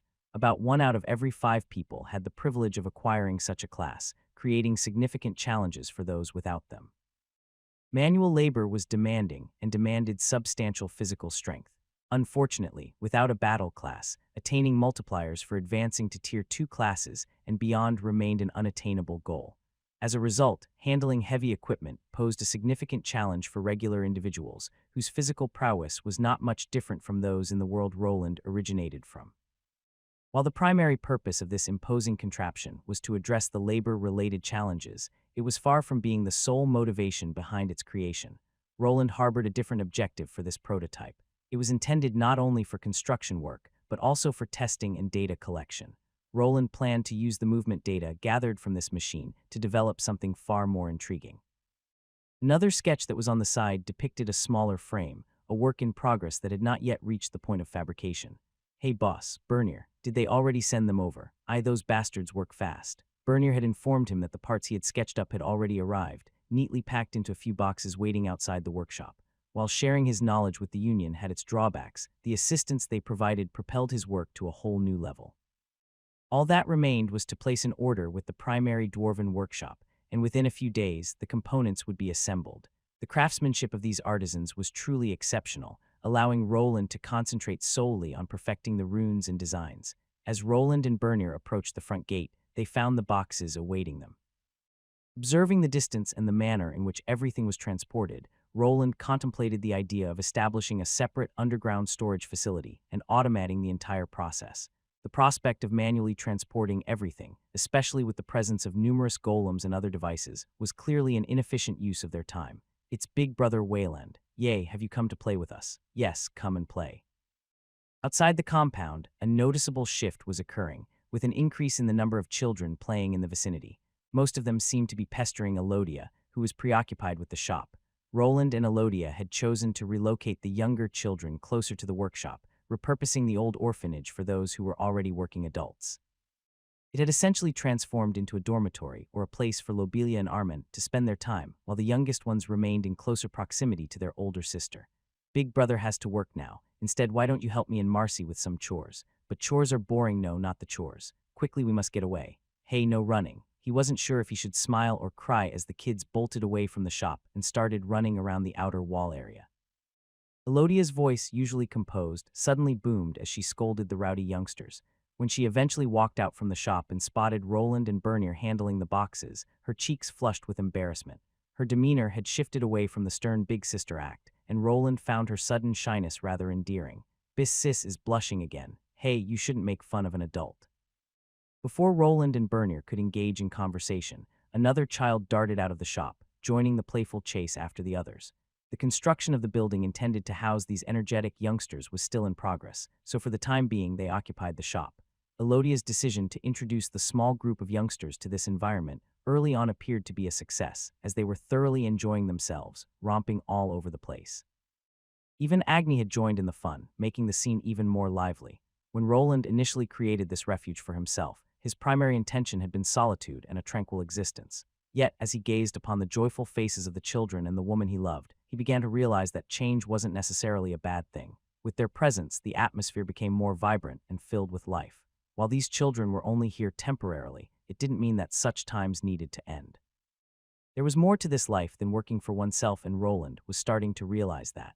Soon both he and his assistant parted ways with the people on the surface, and they returned to their underground lair for testing. Roland had gotten quite good at producing schematics for his products and designing them. Using a few new methods that he learned from the dwarven craftsmen, he was able to streamline the process even more. After performing some magical welds, the frame started taking shape. "This armor looks strange," commented Bernier as the upper part dangled in the air. "It's not an armor, it's an exoskeleton." "Exoskeleton. I guess it does look like a skeleton made of metal." Bernier narrowed his eyes at the thin, bone-like outer layer of the creation. As Roland's assistant, he wasn't entirely sure about the purpose of this contraption, but he had the wisdom to understand that asking would likely be futile. Within just half a day, the entire construction was assembled, and the intricate runes were positioned over every component. At the rear, there was a sizable slot for a battery, and once it was inserted, the stage was set for a test to commence. Tier 3 runesmiths are something different. It only took a few hours to get this done. I remember the time that making a simple shield would take us days. While Bernier started reminiscing about the good old days, he decided to perform a check of the runes. Everything seemed to be in working order, so now came the time for a test run.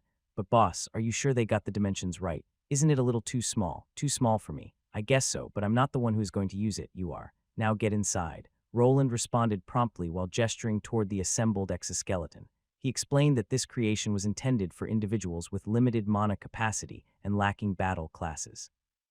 It would serve no purpose if he were the one to use it. In contrast, Bernier perfectly fit the profile of an average construction worker. While his blacksmithing class afforded him certain advantages, his strength wouldn't surpass that of an adventurer. "What, you want me to test it?" "Yes, I designed it with your height in mind. Now get it, we don't have all day. This feels somewhat rough, yeah, we'll have to add some padding for the people using it. For now you'll have to deal with the cold metal and leather straps." Acknowledging the limitations of the current prototype, Roland understood that it lacked any features boosting comfort. If this design were to be implemented, a person would likely spend nearly an entire day inside the exoskeleton. It would require a proper seat or leg rests to ensure that prolonged use didn't impede blood flow. The last thing he needed was for the workers to complain about discomfort or their legs falling asleep during work hours. "So what do you want me to do, boss? Do you see that joystick over there?" "Joystick?" After a momentary pause, Roland shook his head around and pointed to the metal rod sticking out from the side of the exoskeleton's forearm. "That knob there, just grab it." Okay, finally, Bernier took hold of the control stick that allowed him to manipulate the upper limbs of the exoskeleton. The first time he gripped it and pushed forward, the entire vice arm shot forward with surprising speed. As the weight distribution shifted to the front, the entire contraption momentarily buckled forward. It appeared as though a mishap was imminent, but the runic machine had been programmed with balance in mind. It swiftly moved one of the legs forward to restore its equilibrium. "Whoa, it's moving. This feels strange, boss." "It's fine. Try to move it around and get a feel for it. Try feeling out any inconsistencies in the movements." Inside this exoskeleton, the individual could manipulate only the arms, while the leg movements were automated and controlled via buttons on the control stick. Additionally, these side buttons allowed for forward, backward, and limited lateral movement when pressed while moving the stick around.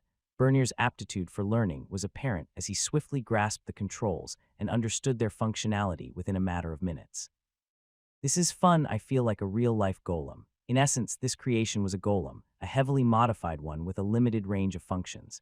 Its primary purpose was to enable the operator to make decisions and perform tasks. Much like a construction crane or bulldozer, it was designed to be a versatile tool. The vice arms could potentially be adapted for various functions, such as using a jackhammer, making it accessible for non-magic users to work effectively. Unlike controlling spells, which required mana-related skills, learning to operate a magical tool like this could significantly expedite many of the city's essential processes. "Good, that takes care of the first phase of tests. Now go try moving those empty boxes from one side of the room to the other." "Leave it to me, boss." Bernier's enthusiasm for the new creation was palpable, as he enthusiastically tackled various manual tasks while Roland continued to gather data.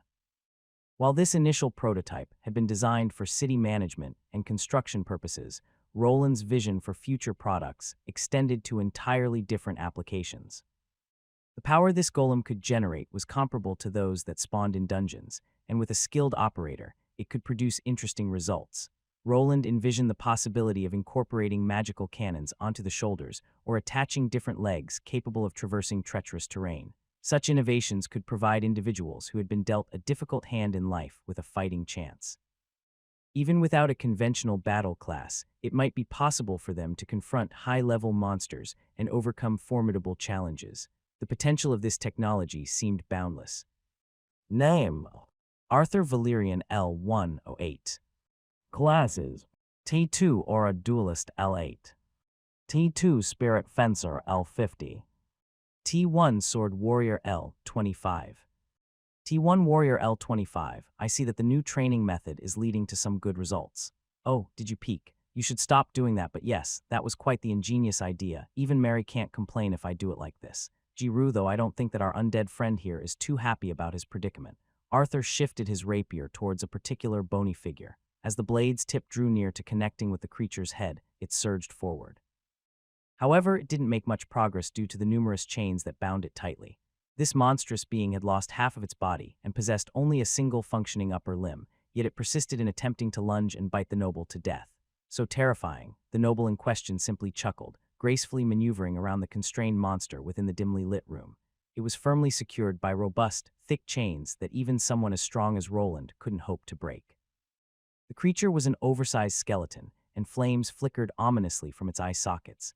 I thought you were joking when you proposed capturing a Tier 3 undead from the dungeon, but it actually worked. It did, but try not to inflict too much damage on them. These beings don't possess much in the way of self-healing unless you have some cursed items around, and I'd rather not summon a lick here.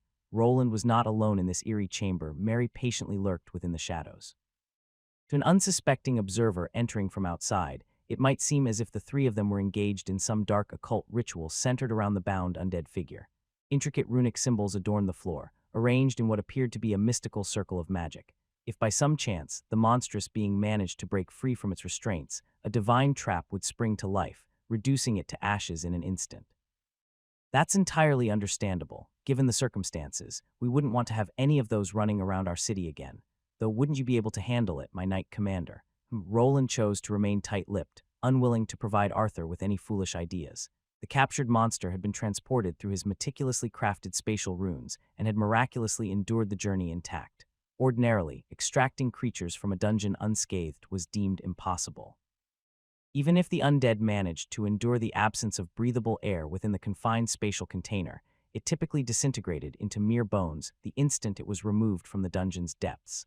A mysterious and unforeseen force had bound these creatures to the very dungeons where they were born. Their only means of escape rested in a rare occurrence known as a dungeon break phenomenon. However, following the events involving the Lick monster, Roland had uncovered a second method for extracting these beings from dungeons. Somehow, his own mana possessed a unique influence over these monsters, granting them a path to bypass the typical laws that governed their confinement. Thus, he embarked on an experiment, capturing one of the infernal skeleton berserkers that roamed the dungeon. Following a battle that resulted in the removal of the creature's lower half and one arm, the testing phase commenced. Roland began by bombarding the monster with his basic mana, yet the initial attempts yielded no discernible outcomes. Faced with inconclusive results in the early stages of testing, he opted to confine the ensnared monster within one of the secure hidden chambers located deep underground. Fortunately, Roland wasn't navigating this endeavor blindly. He held a potent trump card in the form of the Lick core he had acquired following its defeat. Leveraging the core's distinctive resonance with his mana, he finally managed to pinpoint the correct wavelength and power output required for a successful test. After a few attempts and with the assistance of this monster's core as a sort of medium, he succeeded in extracting the undead creature without it succumbing to the fate of becoming mere bones, as had happened with previous test subjects. Just be careful with this thing, it's still a Tier 3 monster. Don't worry, Mary will take care of it if something happens. Plus, she's already itching to test those black blades you made for her. Good, I have the one you ordered. Splendid. Rollins didn't come to this dark training chamber to talk about the weather. He was actually delivering an enchanted runic blade that he had fashioned for Arthur. The two daggers that Mary was holding had also been fashioned by him. Even though they were pitch black like obsidian, they weren't made from black mithril that was better suited for heavy armor pieces like shields. The woman seemed to like them quite a bit, as even now she was making sure that they were out on display. The blades of the twin daggers gleamed with an otherworldly darkness, appearing as though they were cut from the very heart of obsidian itself. They were immaculately sharp, their edges honed to a keenness that defied the limits of ordinary craftsmanship. Despite their darkness, they seemed to capture and absorb the surrounding light, leaving a trail of shadow in their wake. They were one of his latest products and a testament to his advancement as a craftsman. The hilt of each dagger was a masterpiece in its own right, forged from the same mithril metal as the blades. The grips were adorned with runes of their own, carefully chosen to complement the enchantments on the blades. These runes provided a secure and comfortable hold for the wielder, ensuring that they could harness the dagger's power with the utmost precision. He intentionally imbued these creations with an extraordinary level of flair, a departure from the more subdued designs he had previously overlooked. It was impossible for anyone to label these products as failures. The artistry he had injected into his work was now apparent, a testament to his growing understanding of what it meant to be a true craftsman of his caliber. This transformation was a direct result of the Ascension trial that had not only enhanced his knowledge, but also elevated his skills in the realm of weapon and armor crafting to new heights. Here it is, a heavy rapier like you ordered. The blade of this rapier was a masterpiece in itself, a slender and elegant piece of craftsmanship that seemed almost weightless despite its imposing appearance. Runes adorned its surface, etched with utmost precision and care. They were not merely decorative, but imbued with powerful enchantments that would enhance the wielder's combat abilities and grant the rapier an uncanny sharpness.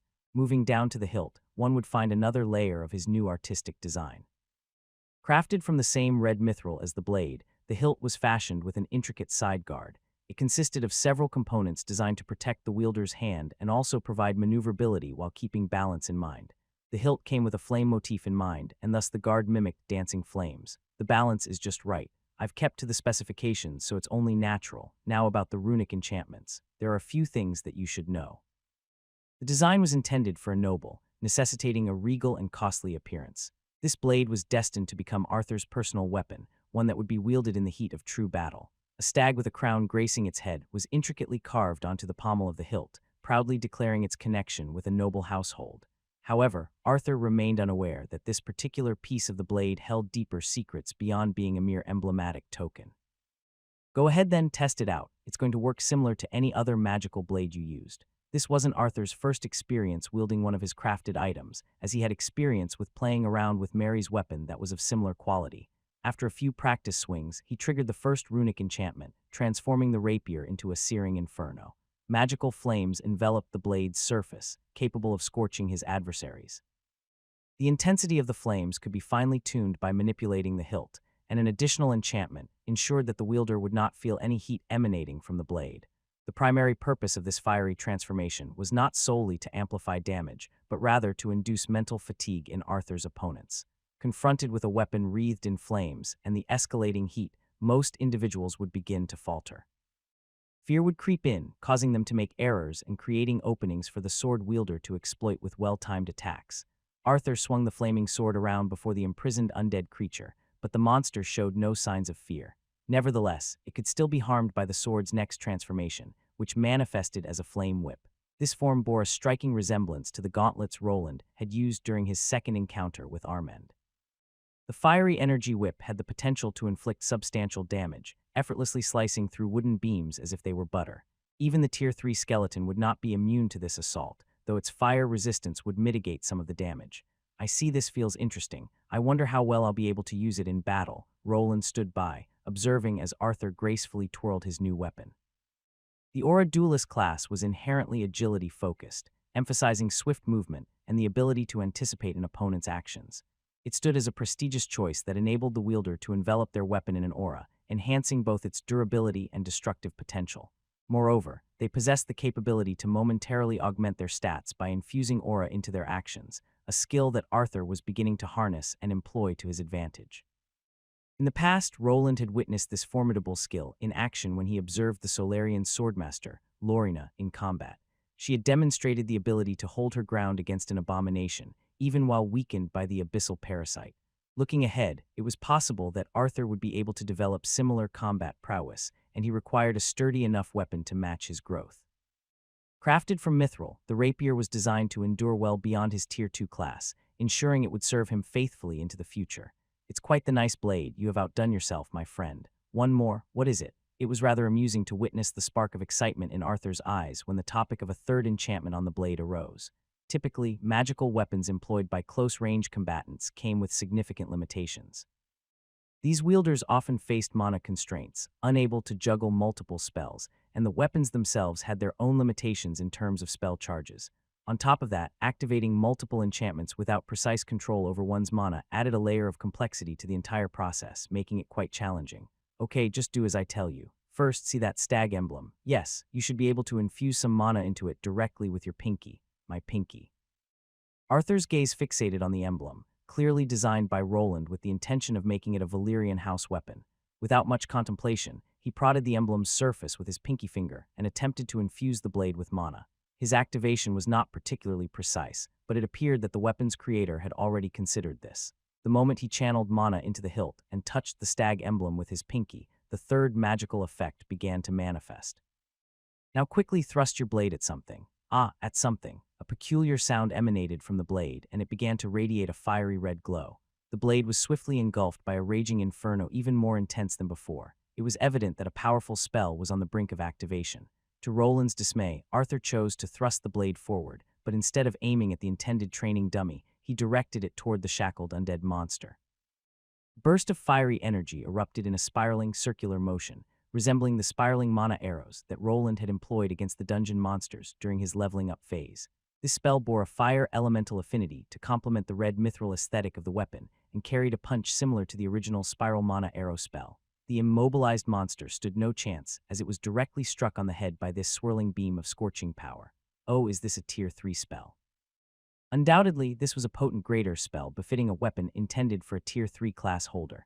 Despite the skeletal monster's partial resistance to fire mana, it proved defenseless against the spiraling motion that drilled into its skull, piercing straight through. The monster perished without a chance to retaliate, and the individual who delivered the finishing blow reaped the rewards with a few level-ups. You weren't supposed to kill it. How are you going to level up your skills now, Lord Arthur? Oh well, accidents happen, right, Mary? You are correct, my lord. I just hope that Sir Roland won't mind bringing another of these creatures here now. Haha, you have my sincere apologies. It's fine, Roland responded, though he couldn't hide his disappointment at the turn of events. This monster had served as their initial test subject. Its role was to aid not only Arthur, but also Mary and himself in honing their skills. Even when striking it with sticks, they could accelerate their combat-related skill development. While it remained impervious to damage, these hits still contributed to skill experience. The primary challenge with Roland's leveling method lay in the lagging progression of his complementary skills compared to his main level. To address this issue, the skeletal monster had been brought in to facilitate the development of main weapon skills through repetitive strikes. He had already made some progress in reviving his stagnant blunt weapon proficiency by whacking it a few times. Now that the creature was deceased, he would need to secure another one for their training regimen. How about this to make it up? I'll host a grand party for the Knight Commander's wedding with Lady Elodia. I already refused that proposal. I'm not going to expose my wife to something like that. You really don't like the nobles and their ways, don't you, my friend? Is there a way to make you reconsider? If not for our noble ways, we wouldn't be able to make such nice secret rooms with undead monsters in them. That's one of the main reasons. Amidst the situation, Arthur couldn't help but chuckle, as his thoughts still revolved around hosting a grand wedding for both Roland and Elodia. He envisioned a celebration that would draw in wealthy merchants and perhaps even a few minor nobles seeking new alliances. Despite his brother's firm control over the region, there were undoubtedly individuals they had antagonized. With some assistance from those disgruntled nobles, Arthur believed he could reach his goal faster. However, Roland, in contrast, simply longed for some peace and quiet. We have already decided on the venue. Oh, am I invited? I'm not sure it will be a good place for a lord nonsense. I'm not sure if you'll fit around the other commoners, Mary. Could you talk some sense into him? Master Roland is correct. A noble lord should not mingle with the commoners without a good reason. It will make you look weak. Mary raised her eyebrow a bit as she was still getting used to Roland's way of talking. He was being quite formal around Arthur, who was the city lord and a son of a duke. However, she knew that both were of noble descent and treated each other as equals. The topic eventually shifted to more practical matters. Arthur discussed the ongoing efforts to secure the city, bolster its defenses, and explore the dungeons. Roland shared his insights into crafting, revealing some of his recent discoveries and innovations in runic enchantments. The conversation flowed easily, a testament to the bond that had grown between the two men over their shared experiences.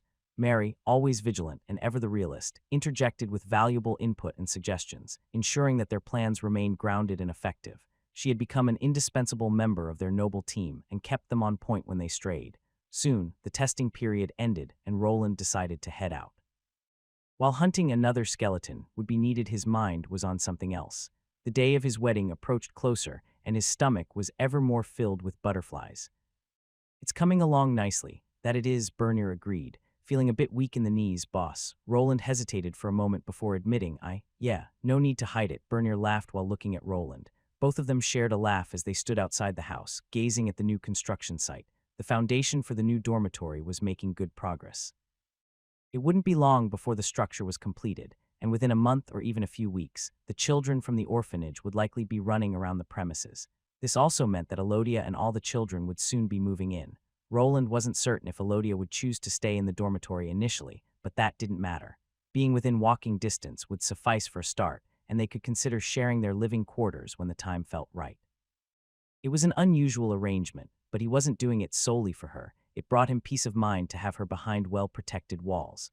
Fortunately, financial concerns were no longer an issue. After reconciling with the Dwarven Union, he was earning multiple times more money than before. Arthur had been quite generous, and sales at his Runic store were on the rise. He had also secured a lucrative contract with the Union for Runic batteries that only he could modify. Roland realized that Brilvia couldn't simply replicate the runic structures without understanding how they worked. The Dwarven craftsman heavily relied on ancient schematics, more so than he had initially thought.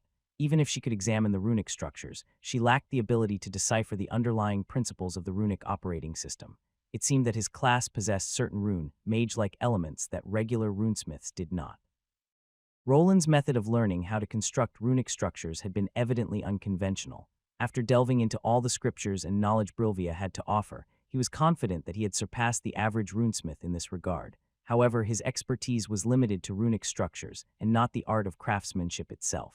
When it came to building physical components, the other smiths were superior to him. It was evident that they had received years of traditional training and apprenticeship in the production of physical items.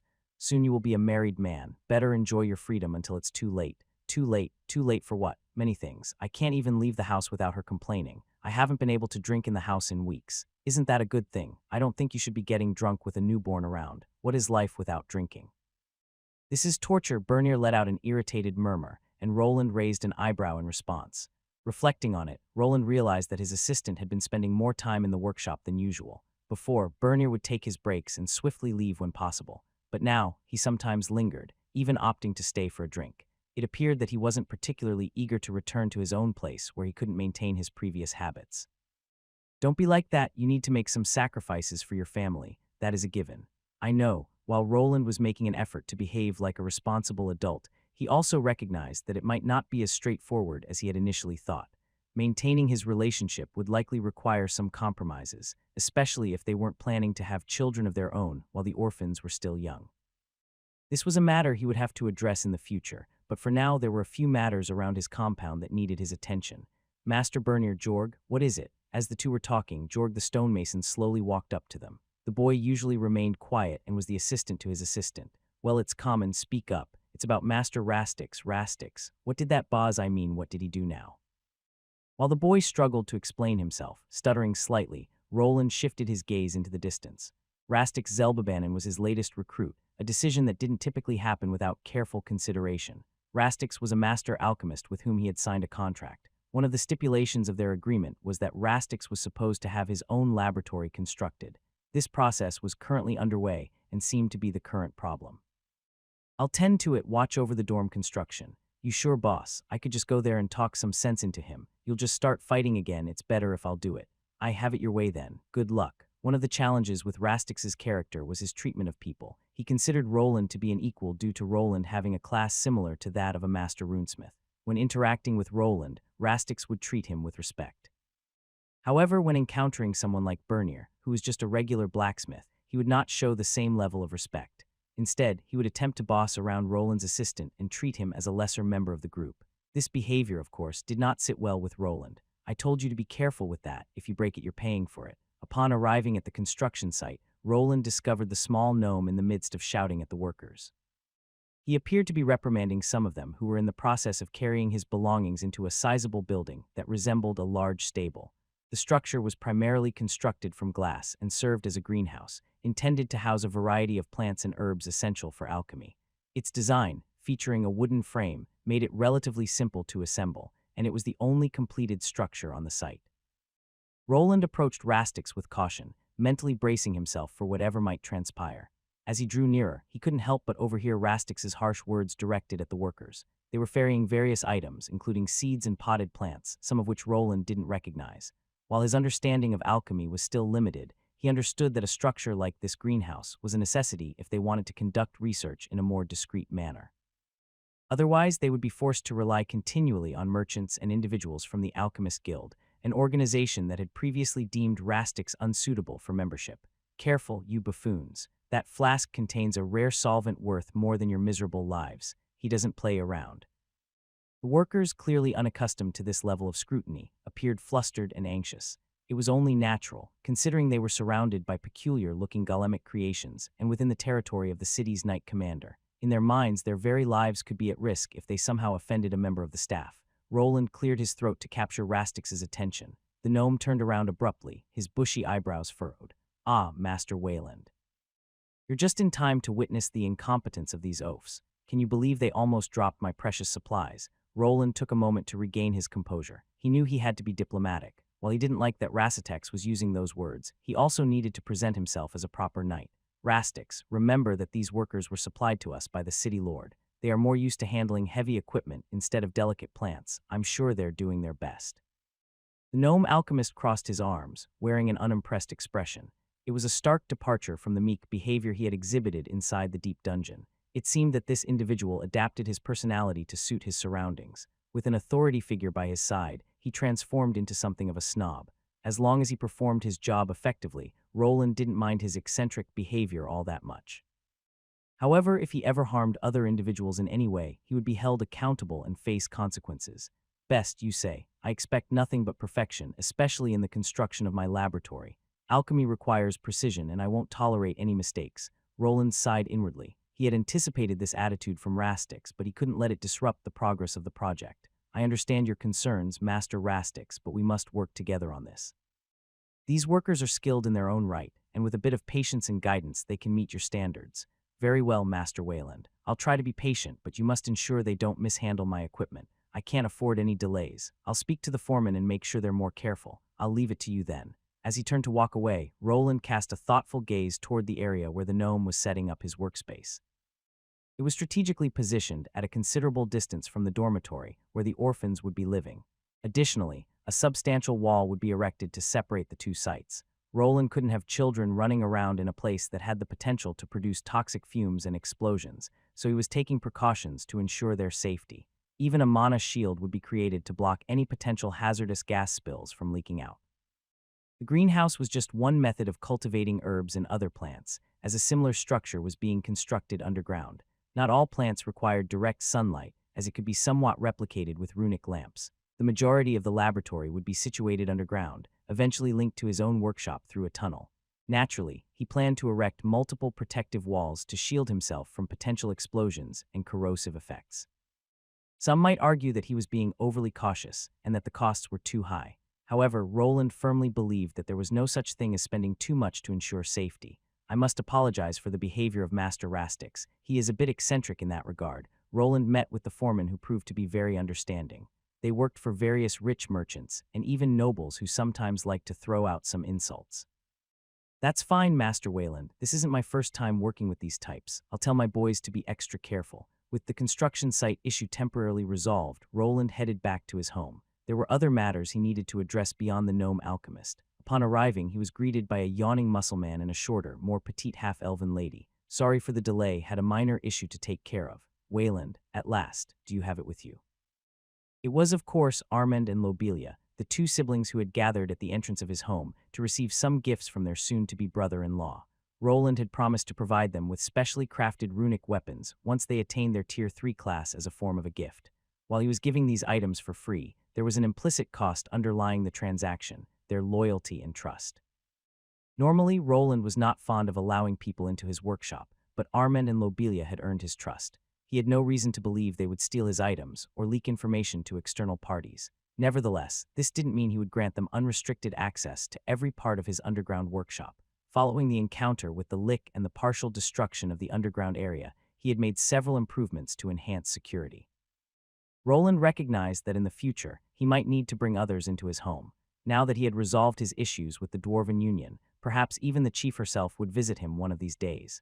It wasn't always practical to send out prototypes when it was easier to showcase them within the confines of his workshop. To address this issue, Roland had made the decision to construct the new workshop with a specific purpose in mind. He organized everything into different levels where only he had unrestricted access. Not even his wife would be granted entry to some of the more hazardous testing areas. Soon, the trio arrived at a secluded spot with no apparent features. Before Armand and Lobelia could inquire further, the ground in front of them began to shift, and a rectangular metal platform rose up from the ground. Don't worry, this is just an elevator and the new entrance to my workshop. Remember where it is so you can use it. Roland provided an explanation as the elevator door opened, revealing a recreation of an elevator from his old world.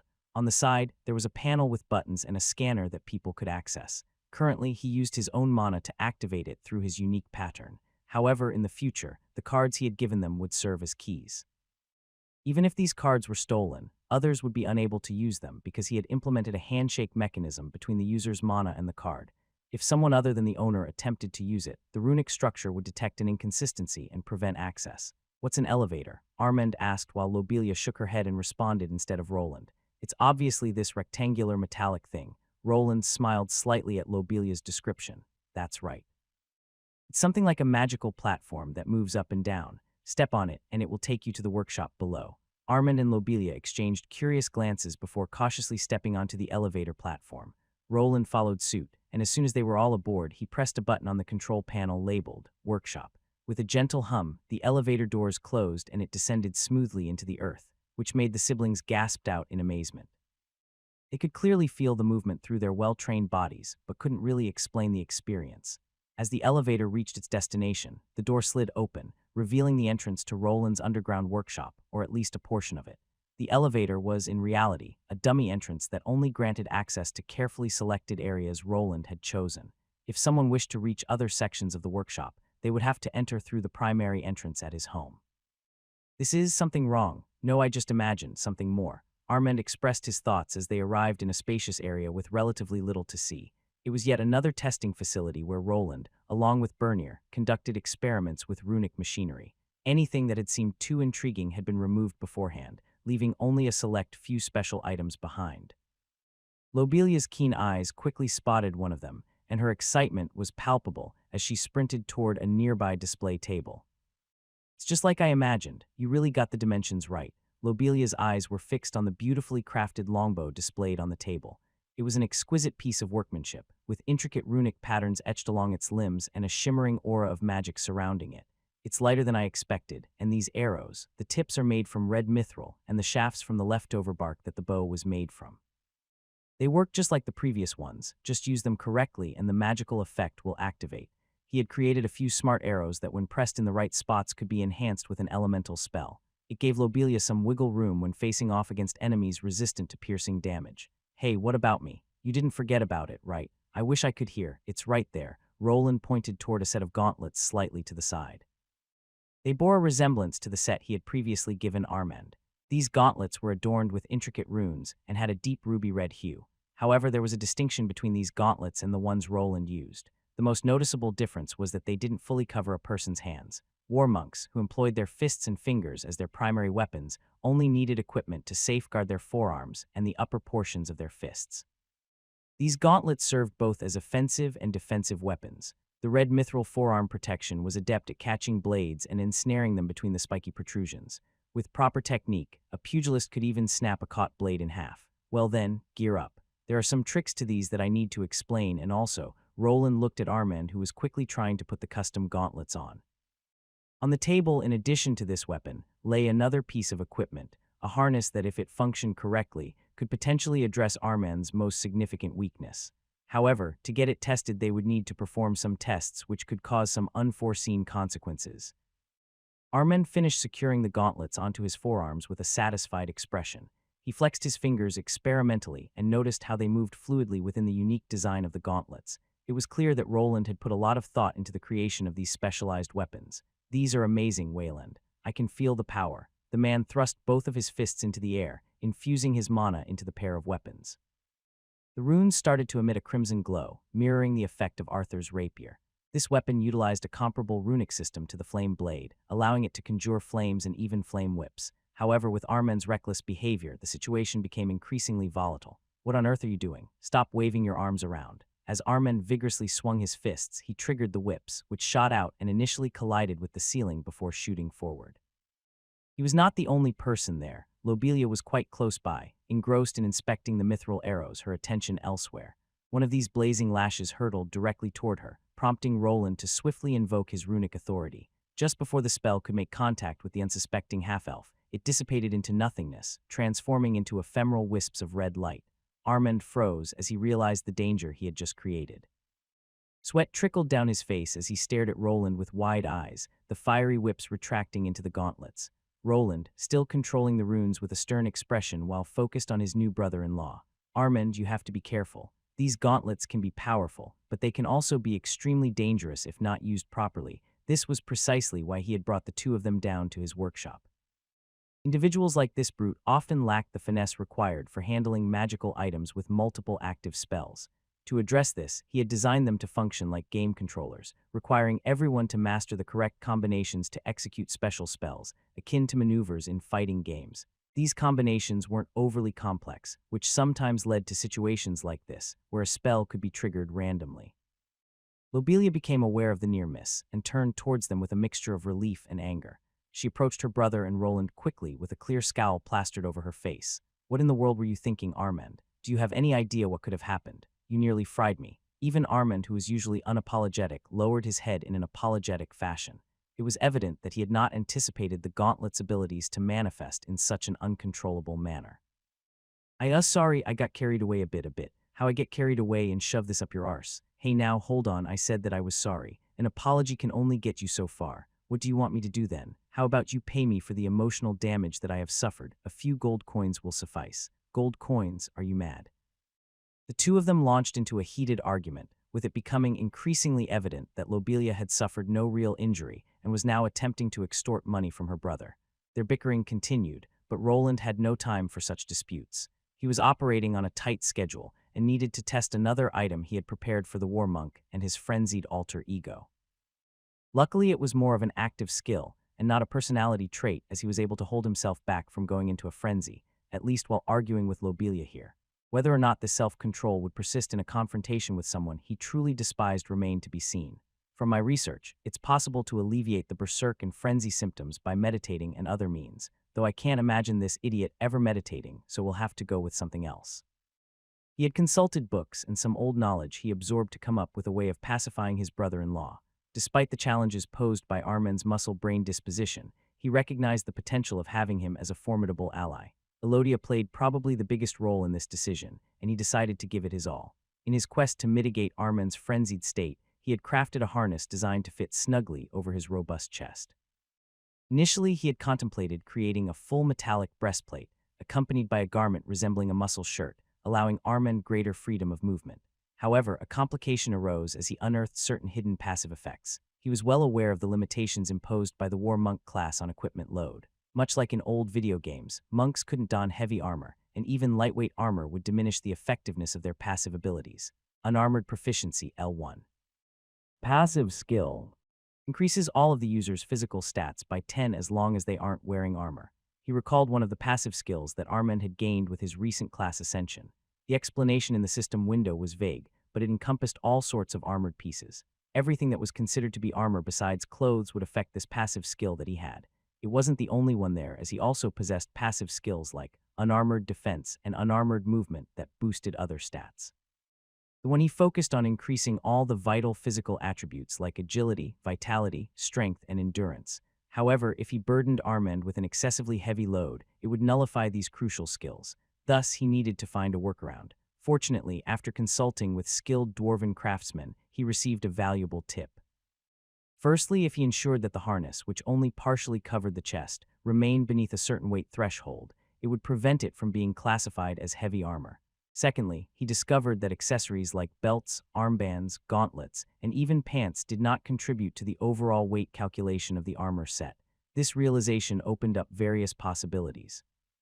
Ultimately, he opted for a harness over a belt, as it provided more space for the incorporation of runic components and the runic battery required for the device to actually function.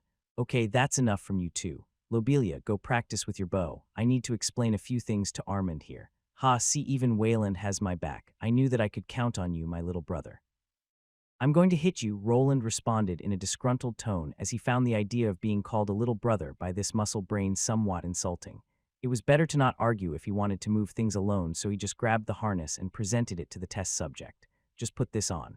Wait, now that I look at this, don't you use for that? For that, you know, at the Pleasure District, did you have such tastes? Just shut up and put it on already. After tossing the harness toward Armand, Roland observed as he began putting it on. The central piece took the form of a hexagon and was secured with specially crafted leather straps made from the leather of flame-resistant creatures. Embedded within these straps were metallic wires designed to accommodate the runic traces as a safety precaution. While ethereal pathways typically sufficed, the intricate mechanics of the spell required additional structural reinforcement. In the back, there were a few clasps to bring everything together and also to tighten everything into place. If you gave him a bowl cut now, Roland rubbed his chin as his brother-in-law looked like a caricature of a superhero character from his own world. He was just missing a large sword that he could point into the sky to gather some power. Finally, after the piece of equipment was in place, he could begin with the test. How does it feel? It actually fits nicely. How about your skills? Are they still active? Armand executed a series of punches to familiarize himself with the harness, then nodded in approval. The front section of the harness was primarily crafted from red mithril, complemented by a blend of other alloys for the runes and the core spell it contained. Now came the most intriguing question. Would it prove effective in assisting Armand to counter his frenzied state? Good, now I'll need to activate your skill. You want me to go into a berserker state? Yes. Are you sure? But yes, I'm sure, and I know what conditions need to be met to activate the frenzy skill. The limitations imposed on Armand's class extended beyond the unarmored skills. Initiating a berserk state couldn't happen arbitrarily or without reason. At the very least, the individual needed to elevate their heart rate, or they could employ a faster method by engaging in combat. Enough time had been wasted, so instead of having him make a few laps around the testing facility, it was better to confront him directly. Oh, are you two going to go at it? Yes, it would be better if you kept your distance, Lobelia. He was actually interested in how well he would fare against a fresh Tier 3 class holder. Armand was in possession of a more prestigious class than the adventurers that he confronted not so long ago. It would allow him to gain some data while utilizing armor that couldn't hold that many spells. In the future, he hoped to slim down his suit to something more manageable. However, it was also possible that such a thing would not be possible, and that his armors would continue to be bulkier and larger. Okay, we can start. Haha, finally, I've been waiting for this. It's only a shame that no one will be able to see my victory, but don't worry, I'll be gentle. It appeared that Armand had gained a degree of confidence in his abilities, or perhaps he had noticed that Roland wasn't donning his superior suit of armor. Despite not being known for his intelligence, when it came to combat, Armand had a knack for gauging his opponent's strength to some extent. He had ample time to assess Roland's strengths and vulnerabilities, a luxury that couldn't be extended to his present opponent. Before the fight started, Roland positioned a helmet over his head. Upon infusing it with mana, he was greeted by a familiar interface that swiftly identified his opponent. Through the visor, he could discern Armand's primary levels, including details such as health points and stamina. This information was made visible through a bit of manipulation of his analyzing skill, allowing him to view these crucial statistics. The helmet would continuously gather data from this skill and present it in a visual format, providing valuable insights during the fight. With this feature, Roland could effortlessly monitor his opponent's health and gauge when they were nearing their limits, which provided a significant tactical advantage in the battle. Even now, he could see a drastic decrease to Armand's stamina bar, which showed right after he activated one of his skills.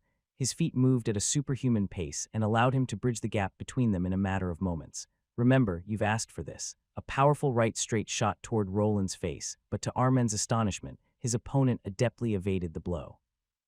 Although Roland wasn't particularly specialized in close-range combat and lacked any superior combat passives, he possessed other advantages. His heightened stats, coupled with a multiplier that would leave everyone wide-eyed, were notable assets.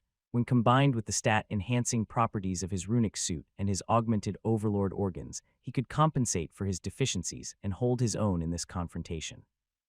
With the addition of his newest skill that allowed him to perceive the world in mana shape, he could react to all the combos that Armen was throwing at him. Even if there were fakes mixed into everything, this combination allowed him to sustain himself. How are you doing that? This makes no sense. Armen shouted out while his muscles bulged out. The more he attempted to land hits, the madder he became, and the faster his frenzy came.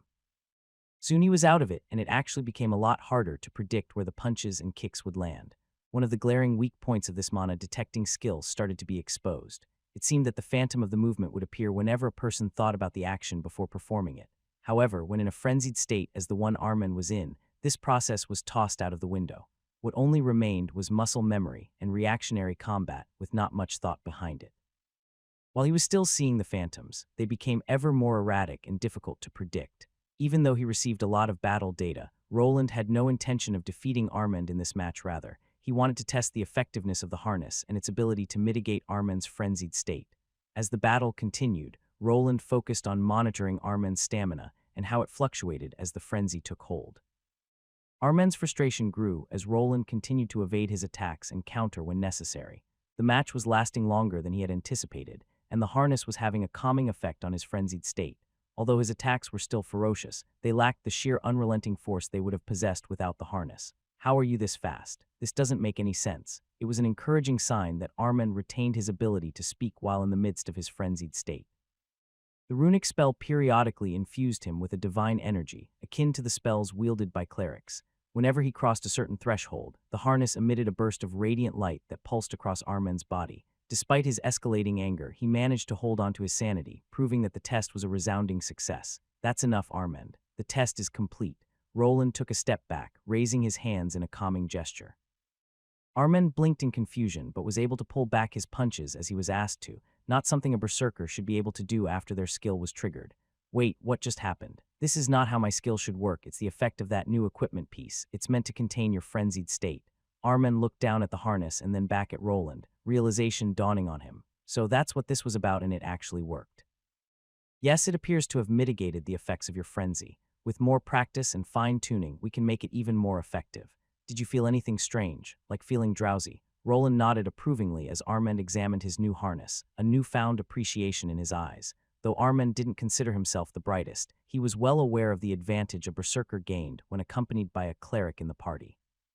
With the addition of a pocket calming spell to help him maintain his composure, he knew he would be significantly more effective in his role of delivering fists to his adversaries.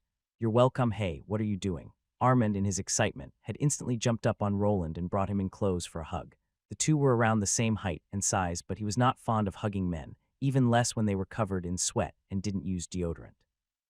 Roland winced as he tried to move his face away from the smiling Armen. Okay, that's enough. Let go of me. Lobelia watched the scene with amusement, a sly grin on her face. Well, it seems even our stoic Wayland can't escape the embrace of brotherly love. Armen finally released Roland, patting him on the back with a hearty laugh. I can't believe you did this for me, Wayland. You're a true friend, and now I can be the best berserker this world has ever seen. Roland took a few steps away to get away from the smell of the muscle man. With their newfound understanding of the harness and Armen's improved control over his frenzied state, the group continued their preparations for the future, something that they would certainly need sooner rather than later. Hey boss, how about we install one of those runic flame things? What did you call it? The runic flamethrower. That was it. I guess a worker could use that as an impromptu welding tool, but you just want to have something to shoot the targets with, don't you? Haha, you got me, boss. Roland and his assistant Bernier were hard at work in the workshop, tirelessly refining the exoskeleton prototype. Bernier had grown quite fond of this invention, as it enabled him to accomplish feats he had only dreamed of. From his perspective, this tool granted him the strength of a golden adventurer and the ability to employ spells and carry powerful magical weaponry. Although Roland's initial intention wasn't military in nature, he was fully aware of the potential for it to be used as a weapon. This type of technology remained highly experimental, as Roland grappled with how it would fit into this game-like world. He questioned whether people would find a reason to choose an exosuit like this over acquiring a traditional golem. It might be a tough sell if the prices were comparable, but Roland saw several advantages to his creation. One of them was that it offered a more universal solution, requiring only some training for the user. He viewed this new technology as akin to a car that only needed a driver. Training an operator for an exoskeleton was far simpler than developing an entirely new operating system for a golem. Some of the dwarven craftsmen had to toil for months alongside runic mages when commissioned by high-ranking nobles for golemic creations. Additionally, the exoskeletons were cost-effective in terms of materials, requiring far less metal as they lacked thick layers of armor plating. In contrast, golemic creations were expensive and demanded substantial resources, including mana fluids. They were primarily accessible to wealthy nobles, merchants, and craftsmen. These creations were also restricted by their operating systems and couldn't handle intricate situations. Most of the time, they served as transport or served as metallic bodyguards with relatively limited functionality. With the advent of runic batteries, Roland could envision these frames being utilized in the future, but they weren't the sole invention on his mind. Numerous modern-day appliances still lingered in his thoughts, all of which had the potential to become profitable ventures. Even items like vehicles that didn't rely on horses or golems for propulsion could likely generate substantial income. However, Roland's primary life goal didn't involve building a massive corporation to rival the dwarven. Instead, he aimed to continually produce small innovations to remain relevant. He had no aspiration to become the world's foremost runic inventor or anything of the sort. There were more important things in life than money and fame. This he had already come to recognize as he was making one big step in furthering his life. "Hey boss, I think we should turn in for the night." "Ah, true. It's already this late and tomorrow is, well, good luck, you're going to need it." After receiving a friendly smack on his back from Bernier, the two decided to call it a day. Roland made his way up to his own bedroom, preparing to spend perhaps his final night alone. Tomorrow was the big day, as his marriage was fast approaching. When he first arrived in this world, his main concern was survival, but now that it was time to settle down, the pressure was even greater. The weight of having many people depend on him was no easy burden, but he was determined to ensure everyone's safety and well-being. The traditions in this world are similar to my old world. The groom is supposed to meet the bride before the church at dawn. The rising sun is supposed to signify the beginning of a marriage. Roland lay in his bed, staring at the ceiling and contemplating the events that had led him to this moment. He began his journey as a young 5-year-old boy within a noble estate, destined to become a mage. However, fate had other plans for him as he was quickly ordered to become a knight. To avoid having his life dictated by others, he made the bold decision to escape. His travels eventually led him to Albrook, where he had settled and where his story might ultimately find its conclusion. It had been a remarkable journey from a stranger in a new world to a respected runic inventor and soon-to-be husband. He thought about how he had met his bride-to-be, Elodia in the Adventurers Guild, and how he avoided her at first. The woman seemed like someone he couldn't bargain with, but soon the two grew fond of each other. As Roland drifted off to sleep, he couldn't help but feel a mixture of excitement and nervousness about the upcoming day. He was eager to start this new chapter of his life with Elodia, but he also knew that their union would bring new responsibilities and challenges. Roland had always been a solitary person, and now he was stepping into a role where he would need to consider the well-being of his family, his employees, and the future of his business. All of his choices would impact the people that were dear to him, and he wasn't sure if he would be able to make the correct choice each time. I couldn't sleep at all. The night passed slowly for Roland, his mind racing with thoughts of the future. He realized that sleep had eluded him entirely and that the sun had not yet risen. Luckily, with the help of his sleep resistance passive, this didn't really bode a problem. It was time to prepare for the momentous occasion ahead, and he was not someone who would ever be late. With a sigh, Roland got out of bed and began his morning routine. He bathed, dressed in his finest attire, and meticulously groomed himself. Today was not only his wedding day, but also a day of celebration for everyone that he knew and invited. While he didn't want to make a big fuss over it, he was someone who knew that fostering relationships with others was important. "Awo, sorry Agni, but you'll have to wait this one out. I can't really have you parading around the city or the Solarian church." Agni whimpered slightly as he couldn't join in on the festivities. His inability to join in wasn't due to his large size, but rather his transformation into a peculiar creature. Roland had concerns about how the church might react if they discovered that Agni was a sunlight wolf. While such beasts were supposedly cherished by the church, this revelation could bring about a host of complications.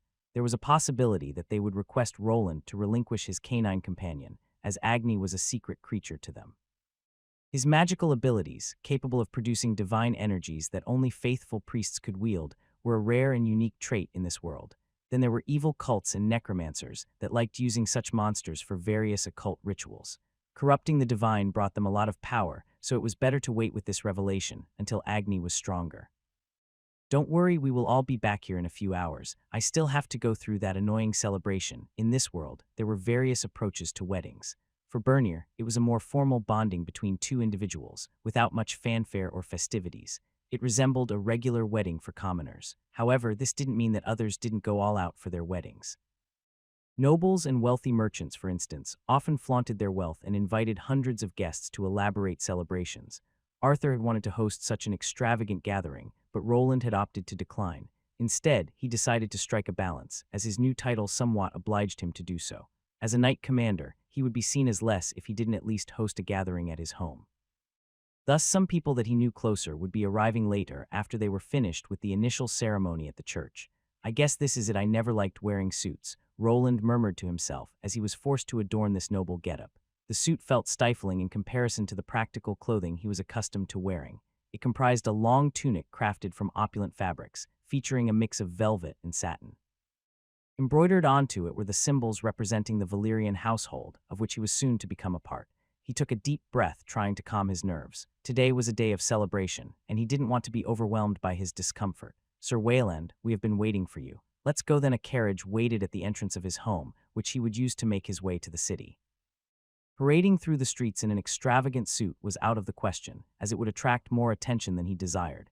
With a mixture of anticipation and nervousness, Roland entered the carriage, and the journey to the church began, his heart pounding in his chest.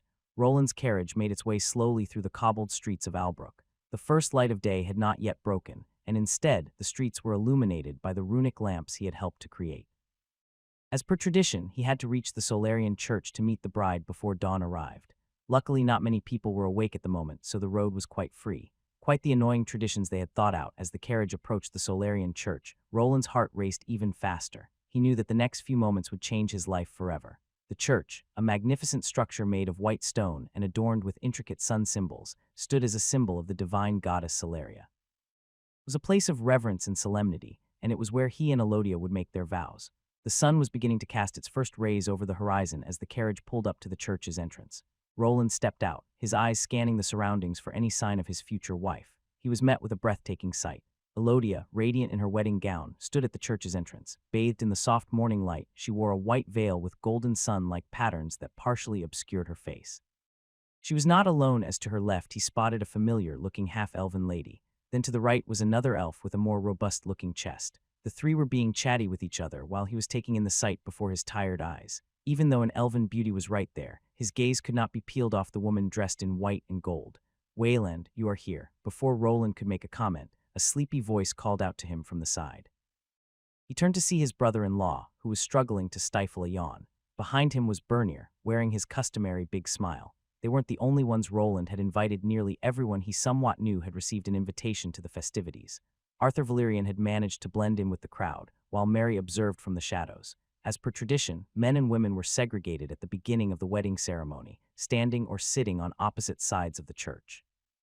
Arthur had to remain on his side until the vows were exchanged. Both the city lord and Mary had altered their appearances for the occasion, using a costly item in the form of a face mask to conceal their true identities. As long as they refrained from speaking or sweating too much, they were likely to go unnoticed by others. To anyone else, they appeared as a wealthy merchant and his wife. "Good to see you, Sir Wayland. I'm really looking forward to the celebration later," Arthur said while spinning his cane around. His face adorned a large handlebar mustache, and he now looked like a man in his late 40s. The voice he was using was something he was able to do himself without any magical tools, and it seemed that the noble was quite fond of this merchant roleplay. "Ah, I'm sure you are. I hope you'll enjoy your stay along with your lovely wife, Mr. Jonathan." "I already am." Neither Roland nor Mary thought this disguise was the best idea, but given the presence of multiple Tier 3 class holders, there was no harm in having the noble attend the event. Then behind Arthur were Orson and Dalrak, with whom he had completed his gold rank change quest. On the other side, Senna and Griselda stood, mainly attending for the free alcohol and snacks. Among the guests from Elodia's side, there were some unfamiliar faces that Roland didn't recognize or know well. Many of them were members of the Adventurer Guild, while others were former orphans who had now grown old enough to participate in such events. To Roland's surprise, the guild master had accepted the invitation as a mark of respect. He couldn't help but notice the man's imposing stature and gleaming bald head. He could only hope that Armand wouldn't provoke any conflict with his former boss once the drinking began. Finally, the wedding could begin, and Roland approached Elodia. Even though he couldn't see most of her face, he knew the beauty that was behind that veil. Her wedding gown, a masterpiece of craftsmanship that cost a hefty penny, seemed to shimmer in the early morning light. It was adorned with delicate lace and embroidered with golden sun motifs, matching her veil perfectly. The dress accentuated her figure, and she looked like the radiant goddess herself.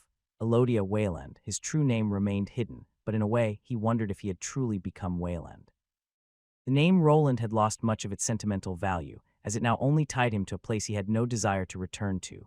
Roland, the Baron's son, had been supplanted by Wayland, the runesmith, who would now take center stage in his life. Knew it is forbidden for the groom to touch the bride before the holy ceremony is complete. Before the two could even start to exchange some words, a person shoved herself between them. She was wearing a white priest robe, which was adorned in sun symbols to indicate to which religion she belonged. Sister Cassia, good morning. Sister Cassia, a devout priestess of Celeria, was known for her strict adherence to tradition and her somewhat overbearing nature. She took her role in the wedding ceremony very seriously and was determined to ensure that everything went according to the church's customs. Good morning, indeed. But remember, we are in the presence of the divine goddess today, and we must show the utmost respect and reverence. Roland and Elodia exchanged a glance, both amused and slightly exasperated by Sister Cassia's zeal. They had expected her to be officiating the ceremony, but her presence here seemed to be more about enforcing the rules. The church itself was adorned with golden tapestries and intricate stained glass windows that depicted the story of Celeria. As Roland and Elodia stood at the entrance, they could feel the weight of the church's history and significance. It was a place where countless couples had come before them to pledge their love and devotion. As the first rays of the sun began to shine through the windows, casting a warm and golden hue over the interior of the church, Sister Cassia signaled that it was time to begin.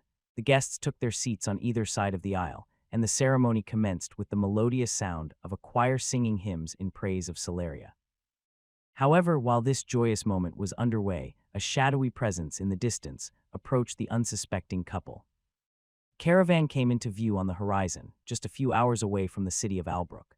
From the exterior, it appeared to be an ordinary group of travelers, but upon closer inspection inside one of the carriages, the presence of sinister and occult energies could not be concealed. The beings on the inside peeked out through one of the covered windows. One of the beings from inside a carriage observed the rising sun, their dark intentions for now shrouded in mystery. The shadowy presence loomed on the outskirts of the city, casting a foreboding cascade of shadows over what was supposed to be a joyous occasion.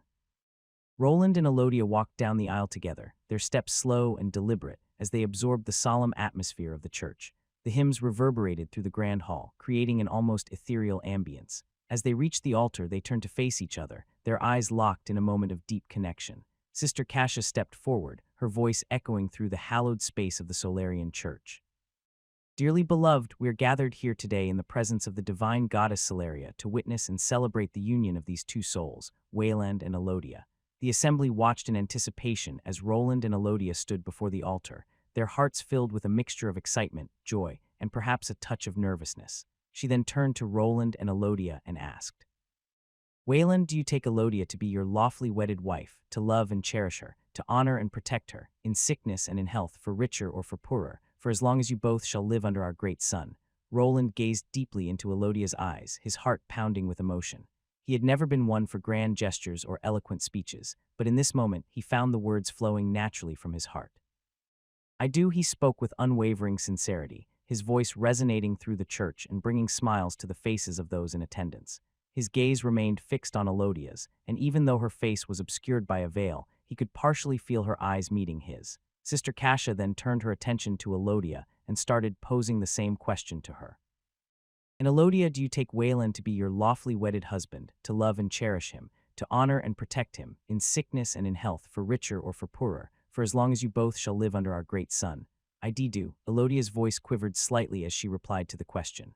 Behind the veil, her eyes glistened with tears of happiness, and Roland spotted one of them running down her cheek. At this point in the ceremony, it was permissible to touch, so he gently placed his hand on her cheek to wipe away the tear with the help of his thumb. As Roland's thumb brushed away Elodia's tear, a collective sigh of awe and tenderness swept through the congregation. It was a small, intimate moment, but it spoke volumes about the depth of their love and the sincerity of their commitment. Sister Cassia smiled warmly at the couple, her stern demeanor momentarily softened by the touching exchange. With a graceful movement, she continued the ceremony. May the goddess Celeria bless this union and shower you both with her divine light. Let your love be a beacon of hope and warmth in this world, just as the sun rises to bring light and life to all. With the power vested in me by the church, I now pronounce you husband and wife. You may kiss the bride. As Sister Cash's final words echoed through the church, a burst of joyous applause erupted from the gathered guests. Roland and Elodia, now officially husband and wife, could finally be allowed to gaze into each other's eyes.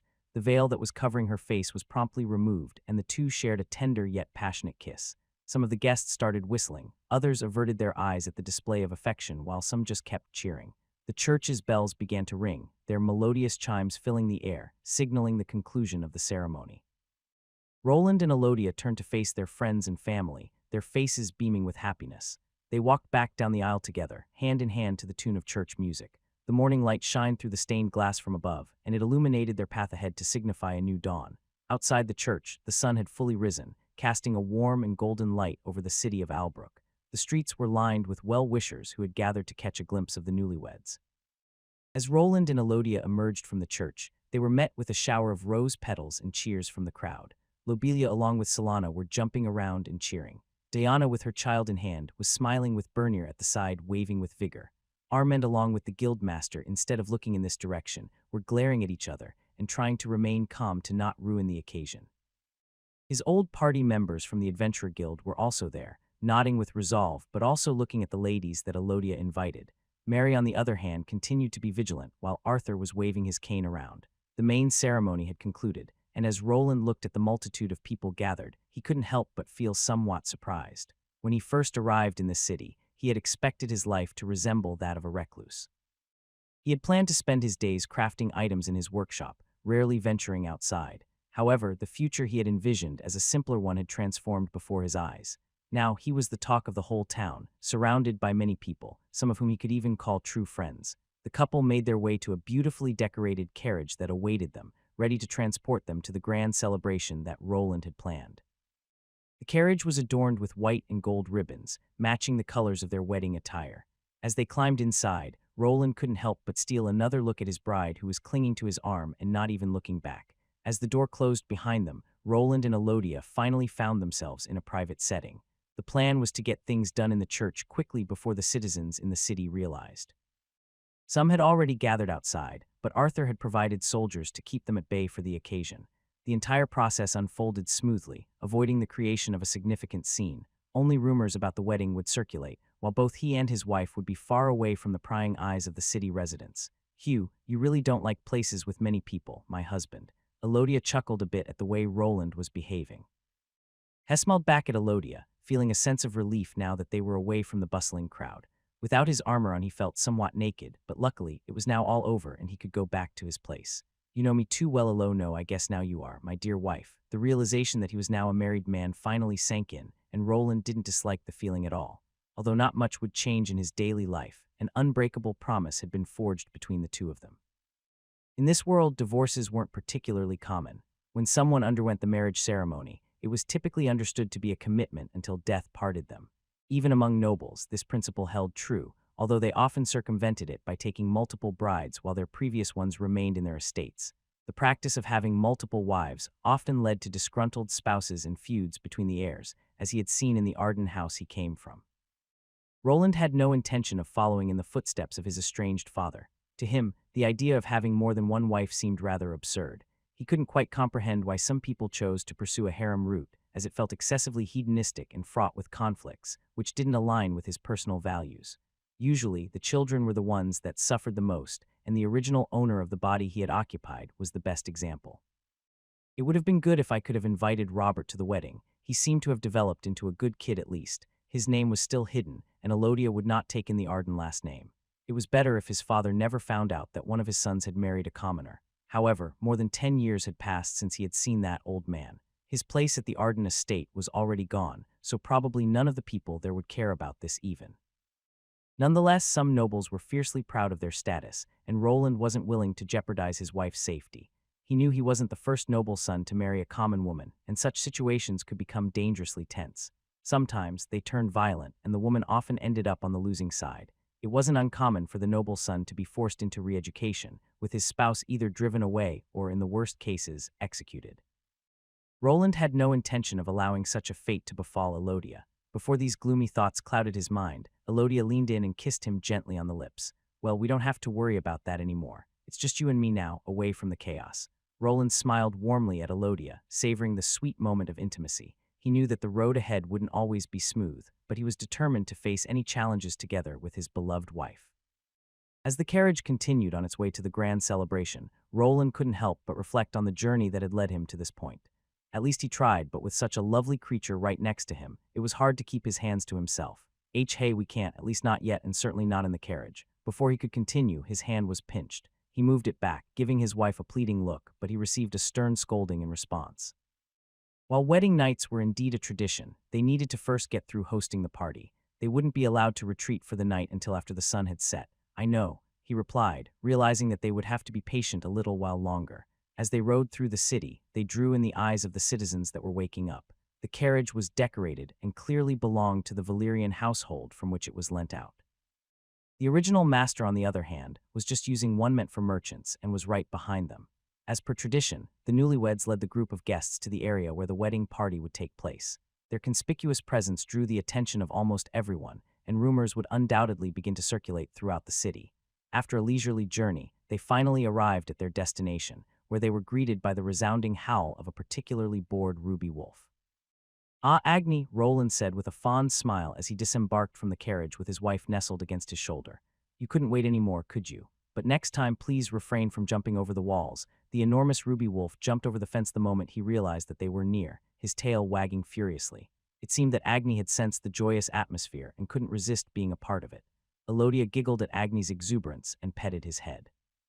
"I think he's excited to celebrate with us. Should I think there should be some meat in the, he'll be fine and you are forbidden to lift a finger. Today is all about you." Agni will have to learn to restrain himself. His home had been constructed with a fortress-like design in mind, featuring steep walls and an interior layout that wasn't ideally suited for hosting a grand party.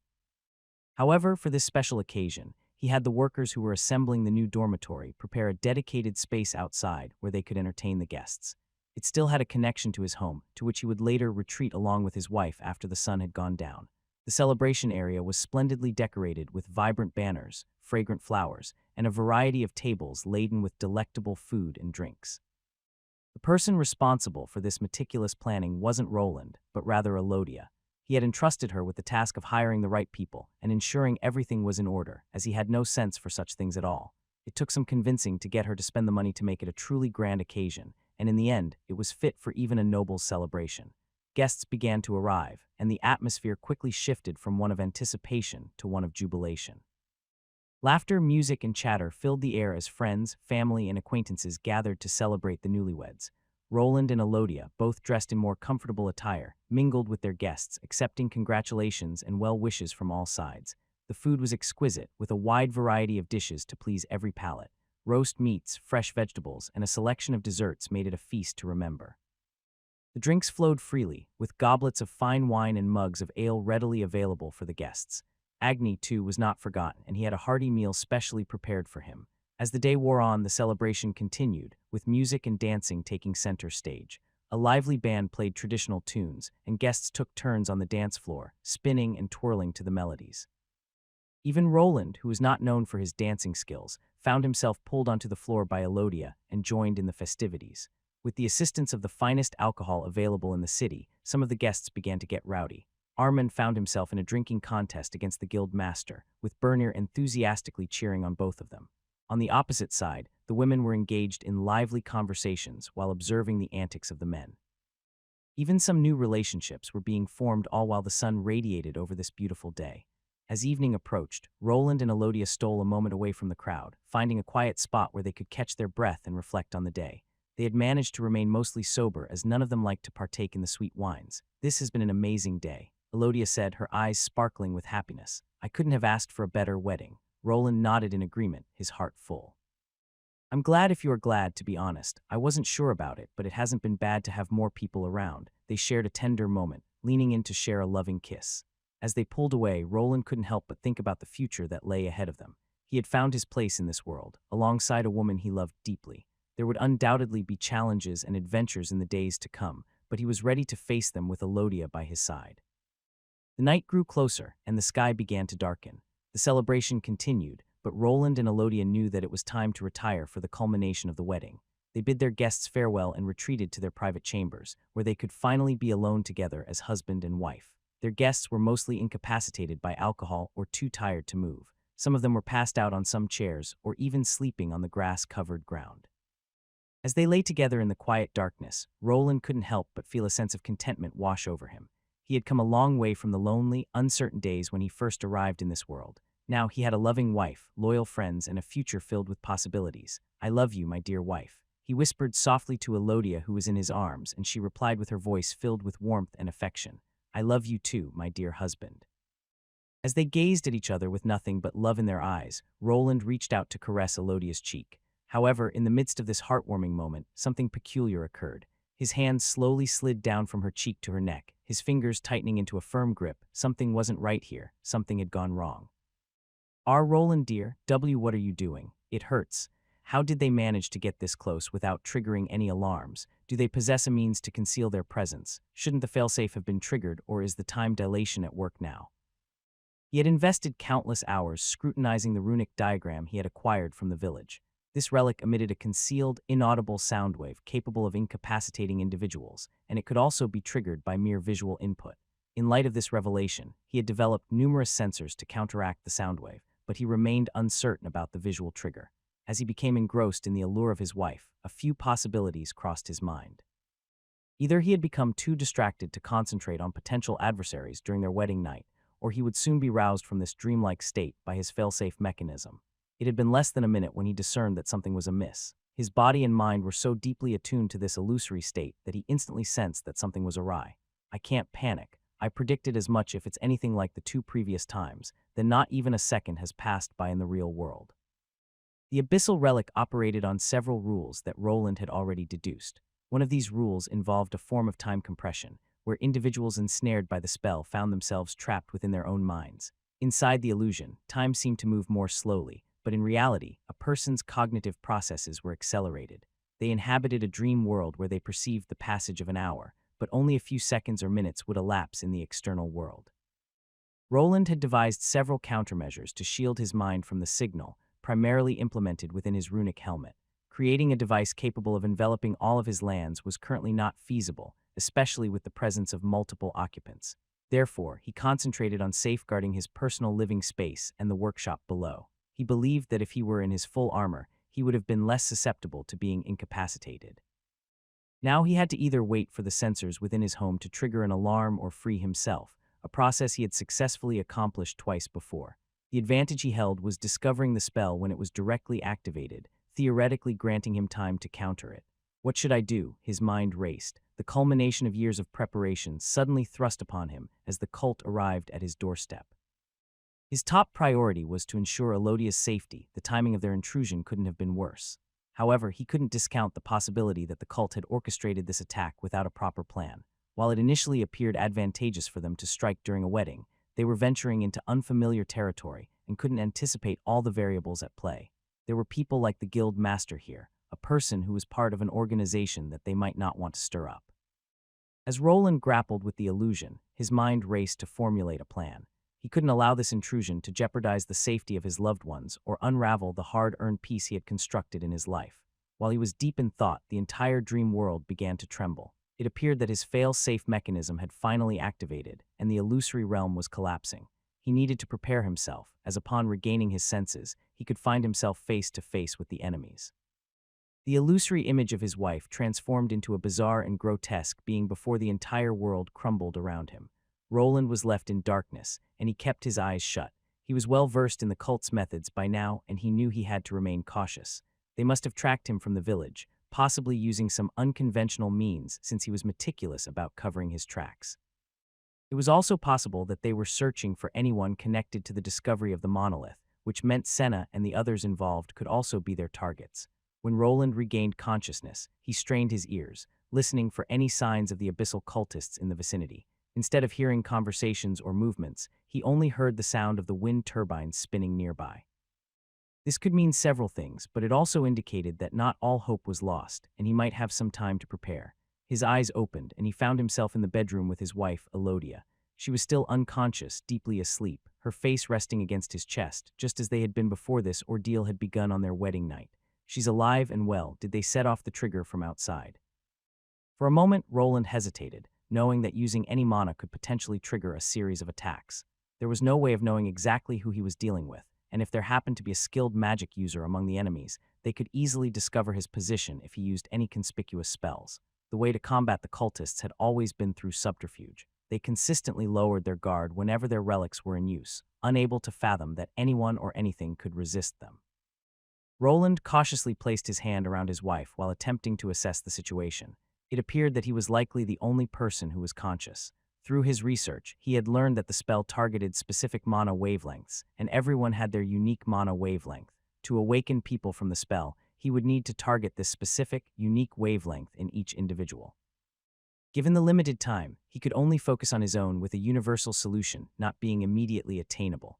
The only countermeasure that would work for everyone would involve blocking out the signal before it could take effect. Not everything was lost, though, as he was informed about a lot of mana patterns of the people involved with him. It was actually possible for him to awaken people like Elodia, Armand, and Lobelia, whom he had analyzed before. The only thing he would need to do was to get to his armor or find one of his exchange helmets. With a small tweak, he would be able to jolt them awake. It's either that, or I'd need to destroy the source of the signal. Previously, Roland had managed to hack into the Runic device that maintained the illusion for everyone. Back then, it had been a massive monolith, the size of a grown tree, but he was fairly certain that the current cultists were using a more portable version. Wresting it away from them would be no easy task, and he had more pressing concerns than directly confronting them. Children and non-combatants lay unconscious throughout the entire compound, and he had no idea of their whereabouts or how close the enemies truly were. Before any confrontation began, he needed to ensure the safety of as many of them as possible, and he would start with his wife. It was time to take action, and fortunately, Roland's paranoia had led him to keep weapons in his bedroom. Despite it being his wedding night, he had managed to conceal a replacement runic helmet under his bed, along with 2 gauntlets.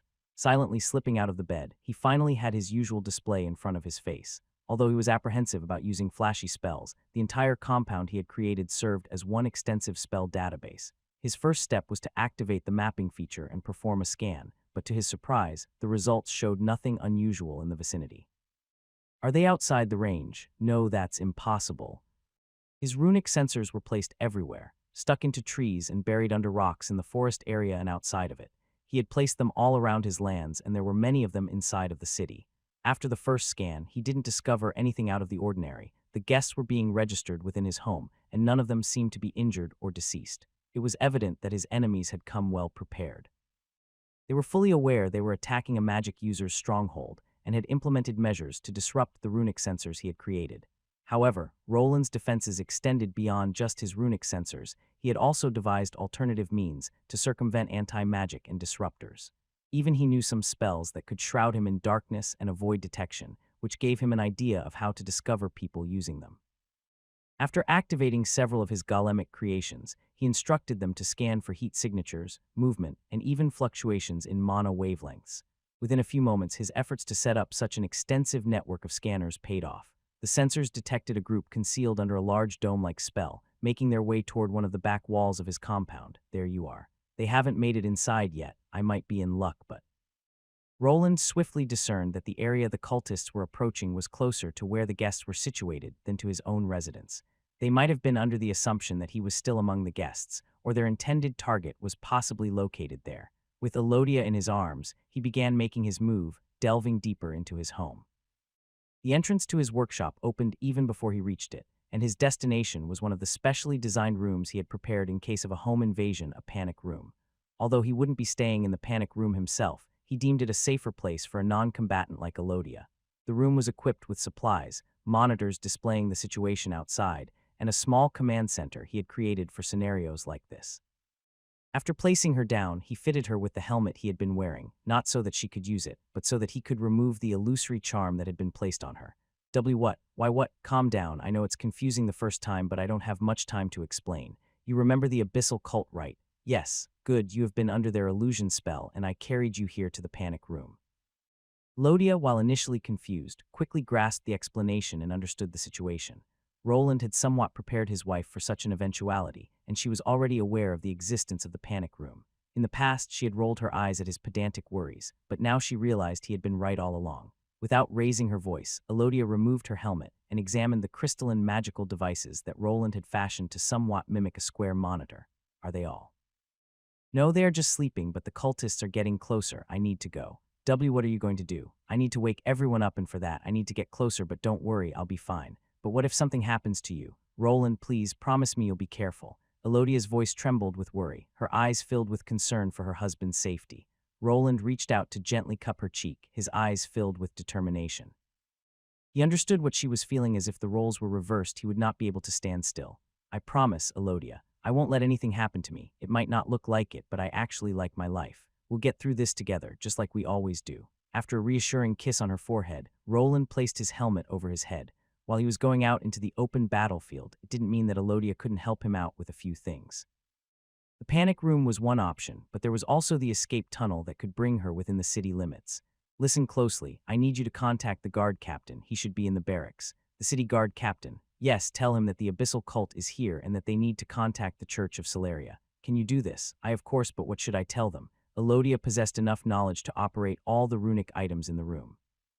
One of them was a communication device capable of reaching the soldiers' barracks. While it would have been more efficient if Arthur were present, he would have moved after receiving instructions based on a secret code.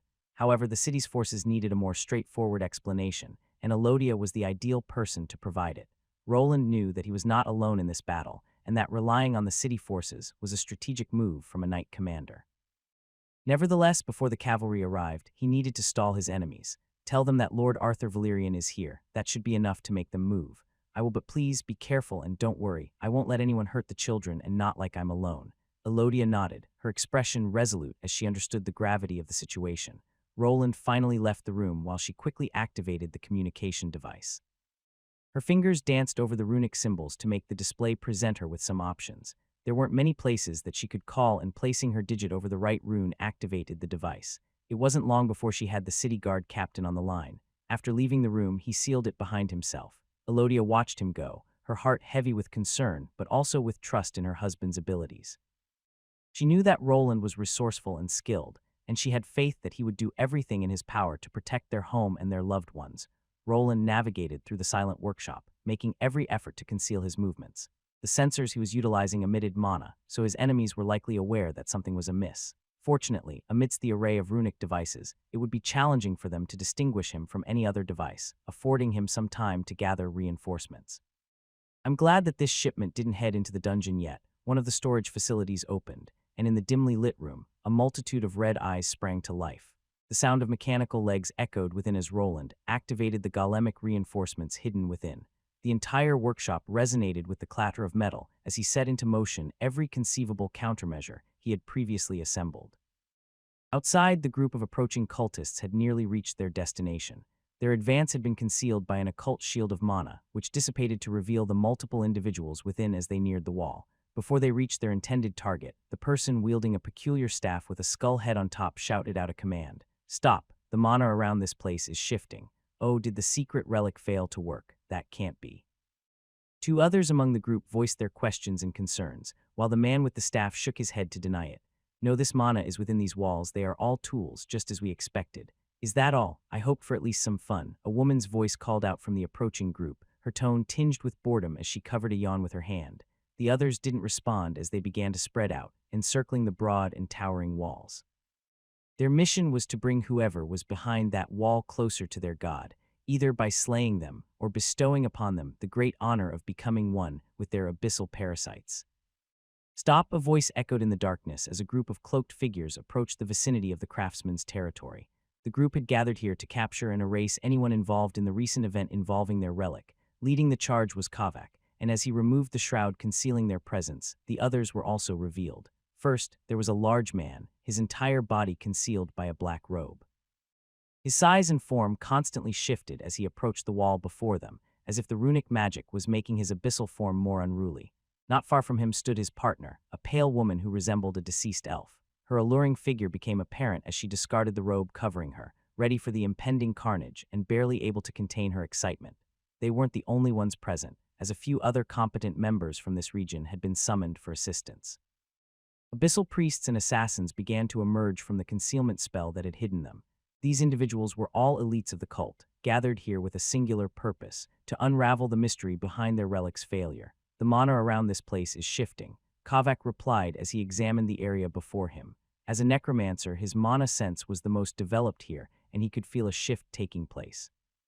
The whole area was filled with concealed traps and magical devices that were starting to activate. Oh, did the secret relic fail to work? That can't be. The necromancer's allies began conversing as he attempted to assess the situation. It was challenging for him to tolerate the presence of these two, but he knew he had to obey orders. The large man, whose body constantly shifted in structure, proved to be a formidable ally and a devoted follower of their god. This was to an extreme degree, and he would even go as far as attacking allies if they spoke their lord's name in vain. However, the second individual posed a significant threat to the entire plan. If it were solely up to him, the woman would have been excluded from this encounter entirely. She displayed a persistent inability to follow orders and pushed them to advance the plan faster than they had anticipated. If he had full control of the situation, he would have resorted to performing cursed rituals to wrestle dominance over this place. Casting curses at formidable adversaries was one of his signature tactics, though it demanded considerable time and preparation. His discomfort with this location had been justified, and as he neared the wall, he became increasingly certain of his earlier assumption: the presence of the divine permeated this place. Being a necromancer, he possessed a heightened sensitivity to forces opposed to him, and something within this area emitted a foul aura of holiness. I hoped for at least some fun, so can we go in now? My daggers itch for some blood. The pale woman grinned while tightly gripping two pitch-black daggers in her hands. Her eagerness was evident. She seemed ready to vault over the wall and commence a swift massacre of the unconscious individuals beyond. Kavak, on the other hand, favored a more methodical approach. Their primary objective was to determine how their relic had been dispelled, and while eliminating the perpetrator would resolve the issue, it was wiser to capture them alive for interrogation. If they could uncover the reason behind it, they would be better equipped to counter such actions in the future, an achievement their leaders would likely reward them for. Stop, you fool. The magic around this place is already moving. We don't have time for your idiocy. Oh, is Mr. Necromancer mad? What do you want to do then? Foul wench, just be quiet and watch. We must not allow anyone from outside to notice the intrusion. I've already prepared a spell. While the elven woman encouraged Kavak to quicken their pace, he tried to maintain his composure. Raising his staff adorned with skulls and esoteric symbols high into the air, he began to harness energy. A greenish mist started emanating from the magical weapon, swirling and enveloping the entire vicinity. In mere moments, a dense shroud of darkish green fog enveloped the entire compound. Wow, the woman's smile widened, and she began to clap her hands as if she were witnessing a magician's captivating performance. Kavak, however, understood the true significance of this widespread incantation, as it would enable them to remain concealed. Even if the occupants inside were roused or magical explosions ensued, no one would be able to see from outside. It was a potent spell with broad effects, capable of disrupting devices like crystal balls that might be used to call for help. Casting the spell had cost him about 15% of his mana pool, but it was a small price to pay for ensuring their safety. As long as he remained undefeated, the protective enchantment would endure. Oh, something is moving. Kavak had successfully cast his spell, but it inadvertently triggered the magical defenses of the entire area. He had hoped that the shroud of darkness he created would also disrupt these defenses, but much to his annoyance, they remained fully operational. Their relic was undeniably potent, but its influence was limited to living creatures and couldn't affect constructs like golems and runic equipment. What they were up against was a peculiar magical device, one that seemed to possess a degree of awareness regarding their presence and the ability to generate magical effects. These enigmatic devices zeroed in on their group while being affixed to the walls. They featured peculiar joints and extremities adorned with runes, which promptly began to glow in a bluish hue before unleashing a relentless barrage of magical attacks upon them. The cultists found themselves under a sudden and intense assault as the runic devices sprang to life. Bolts of arcane energy shot out from the walls, each one striking with precision at the intruders. The necromancer Kavak was quick to react, raising his staff adorned with skulls to create a protective barrier of dark energy around him. The elven woman with her daggers moved with an uncanny swiftness, deflecting the magical projectiles with her blades as she leaped and twirled through the air. But the man with the ever-shifting form remained unresponsive. He simply stood there, permitting the relentless onslaught of magical blasts to strike his body. The blue energy tore through his dark robe, exposing the malevolent form beneath. His head was enveloped in some dark, flesh-like substance that appeared to be attempting to consume it entirely. The most striking feature was a massive protrusion on his right shoulder, which housed a singular eye at its center. This eye was connected to a colossal arm equipped with 4 fingers, each as long and sharp as daggers. His body continued to be consumed as the dark flesh took over, causing him to grow larger and larger. Meanwhile, the magical blasts appeared to have little effect, seemingly doing nothing to halt the relentless advance of the dark transformation. Even though they seemed to be able to break down some of his tissue and produce a stream of blood, the damage was mending itself faster than it was being done. It didn't take long for the toll on the turrets to become noticeable. They didn't stand a chance against a group of powerful Tier 3 class holders and posed no threat to them. As the last of the runic devices crumbled to pieces, the air in the craftsman's territory began to still. The silence that followed was eerie, punctuated only by the sound of the large man's continued transformation. "It's not over, look," the man with the shifting form proclaimed while pointing with his clawed fingers at the destroyed turrets.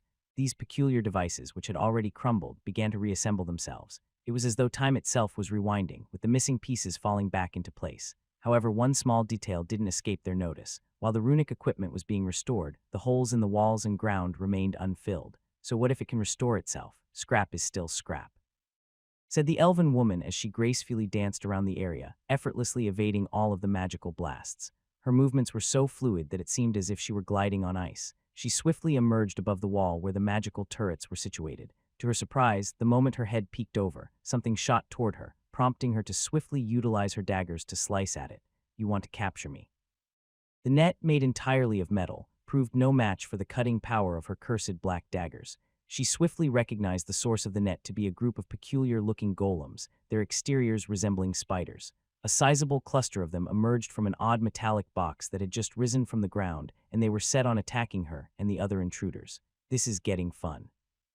His mouth moved rapidly, releasing an incoherent string of phrases that to most people would sound like gibberish. However, when slowed down, these sounds formed real words and sentences. Kavak was utilizing an active skill known as Hasten Chant, designed to aid magic casters in overcoming their primary weakness of having to speak while simultaneously focusing on mana control. While effective, there were even more advanced skills available that could further streamline the incantation process. "Open gates of the dead."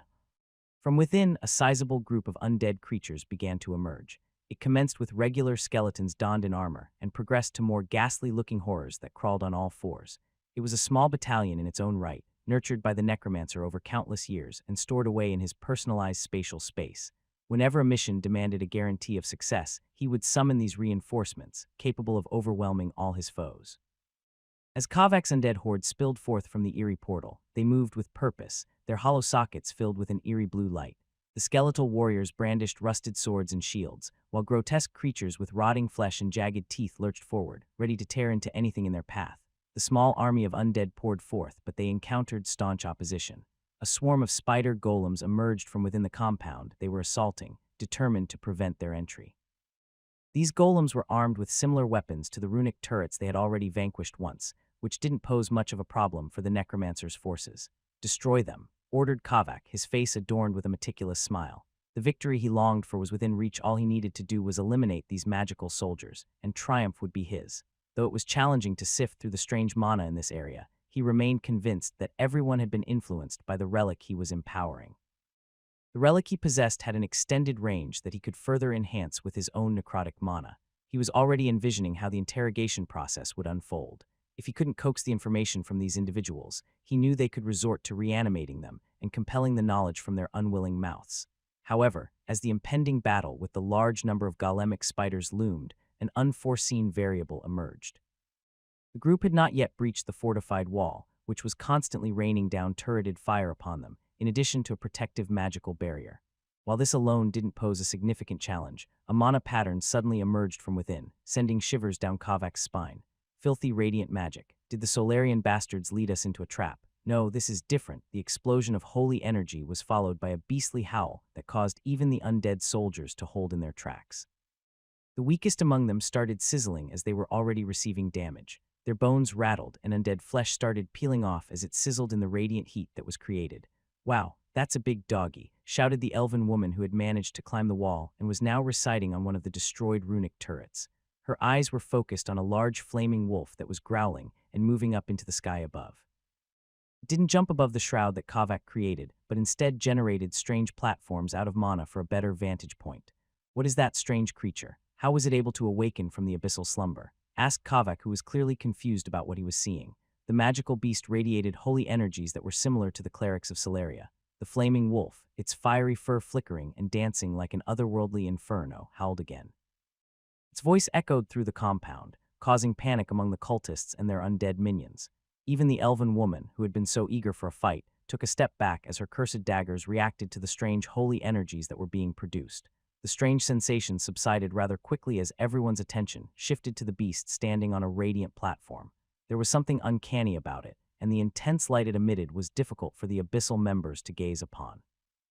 Kavak, who harbored a deep disdain for all things related to the Church of Celeria, was filled with rage. He swiftly summoned his necrotic mana to conjure flying skulls aimed at the beast. His mind slipped slightly as before he could conjure up the spell fully, a barrage of mana blasts was slung his way.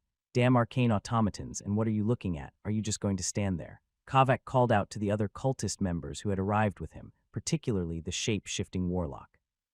While he considered himself a formidable spellcaster, the mostly silent warlock was an individual he feared.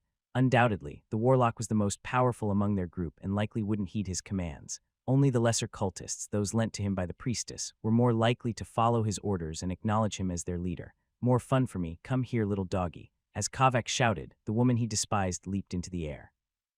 Her eyes gleamed with determination as she soared toward the flaming canine creature.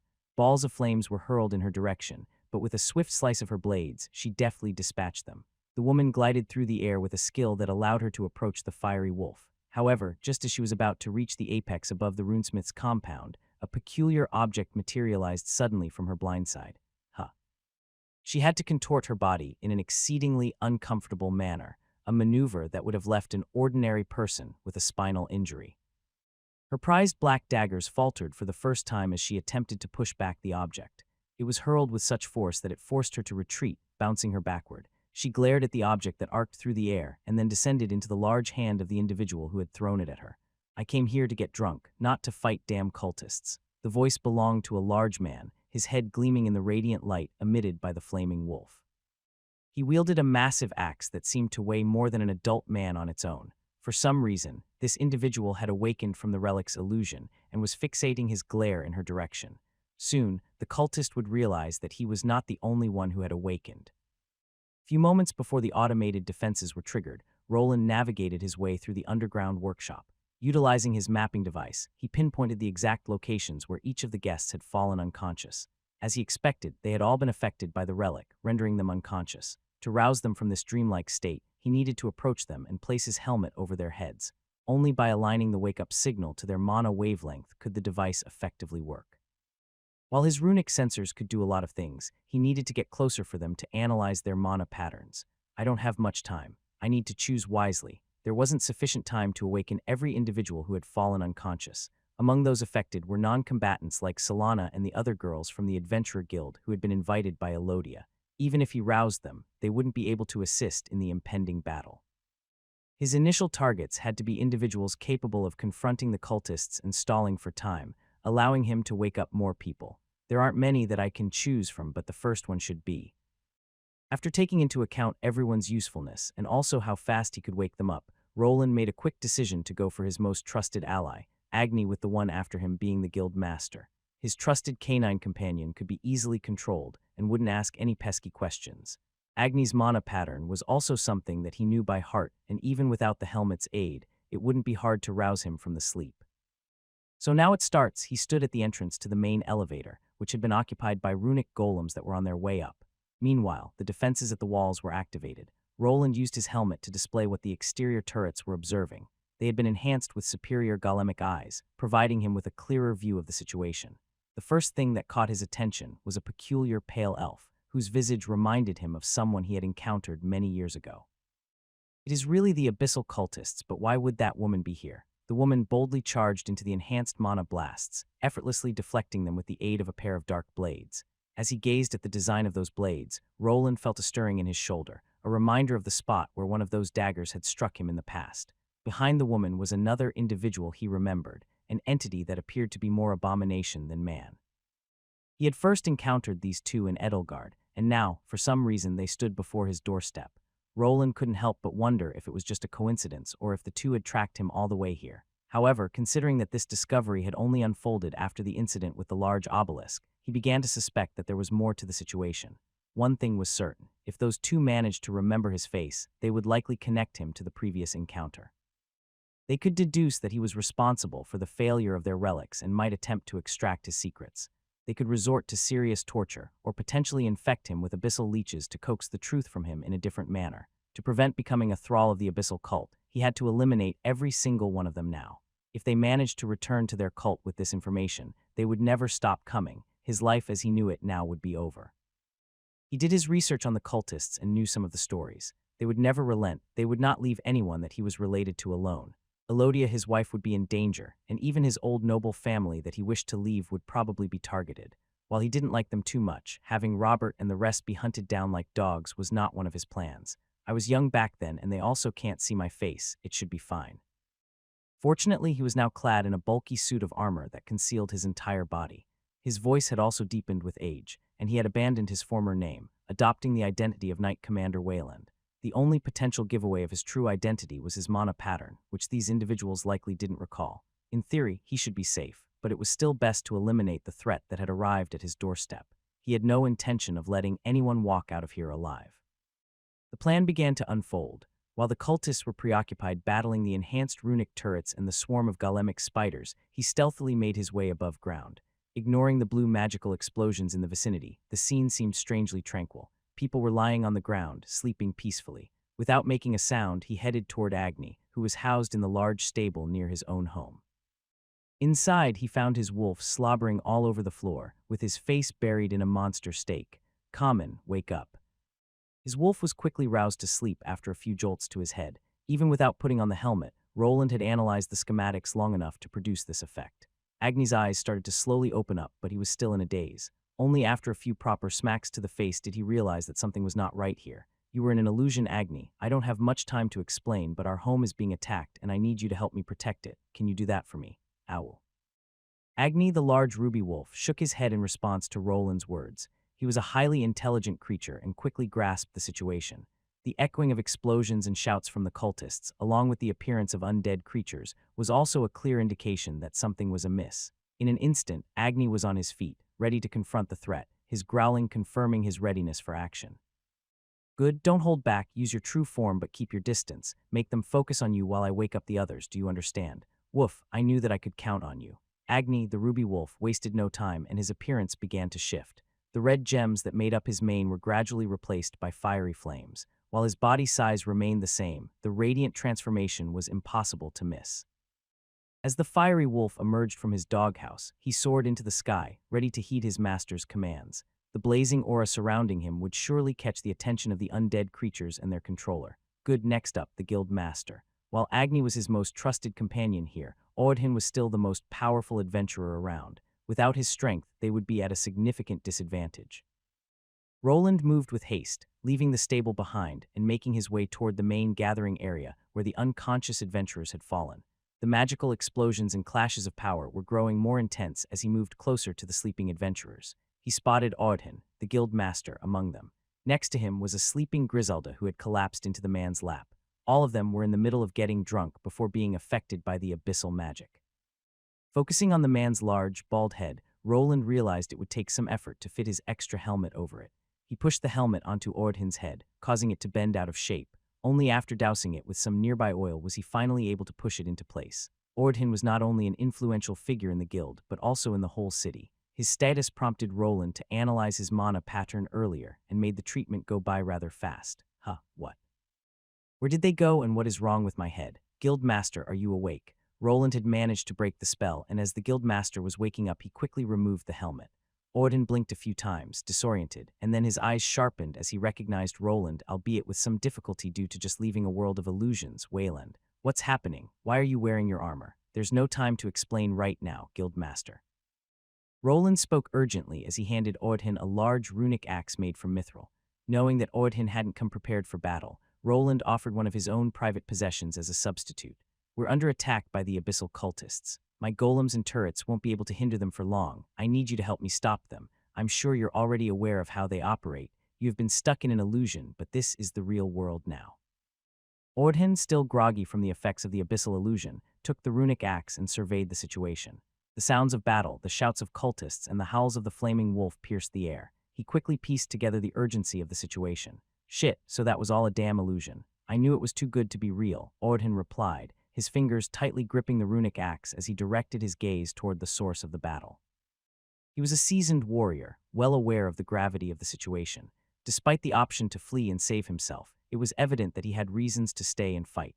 I guess that I owe you one, Wayland. Roland nodded as he observed the guildmaster heading toward the ongoing battle. With Ordhin joining the fight, Roland turned his attention back to three other unconscious individuals, Armand, Lobelia, and Mary. These three held the highest potential to make a significant impact in the current dire situation. While other adventurers were present, such as Griselda, their combat capabilities were significantly lower. The closest were the two siblings. The two were passed out near some guild receptionists. For some reason, Armin was half naked in the middle of the pile, as if the group of ladies were watching him perform some act before falling under the relic's spell. Lobelia wasn't far off either, and luckily, their weapons were nearby, suggesting they had brought them to the wedding, perhaps fearing potential theft or loss while they were out drunk. Common wake up. Roland initiated the process with Armand, and fortunately both of them were on his mana pattern list, just like the others. However, as his foolish brother-in-law began to wake up, one of the cultists managed to break through. It was the pale elven woman. She was leaping through the air and closing in on Agni's position. Her figure was concealed by pitch-black leather armor, most likely crafted from high-quality monster materials. The axe that he lent to the guildmaster came flying to intercept her in the middle of her strange movement. Time was quickly running out, and he needed to hurry as he wasn't sure if Agni would be able to stand up to the cultists if more of them appeared. To confirm his question, he quickly activated his analyzing skill. A fake status screen appeared at first, but soon after he pushed through the concealment device to reveal the true one. Name: Jezrina, L239. Classes: T3 Abyssal Assassin L89. T2 Abyssal Blade L50. T2 Cursed Rouge L50. T1 Blade Acolyte L25. T1 Thave L25. She is stronger than Emerson, but she is not on the guild master's level. The woman was on the brink of achieving her second tier 3 class, but Ordhin had already attained that level. Additionally, she possessed an assassination class, which typically lost its advantage in direct confrontations. Their strength lay in delivering covert strikes and catching opponents off guard. In a fair contest, she shouldn't be able to compete with someone of the guild master's caliber. However, she wasn't alone, and soon the protective barrier he had constructed began to show cracks. The forces on the other side were about to break through. Huh, what are you doing here, Wayland? Where did all the women go? Roland quickly delivered a smack to Armand's cheek to help him come to terms with the new reality. Lobelia, who was next to him, was next in line and already wearing his helmet, which at this point was the worst part of this plan. Lobelia, snap out of it. Roland's urgent command jolted Lobelia from her confused state as she donned the helmet. The rapid change in her surroundings left her bewildered, but the presence of her brother and Roland helped anchor her back to reality. What the heck is happening, Wayland? Why are you in that armor? Lobelia asked with a furrowed brow as she took in the chaos that had erupted around her. The radiant wolf above them, along with the shroud of darkness, and the guild master chasing an elven assassin, was hard to miss. We're under attack by the abyssal cultists, Roland quickly explained while quickly moving in the direction where Mary and Arthur had passed out. My golems and turrets won't hold them for much longer. I need you and Armand to protect the guests that are still passed out. Lobelia processed the situation, and her features hardened with determination. She was a skilled archer, and she knew the danger the cultists posed. She quickly grabbed her new bow along with the arrows that were nearby and notched them into it. Armand, get your ass moving. We have a battle to fight. All right, let's show these cultists what real adventurers are made of. As the two charged towards the source of the commotion, he focused on Arthur and Mary. They were also on his list, but he wasn't certain if they would offer any assistance. Mary, the maid, would be a formidable ally, but her primary duty was to protect Arthur, the lord to whom she had pledged her loyalty. Nevertheless, it was still preferable if they managed to escape, as if this incident resulted in the death of a Valyrian noble, his position as knight commander would be in jeopardy. It wasn't uncommon for knights to be held accountable for the demise of their lords, a transgression that could even carry the penalty of death. Time was running out, and he could see the dots representing his golems vanishing. One of his multiple minds was devoted to directing his small army of golems to hold back his adversaries, but the limit was nearly reached. With urgency, he activated hastening buffs on his armor, enabling him to appear beside Mary and Arthur. Luck was also in his favor as Bernier was nearby. Soon the trio began to awake, their vision blurry and their minds tired. His luck had finally run out. With the awakening of these three, the floodgates burst open and one of the walls crumbled. Through the breach, a sizable horde of undead monsters began to pour in, with an enraged-looking necromancer leading them.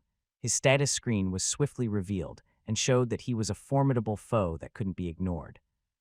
Name: Kavek L235. Classes: T3 Abyssal Necromancer L85. T2 Undead Summoner L50. T2 Corrupted Mage L50. T1 Fallen Acolyte L25. T1 Mage L25. Nonetheless, Roland's attention fixated on someone who was gradually advancing from behind the necromancer. The figure was distorted, and the enormous eyeball jutting from the man's shoulder was impossible to overlook. It was the shape-shifting warlock he had encountered long ago, and now he could even discern the information on his status screen, which the warlock didn't appear to be concealing. Name: Osrelak L281. Classes: T3 Eldritch Warlock L31. T3 Abyssal Warlock L100. T2 Abyssal Shifter L50. T2 Thaumaturge L50. T1 Ritualist L25. T1 Mage L25. I guess that guy is the strongest of them. His level is higher than the guild master's. This doesn't look good. Finally, the fight had been taken into his home.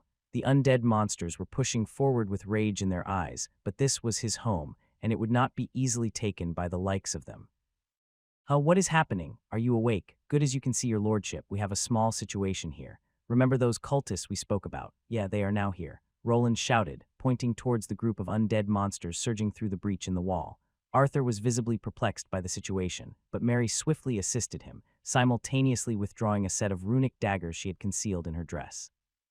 Meanwhile, on the other side, the cultists had successfully breached the barrier, and their conversations became audible to everyone who was now awake. How can this be? How are these people awake? Did they really manage to suppress the great relic? This is inconceivable. We can't allow anyone to escape. We need to capture the one responsible. The man at the helm of the undead horde began to shout while standing amidst the wreckage of the wall. His eyes were fixed on Audhin, who was locked in combat with one of their cult members. Gradually, his gaze shifted to the other individuals who were now alert. His face was mostly concealed by the hood of a dark robe, and all Roland could make out was his parched skin, along with some peculiar occult symbols adorning his chin. The necromancer seemed like he was a walking corpse that was quite animated. Behind him, there was a gruesome display of shape-shifting as the eldritch warlock materialized behind the necromancer. Earlier, one of the shoulders had swollen to form a large eyeball, and now the second one was also taking shape. It appeared that this cultist's transformation was a gradual process that probably would turn him to a true monster. Whoa, this baldy isn't half bad. Ha, stop running, you damn wench. Not that far away from them, the third member shouted out as if she was enjoying the wounds she had received. Audhin had managed to make the woman retreat back to where the gash in the wall had opened, a few nicks and bruises already visible on her armor and body. You can't even take care of one of them. But Mr. Necromancer, he is strong, useless. As the two cult members began to bicker, the guild master spotted an opportunity he couldn't afford to miss. They were all standing in close proximity to each other, which, for a skilled warrior like him, presented the perfect chance to strike. His large form began to radiate a bright red aura as he concentrated his energy. It swiftly converged on the mithril axe gripped in his right hand, triggering his attack skill. The axe struck the ground, releasing a burst of red aura that created a small explosion of energy. Audhin tightly gripped the hilt with both hands and swung his weapon toward the cultists who were observing him. A massive wave of chaotic aura energy surged forth from the ground, materializing as it advanced in their direction. Initially, it collided with the undead monsters at the front, engulfing them, and then flew in the direction of the three masterminds. Roland, in the midst of assisting Bernier to his feet, was briefly stunned by the immense power the guild master unleashed. The broad red torrent extended the breach in the wall even further, encompassing the entire newly created entrance and colliding with the individuals present there. The resounding impact during the collision suggested that something had been struck, though it was difficult to discern whether the attack had managed to vanquish any of the cultists positioned in that area. Boss, W, what's happening? Why is everything shaking? Good, you're up. There is not much time, so listen. The cultists are here. I need you to help bring everyone to the escape tunnel, just like we discussed before. The escape tunnel. Yes, the escape tunnel, Roland replied hastily. He grabbed Bernier's arm, pulling him to his feet and assisting him in regaining his balance. Even though the smoke had not cleared up yet, he did not believe that the cultists would be finished after one attack. It was best to use this moment of confusion to get everyone who had passed out to safety. Remember, we planned for this scenario just in case. Now we need to get everyone to safety. Can you do it? Bernier's eyes widened as he finally grasped the gravity of the situation. He nodded vigorously, his expression transforming from confusion to resolute determination. Roland had anticipated that such a scenario might unfold. After the Lick's attack, the underground area had been fortified, and additional escape routes had been established to aid them. Bernier was well versed in each of them and could guide people to safety or even assist them in reaching the panic room if the situation demanded it. I remember the plan. I'll gather the others and lead them to the tunnel. You can count on me, boss. Good, here, take this. A helmet. Yes, it's a helmet. Do you see the four there? You remember them, the adventurers that traveled with me during the previous cultist incident. Bernier nodded, though he wasn't entirely sure of Roland's intentions. He was handed the helmet, the same one he had used to awaken others, but this detail was unknown to him at this point in time. Place the helmet on their heads. It should awaken them from the illusion, but it will only work on those four. Explain everything to them and get their assistance in helping the remaining guests. You want me to? No problem, boss. I understand. The half-dwarf nodded without further inquiry. He realized there was no need to question Roland's instructions. His trust in Roland was unwavering, and he knew that if he placed the helmet on those people's heads, they would likely awaken. During the commotion, Roland continued to analyze the situation, along with trying to grasp the signal the relic was producing. It was not quite the same one that he encountered during the village incident. Blocking or canceling the illusion for every unfamiliar person without their stored mana patterns was an impossible task. The four adventurers, Griselda, Senna, Dalrek, and Orson had been invited to today's wedding party. He had made a few quick changes to the helmet to target their mana patterns and could also remotely access it even if he wasn't touching it. Bernier only needed to place the helmet on their heads for Roland to activate the runic structure. During a chaotic battle, focusing on awakening more than these four would be impractical. With their help, he was somewhat confident that the guests could escape. The number of people wasn't overwhelming, and Griselda alone could probably carry out 5 people at once. Lord Arthur, we need to leave. Mary, we need to help the guests. But Lord Arthur, what if something happens to you? While Roland was about to leave, Arthur got into a little confrontation with his maid. He wanted to do the honorable act of helping out the affected people in this unfortunate event. She, on the other hand, wanted nothing more than to leave this place that was covered by a strange shroud. Mary, it won't be that easy to leave this place. Do you see that dark shroud that's around us? To prevent further arguments, he promptly informed the ninja maid about the wide area spell the necromancer had cast. This spell covered his entire home and extended beyond the walls.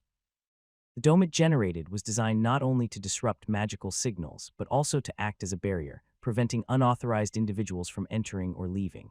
You might be able to go outside, but Arthur's body will probably not be able to manage that amount of necrotic mana. My assistant will guide you to one of the escape tunnels. Just assist him for now. But you heard him, Mary. Wayland is probably right. He wouldn't lie to us. His statement was accurate. The shroud was indeed saturated with malevolent mana. Passing through it, anyone below Tier 3 would be afflicted with curses, poison, and a range of lingering debuffing effects. Fortunately, the spell didn't extend underground, which meant that the escape tunnels remained an option. While Roland didn't deceive them, he leveraged the concealed knowledge of the escape tunnels as his bargaining chip. Mary would prioritize her lord above all else, but now her duty extended to ensuring Bernier's safety. With her presence, more guests had a chance at safety, and Bernier's prospects for survival also improved. Their conversation came to an end, and as the dust settled, the outcome of the guild master's blast became apparent. Just as Roland had anticipated, the cultists remained standing. One of them had positioned themselves at the forefront, guarding against the surging aura energy. Unsurprisingly, it was the individual with the highest level, the Eldritch Warlock. Osrelak, the Eldritch Warlock, appeared to have sustained minimal damage from the guild master's formidable attack. His body had expanded to approximately 4 meters in height, and it was now covered in what resembled exposed muscle tissue. His face had become submerged within this mass and seemed to reside in the chest area, while an additional set of bizarre limbs, resembling mantis blades, emerged from the back of his shoulders.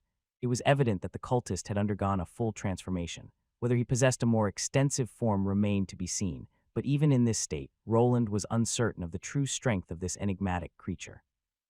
When Roland looked in Audhin's direction, it was evident that the man was genuinely taken aback. His usual composed and relaxed demeanor had vanished as he remained steadfast in confronting the enemy at hand. Providing assistance to this ally was the wiser course of action, for without him, this battle would not be easily won. Fortunately, it seemed that Audhin had no qualms about staying to fight, and perhaps Arthur's presence was one of the reasons for his commitment. In this situation, the guild master couldn't hide behind rules and regulations, particularly when a noble was involved, and cultists were a menace that needed to be dealt with on sight. Wayland, you better give me an explanation after this is over, sure, but let us survive first. Can I leave the ugly one to you? Yeah, the guild master's gaze remained fixed on the warlock, whose body emitted something resembling steam. Despite the injuries inflicted by the previous attack, his body was gradually regenerating. This particular class of spellcaster was unique, as their abilities depended on the pact they had made. In this instance, it was likely that this man was bound to the very god of the abyssal cult. He didn't appear to be a traditional spell slinger, but rather utilized his mana to augment his own body, transforming it into a monstrous form. It was likely that his monstrous form wouldn't tire or collapse until his mana was depleted. His opponent, the guild master, was a formidable close-range fighter, and the two shared similar domains of close-quarters combat, making them somewhat evenly matched. Roland hoped that the guild master's experience would prove advantageous, and the runic axe he had lent him came equipped with some additional firepower that could be employed to their advantage.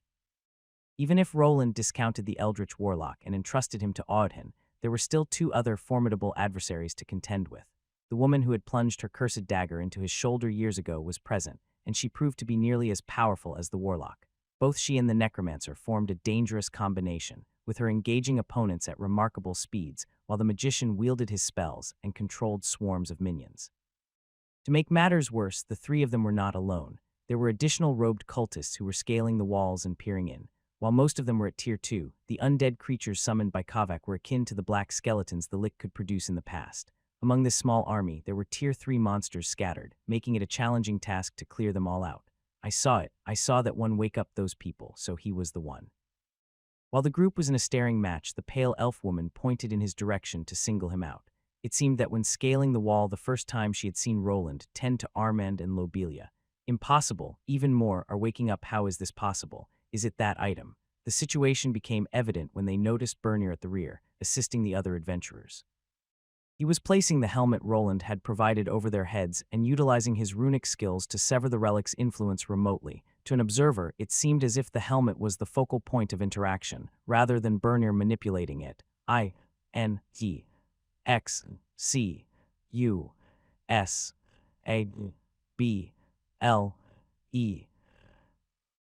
The warlock shouted in a strange fashion that caused people to recoil in pain. His large body swung itself forward in the direction that Bernier was crouching. Luckily, before the monstrous man could move more than a few meters, he was interrupted by an axe coming his way. It descended before him and collided with one of his large bladed hands. The ground rumbled as he was pushed into it from the impact from the guild master's attack. Aren't you forgetting something, occult fucker? Aura exploded and seared against the warlock's exposed muscle flesh. He found himself getting pushed back, which was utterly unthinkable to him. His mantis-like arms sprang into action for retaliation, but Audhin was one step ahead. He managed to anticipate the swift attacks, although he still sustained a few shallow wounds on his shoulders. With a powerful kick, he sent his opponent hurtling in the opposite direction, all in just a matter of seconds. With his axe now raised, and his body radiating powerful surges of aura, he gave chase. Each step that he produced left the ground crumbling and quaking. Oh, is Mr. Warlock in trouble? I guess I'll go take care of it then. The sly woman assassin used the clash to her advantage to launch a sneak attack against the person who was freeing the sleeping victims. Her blades were drawn, and she was about to go flying to get the item in question. However, to her surprise, an object clad in mana was heading her way. This to someone of her caliber was not a problem. With a little twirls to the side, she expected to escape the trajectory. Oh, as she leaped away, preparing to head towards the dwarven target, the object headed her way abruptly changed its trajectory. It ascended into the sky before diving straight for her head. It was only when she employed her daggers mid-flight to deflect the mysterious projectile that she managed to halt the attack. Upon closer examination, she discovered it was some sort of magical arrow that had been shot from a concealed location. When she looked in that direction, she noticed an archer who had not been there previously. Where do you think you're going, cultist bitch? It wasn't over yet, as the archer had already notched and fired another arrow almost instantly. To make matters worse, intense heat emanated from above. When she looked up, a massive orb of flames had been conjured by the wolven creature she had previously attempted to attack. Jazrina, the abyssal assassin, finally realized she was in grave danger and was compelled to activate her skill. Her body flickered as the arrow and the ball of flames collided with her in the air simultaneously. To the astonishment of the archer and the flaming wolf above, the attack seemed to pass right through her, as if there was nothing there, and detonated when both of their mana clashed. The pale elf, on the other hand, gracefully touched down on the ground unscathed. "That was close," she proclaimed in a mocking tone before slicing forward to cleave a corpse flying her way. It was an undead monster from their group that had been thrown in her direction by a third assailant, a man wearing a strange harness over his chest. His body was in a state of flexing, as if he was under some type of body enhancement skill. "I thought you never missed. Shut up and focus on the fight, you idiot." Lobelia responded to Armand, who had been fending off some of the undead monsters attempting to infiltrate the compound. Beside him, Agni landed, and both of them turned their gaze towards the elf assassin who had ceased flickering. At last, Roland stepped forward from the side, his focus shifting to the other two primary cultists. The battle had now officially commenced, and he needed to pick his main target for this confrontation. "What are you doing? Stop playing around, wench. You want to talk, your army of undead is being very useful, fool. Just watch." The cultists did not appear to be fazed by the confrontation with the defenders. Even as their most potent member was being pushed back by the guildmaster and their undead forces were being vanquished, their confidence remained intact. Roland wasn't certain whether it was false bravado or if they truly possessed greater power, but he knew he had to take everything seriously. Soon he realized that the necromancer had more tricks up his sleeve as he began rapidly chanting to resurrect his forces.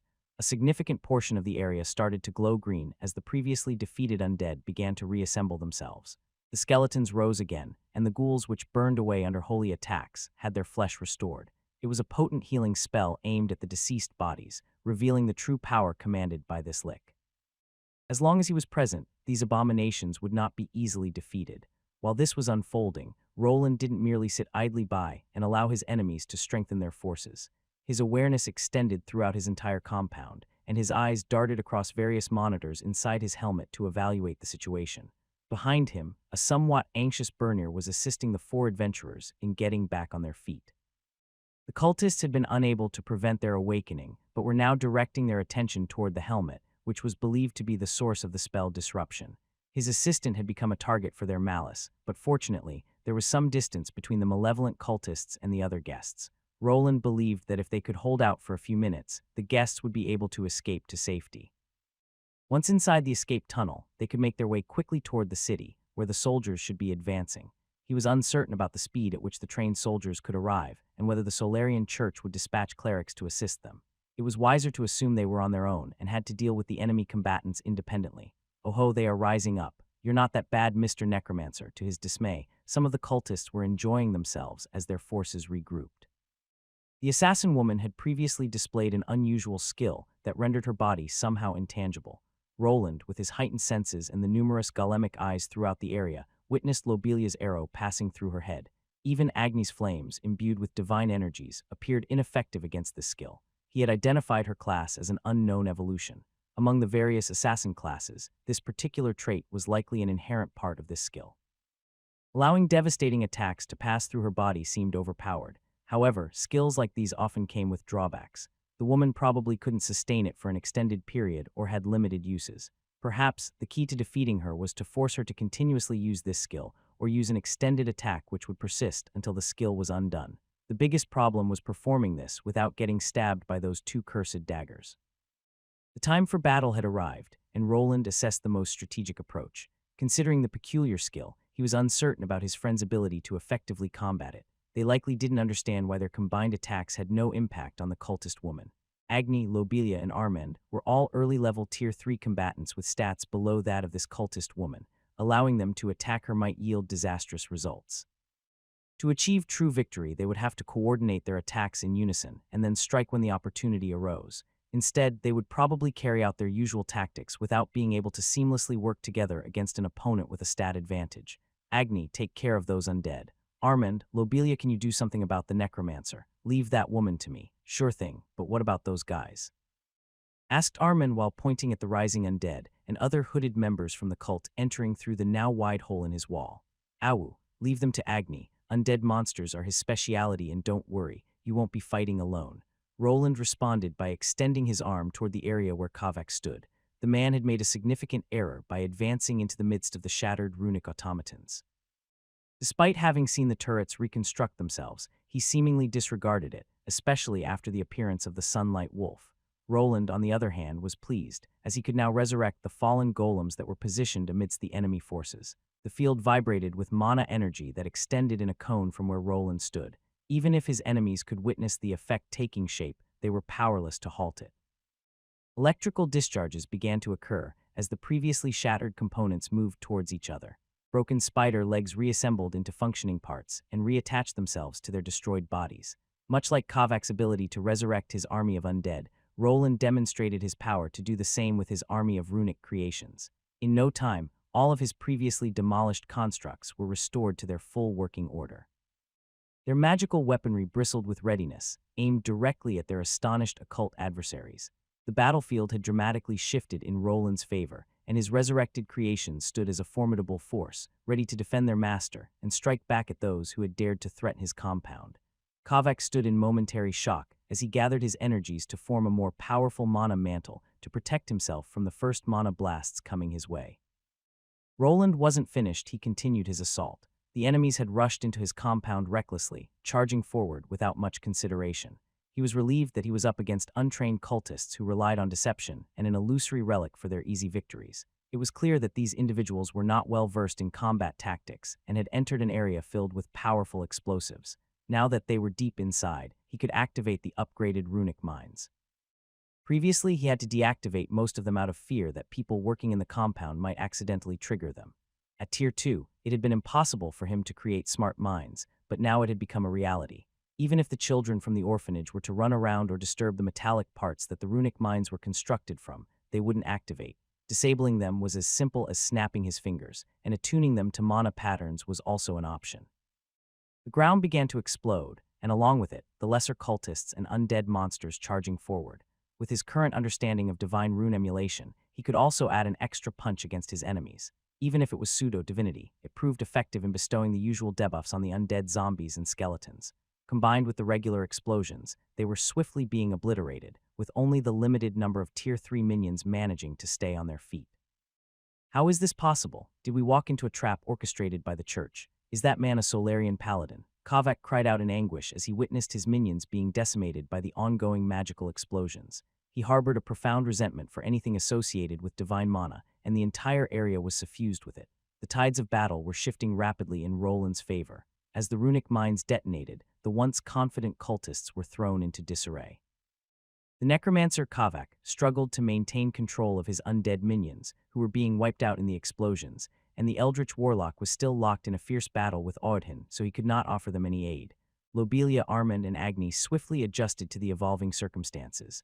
Armand, propelled by his formidable physical strength, charged toward the necromancer, swiftly closing the distance.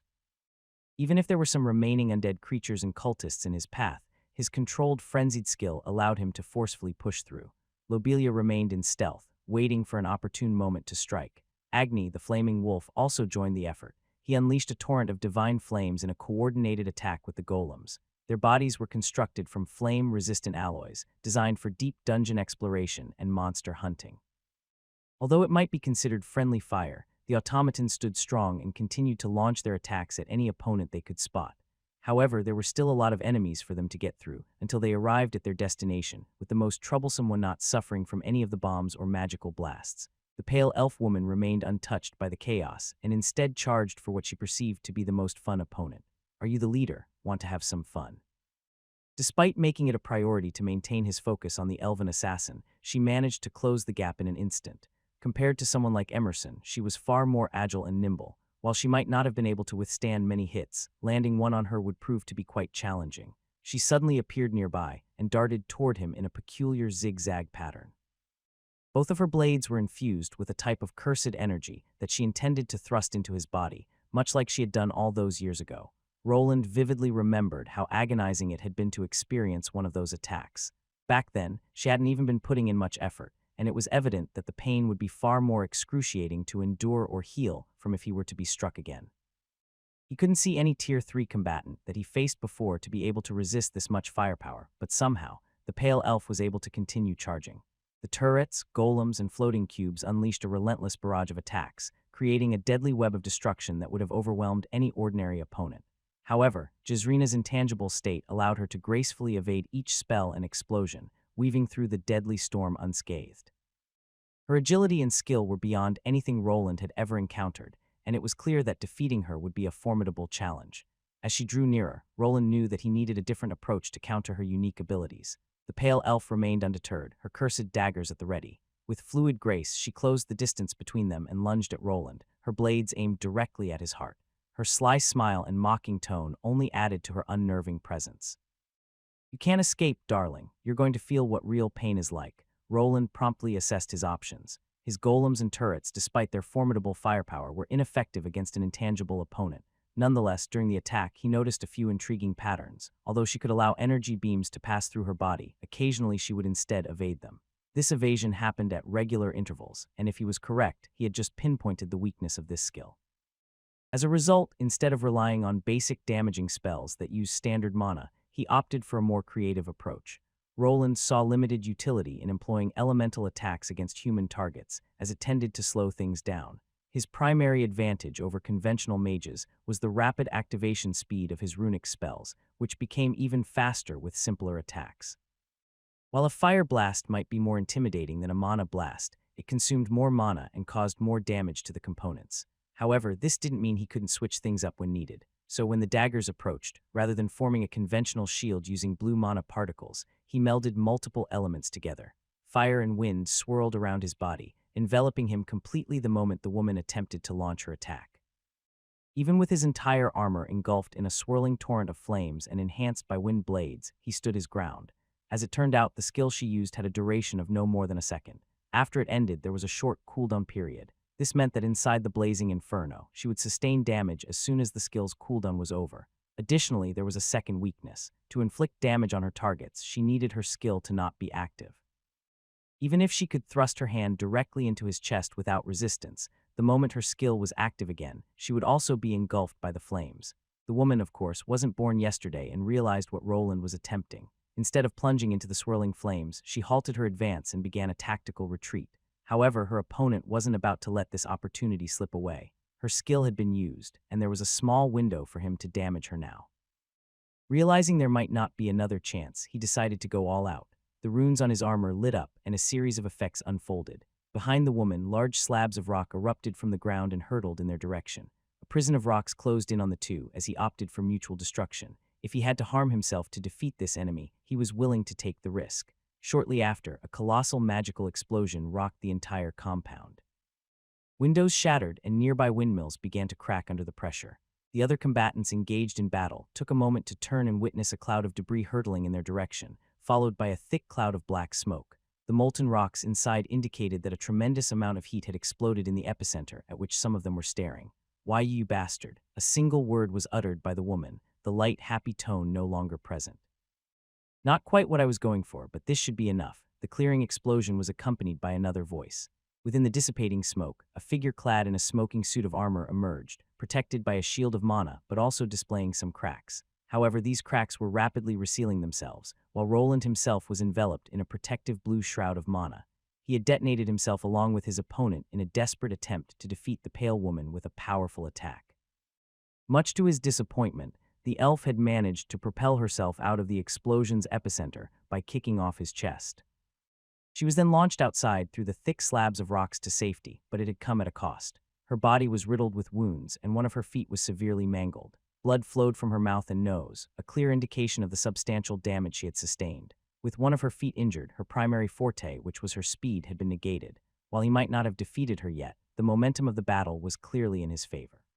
"Shit, why is it those cultists again? Are we cursed or something? Stop yapping and move those legs of yours if you want to live." "Shit, fine." Amid the tumultuous chaos of the ongoing clashes between high-level individuals, a group of people shuffled about, trying to maintain order amidst the commotion. The center of their attention was a quartet of adventurers who, along with Bernier, Arthur, and Mary, were working tirelessly to assist the guests who had succumbed to the abyssal relic. Together, they carried the unconscious guests toward a hidden tunnel, concealed behind one of the towering windmills on the compound. This secret passage could only be accessed by performing a peculiar sequence of actions, and the blacksmith in the group was quickly performing this task that the other adventurers were unfamiliar with. Within a few moments, a rectangular block of earth slid to the side, revealing a set of steps leading downward. The tunnel wasn't very spacious and would likely necessitate carrying the unconscious guests in a single file. This was quite challenging for the terrified individuals. Not far from them, a battle between a bizarre monstrosity and the guild master was unfolding, and it was a confrontation they wanted to avoid at all costs. Everyone here realized that it was a realm that they had not stepped into and would just become collateral if they ever dared to step too close.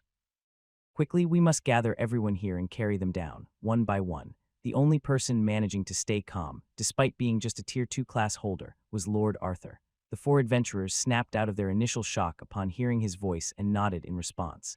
They had already transported several people to this location, but there were still a few unconscious individuals scattered around. While two of them could start carrying some of the remaining guests down into the tunnel, the other two could go after the remaining ones. Let us hurry and leave it up to the boss. He will take care of those cultist bastards for us. The best thing we can do is stay out of his way so he can fight freely. Bernier faced the group and was the first to step down into the tunnel. He understood that as long as there were non-combatants in the area, Roland couldn't unleash his full power. The entire compound could potentially become a massive bomb, but it wasn't something he could risk when so many innocent lives were at stake. Their best course of action was to step aside and let the Tier 3 class holders handle the situation. Escaping was their top priority. As Bernier descended into the tunnel, he couldn't shake the feeling that there was more he could contribute. Doubts began to cloud his mind. While Roland was undeniably strong, he was not invulnerable, and he had narrowly escaped death on numerous occasions.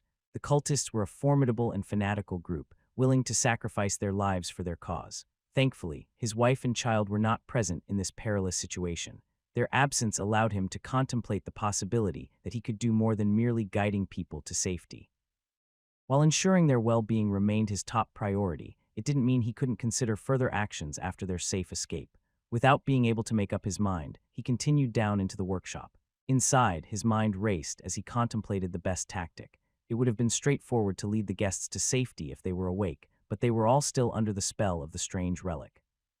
There was a possibility that they might awaken if they were removed from the item's range, but he wasn't sure.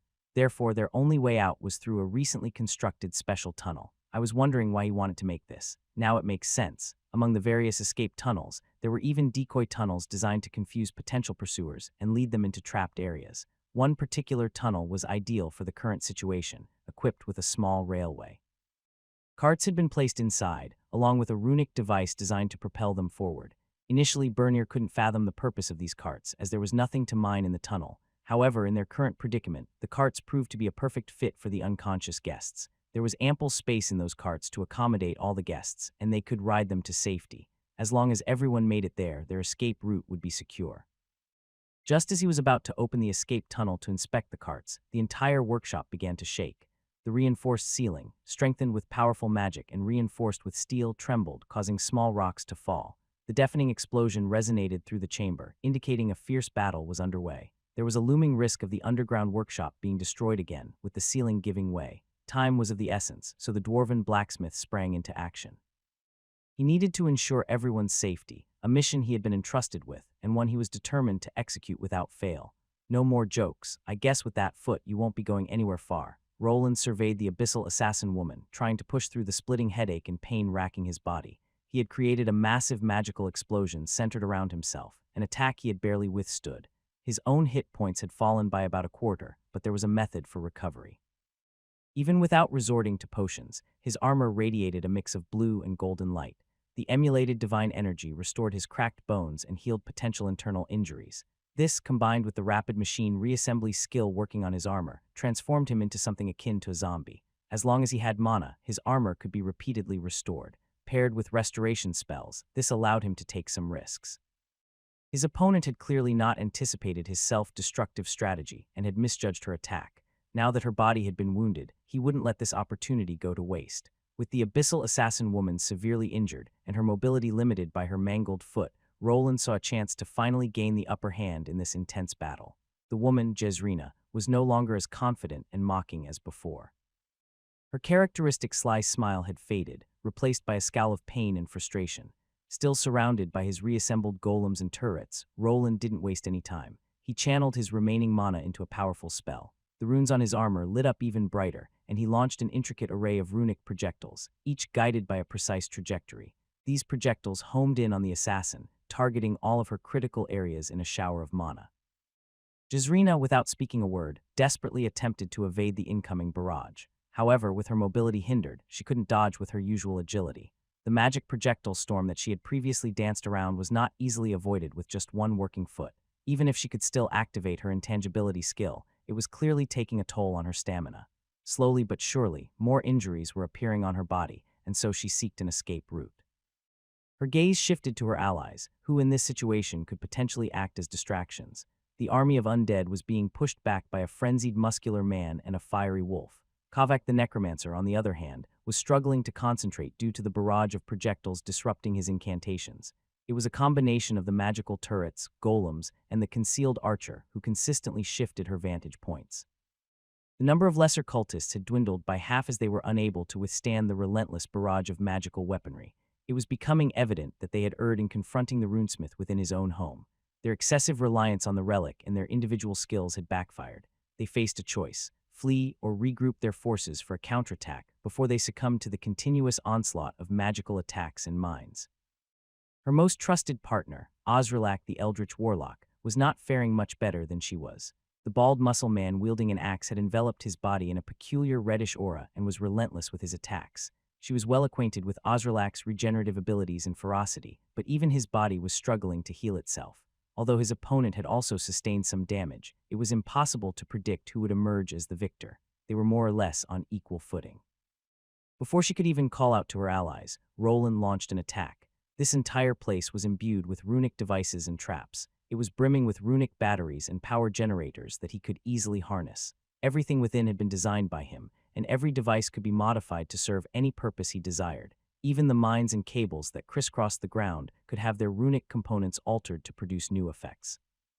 Despite the woman's ability to cope with the magical attacks, they were merely a distraction. What she truly needed to focus on was what lay directly beneath her. Roland was aware that during a battle, his mines would become exposed and possibly identified. Even now, the pale elf seemed to be able to pinpoint the locations of his runic devices. She likely possessed some skill for detecting magical traps or some form of danger sense. Even though he didn't intend for it, all of his devices emitted trace amounts of mana that likely triggered those detection skills. There was a way to deceive someone's danger sensing skills. These skills typically reacted to actual spells that could inflict damage or posed a threat. They wouldn't respond to runic devices inscribed with harmless spells, like cleaning spells, for example. Roland could remotely modify the runic components, reconfiguring them into previously designed creations.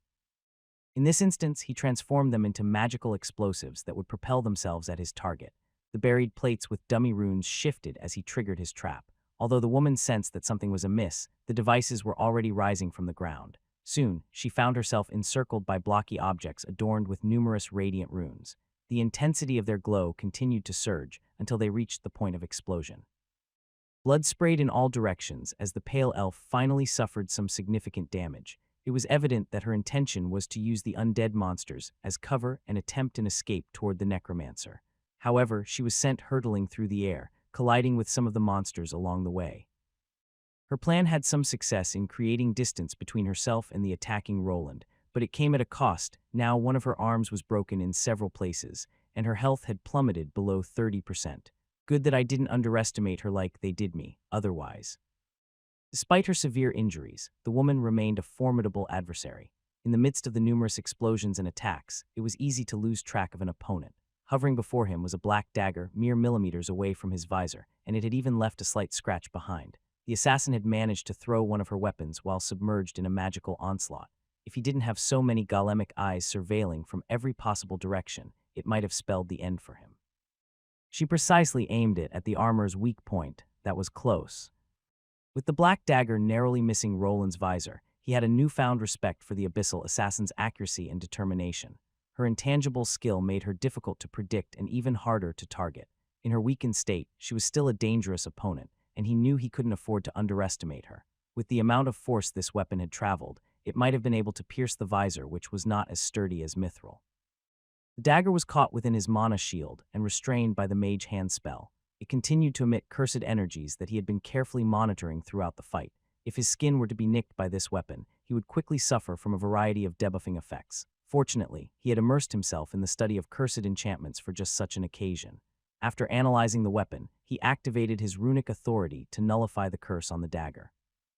No time it transformed into nothing more than inert metal. its runic structures shifting into something entirely harmless. What are you doing? Can't you handle one runic mage? Do I have to do everything myself? The necromancer shouted from a distance, detonating a few undead corpses to fend off his own adversaries. Nearly all of the carefully crafted undead monsters he had summoned lay on the ground. The high concentration of divine mana in the vicinity severely weakened his undead army. Even freshly advanced Tier 3 class holders like Armand were able to contend with the higher-level monstrosities, making him resort to casting attacking spells and corpse explosions that in turn ruined his creations. "Shut up, your information was incorrect, it's all your fault," Jezrina responded with malice as she hobbled up onto her only good leg. Her entire body was scratched and burned by the magical explosions. They had not anticipated a battle of this magnitude. At most, they had expected mild resistance from the magical automatons they had dealt with at the beginning. No one had believed that their relic could be vulnerable to a runesmith or rune mage. This must be the church's doing. They must have tempered with everything, the holy energy, and that beast proves it. In the necromancer's mind, this had to be some sort of ploy orchestrated by the Solarian Church. Perhaps they had meticulously plotted this to draw them in, and now they found themselves ensnared. Roland, who was approaching and appeared to be the leader, might well be a high-level paladin. His status was hidden behind something, and he was evidently commanding everyone within the premises. It was rapidly dawning on them that they had walked into a trap, and perhaps escaping was the wisest option. Kavak knew what he needed to do to survive. Even though their relic had been desecrated, it was better to stay alive and relay all the information to the archpriestess. She could then formulate a new plan of action and potentially call in executive members from their temple and others to prepare a proper counterattack. With a wave of his skull staff, he initiated a spell that could only be used in dire circumstances. The lesser cultists who were still fighting began to tremble, and the bodies of those who had been defeated also underwent a similar transformation, morphing into abyssal abominations. "We need to flee. Come on, wench." Even though he didn't hold the woman in high regard, she was still a formidable ally, and he couldn't allow a high-tier member of their cult to fall into the church's hands. He couldn't trigger an abyssal transformation on someone of her level, so helping her out of this predicament was the only way to preserve the information they had. He used the newly formed abominations and his remaining undead as a smokescreen to cover their escape. His enemies remained relentless, and the golems continued to reform themselves. However, the abominations' bodies were more challenging to deal with than the cultists, which gave him enough time to prepare a spell to assist Jezrina. Her body was enveloped in a green haze and rapidly drawn toward his location, right in the center of the previously destroyed wall. Luck also appeared to be on their side as Osralak came crashing in from behind. He was missing his left arm along with one of the mantis blades, but his opponent had sustained a large wound to the shoulder. It seemed that he had overheard their conversation and recognized the wisdom of their escape. With the three of them together, they could now make their getaway.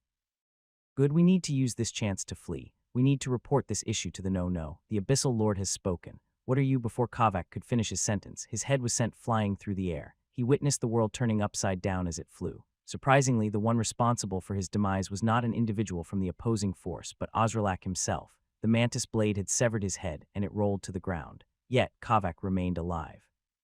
His body had been modified, but this only allowed him to witness it being consumed by the eldritch warlock, who had started chanting a forbidden spell, one that he was knowledgeable about, and something that he could not stop.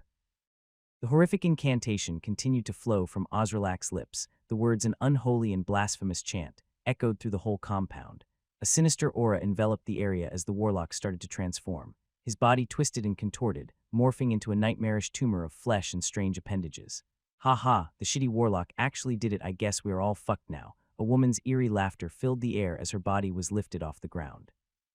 A dark, sinister tentacle had impaled her chest, and from the wound's center, peculiar blisters emerged and burst. Within moments, obsidian dark liquid enveloped her body, causing it to contort into grotesque poses before being abruptly pulled into a larger, unholy mass of flesh and tissue. She had been critically wounded during her confrontation with Roland earlier and was unable to respond to the attack coming from one of her own allies. Upon realizing what had occurred, her rage transformed into chaotic, uncontrollable laughter. As her body was drawn into the grotesque mass, she continued to chuckle, her eyes fixed on the armored man enveloped in a blue aura of mana. The epicenter of this horror was the eldritch warlock himself, and the bodies of his two previous companions, Kavak the necromancer and Jezrina the abyssal assassin, were merging with him. But this wasn't the extent of it.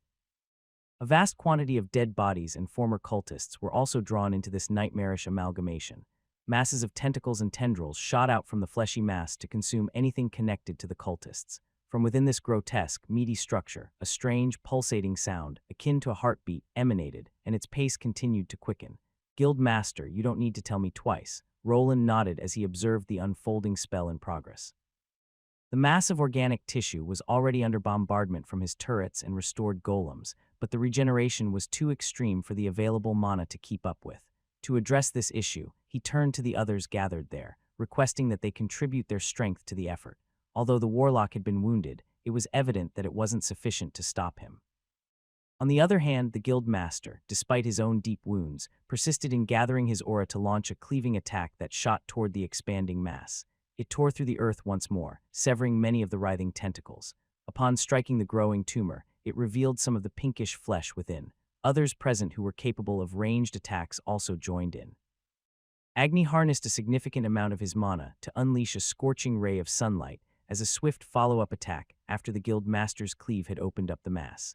Lobelia conjured multiple elemental arrows and released them nearly simultaneously with impeccable timing, striking the now exposed vulnerable spot. Meanwhile, Roland issued orders for all of his turrets and golems to concentrate their fire on the forming monstrosity, fully aware that whatever emerged would be much more formidable than the three cultists it had been composed of. The plan seemed to be working, and the massive monstrous innards emitted strange wails of displeasure as the inside and the pulsating organ were exposed. Taking advantage of this moment, Roland retrieved a weapon he had concealed to the side, a red spear made of mithril, which he intended to use as a javelin. By infusing his own mana into the runic patterns, the spear was enveloped in a chaotic array of golden lightning energy. It was a combination spell, replicating the divine lightning that some paladins were capable of conjuring. Most of the electrical energy concentrated at the tip as he swiftly hurled the javelin in the direction of the pulsating organ. With the others assisting in restraining the tentacles, the spear only needed to pierce through a few tendrils that the transforming monstrosity attempted to shield itself with. At last, the magical energies detonated in a furious display of lights. The monstrous entity emitted multiple echoing shrieks, as if produced by numerous individuals. The thrashing tentacles that had been relentlessly lashing out at everyone, obstructing those attempting to approach, began to slump to the ground and wither. "Ha, we did it. These cultists are nothing." Armin was the first to shout out in joy when he noticed that the strange appendages had stopped flailing. The one around him had subsided enough for him to step on them without concern. However, he soon realized that something was amiss. Everyone except him was fixated on a specific object protruding from within the withering pile of flesh, and it resembled the large monolith that Roland had encountered in that village. "Something isn't right. Armin, get away from there." Roland urgently called out to halt his friend from approaching the relic too closely. Instead, he activated his golems to aim their attacks at the spear that was lodged into the artifact. It was the very same one he had seen in Edelgard. Although the spear had managed to pierce through some of the outer shell, only a few centimeters had penetrated. The once silvery red color of his weapon, surrounded by golden mana, was now shifting and contorting, transforming into a corrupted shade of obsidian. The relic, which initially appeared to be nothing more than a chiseled piece of peculiar rocks, was now veined with strange, pulsating lines that synchronized with the beat of a heart. Roland's spear, which had been thrust into the relic, was forcefully pushed out by a new mass of flesh, unveiling the pulsating organ within. The outer shell began to fracture, revealing a strange black heart with multiple small eyes, all fixated on the group that was attempting to destroy it. When he and the others gazed into those eyes, they were momentarily stunned. The weak point had been revealed, but none of them could move to deliver the finishing blow. The black heart within the relic continued to pulsate, radiating malevolent energy that seemed to seep into the very core of the group's beings. The eyes on the heart fixated on them, and it was as if the heart itself was aware of their every thought and movement. As they stood there, immobilized by the heart's eerie gaze, they could feel an overwhelming sense of dread and despair creeping into their minds. Each of them was bombarded with their deepest fears and regrets, haunting memories that they had long buried. Even Roland, who had designed his armor to resist various mental attacks, struggled to maintain his sanity. Armand, Elodia, and the guildmaster were all gripping their heads and screaming, their eyes darkening as if they were being consumed by some kind of demonic force. However, one particular canine among them appeared to be unaffected by the heart's gaze, and it promptly made this fact known. Auwo, a howl resounded through the entire compound and was followed by a radiant glow of reddish sunlight. It enveloped the screaming creature and momentarily snapped him out of the paralysis effect it was creating. Roland didn't hesitate to activate one of the devices that he had installed to counter the occult and undead. The walls, ground exploded with mana energy as runes started shining everywhere. His entire home started radiating divine mana everywhere, with such a large concentration of it around even Armand, and the others were able to snap back out of it. The creature didn't appreciate the alleviation of the spell and produced a strange wave of black energy that shot out in continuous waves toward them.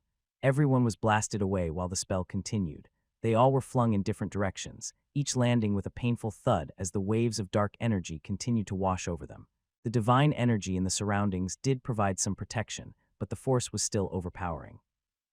Felt as if the very essence of their being was being drained away by the sinister waves. The shroud of necrotic green energy underwent a transformation, morphing into a pitch-black obsidian hue. It forcefully pushed away all light, with only the divine runes managing to halt its advance. Where the warlock had initiated his transformation, an egg-shaped spiral appeared and rapidly continued what had been set in motion. A bestial howl erupted from within as a being finally materialized before them. Email D R I T C H O R L. What is that thing? I can't see its stats, and it's corrupting the status screen. Roland summoned enough strength to rise to his feet and quickly attempted to assess the power of their new opponent. However, even when he could discern the stats of someone as formidable as the warlock or the guild master, he couldn't make out what this creature was. There was a possibility that this entity surpassed his capabilities and exceeded the Tier 3 threshold. As the eldritch horror solidified before them, it became clear that this creature defied all conventional understanding of magic and the supernatural. It was as if the very fabric of reality was unraveling in its presence. The air grew heavy with dread as eldritch horror extended its twisted, amorphous limbs in all directions, each one ending in a mass of writhing tendrils. It appeared to be composed of the same fleshy, pulsating substance as the previous monstrosity, but on a much grander scale. The entity continued its relentless onslaught, its appendages shifting and lashing like powerful whips. With each swing, these appendages broke the sound barrier, creating earth-trembling shockwaves and explosions of sound that reverberated through the area. The sheer force of these attacks was formidable, with even the remnants of their impact carrying enough destructive power to rival a Tier 3 monster. It forced Roland to use up more of his mana in an attempt to shield himself and his allies from harm. What is that thing? I don't know, but it might be Tier 4, Tier 4. The guild master asked him as he appeared next to the group of combatants who had gathered. There were 5 of them within the shield of mana that Roland had generated. They stood there, merely observing as the tendrils slowly subsided and the creature's form began to compact. It actually started shrinking before their eyes, eventually revealing a partially humanoid form, something closer to what the eldritch warlock originally looked like. Yet it still resembled a bizarre monster with multiple mouths and eyes covering its entire body. The tentacles and tendrils continued to dance around, now mostly attached to its backside. It stood on 2 legs that were clearly more animalistic in nature, with spikes protruding from the multiple knee joints. The torso featured 4 arms, with the upper ones being much larger than the lower ones.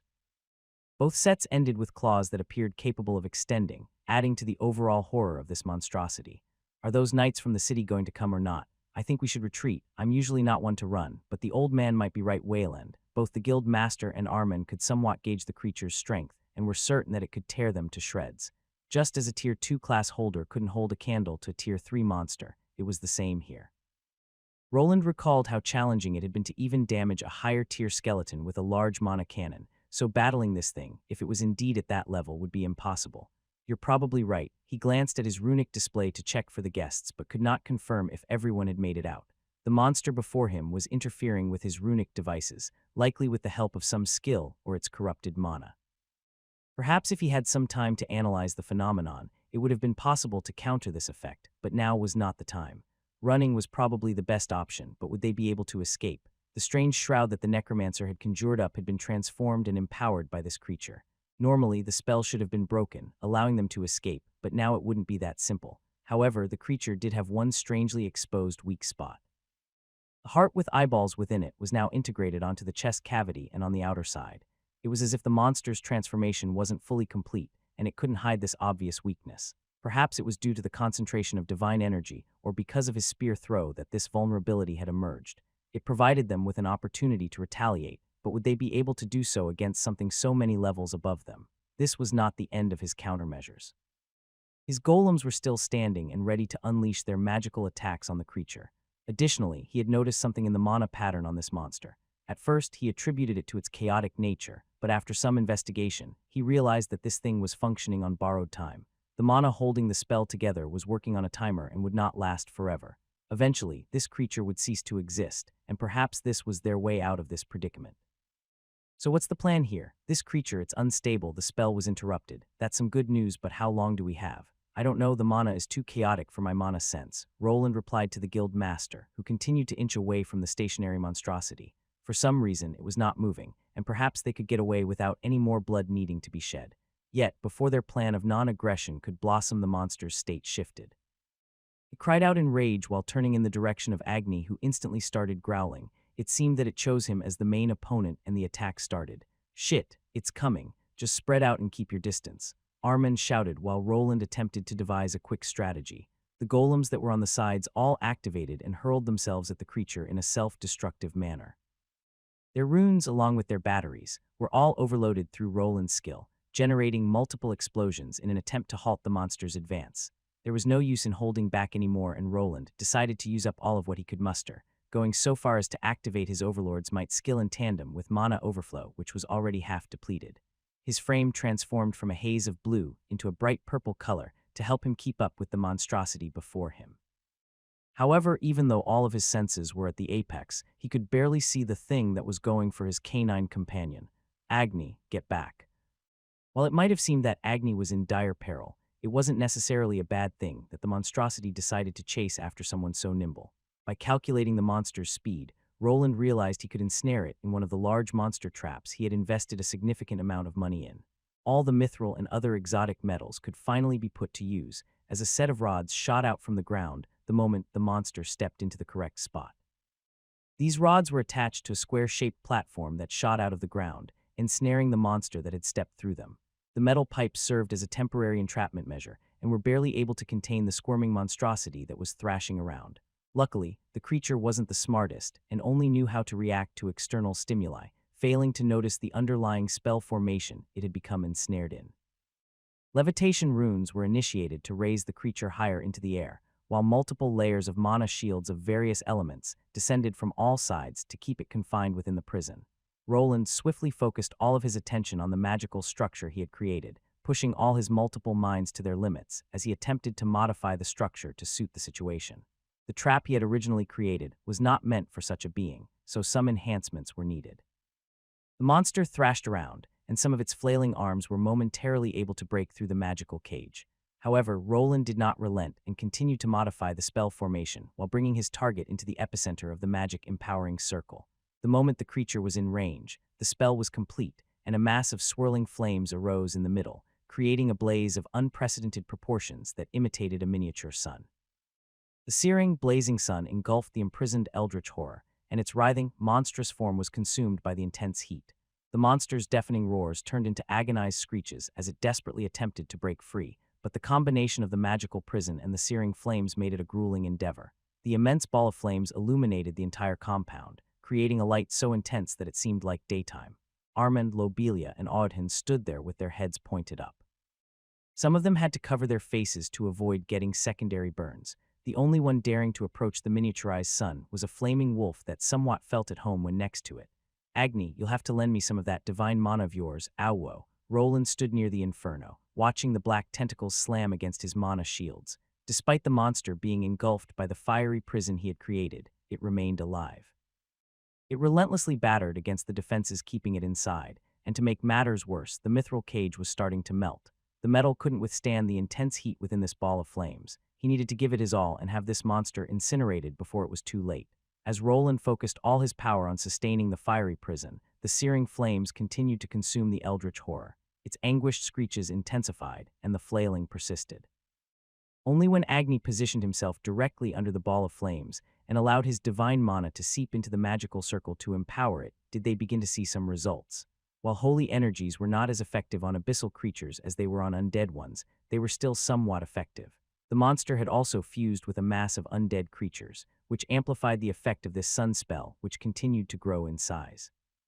Starting with a diameter of about 5 meters, it expanded to 10 meters and beyond, as the flames swirled around with the addition of wind energy, making it increasingly challenging for the monstrosity to survive. If he managed to kill it now, then the battle would be over, and the cultists would have no way of knowing what had transpired. There was a big possibility that after this creature was destroyed, a new foe would present itself. The cult had tracked him all the way here, probably to confirm if he could affect their relics. It was possible that the cat was now out of the bag, and hiding out at this remote location would be impossible. Many worries raced through his mind, but he tried to push them back as he needed to focus on the moment. 10 seconds passed, turning to 30 soon after. The sun spell expanded to around 20 meters and rose into the air. It started affecting the shroud of abyssal energies that created a dome shape around his entire home. The mana it was composed of began to waver as the two energies collided. The shroud grew thinner and thinner, allowing sunlight to finally shine through.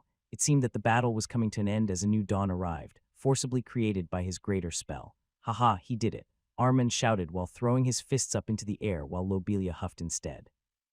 It's so hot in here, the guild master stood there, leaning against the axe he had previously used. His body was covered in multiple wounds, but it was nothing his body couldn't handle. He continued to look at the massive ball of flame with a grin which suddenly vanished. His eyes caught some movement in the somewhat chaotic-looking sun, and before he could call out to Roland, it happened. Wayland, watch out, huh. As the spell was about to clear out the malevolent energies surrounding his house, something shot out from within the flames at a tremendous speed, too fast for even Roland's eyes to follow. Before he knew it, a sharp pain gripped his right shoulder as something pierced it. His body was pulled along with the black object that had impaled him, and as he was embedded into the ground, he identified it as an appendage belonging to the eldritch horror. The appendage had stretched out from within the swirling death spiral in the sky. The creature's ability to survive the prolonged exposure to the heat and divine energies was baffling. Roland attempted to focus on sustaining the spell, but before he knew it, his body went numb with pain, and he could barely keep himself from screaming. Even without looking at his status screen, it was evident that he had been affected by multiple debuffing and cursing effects. The eldritch horror had managed to find a way to break free from its fiery prison, using its own tentacles as a means of escape. The appendage that had impaled Roland was now injecting him with a strange, corruptive energy that threatened to consume him from the inside. As his vision blurred and his senses dulled, he knew he had to act quickly. Agni, mostly drained from his power, acted quickly by biting ferociously into the appendage that had slammed Roland into the ground. Roland called forth all the strength he could muster, aided by his body and the Overlord's might skill, in an attempt to pull it out. The blade he had won from confronting Emerson came flying, along with other runic weapons, to help destroy this sturdy appendage. Hold on, Wayland, the guild master shouted while he swung his axe with all his strength, and together they were finally able to dislodge the malevolent whip of flesh, which was promptly yanked out of Roland's shoulder. It had managed to go right through his bulky armor and even came out on the other side. The monstrous strength possessed by this creature was unfathomable, and now it was poised to unleash it. His wound was deep, and blood was flowing freely. Even though he could still use his armor to activate divine runes for healing, the multiple curses that came with the attack were actively countering these healing energies. The pain was similar to what he had felt when he was stabbed by the pale elf all those years ago, but this time it was magnified several times over. The excruciating pain, coupled with the various curses, was finally enough to break his concentration. His body and armor had been the main conduits for this spell to keep running, and the creature had intelligently focused all of its power on singling him out. Now that the spell was wavering, it was attempting to launch a counterattack. Multiple smaller tendrils started shooting out from within the shrinking sun. They targeted the floating cubes in the air. These creations were used to stabilize the spell into a circular shape, and with them gone, the flames started taking on a less condensed form of a pillar. This pillar finally shot up into the air as Roland attempted to empower it again. The damage was done, and he couldn't control it anymore. In a last-ditch effort, he decided to overload all the energies for one last blast. This flaming pillar of flames and radiant energies shot upward, blowing through the weakened dome of corrupted energies. The night sky was lit up by the flames, which lasted for a few seconds before subsiding. The glow spread in all directions, and the flames burst out in all directions, causing significant collateral damage to his entire compound. His head was on fire, and his shoulder wasn't mending itself correctly.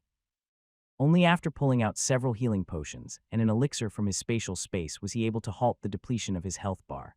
When looking to the side at the appendage that caused this damage, it was slowly dissolving into a pool of black liquid. The grass that covered this patch of land when infused with it started to quickly disintegrate before his eyes. It was clear that whatever this monstrosity was made of was highly toxic and corrosive. Roland slowly rose to his feet while activating his skill to restore his armor back to full. The hole that had been created slowly restored itself, but also caused his head to hurt even more. The skill that had allowed him to create the large spell was reaching its limit. There was not much time left before he would be unable to restore his mana at a rapid pace. Even though he was feeling terrible, the battle was not over. He could only muster up everything that he could to keep restoring the destroyed golems, turrets, and mines for one last attack. It's not dead, everyone, just as he expected. The monster was not destroyed. After the flames had cleared, a ball of darkened flesh could be seen. It was pulsating and emitting a pungent odor of seared dead flesh.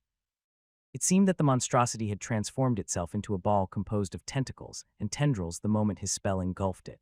It had somehow managed to endure the heat prison, and Roland didn't know what to do. He had given it his all, and the spell he had created should have been able to destroy everything, but the monster somehow survived. The monster must be weakened, don't hesitate, the guild master shouted, and Roland nodded as he activated his overlord's aura skill. A donut of light appeared under his feet, granting his allies a buffing effect. The creature was still alive, but it was likely weakened from his previous spell. There was a possibility that the 5 of them could deliver a finishing blow. If not, the shroud that had surrounded them was dispelled, and their reinforcements were probably coming soon. They needed to hold out for just a few more minutes, and it would all be over. Even though his mana overflow skill had now ended, he remained a powerful combatant. Purple haze around his body turned to red, as he still had a massive stat boost from his overlord's might skill. While mana was slowly running out, he was able to control 4 floating cubes along with a few floating weapons. His left hand held a large towering shield, while his right gripped a massive spiked hammer. As long as he managed to contain this monstrosity, it too would eventually burn through all of its stamina. Perhaps if they were up against a real person, his plan would have had some merit. What Roland failed to account for was that this creature was of an abyssal nature, not something that could be contained by regular tactics. The ball of flesh started to unravel, revealing the monster inside, and before he knew what was happening, his body was flying through the air. The floating cubes that were attempting to home in on the monster were quickly pierced by the creature's tendrils. His allies suffered a similar fate. Armand endured a massive strike from the creature directly as it moved at astonishing speed and flew into the nearby forest. Lobelia, who was trying to use her stealth skill, was instantly discovered and had her thigh pierced by one of the many tendrils that went after her. Only Audhin managed to keep his wits, deflecting a few hits before eventually succumbing to the relentless assault. He could hear everyone screaming in agony, even Agni whimpering in pain, as the monstrosity took them all out in a matter of seconds. The speed it displayed was unlike anything he had ever seen before. Even with the help of all the golemic eyes in the vicinity, he could not perceive the monster's movements. Soon, even the guild master was flung away with many wounds covering his body, leaving only Roland behind. The monster stood before Roland, towering over him with its height. It appeared as if the creature was merely toying with everyone there. It could have easily killed all 4 of his friends, but instead, it had batted them away like bugs. Now it stood before him without a care in the world, as if trying to convey that there was no way of winning, and it would take its time dismantling their bodies. There was too much at stake for him to stop now. The reddish glow around his body intensified as he swung his weapon at the monster. His hammer, enhanced by his runes, started glowing and delivered an explosive blow as it connected with the monster's arm. However, even though it should have been a direct and devastating hit, the monstrosity simply stood there as if it had been struck by a small stick. For a moment, it seemed as though the multiple mouths that covered the monster's body were imitating a smirk. Before he knew what was happening, the massive tower shield he was holding was smacked away. The black mithril it was made of unable to resist the force. He found himself spinning in the air and landing in a patch of dirt around 10 meters away. The difference in speed and power was glaringly apparent. He couldn't see where the attacks were coming from, nor could his body resist them. The armor that he had been so proud of making was rapidly falling apart, and he lacked the mana to keep reforming it. His large quantity of golems, turrets, and mines had all been destroyed. They hadn't proven much of a deterrent for this creature, which was taking its sweet time to kill him. Everyone else was out cold, and at a distance, his only solace in this situation was that at least the guests had been able to evacuate. His only hope was that Elodia did the same after calling for help and managed to meet up with Bernir along the way. He was sent flying through the air again, as the monster appeared to take pleasure in causing him misery. He didn't know why this creature wasn't simply delivering the final blow, but perhaps some of the personalities of the people that had formed it had mixed in. It was behaving similarly to the pale elven woman who often liked to toy with her enemies. Just like her, this entity seemed to take some delight in causing him harm. Soon, parts of his armor were scattered all over the whole compound. His helmet was finally knocked to the side, and he lay there with a bruised and broken body. The red haze that had covered him was gone, as he was not able to muster any of his better skills anymore. It seemed that this would be it. His eyes had trouble focusing on the situation, and he could barely muster any strength to lift his head. There, he could only see a blurry image of the slowly approaching monster, probably ready to deliver the final blow. Is there really nothing that I can do? His mind raced as he attempted to muster any type of strength. Even though the situation was dire, Roland was not one to give up easily. He frantically tried to orient himself to see if there were any runic devices nearby that he could use to help himself. However, his injuries, exacerbated by many debuffing effects, made focusing almost impossible. The monster was soon before him, tendrils hovering right before his face. However, just as the monster was about to pierce one of his eye sockets with its tendrils, a strange sound, akin to static, resounded from the side. Roland's eyes had managed to regain some of their focus, and with his mana sense, he could feel a shift in the environment. A runic spell used for stealth had been employed to reveal a strange duo. One was a man wearing a large exoskeleton meant for construction work, and the second was a woman who had replaced her wedding gown with darker leather armor with metallic runic parts, operating a large-looking cannon. The sound that he was hearing was coming from this highly experimental cannon that he had been working on and not yet able to fully test. For some reason, it had been dragged up to the surface by two people that weren't supposed to be here. Before he could shout at them to get to safety, he felt an expansion in the magnetic field caused by the weapon he created, which was then soon followed by a massive resounding boom. Shit, this is a bad idea, but if I don't do something, the ceiling above rumbled as the frantic Bernier searched for a suitable weapon for the occasion. The testing facility housed numerous runic devices capable of harming even the most formidable monsters and causing significant damage to city blocks. However, amidst the current chaos, he found it challenging to make a choice. I don't think this will be much help. Bernier raised a substantial object known as the runic rifle, a creation of his boss.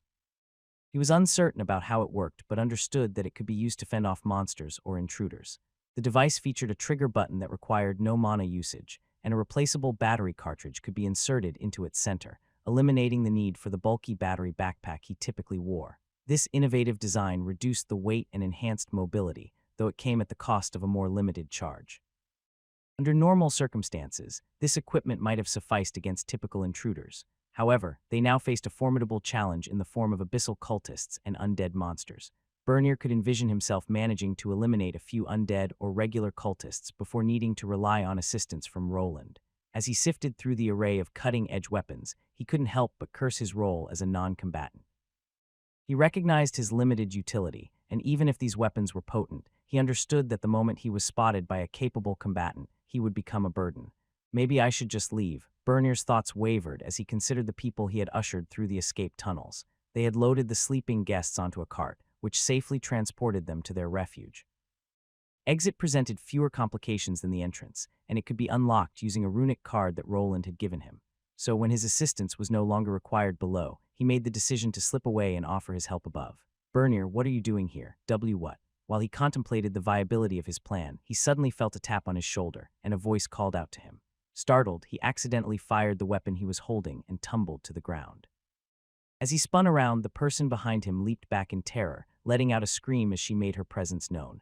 Mrs. W, what are you doing here? What am I doing here? I should ask you the same question. Before him stood Elodia, who had recently become Roland's wife. Her clothes looked different, and she was wearing a backpack that was similar to the ones used for runic batteries. Her wedding gown had been replaced by a sturdy leather armor adorned with metallic components and inscribed with runes. It was evident that this suit had been crafted by Roland, although Bernier was unaware of its specific purpose. I just wanted to help, but what about you? This is not the way to the escape tunnel. She averted her gaze, and Bernier narrowed his eyes. It was immediately apparent to him that she likely had the exact same idea. This palace served as the storage and testing ground for the multitude of runic weapons, and was the best area to gear up before ascending the elevator. Haha, I see we both had the same silly plan. What do you mean silly? Well, before Bernier could respond to the question, the entire place began to tremble. The reinforced ceiling, which had been meticulously prepared for such situations, started to crack, and even sizable boulders began to fall. The two hurriedly moved about, attempting to evade the collapsing surroundings. What was that? I don't know, we should check. I almost forgot. Fortunately, they didn't need to speculate about the situation. Golemic eyes, functioning much like modern-day cameras, were strategically positioned throughout the entire compound. Roland had set up multiple stations from which a person could view real-time feeds from these runic cameras. One of these stations was nearby, and the two hurriedly made their way there to check on their allies. This doesn't look good. Although it took them about half a minute to locate a functioning golemic camera, they eventually unveiled the truth. They observed a grotesque, otherworldly creature swatting everyone aside, and even Roland in his formidable armor was no match for it. As they watched the battle unfold, they quickly realized that the situation above ground was dire, and the group was likely facing a losing battle. I think we'll need something bigger than these. Bernier glanced at the small magical gun he had initially chosen and tossed it aside. It was evident that if even a group of Tier 3 class holders couldn't handle a creature of that magnitude, then the two of them would only be a hindrance. Can we really do nothing but wait here? Where are those soldiers? Elodia frowned as she had fulfilled her role by summoning the knights. Afterward, she gathered a few items from the panic room and made her way to this location. She understood that it went against Roland's wishes, but she couldn't simply stay there. If there was anything she could do to assist, she was willing, but at the moment, it seemed like there was nothing she could do besides running. Is there really nothing, Bernier? Her gaze met Bernier's as he struggled to find a solution. There were numerous items in this testing facility, but none of them appeared powerful enough to be of any assistance. They could attempt to gather all the magical explosives to create a smoke screen, but that seemed limited in effectiveness. However, as he surveyed the area, his eyes fell upon the large exoskeleton he had been learning to operate recently. Wait, there might be something with that thing. It might be possible, really. Yeah, there was one experimental weapon the boss created, but he said it was too dangerous to test here, so we never went through it. Bernier knew that it wasn't the greatest idea, but the weapon in question was the best bet. How Roland explained it to him and how he treated it gave the idea some merit. If it was something that could destroy the whole testing facility, then perhaps it would be powerful enough to destroy that strange horror above ground. Soon he sprinted over to the specific item that was covered with a gray piece of cloth. With one strong yank, it was revealed to them.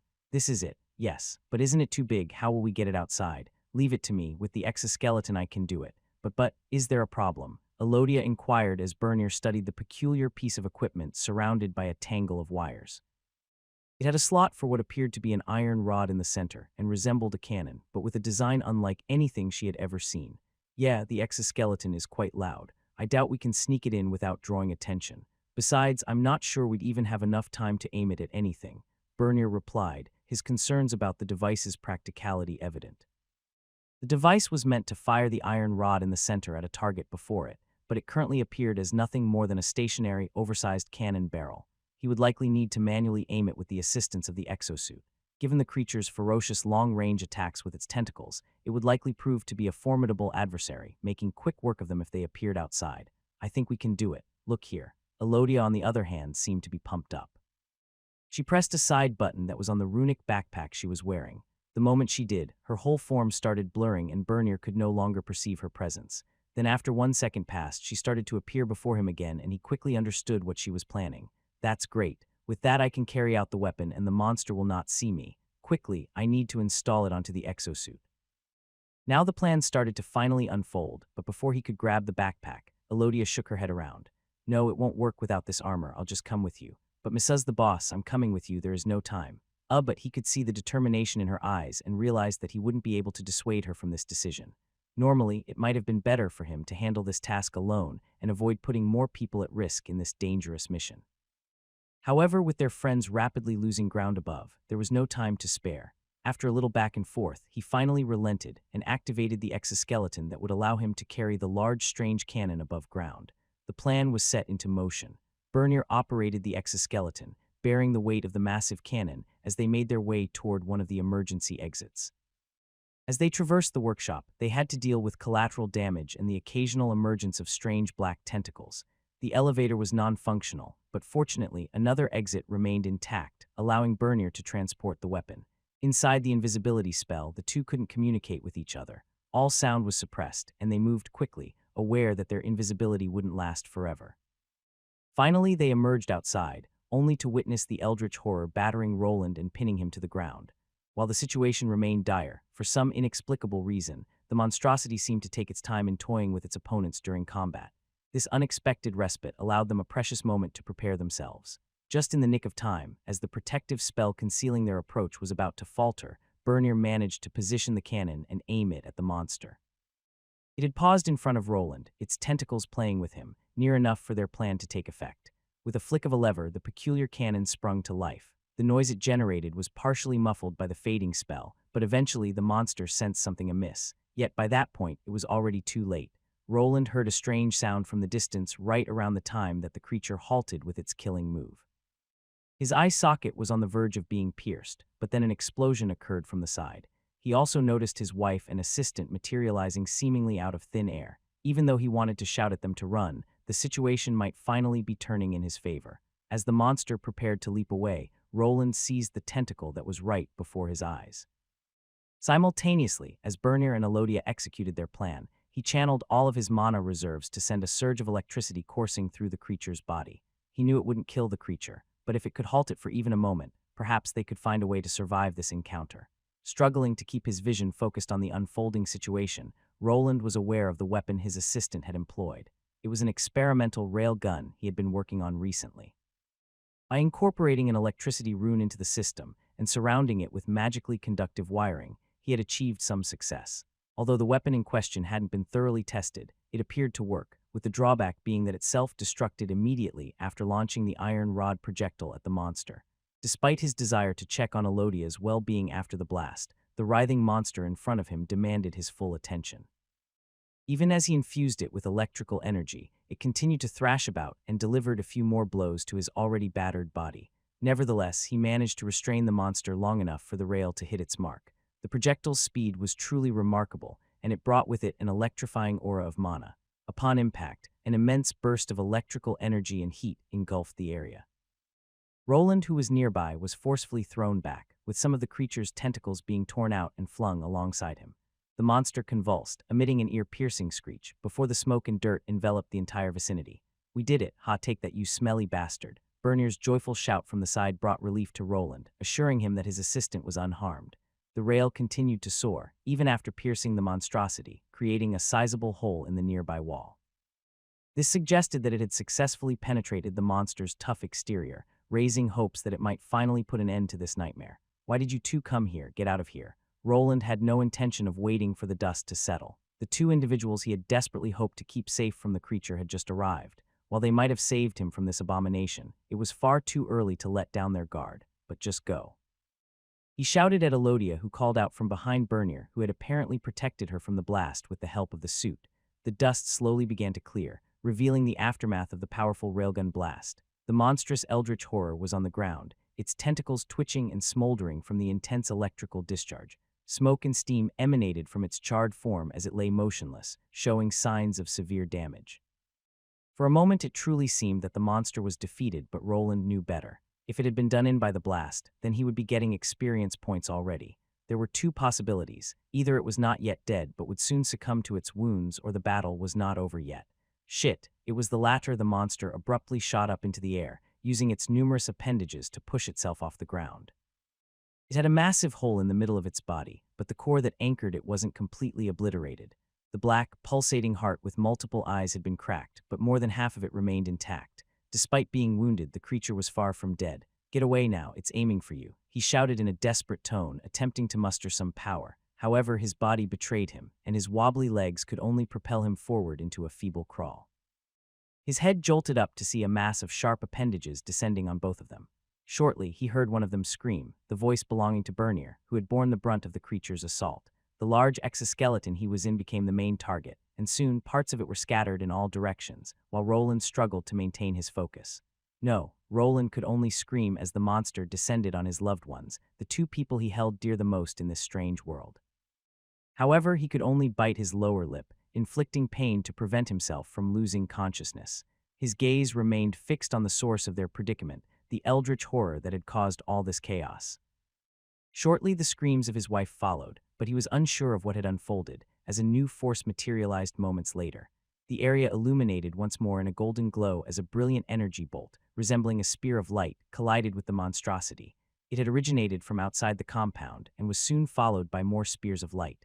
They all descended upon the monster, embedding themselves in its grotesque form. The sounds of people shouting from outside and the approach of heavily armored individuals reached his ears. He recognized the clank of heavy armor and knew that help from outside had arrived. However, his focus was elsewhere, and he began to frantically crawl in the direction where Elodia and Bernier had been standing.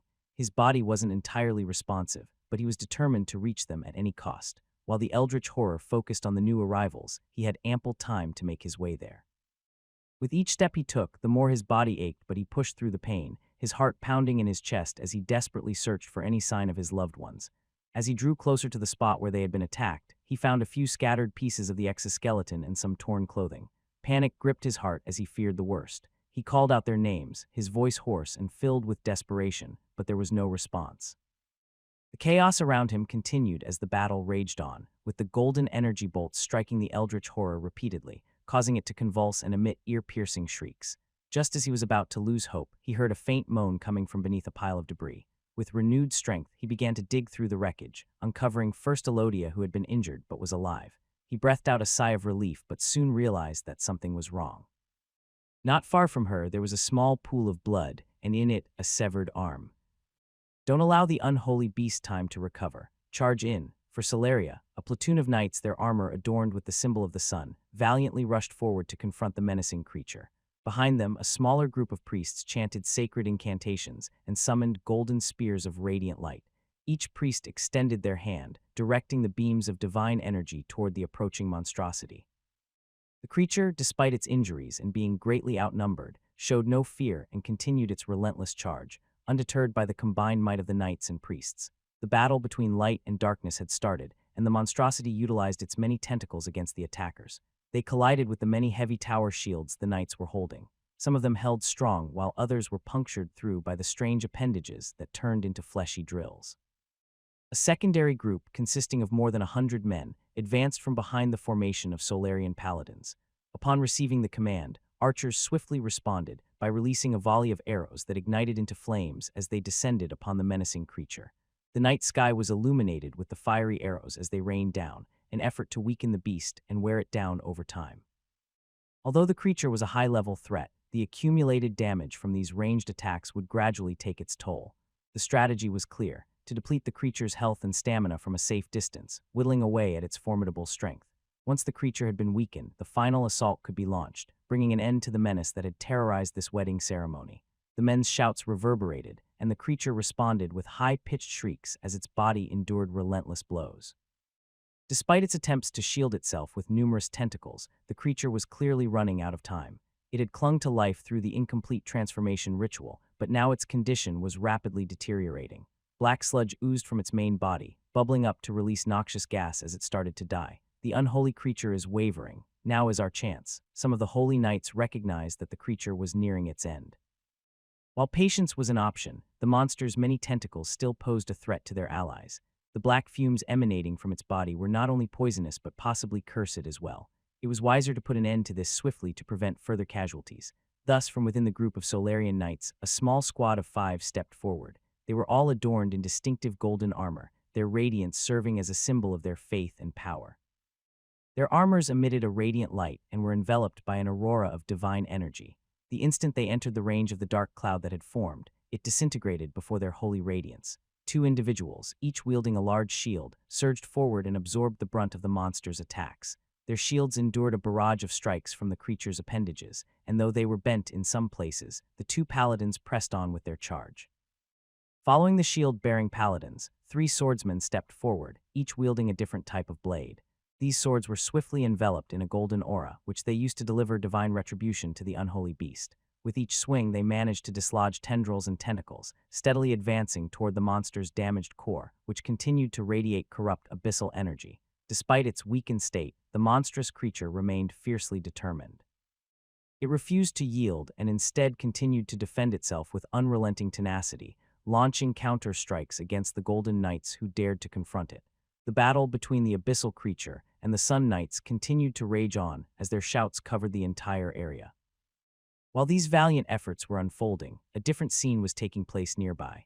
In a spot that the abyssal creature had once occupied, a man wearing damaged runic armor was clutching another individual. Beneath them, a small pool of blood had formed, originating from a dismembered arm that had now turned completely obsidian. How is he? I don't know, he lost a lot of blood, and this wound it's not healing properly. It must have been some type of curse.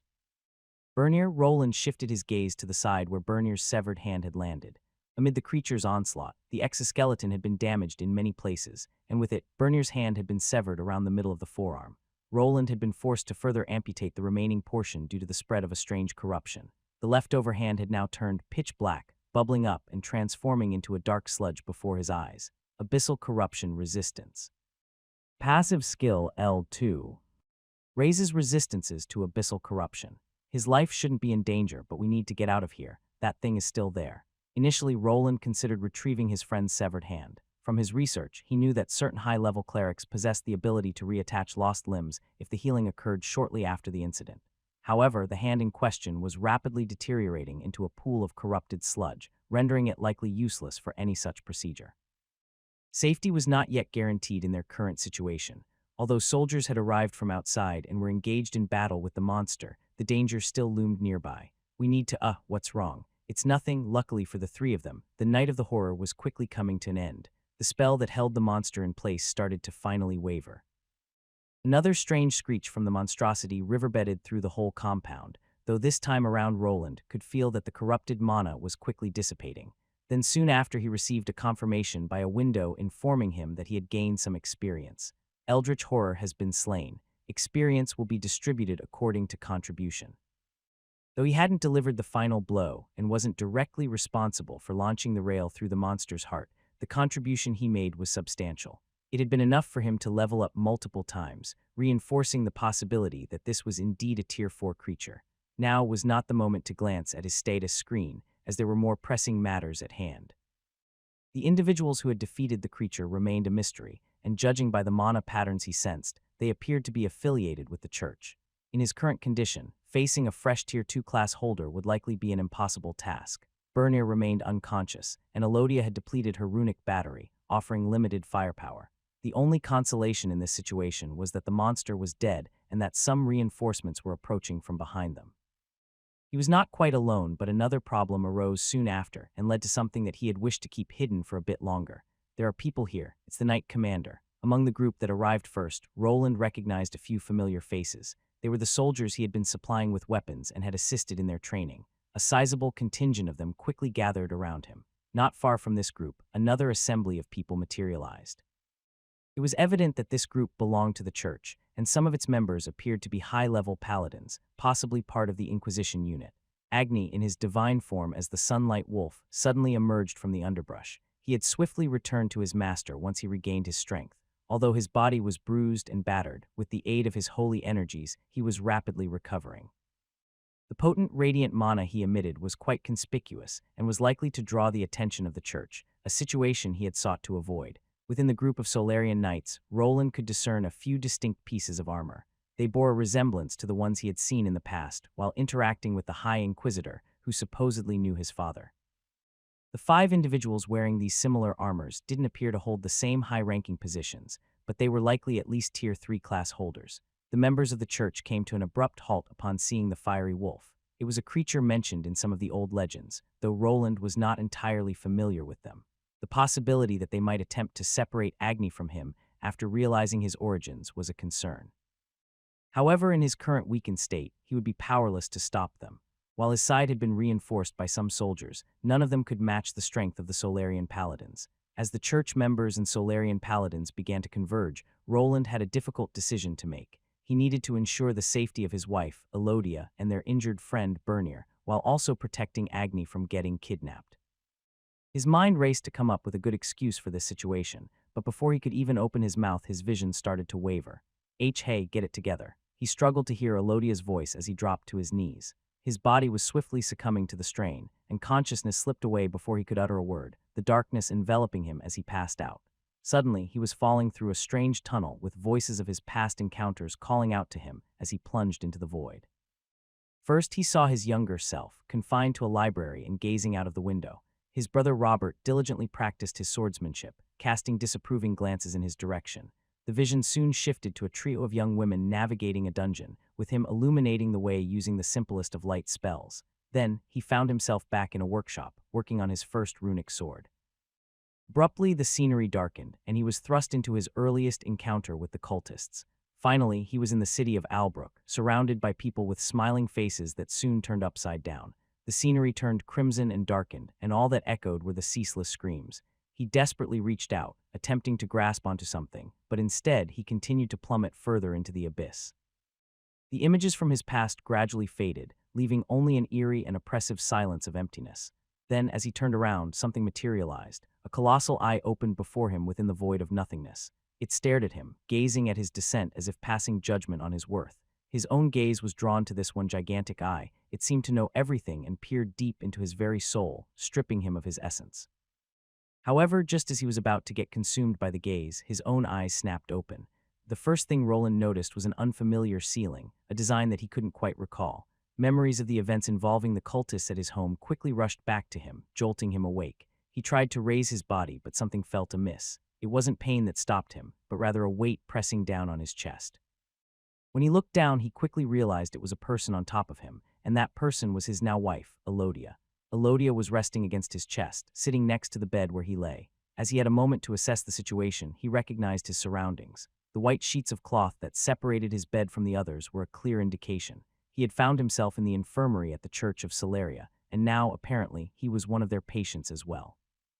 His hand moved towards those long obsidian locks as he decided to not move anymore.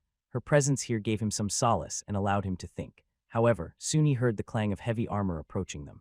The mana patterns surrounding the approaching individuals were unmistakably divine in nature. It wasn't strange to assume that they were paladins from the church, likely coming to have a chat with the man involved in the recent cultist encounter. Finally, those Solarian bastards are gone. You'll need more than that to kill the great Kavak. Unbeknownst to everyone involved in the incident, a strange creature emerged from a hollowed tree. At first, it appeared to be a shriveled person, but its lack of a lower body soon became apparent. Instead, the creature sported something akin to spider legs, enabling it to silently and swiftly crawl through the environment. Damn fools ruined the whole mission. It will take me years to recover all those lost undead, and my body, Kavak, the necromancer, mumbled to himself as he navigated through the forest. The eldritch horror he had summoned had been defeated, but he had survived. During the chaos of the battle, he managed to shield his head and make his escape. Fearing retribution, he remained hidden in one of the trees for several nights until the Solarian presence had diminished. I used up most of my mana to conceal myself, but it was worth it. I need to get back to the archpriestess. The spider's head disappeared into the night, stealthily making its way towards freedom. Everyone was too preoccupied with the aftermath of the eldritch horror and damage control to notice that Kavak had survived. The necromancer chuckled to himself as he hurried through the trees, feeling a sense of security. It would take some time, but eventually he could find refuge in one of their secret temples. Freedom was within reach, and if he made it out, he could reveal the truth about their true enemy, Wayland the Knight Commander, to the cult. Soon their armies would descend to capture the irregular and extract all his secrets into the open. It became clear that he was the one capable of affecting their relic, and their cult wouldn't shy away from turning this whole island upside down to get him. Oh, what is this? Quite the ugly creature. What? Suddenly the necromancer felt a shift in the environment.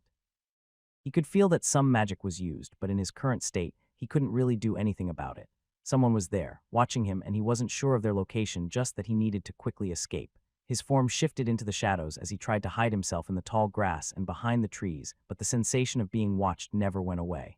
Kavak pressed on with his escape, but it seemed as though he was traversing the same location repeatedly.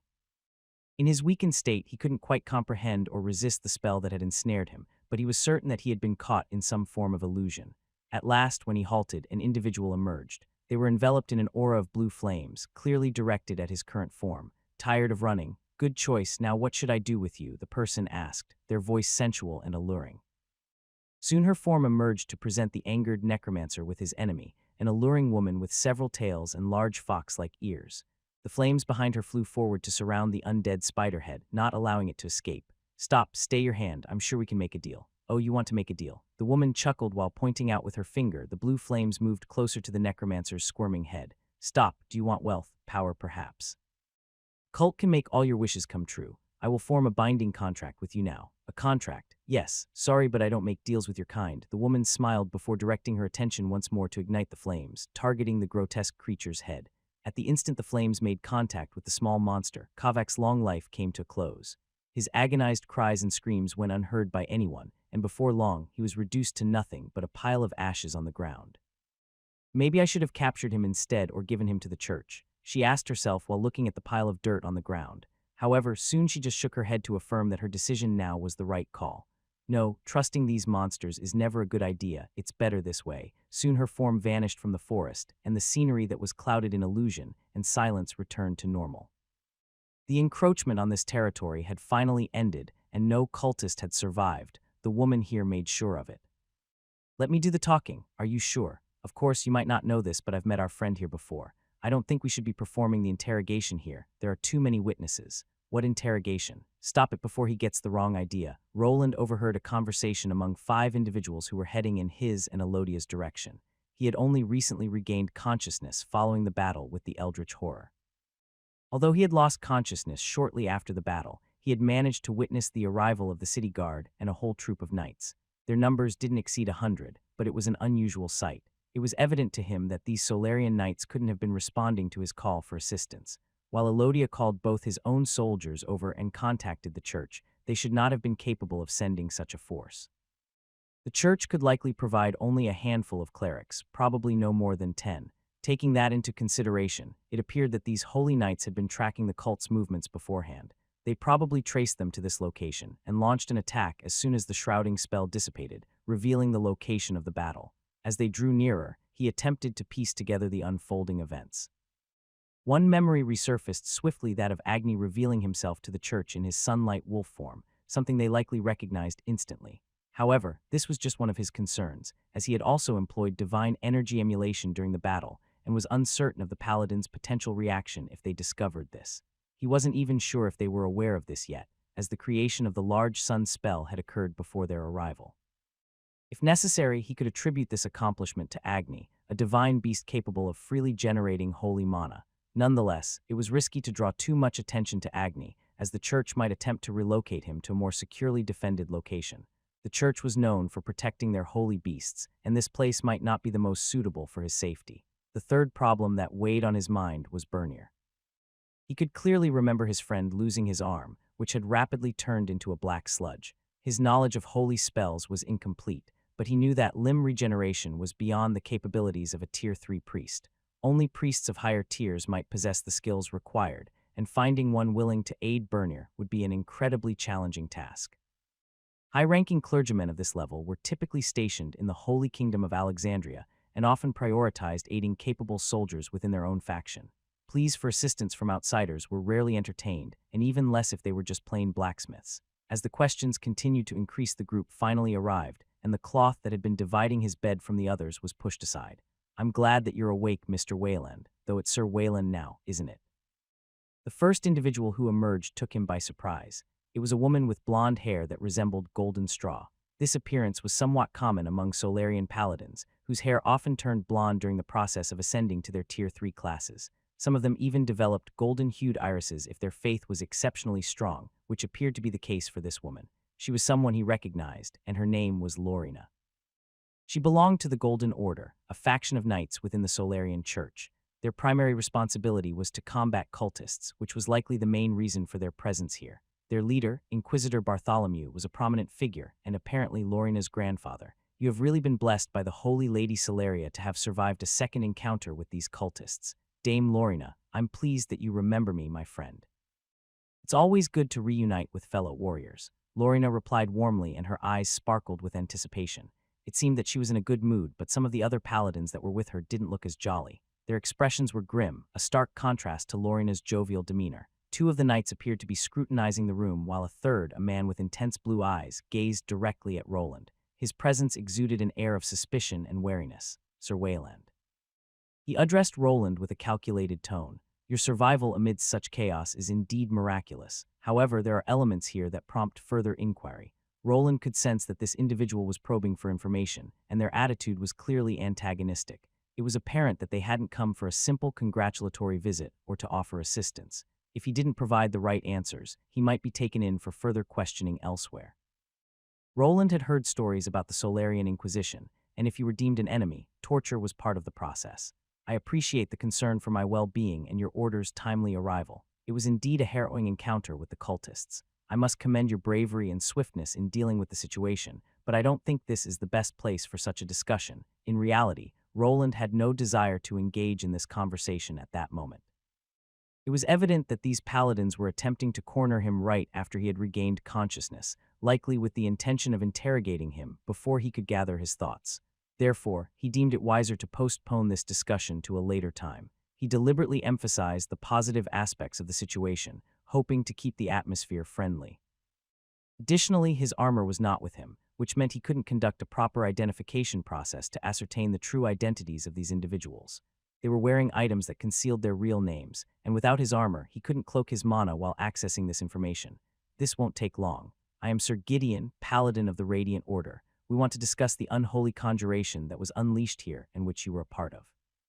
We also wish to ask you about the strange concentration of divine energy within the area of the incident, and also, the man called Gideon ignored his words and started getting closer. His gaze was go, and it seemed as if he was just glaring in his direction. Luckily, Lorena, who noticed the tense atmosphere, was quick to interject on his behalf. The two looked at each other for a moment. Gideon's expression remained unaltered, but it was apparent that he was contemplating something.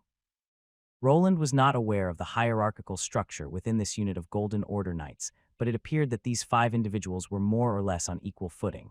There might be a group leader somewhere, but at least he didn't seem to be present in this situation. Lorena's intervention seemed to momentarily diffuse the tension in the room. Gideon, while still appearing displeased, eventually stepped back, yielding to her request. Roland noticed the other knights exchanging subtle glances, possibly indicating some internal issues within their ranks. Roland nodded in acknowledgement. He had dealt with zealous individuals before and knew it was often better to handle them delicately. I appreciate your consideration, Dame Lorena. If you have any questions, I'll do my best to provide answers, but I would prefer to have a more private setting. Lorena gave a subtle nod, understanding the need for privacy. She turned to the other paladins and addressed them, her voice somewhat firm but not confrontational. Gentlemen, I believe we can continue this conversation in a more suitable environment. Sir Wayland has been through a lot, and it's only fair that he has the chance to recover and gather his thoughts. Let's not forget our primary mission here, which is to address the cultist threat. The other paladins nodded in agreement, with Gideon looking somewhat displeased by the situation. Soon the group started to leave, but their presence would not really vanish as they would continue guarding this infamy that contained all the witnesses of the encounter with the cultists. Lorena is fine. We are both equals, are we not? Don't worry about Gideon, he just worries a lot. It's not easy to be a paladin. He nodded at her words, and the woman responded with a bright smile. After their conversation, he was left alone in the room, but he was still under the watchful eye of one of the knights stationed outside the entrance. It was possible that they harbored suspicions that some of the people present might be involved with the cultists and could attempt to flee. Under the circumstances, he couldn't really blame them, as encountering an eldritch horror in the middle of nowhere was an unusual situation. Are they gone? Not yet, but I don't think we should worry about them. It might not seem like it, but they are probably on our side, Elodia finally spoke, having awakened during their conversation but choosing to remain silent. She conducted herself with poise and followed the proper etiquette of not speaking in the presence of knights. Although she was the wife of a knight, her origins were still those of a commoner. Some might consider that a potential issue. A paladin from the Solarian Church was not exactly a typical knight within this kingdom. Their primary allegiance lay more with their neighboring kingdom of Alexandria. They held something akin to special diplomatic immunity. While their nation might not be particularly large, it served as the headquarters for the Solarian Church, which comprised forces dedicated to combating undead creatures and cultists. They sustained themselves by battling these malevolent factions, and in return, they enjoyed the privilege of unrestricted travel through other countries. While they weren't considered true nobility, nobody wanted to become entangled with them. A paladin could practically accuse anyone of being part of a cult, and such an accusation would seldom be questioned. Fortunately, Roland held the position of Knight Commander, which would make it a more challenging process to target him. It had become evident to him that perhaps it was a wise choice to cease hiding so much. Now he possessed some bargaining power on his side, and his connection with the Golden Order Paladin Lorena was also advantageous. He couldn't imagine the interaction going as smoothly without her presence in the room. When he reorganized himself, he needed to express his gratitude to her once again. For now, though, he had to focus on other matters. But let's not talk about them anymore. How are you feeling? Are you injured anywhere? No, I'm fine. It's you I'm worried about. Sister Kasia spent many hours healing you. She mentioned that there might be some lingering abyssal corruption in you, so please take it easy. Elodia remarked with concern in her voice. It was evident that she had spent a considerable amount of time tending to his body, and the presence of a sponge and bucket of water, along with the absence of sweat on his body, were clear indicators of her care. His body seemed mostly fine, but he could see a few debuffing effects stuck on his status that lowered some of his stats. I feel fine, you can't kill me that easily. To reassure his concerned wife, he leaned forward in an attempt to get out of bed. Even though his head started to hurt slightly, he managed to hold all indications of pain in to assure of his well-being. You really shouldn't be getting up now. I know, but now is not the time for sitting. I want to see him. You mean? Yeah, Elodia gazed at him with concern in her eyes and tried to assist him as he got up. He simply smiled and continued to reassure her that he was fine. Soon, he moved the partition curtains aside to check on his neighbor, Bernier. There he saw Diana with a sleeping child in her arms. Like Elodia, she had come to tend to her husband, but unfortunately, he was in a worse condition than Roland. Bernier lay on the bed next to Roland's, his face pale and covered in sweat. His right arm was missing, and in its place was a tightly wrapped bandage. Roland could see the anguish in Diana's eyes as she held their child, trying to remain strong for both of them. As Roland approached, Diana looked up and her eyes met his. She forced a weak smile, but he could tell from the bags under her eyes that she hadn't slept for a while. Roland, you're awake. I didn't know what to do. Bernier, Roland placed a comforting hand on Diana's shoulder. It's going to be all right, Diana. We'll find a way to help him. The church paladins are here, and they have great healers. I know they said that he should be getting better and that the worst had passed, but Diana had already received assurance from the priests, but that didn't mean she wasn't still plagued by worries. When looking at Bernier, he appeared unwell, but it was true that the cursed mana within his body was gradually diminishing. If he stayed in the infirmary, his condition would eventually improve over the course of a week. As he was looking at his friend who saved his life, the baby and Diana's wife started to cry. She was quick to comfort the child, rocking it gently in her arms, but the sound of the baby's cries started to get louder. Before she could apologize, Elodia moved in close to offer some help. How about we go outside and get some fresh air? Waylon will stay with Bernier instead. He didn't mind and just nodded while the two soon left. It was probably hard on Bernier's wife to keep herself strong in a situation like that. Her husband just lost a limb and would probably have a hard time ever working as a blacksmith again. Roland turned his attention to the stump covered in bandages, a stark reminder of the battle they had just endured. If Bernier hadn't arrived along with Elodia, he likely would have already perished as the monster was poised to deliver the final blow. Without his experimental weapon coming into play, there wouldn't have been enough time for the Golden Order to arrive and save the day. The timely arrival of the Golden Order was what ultimately spared him.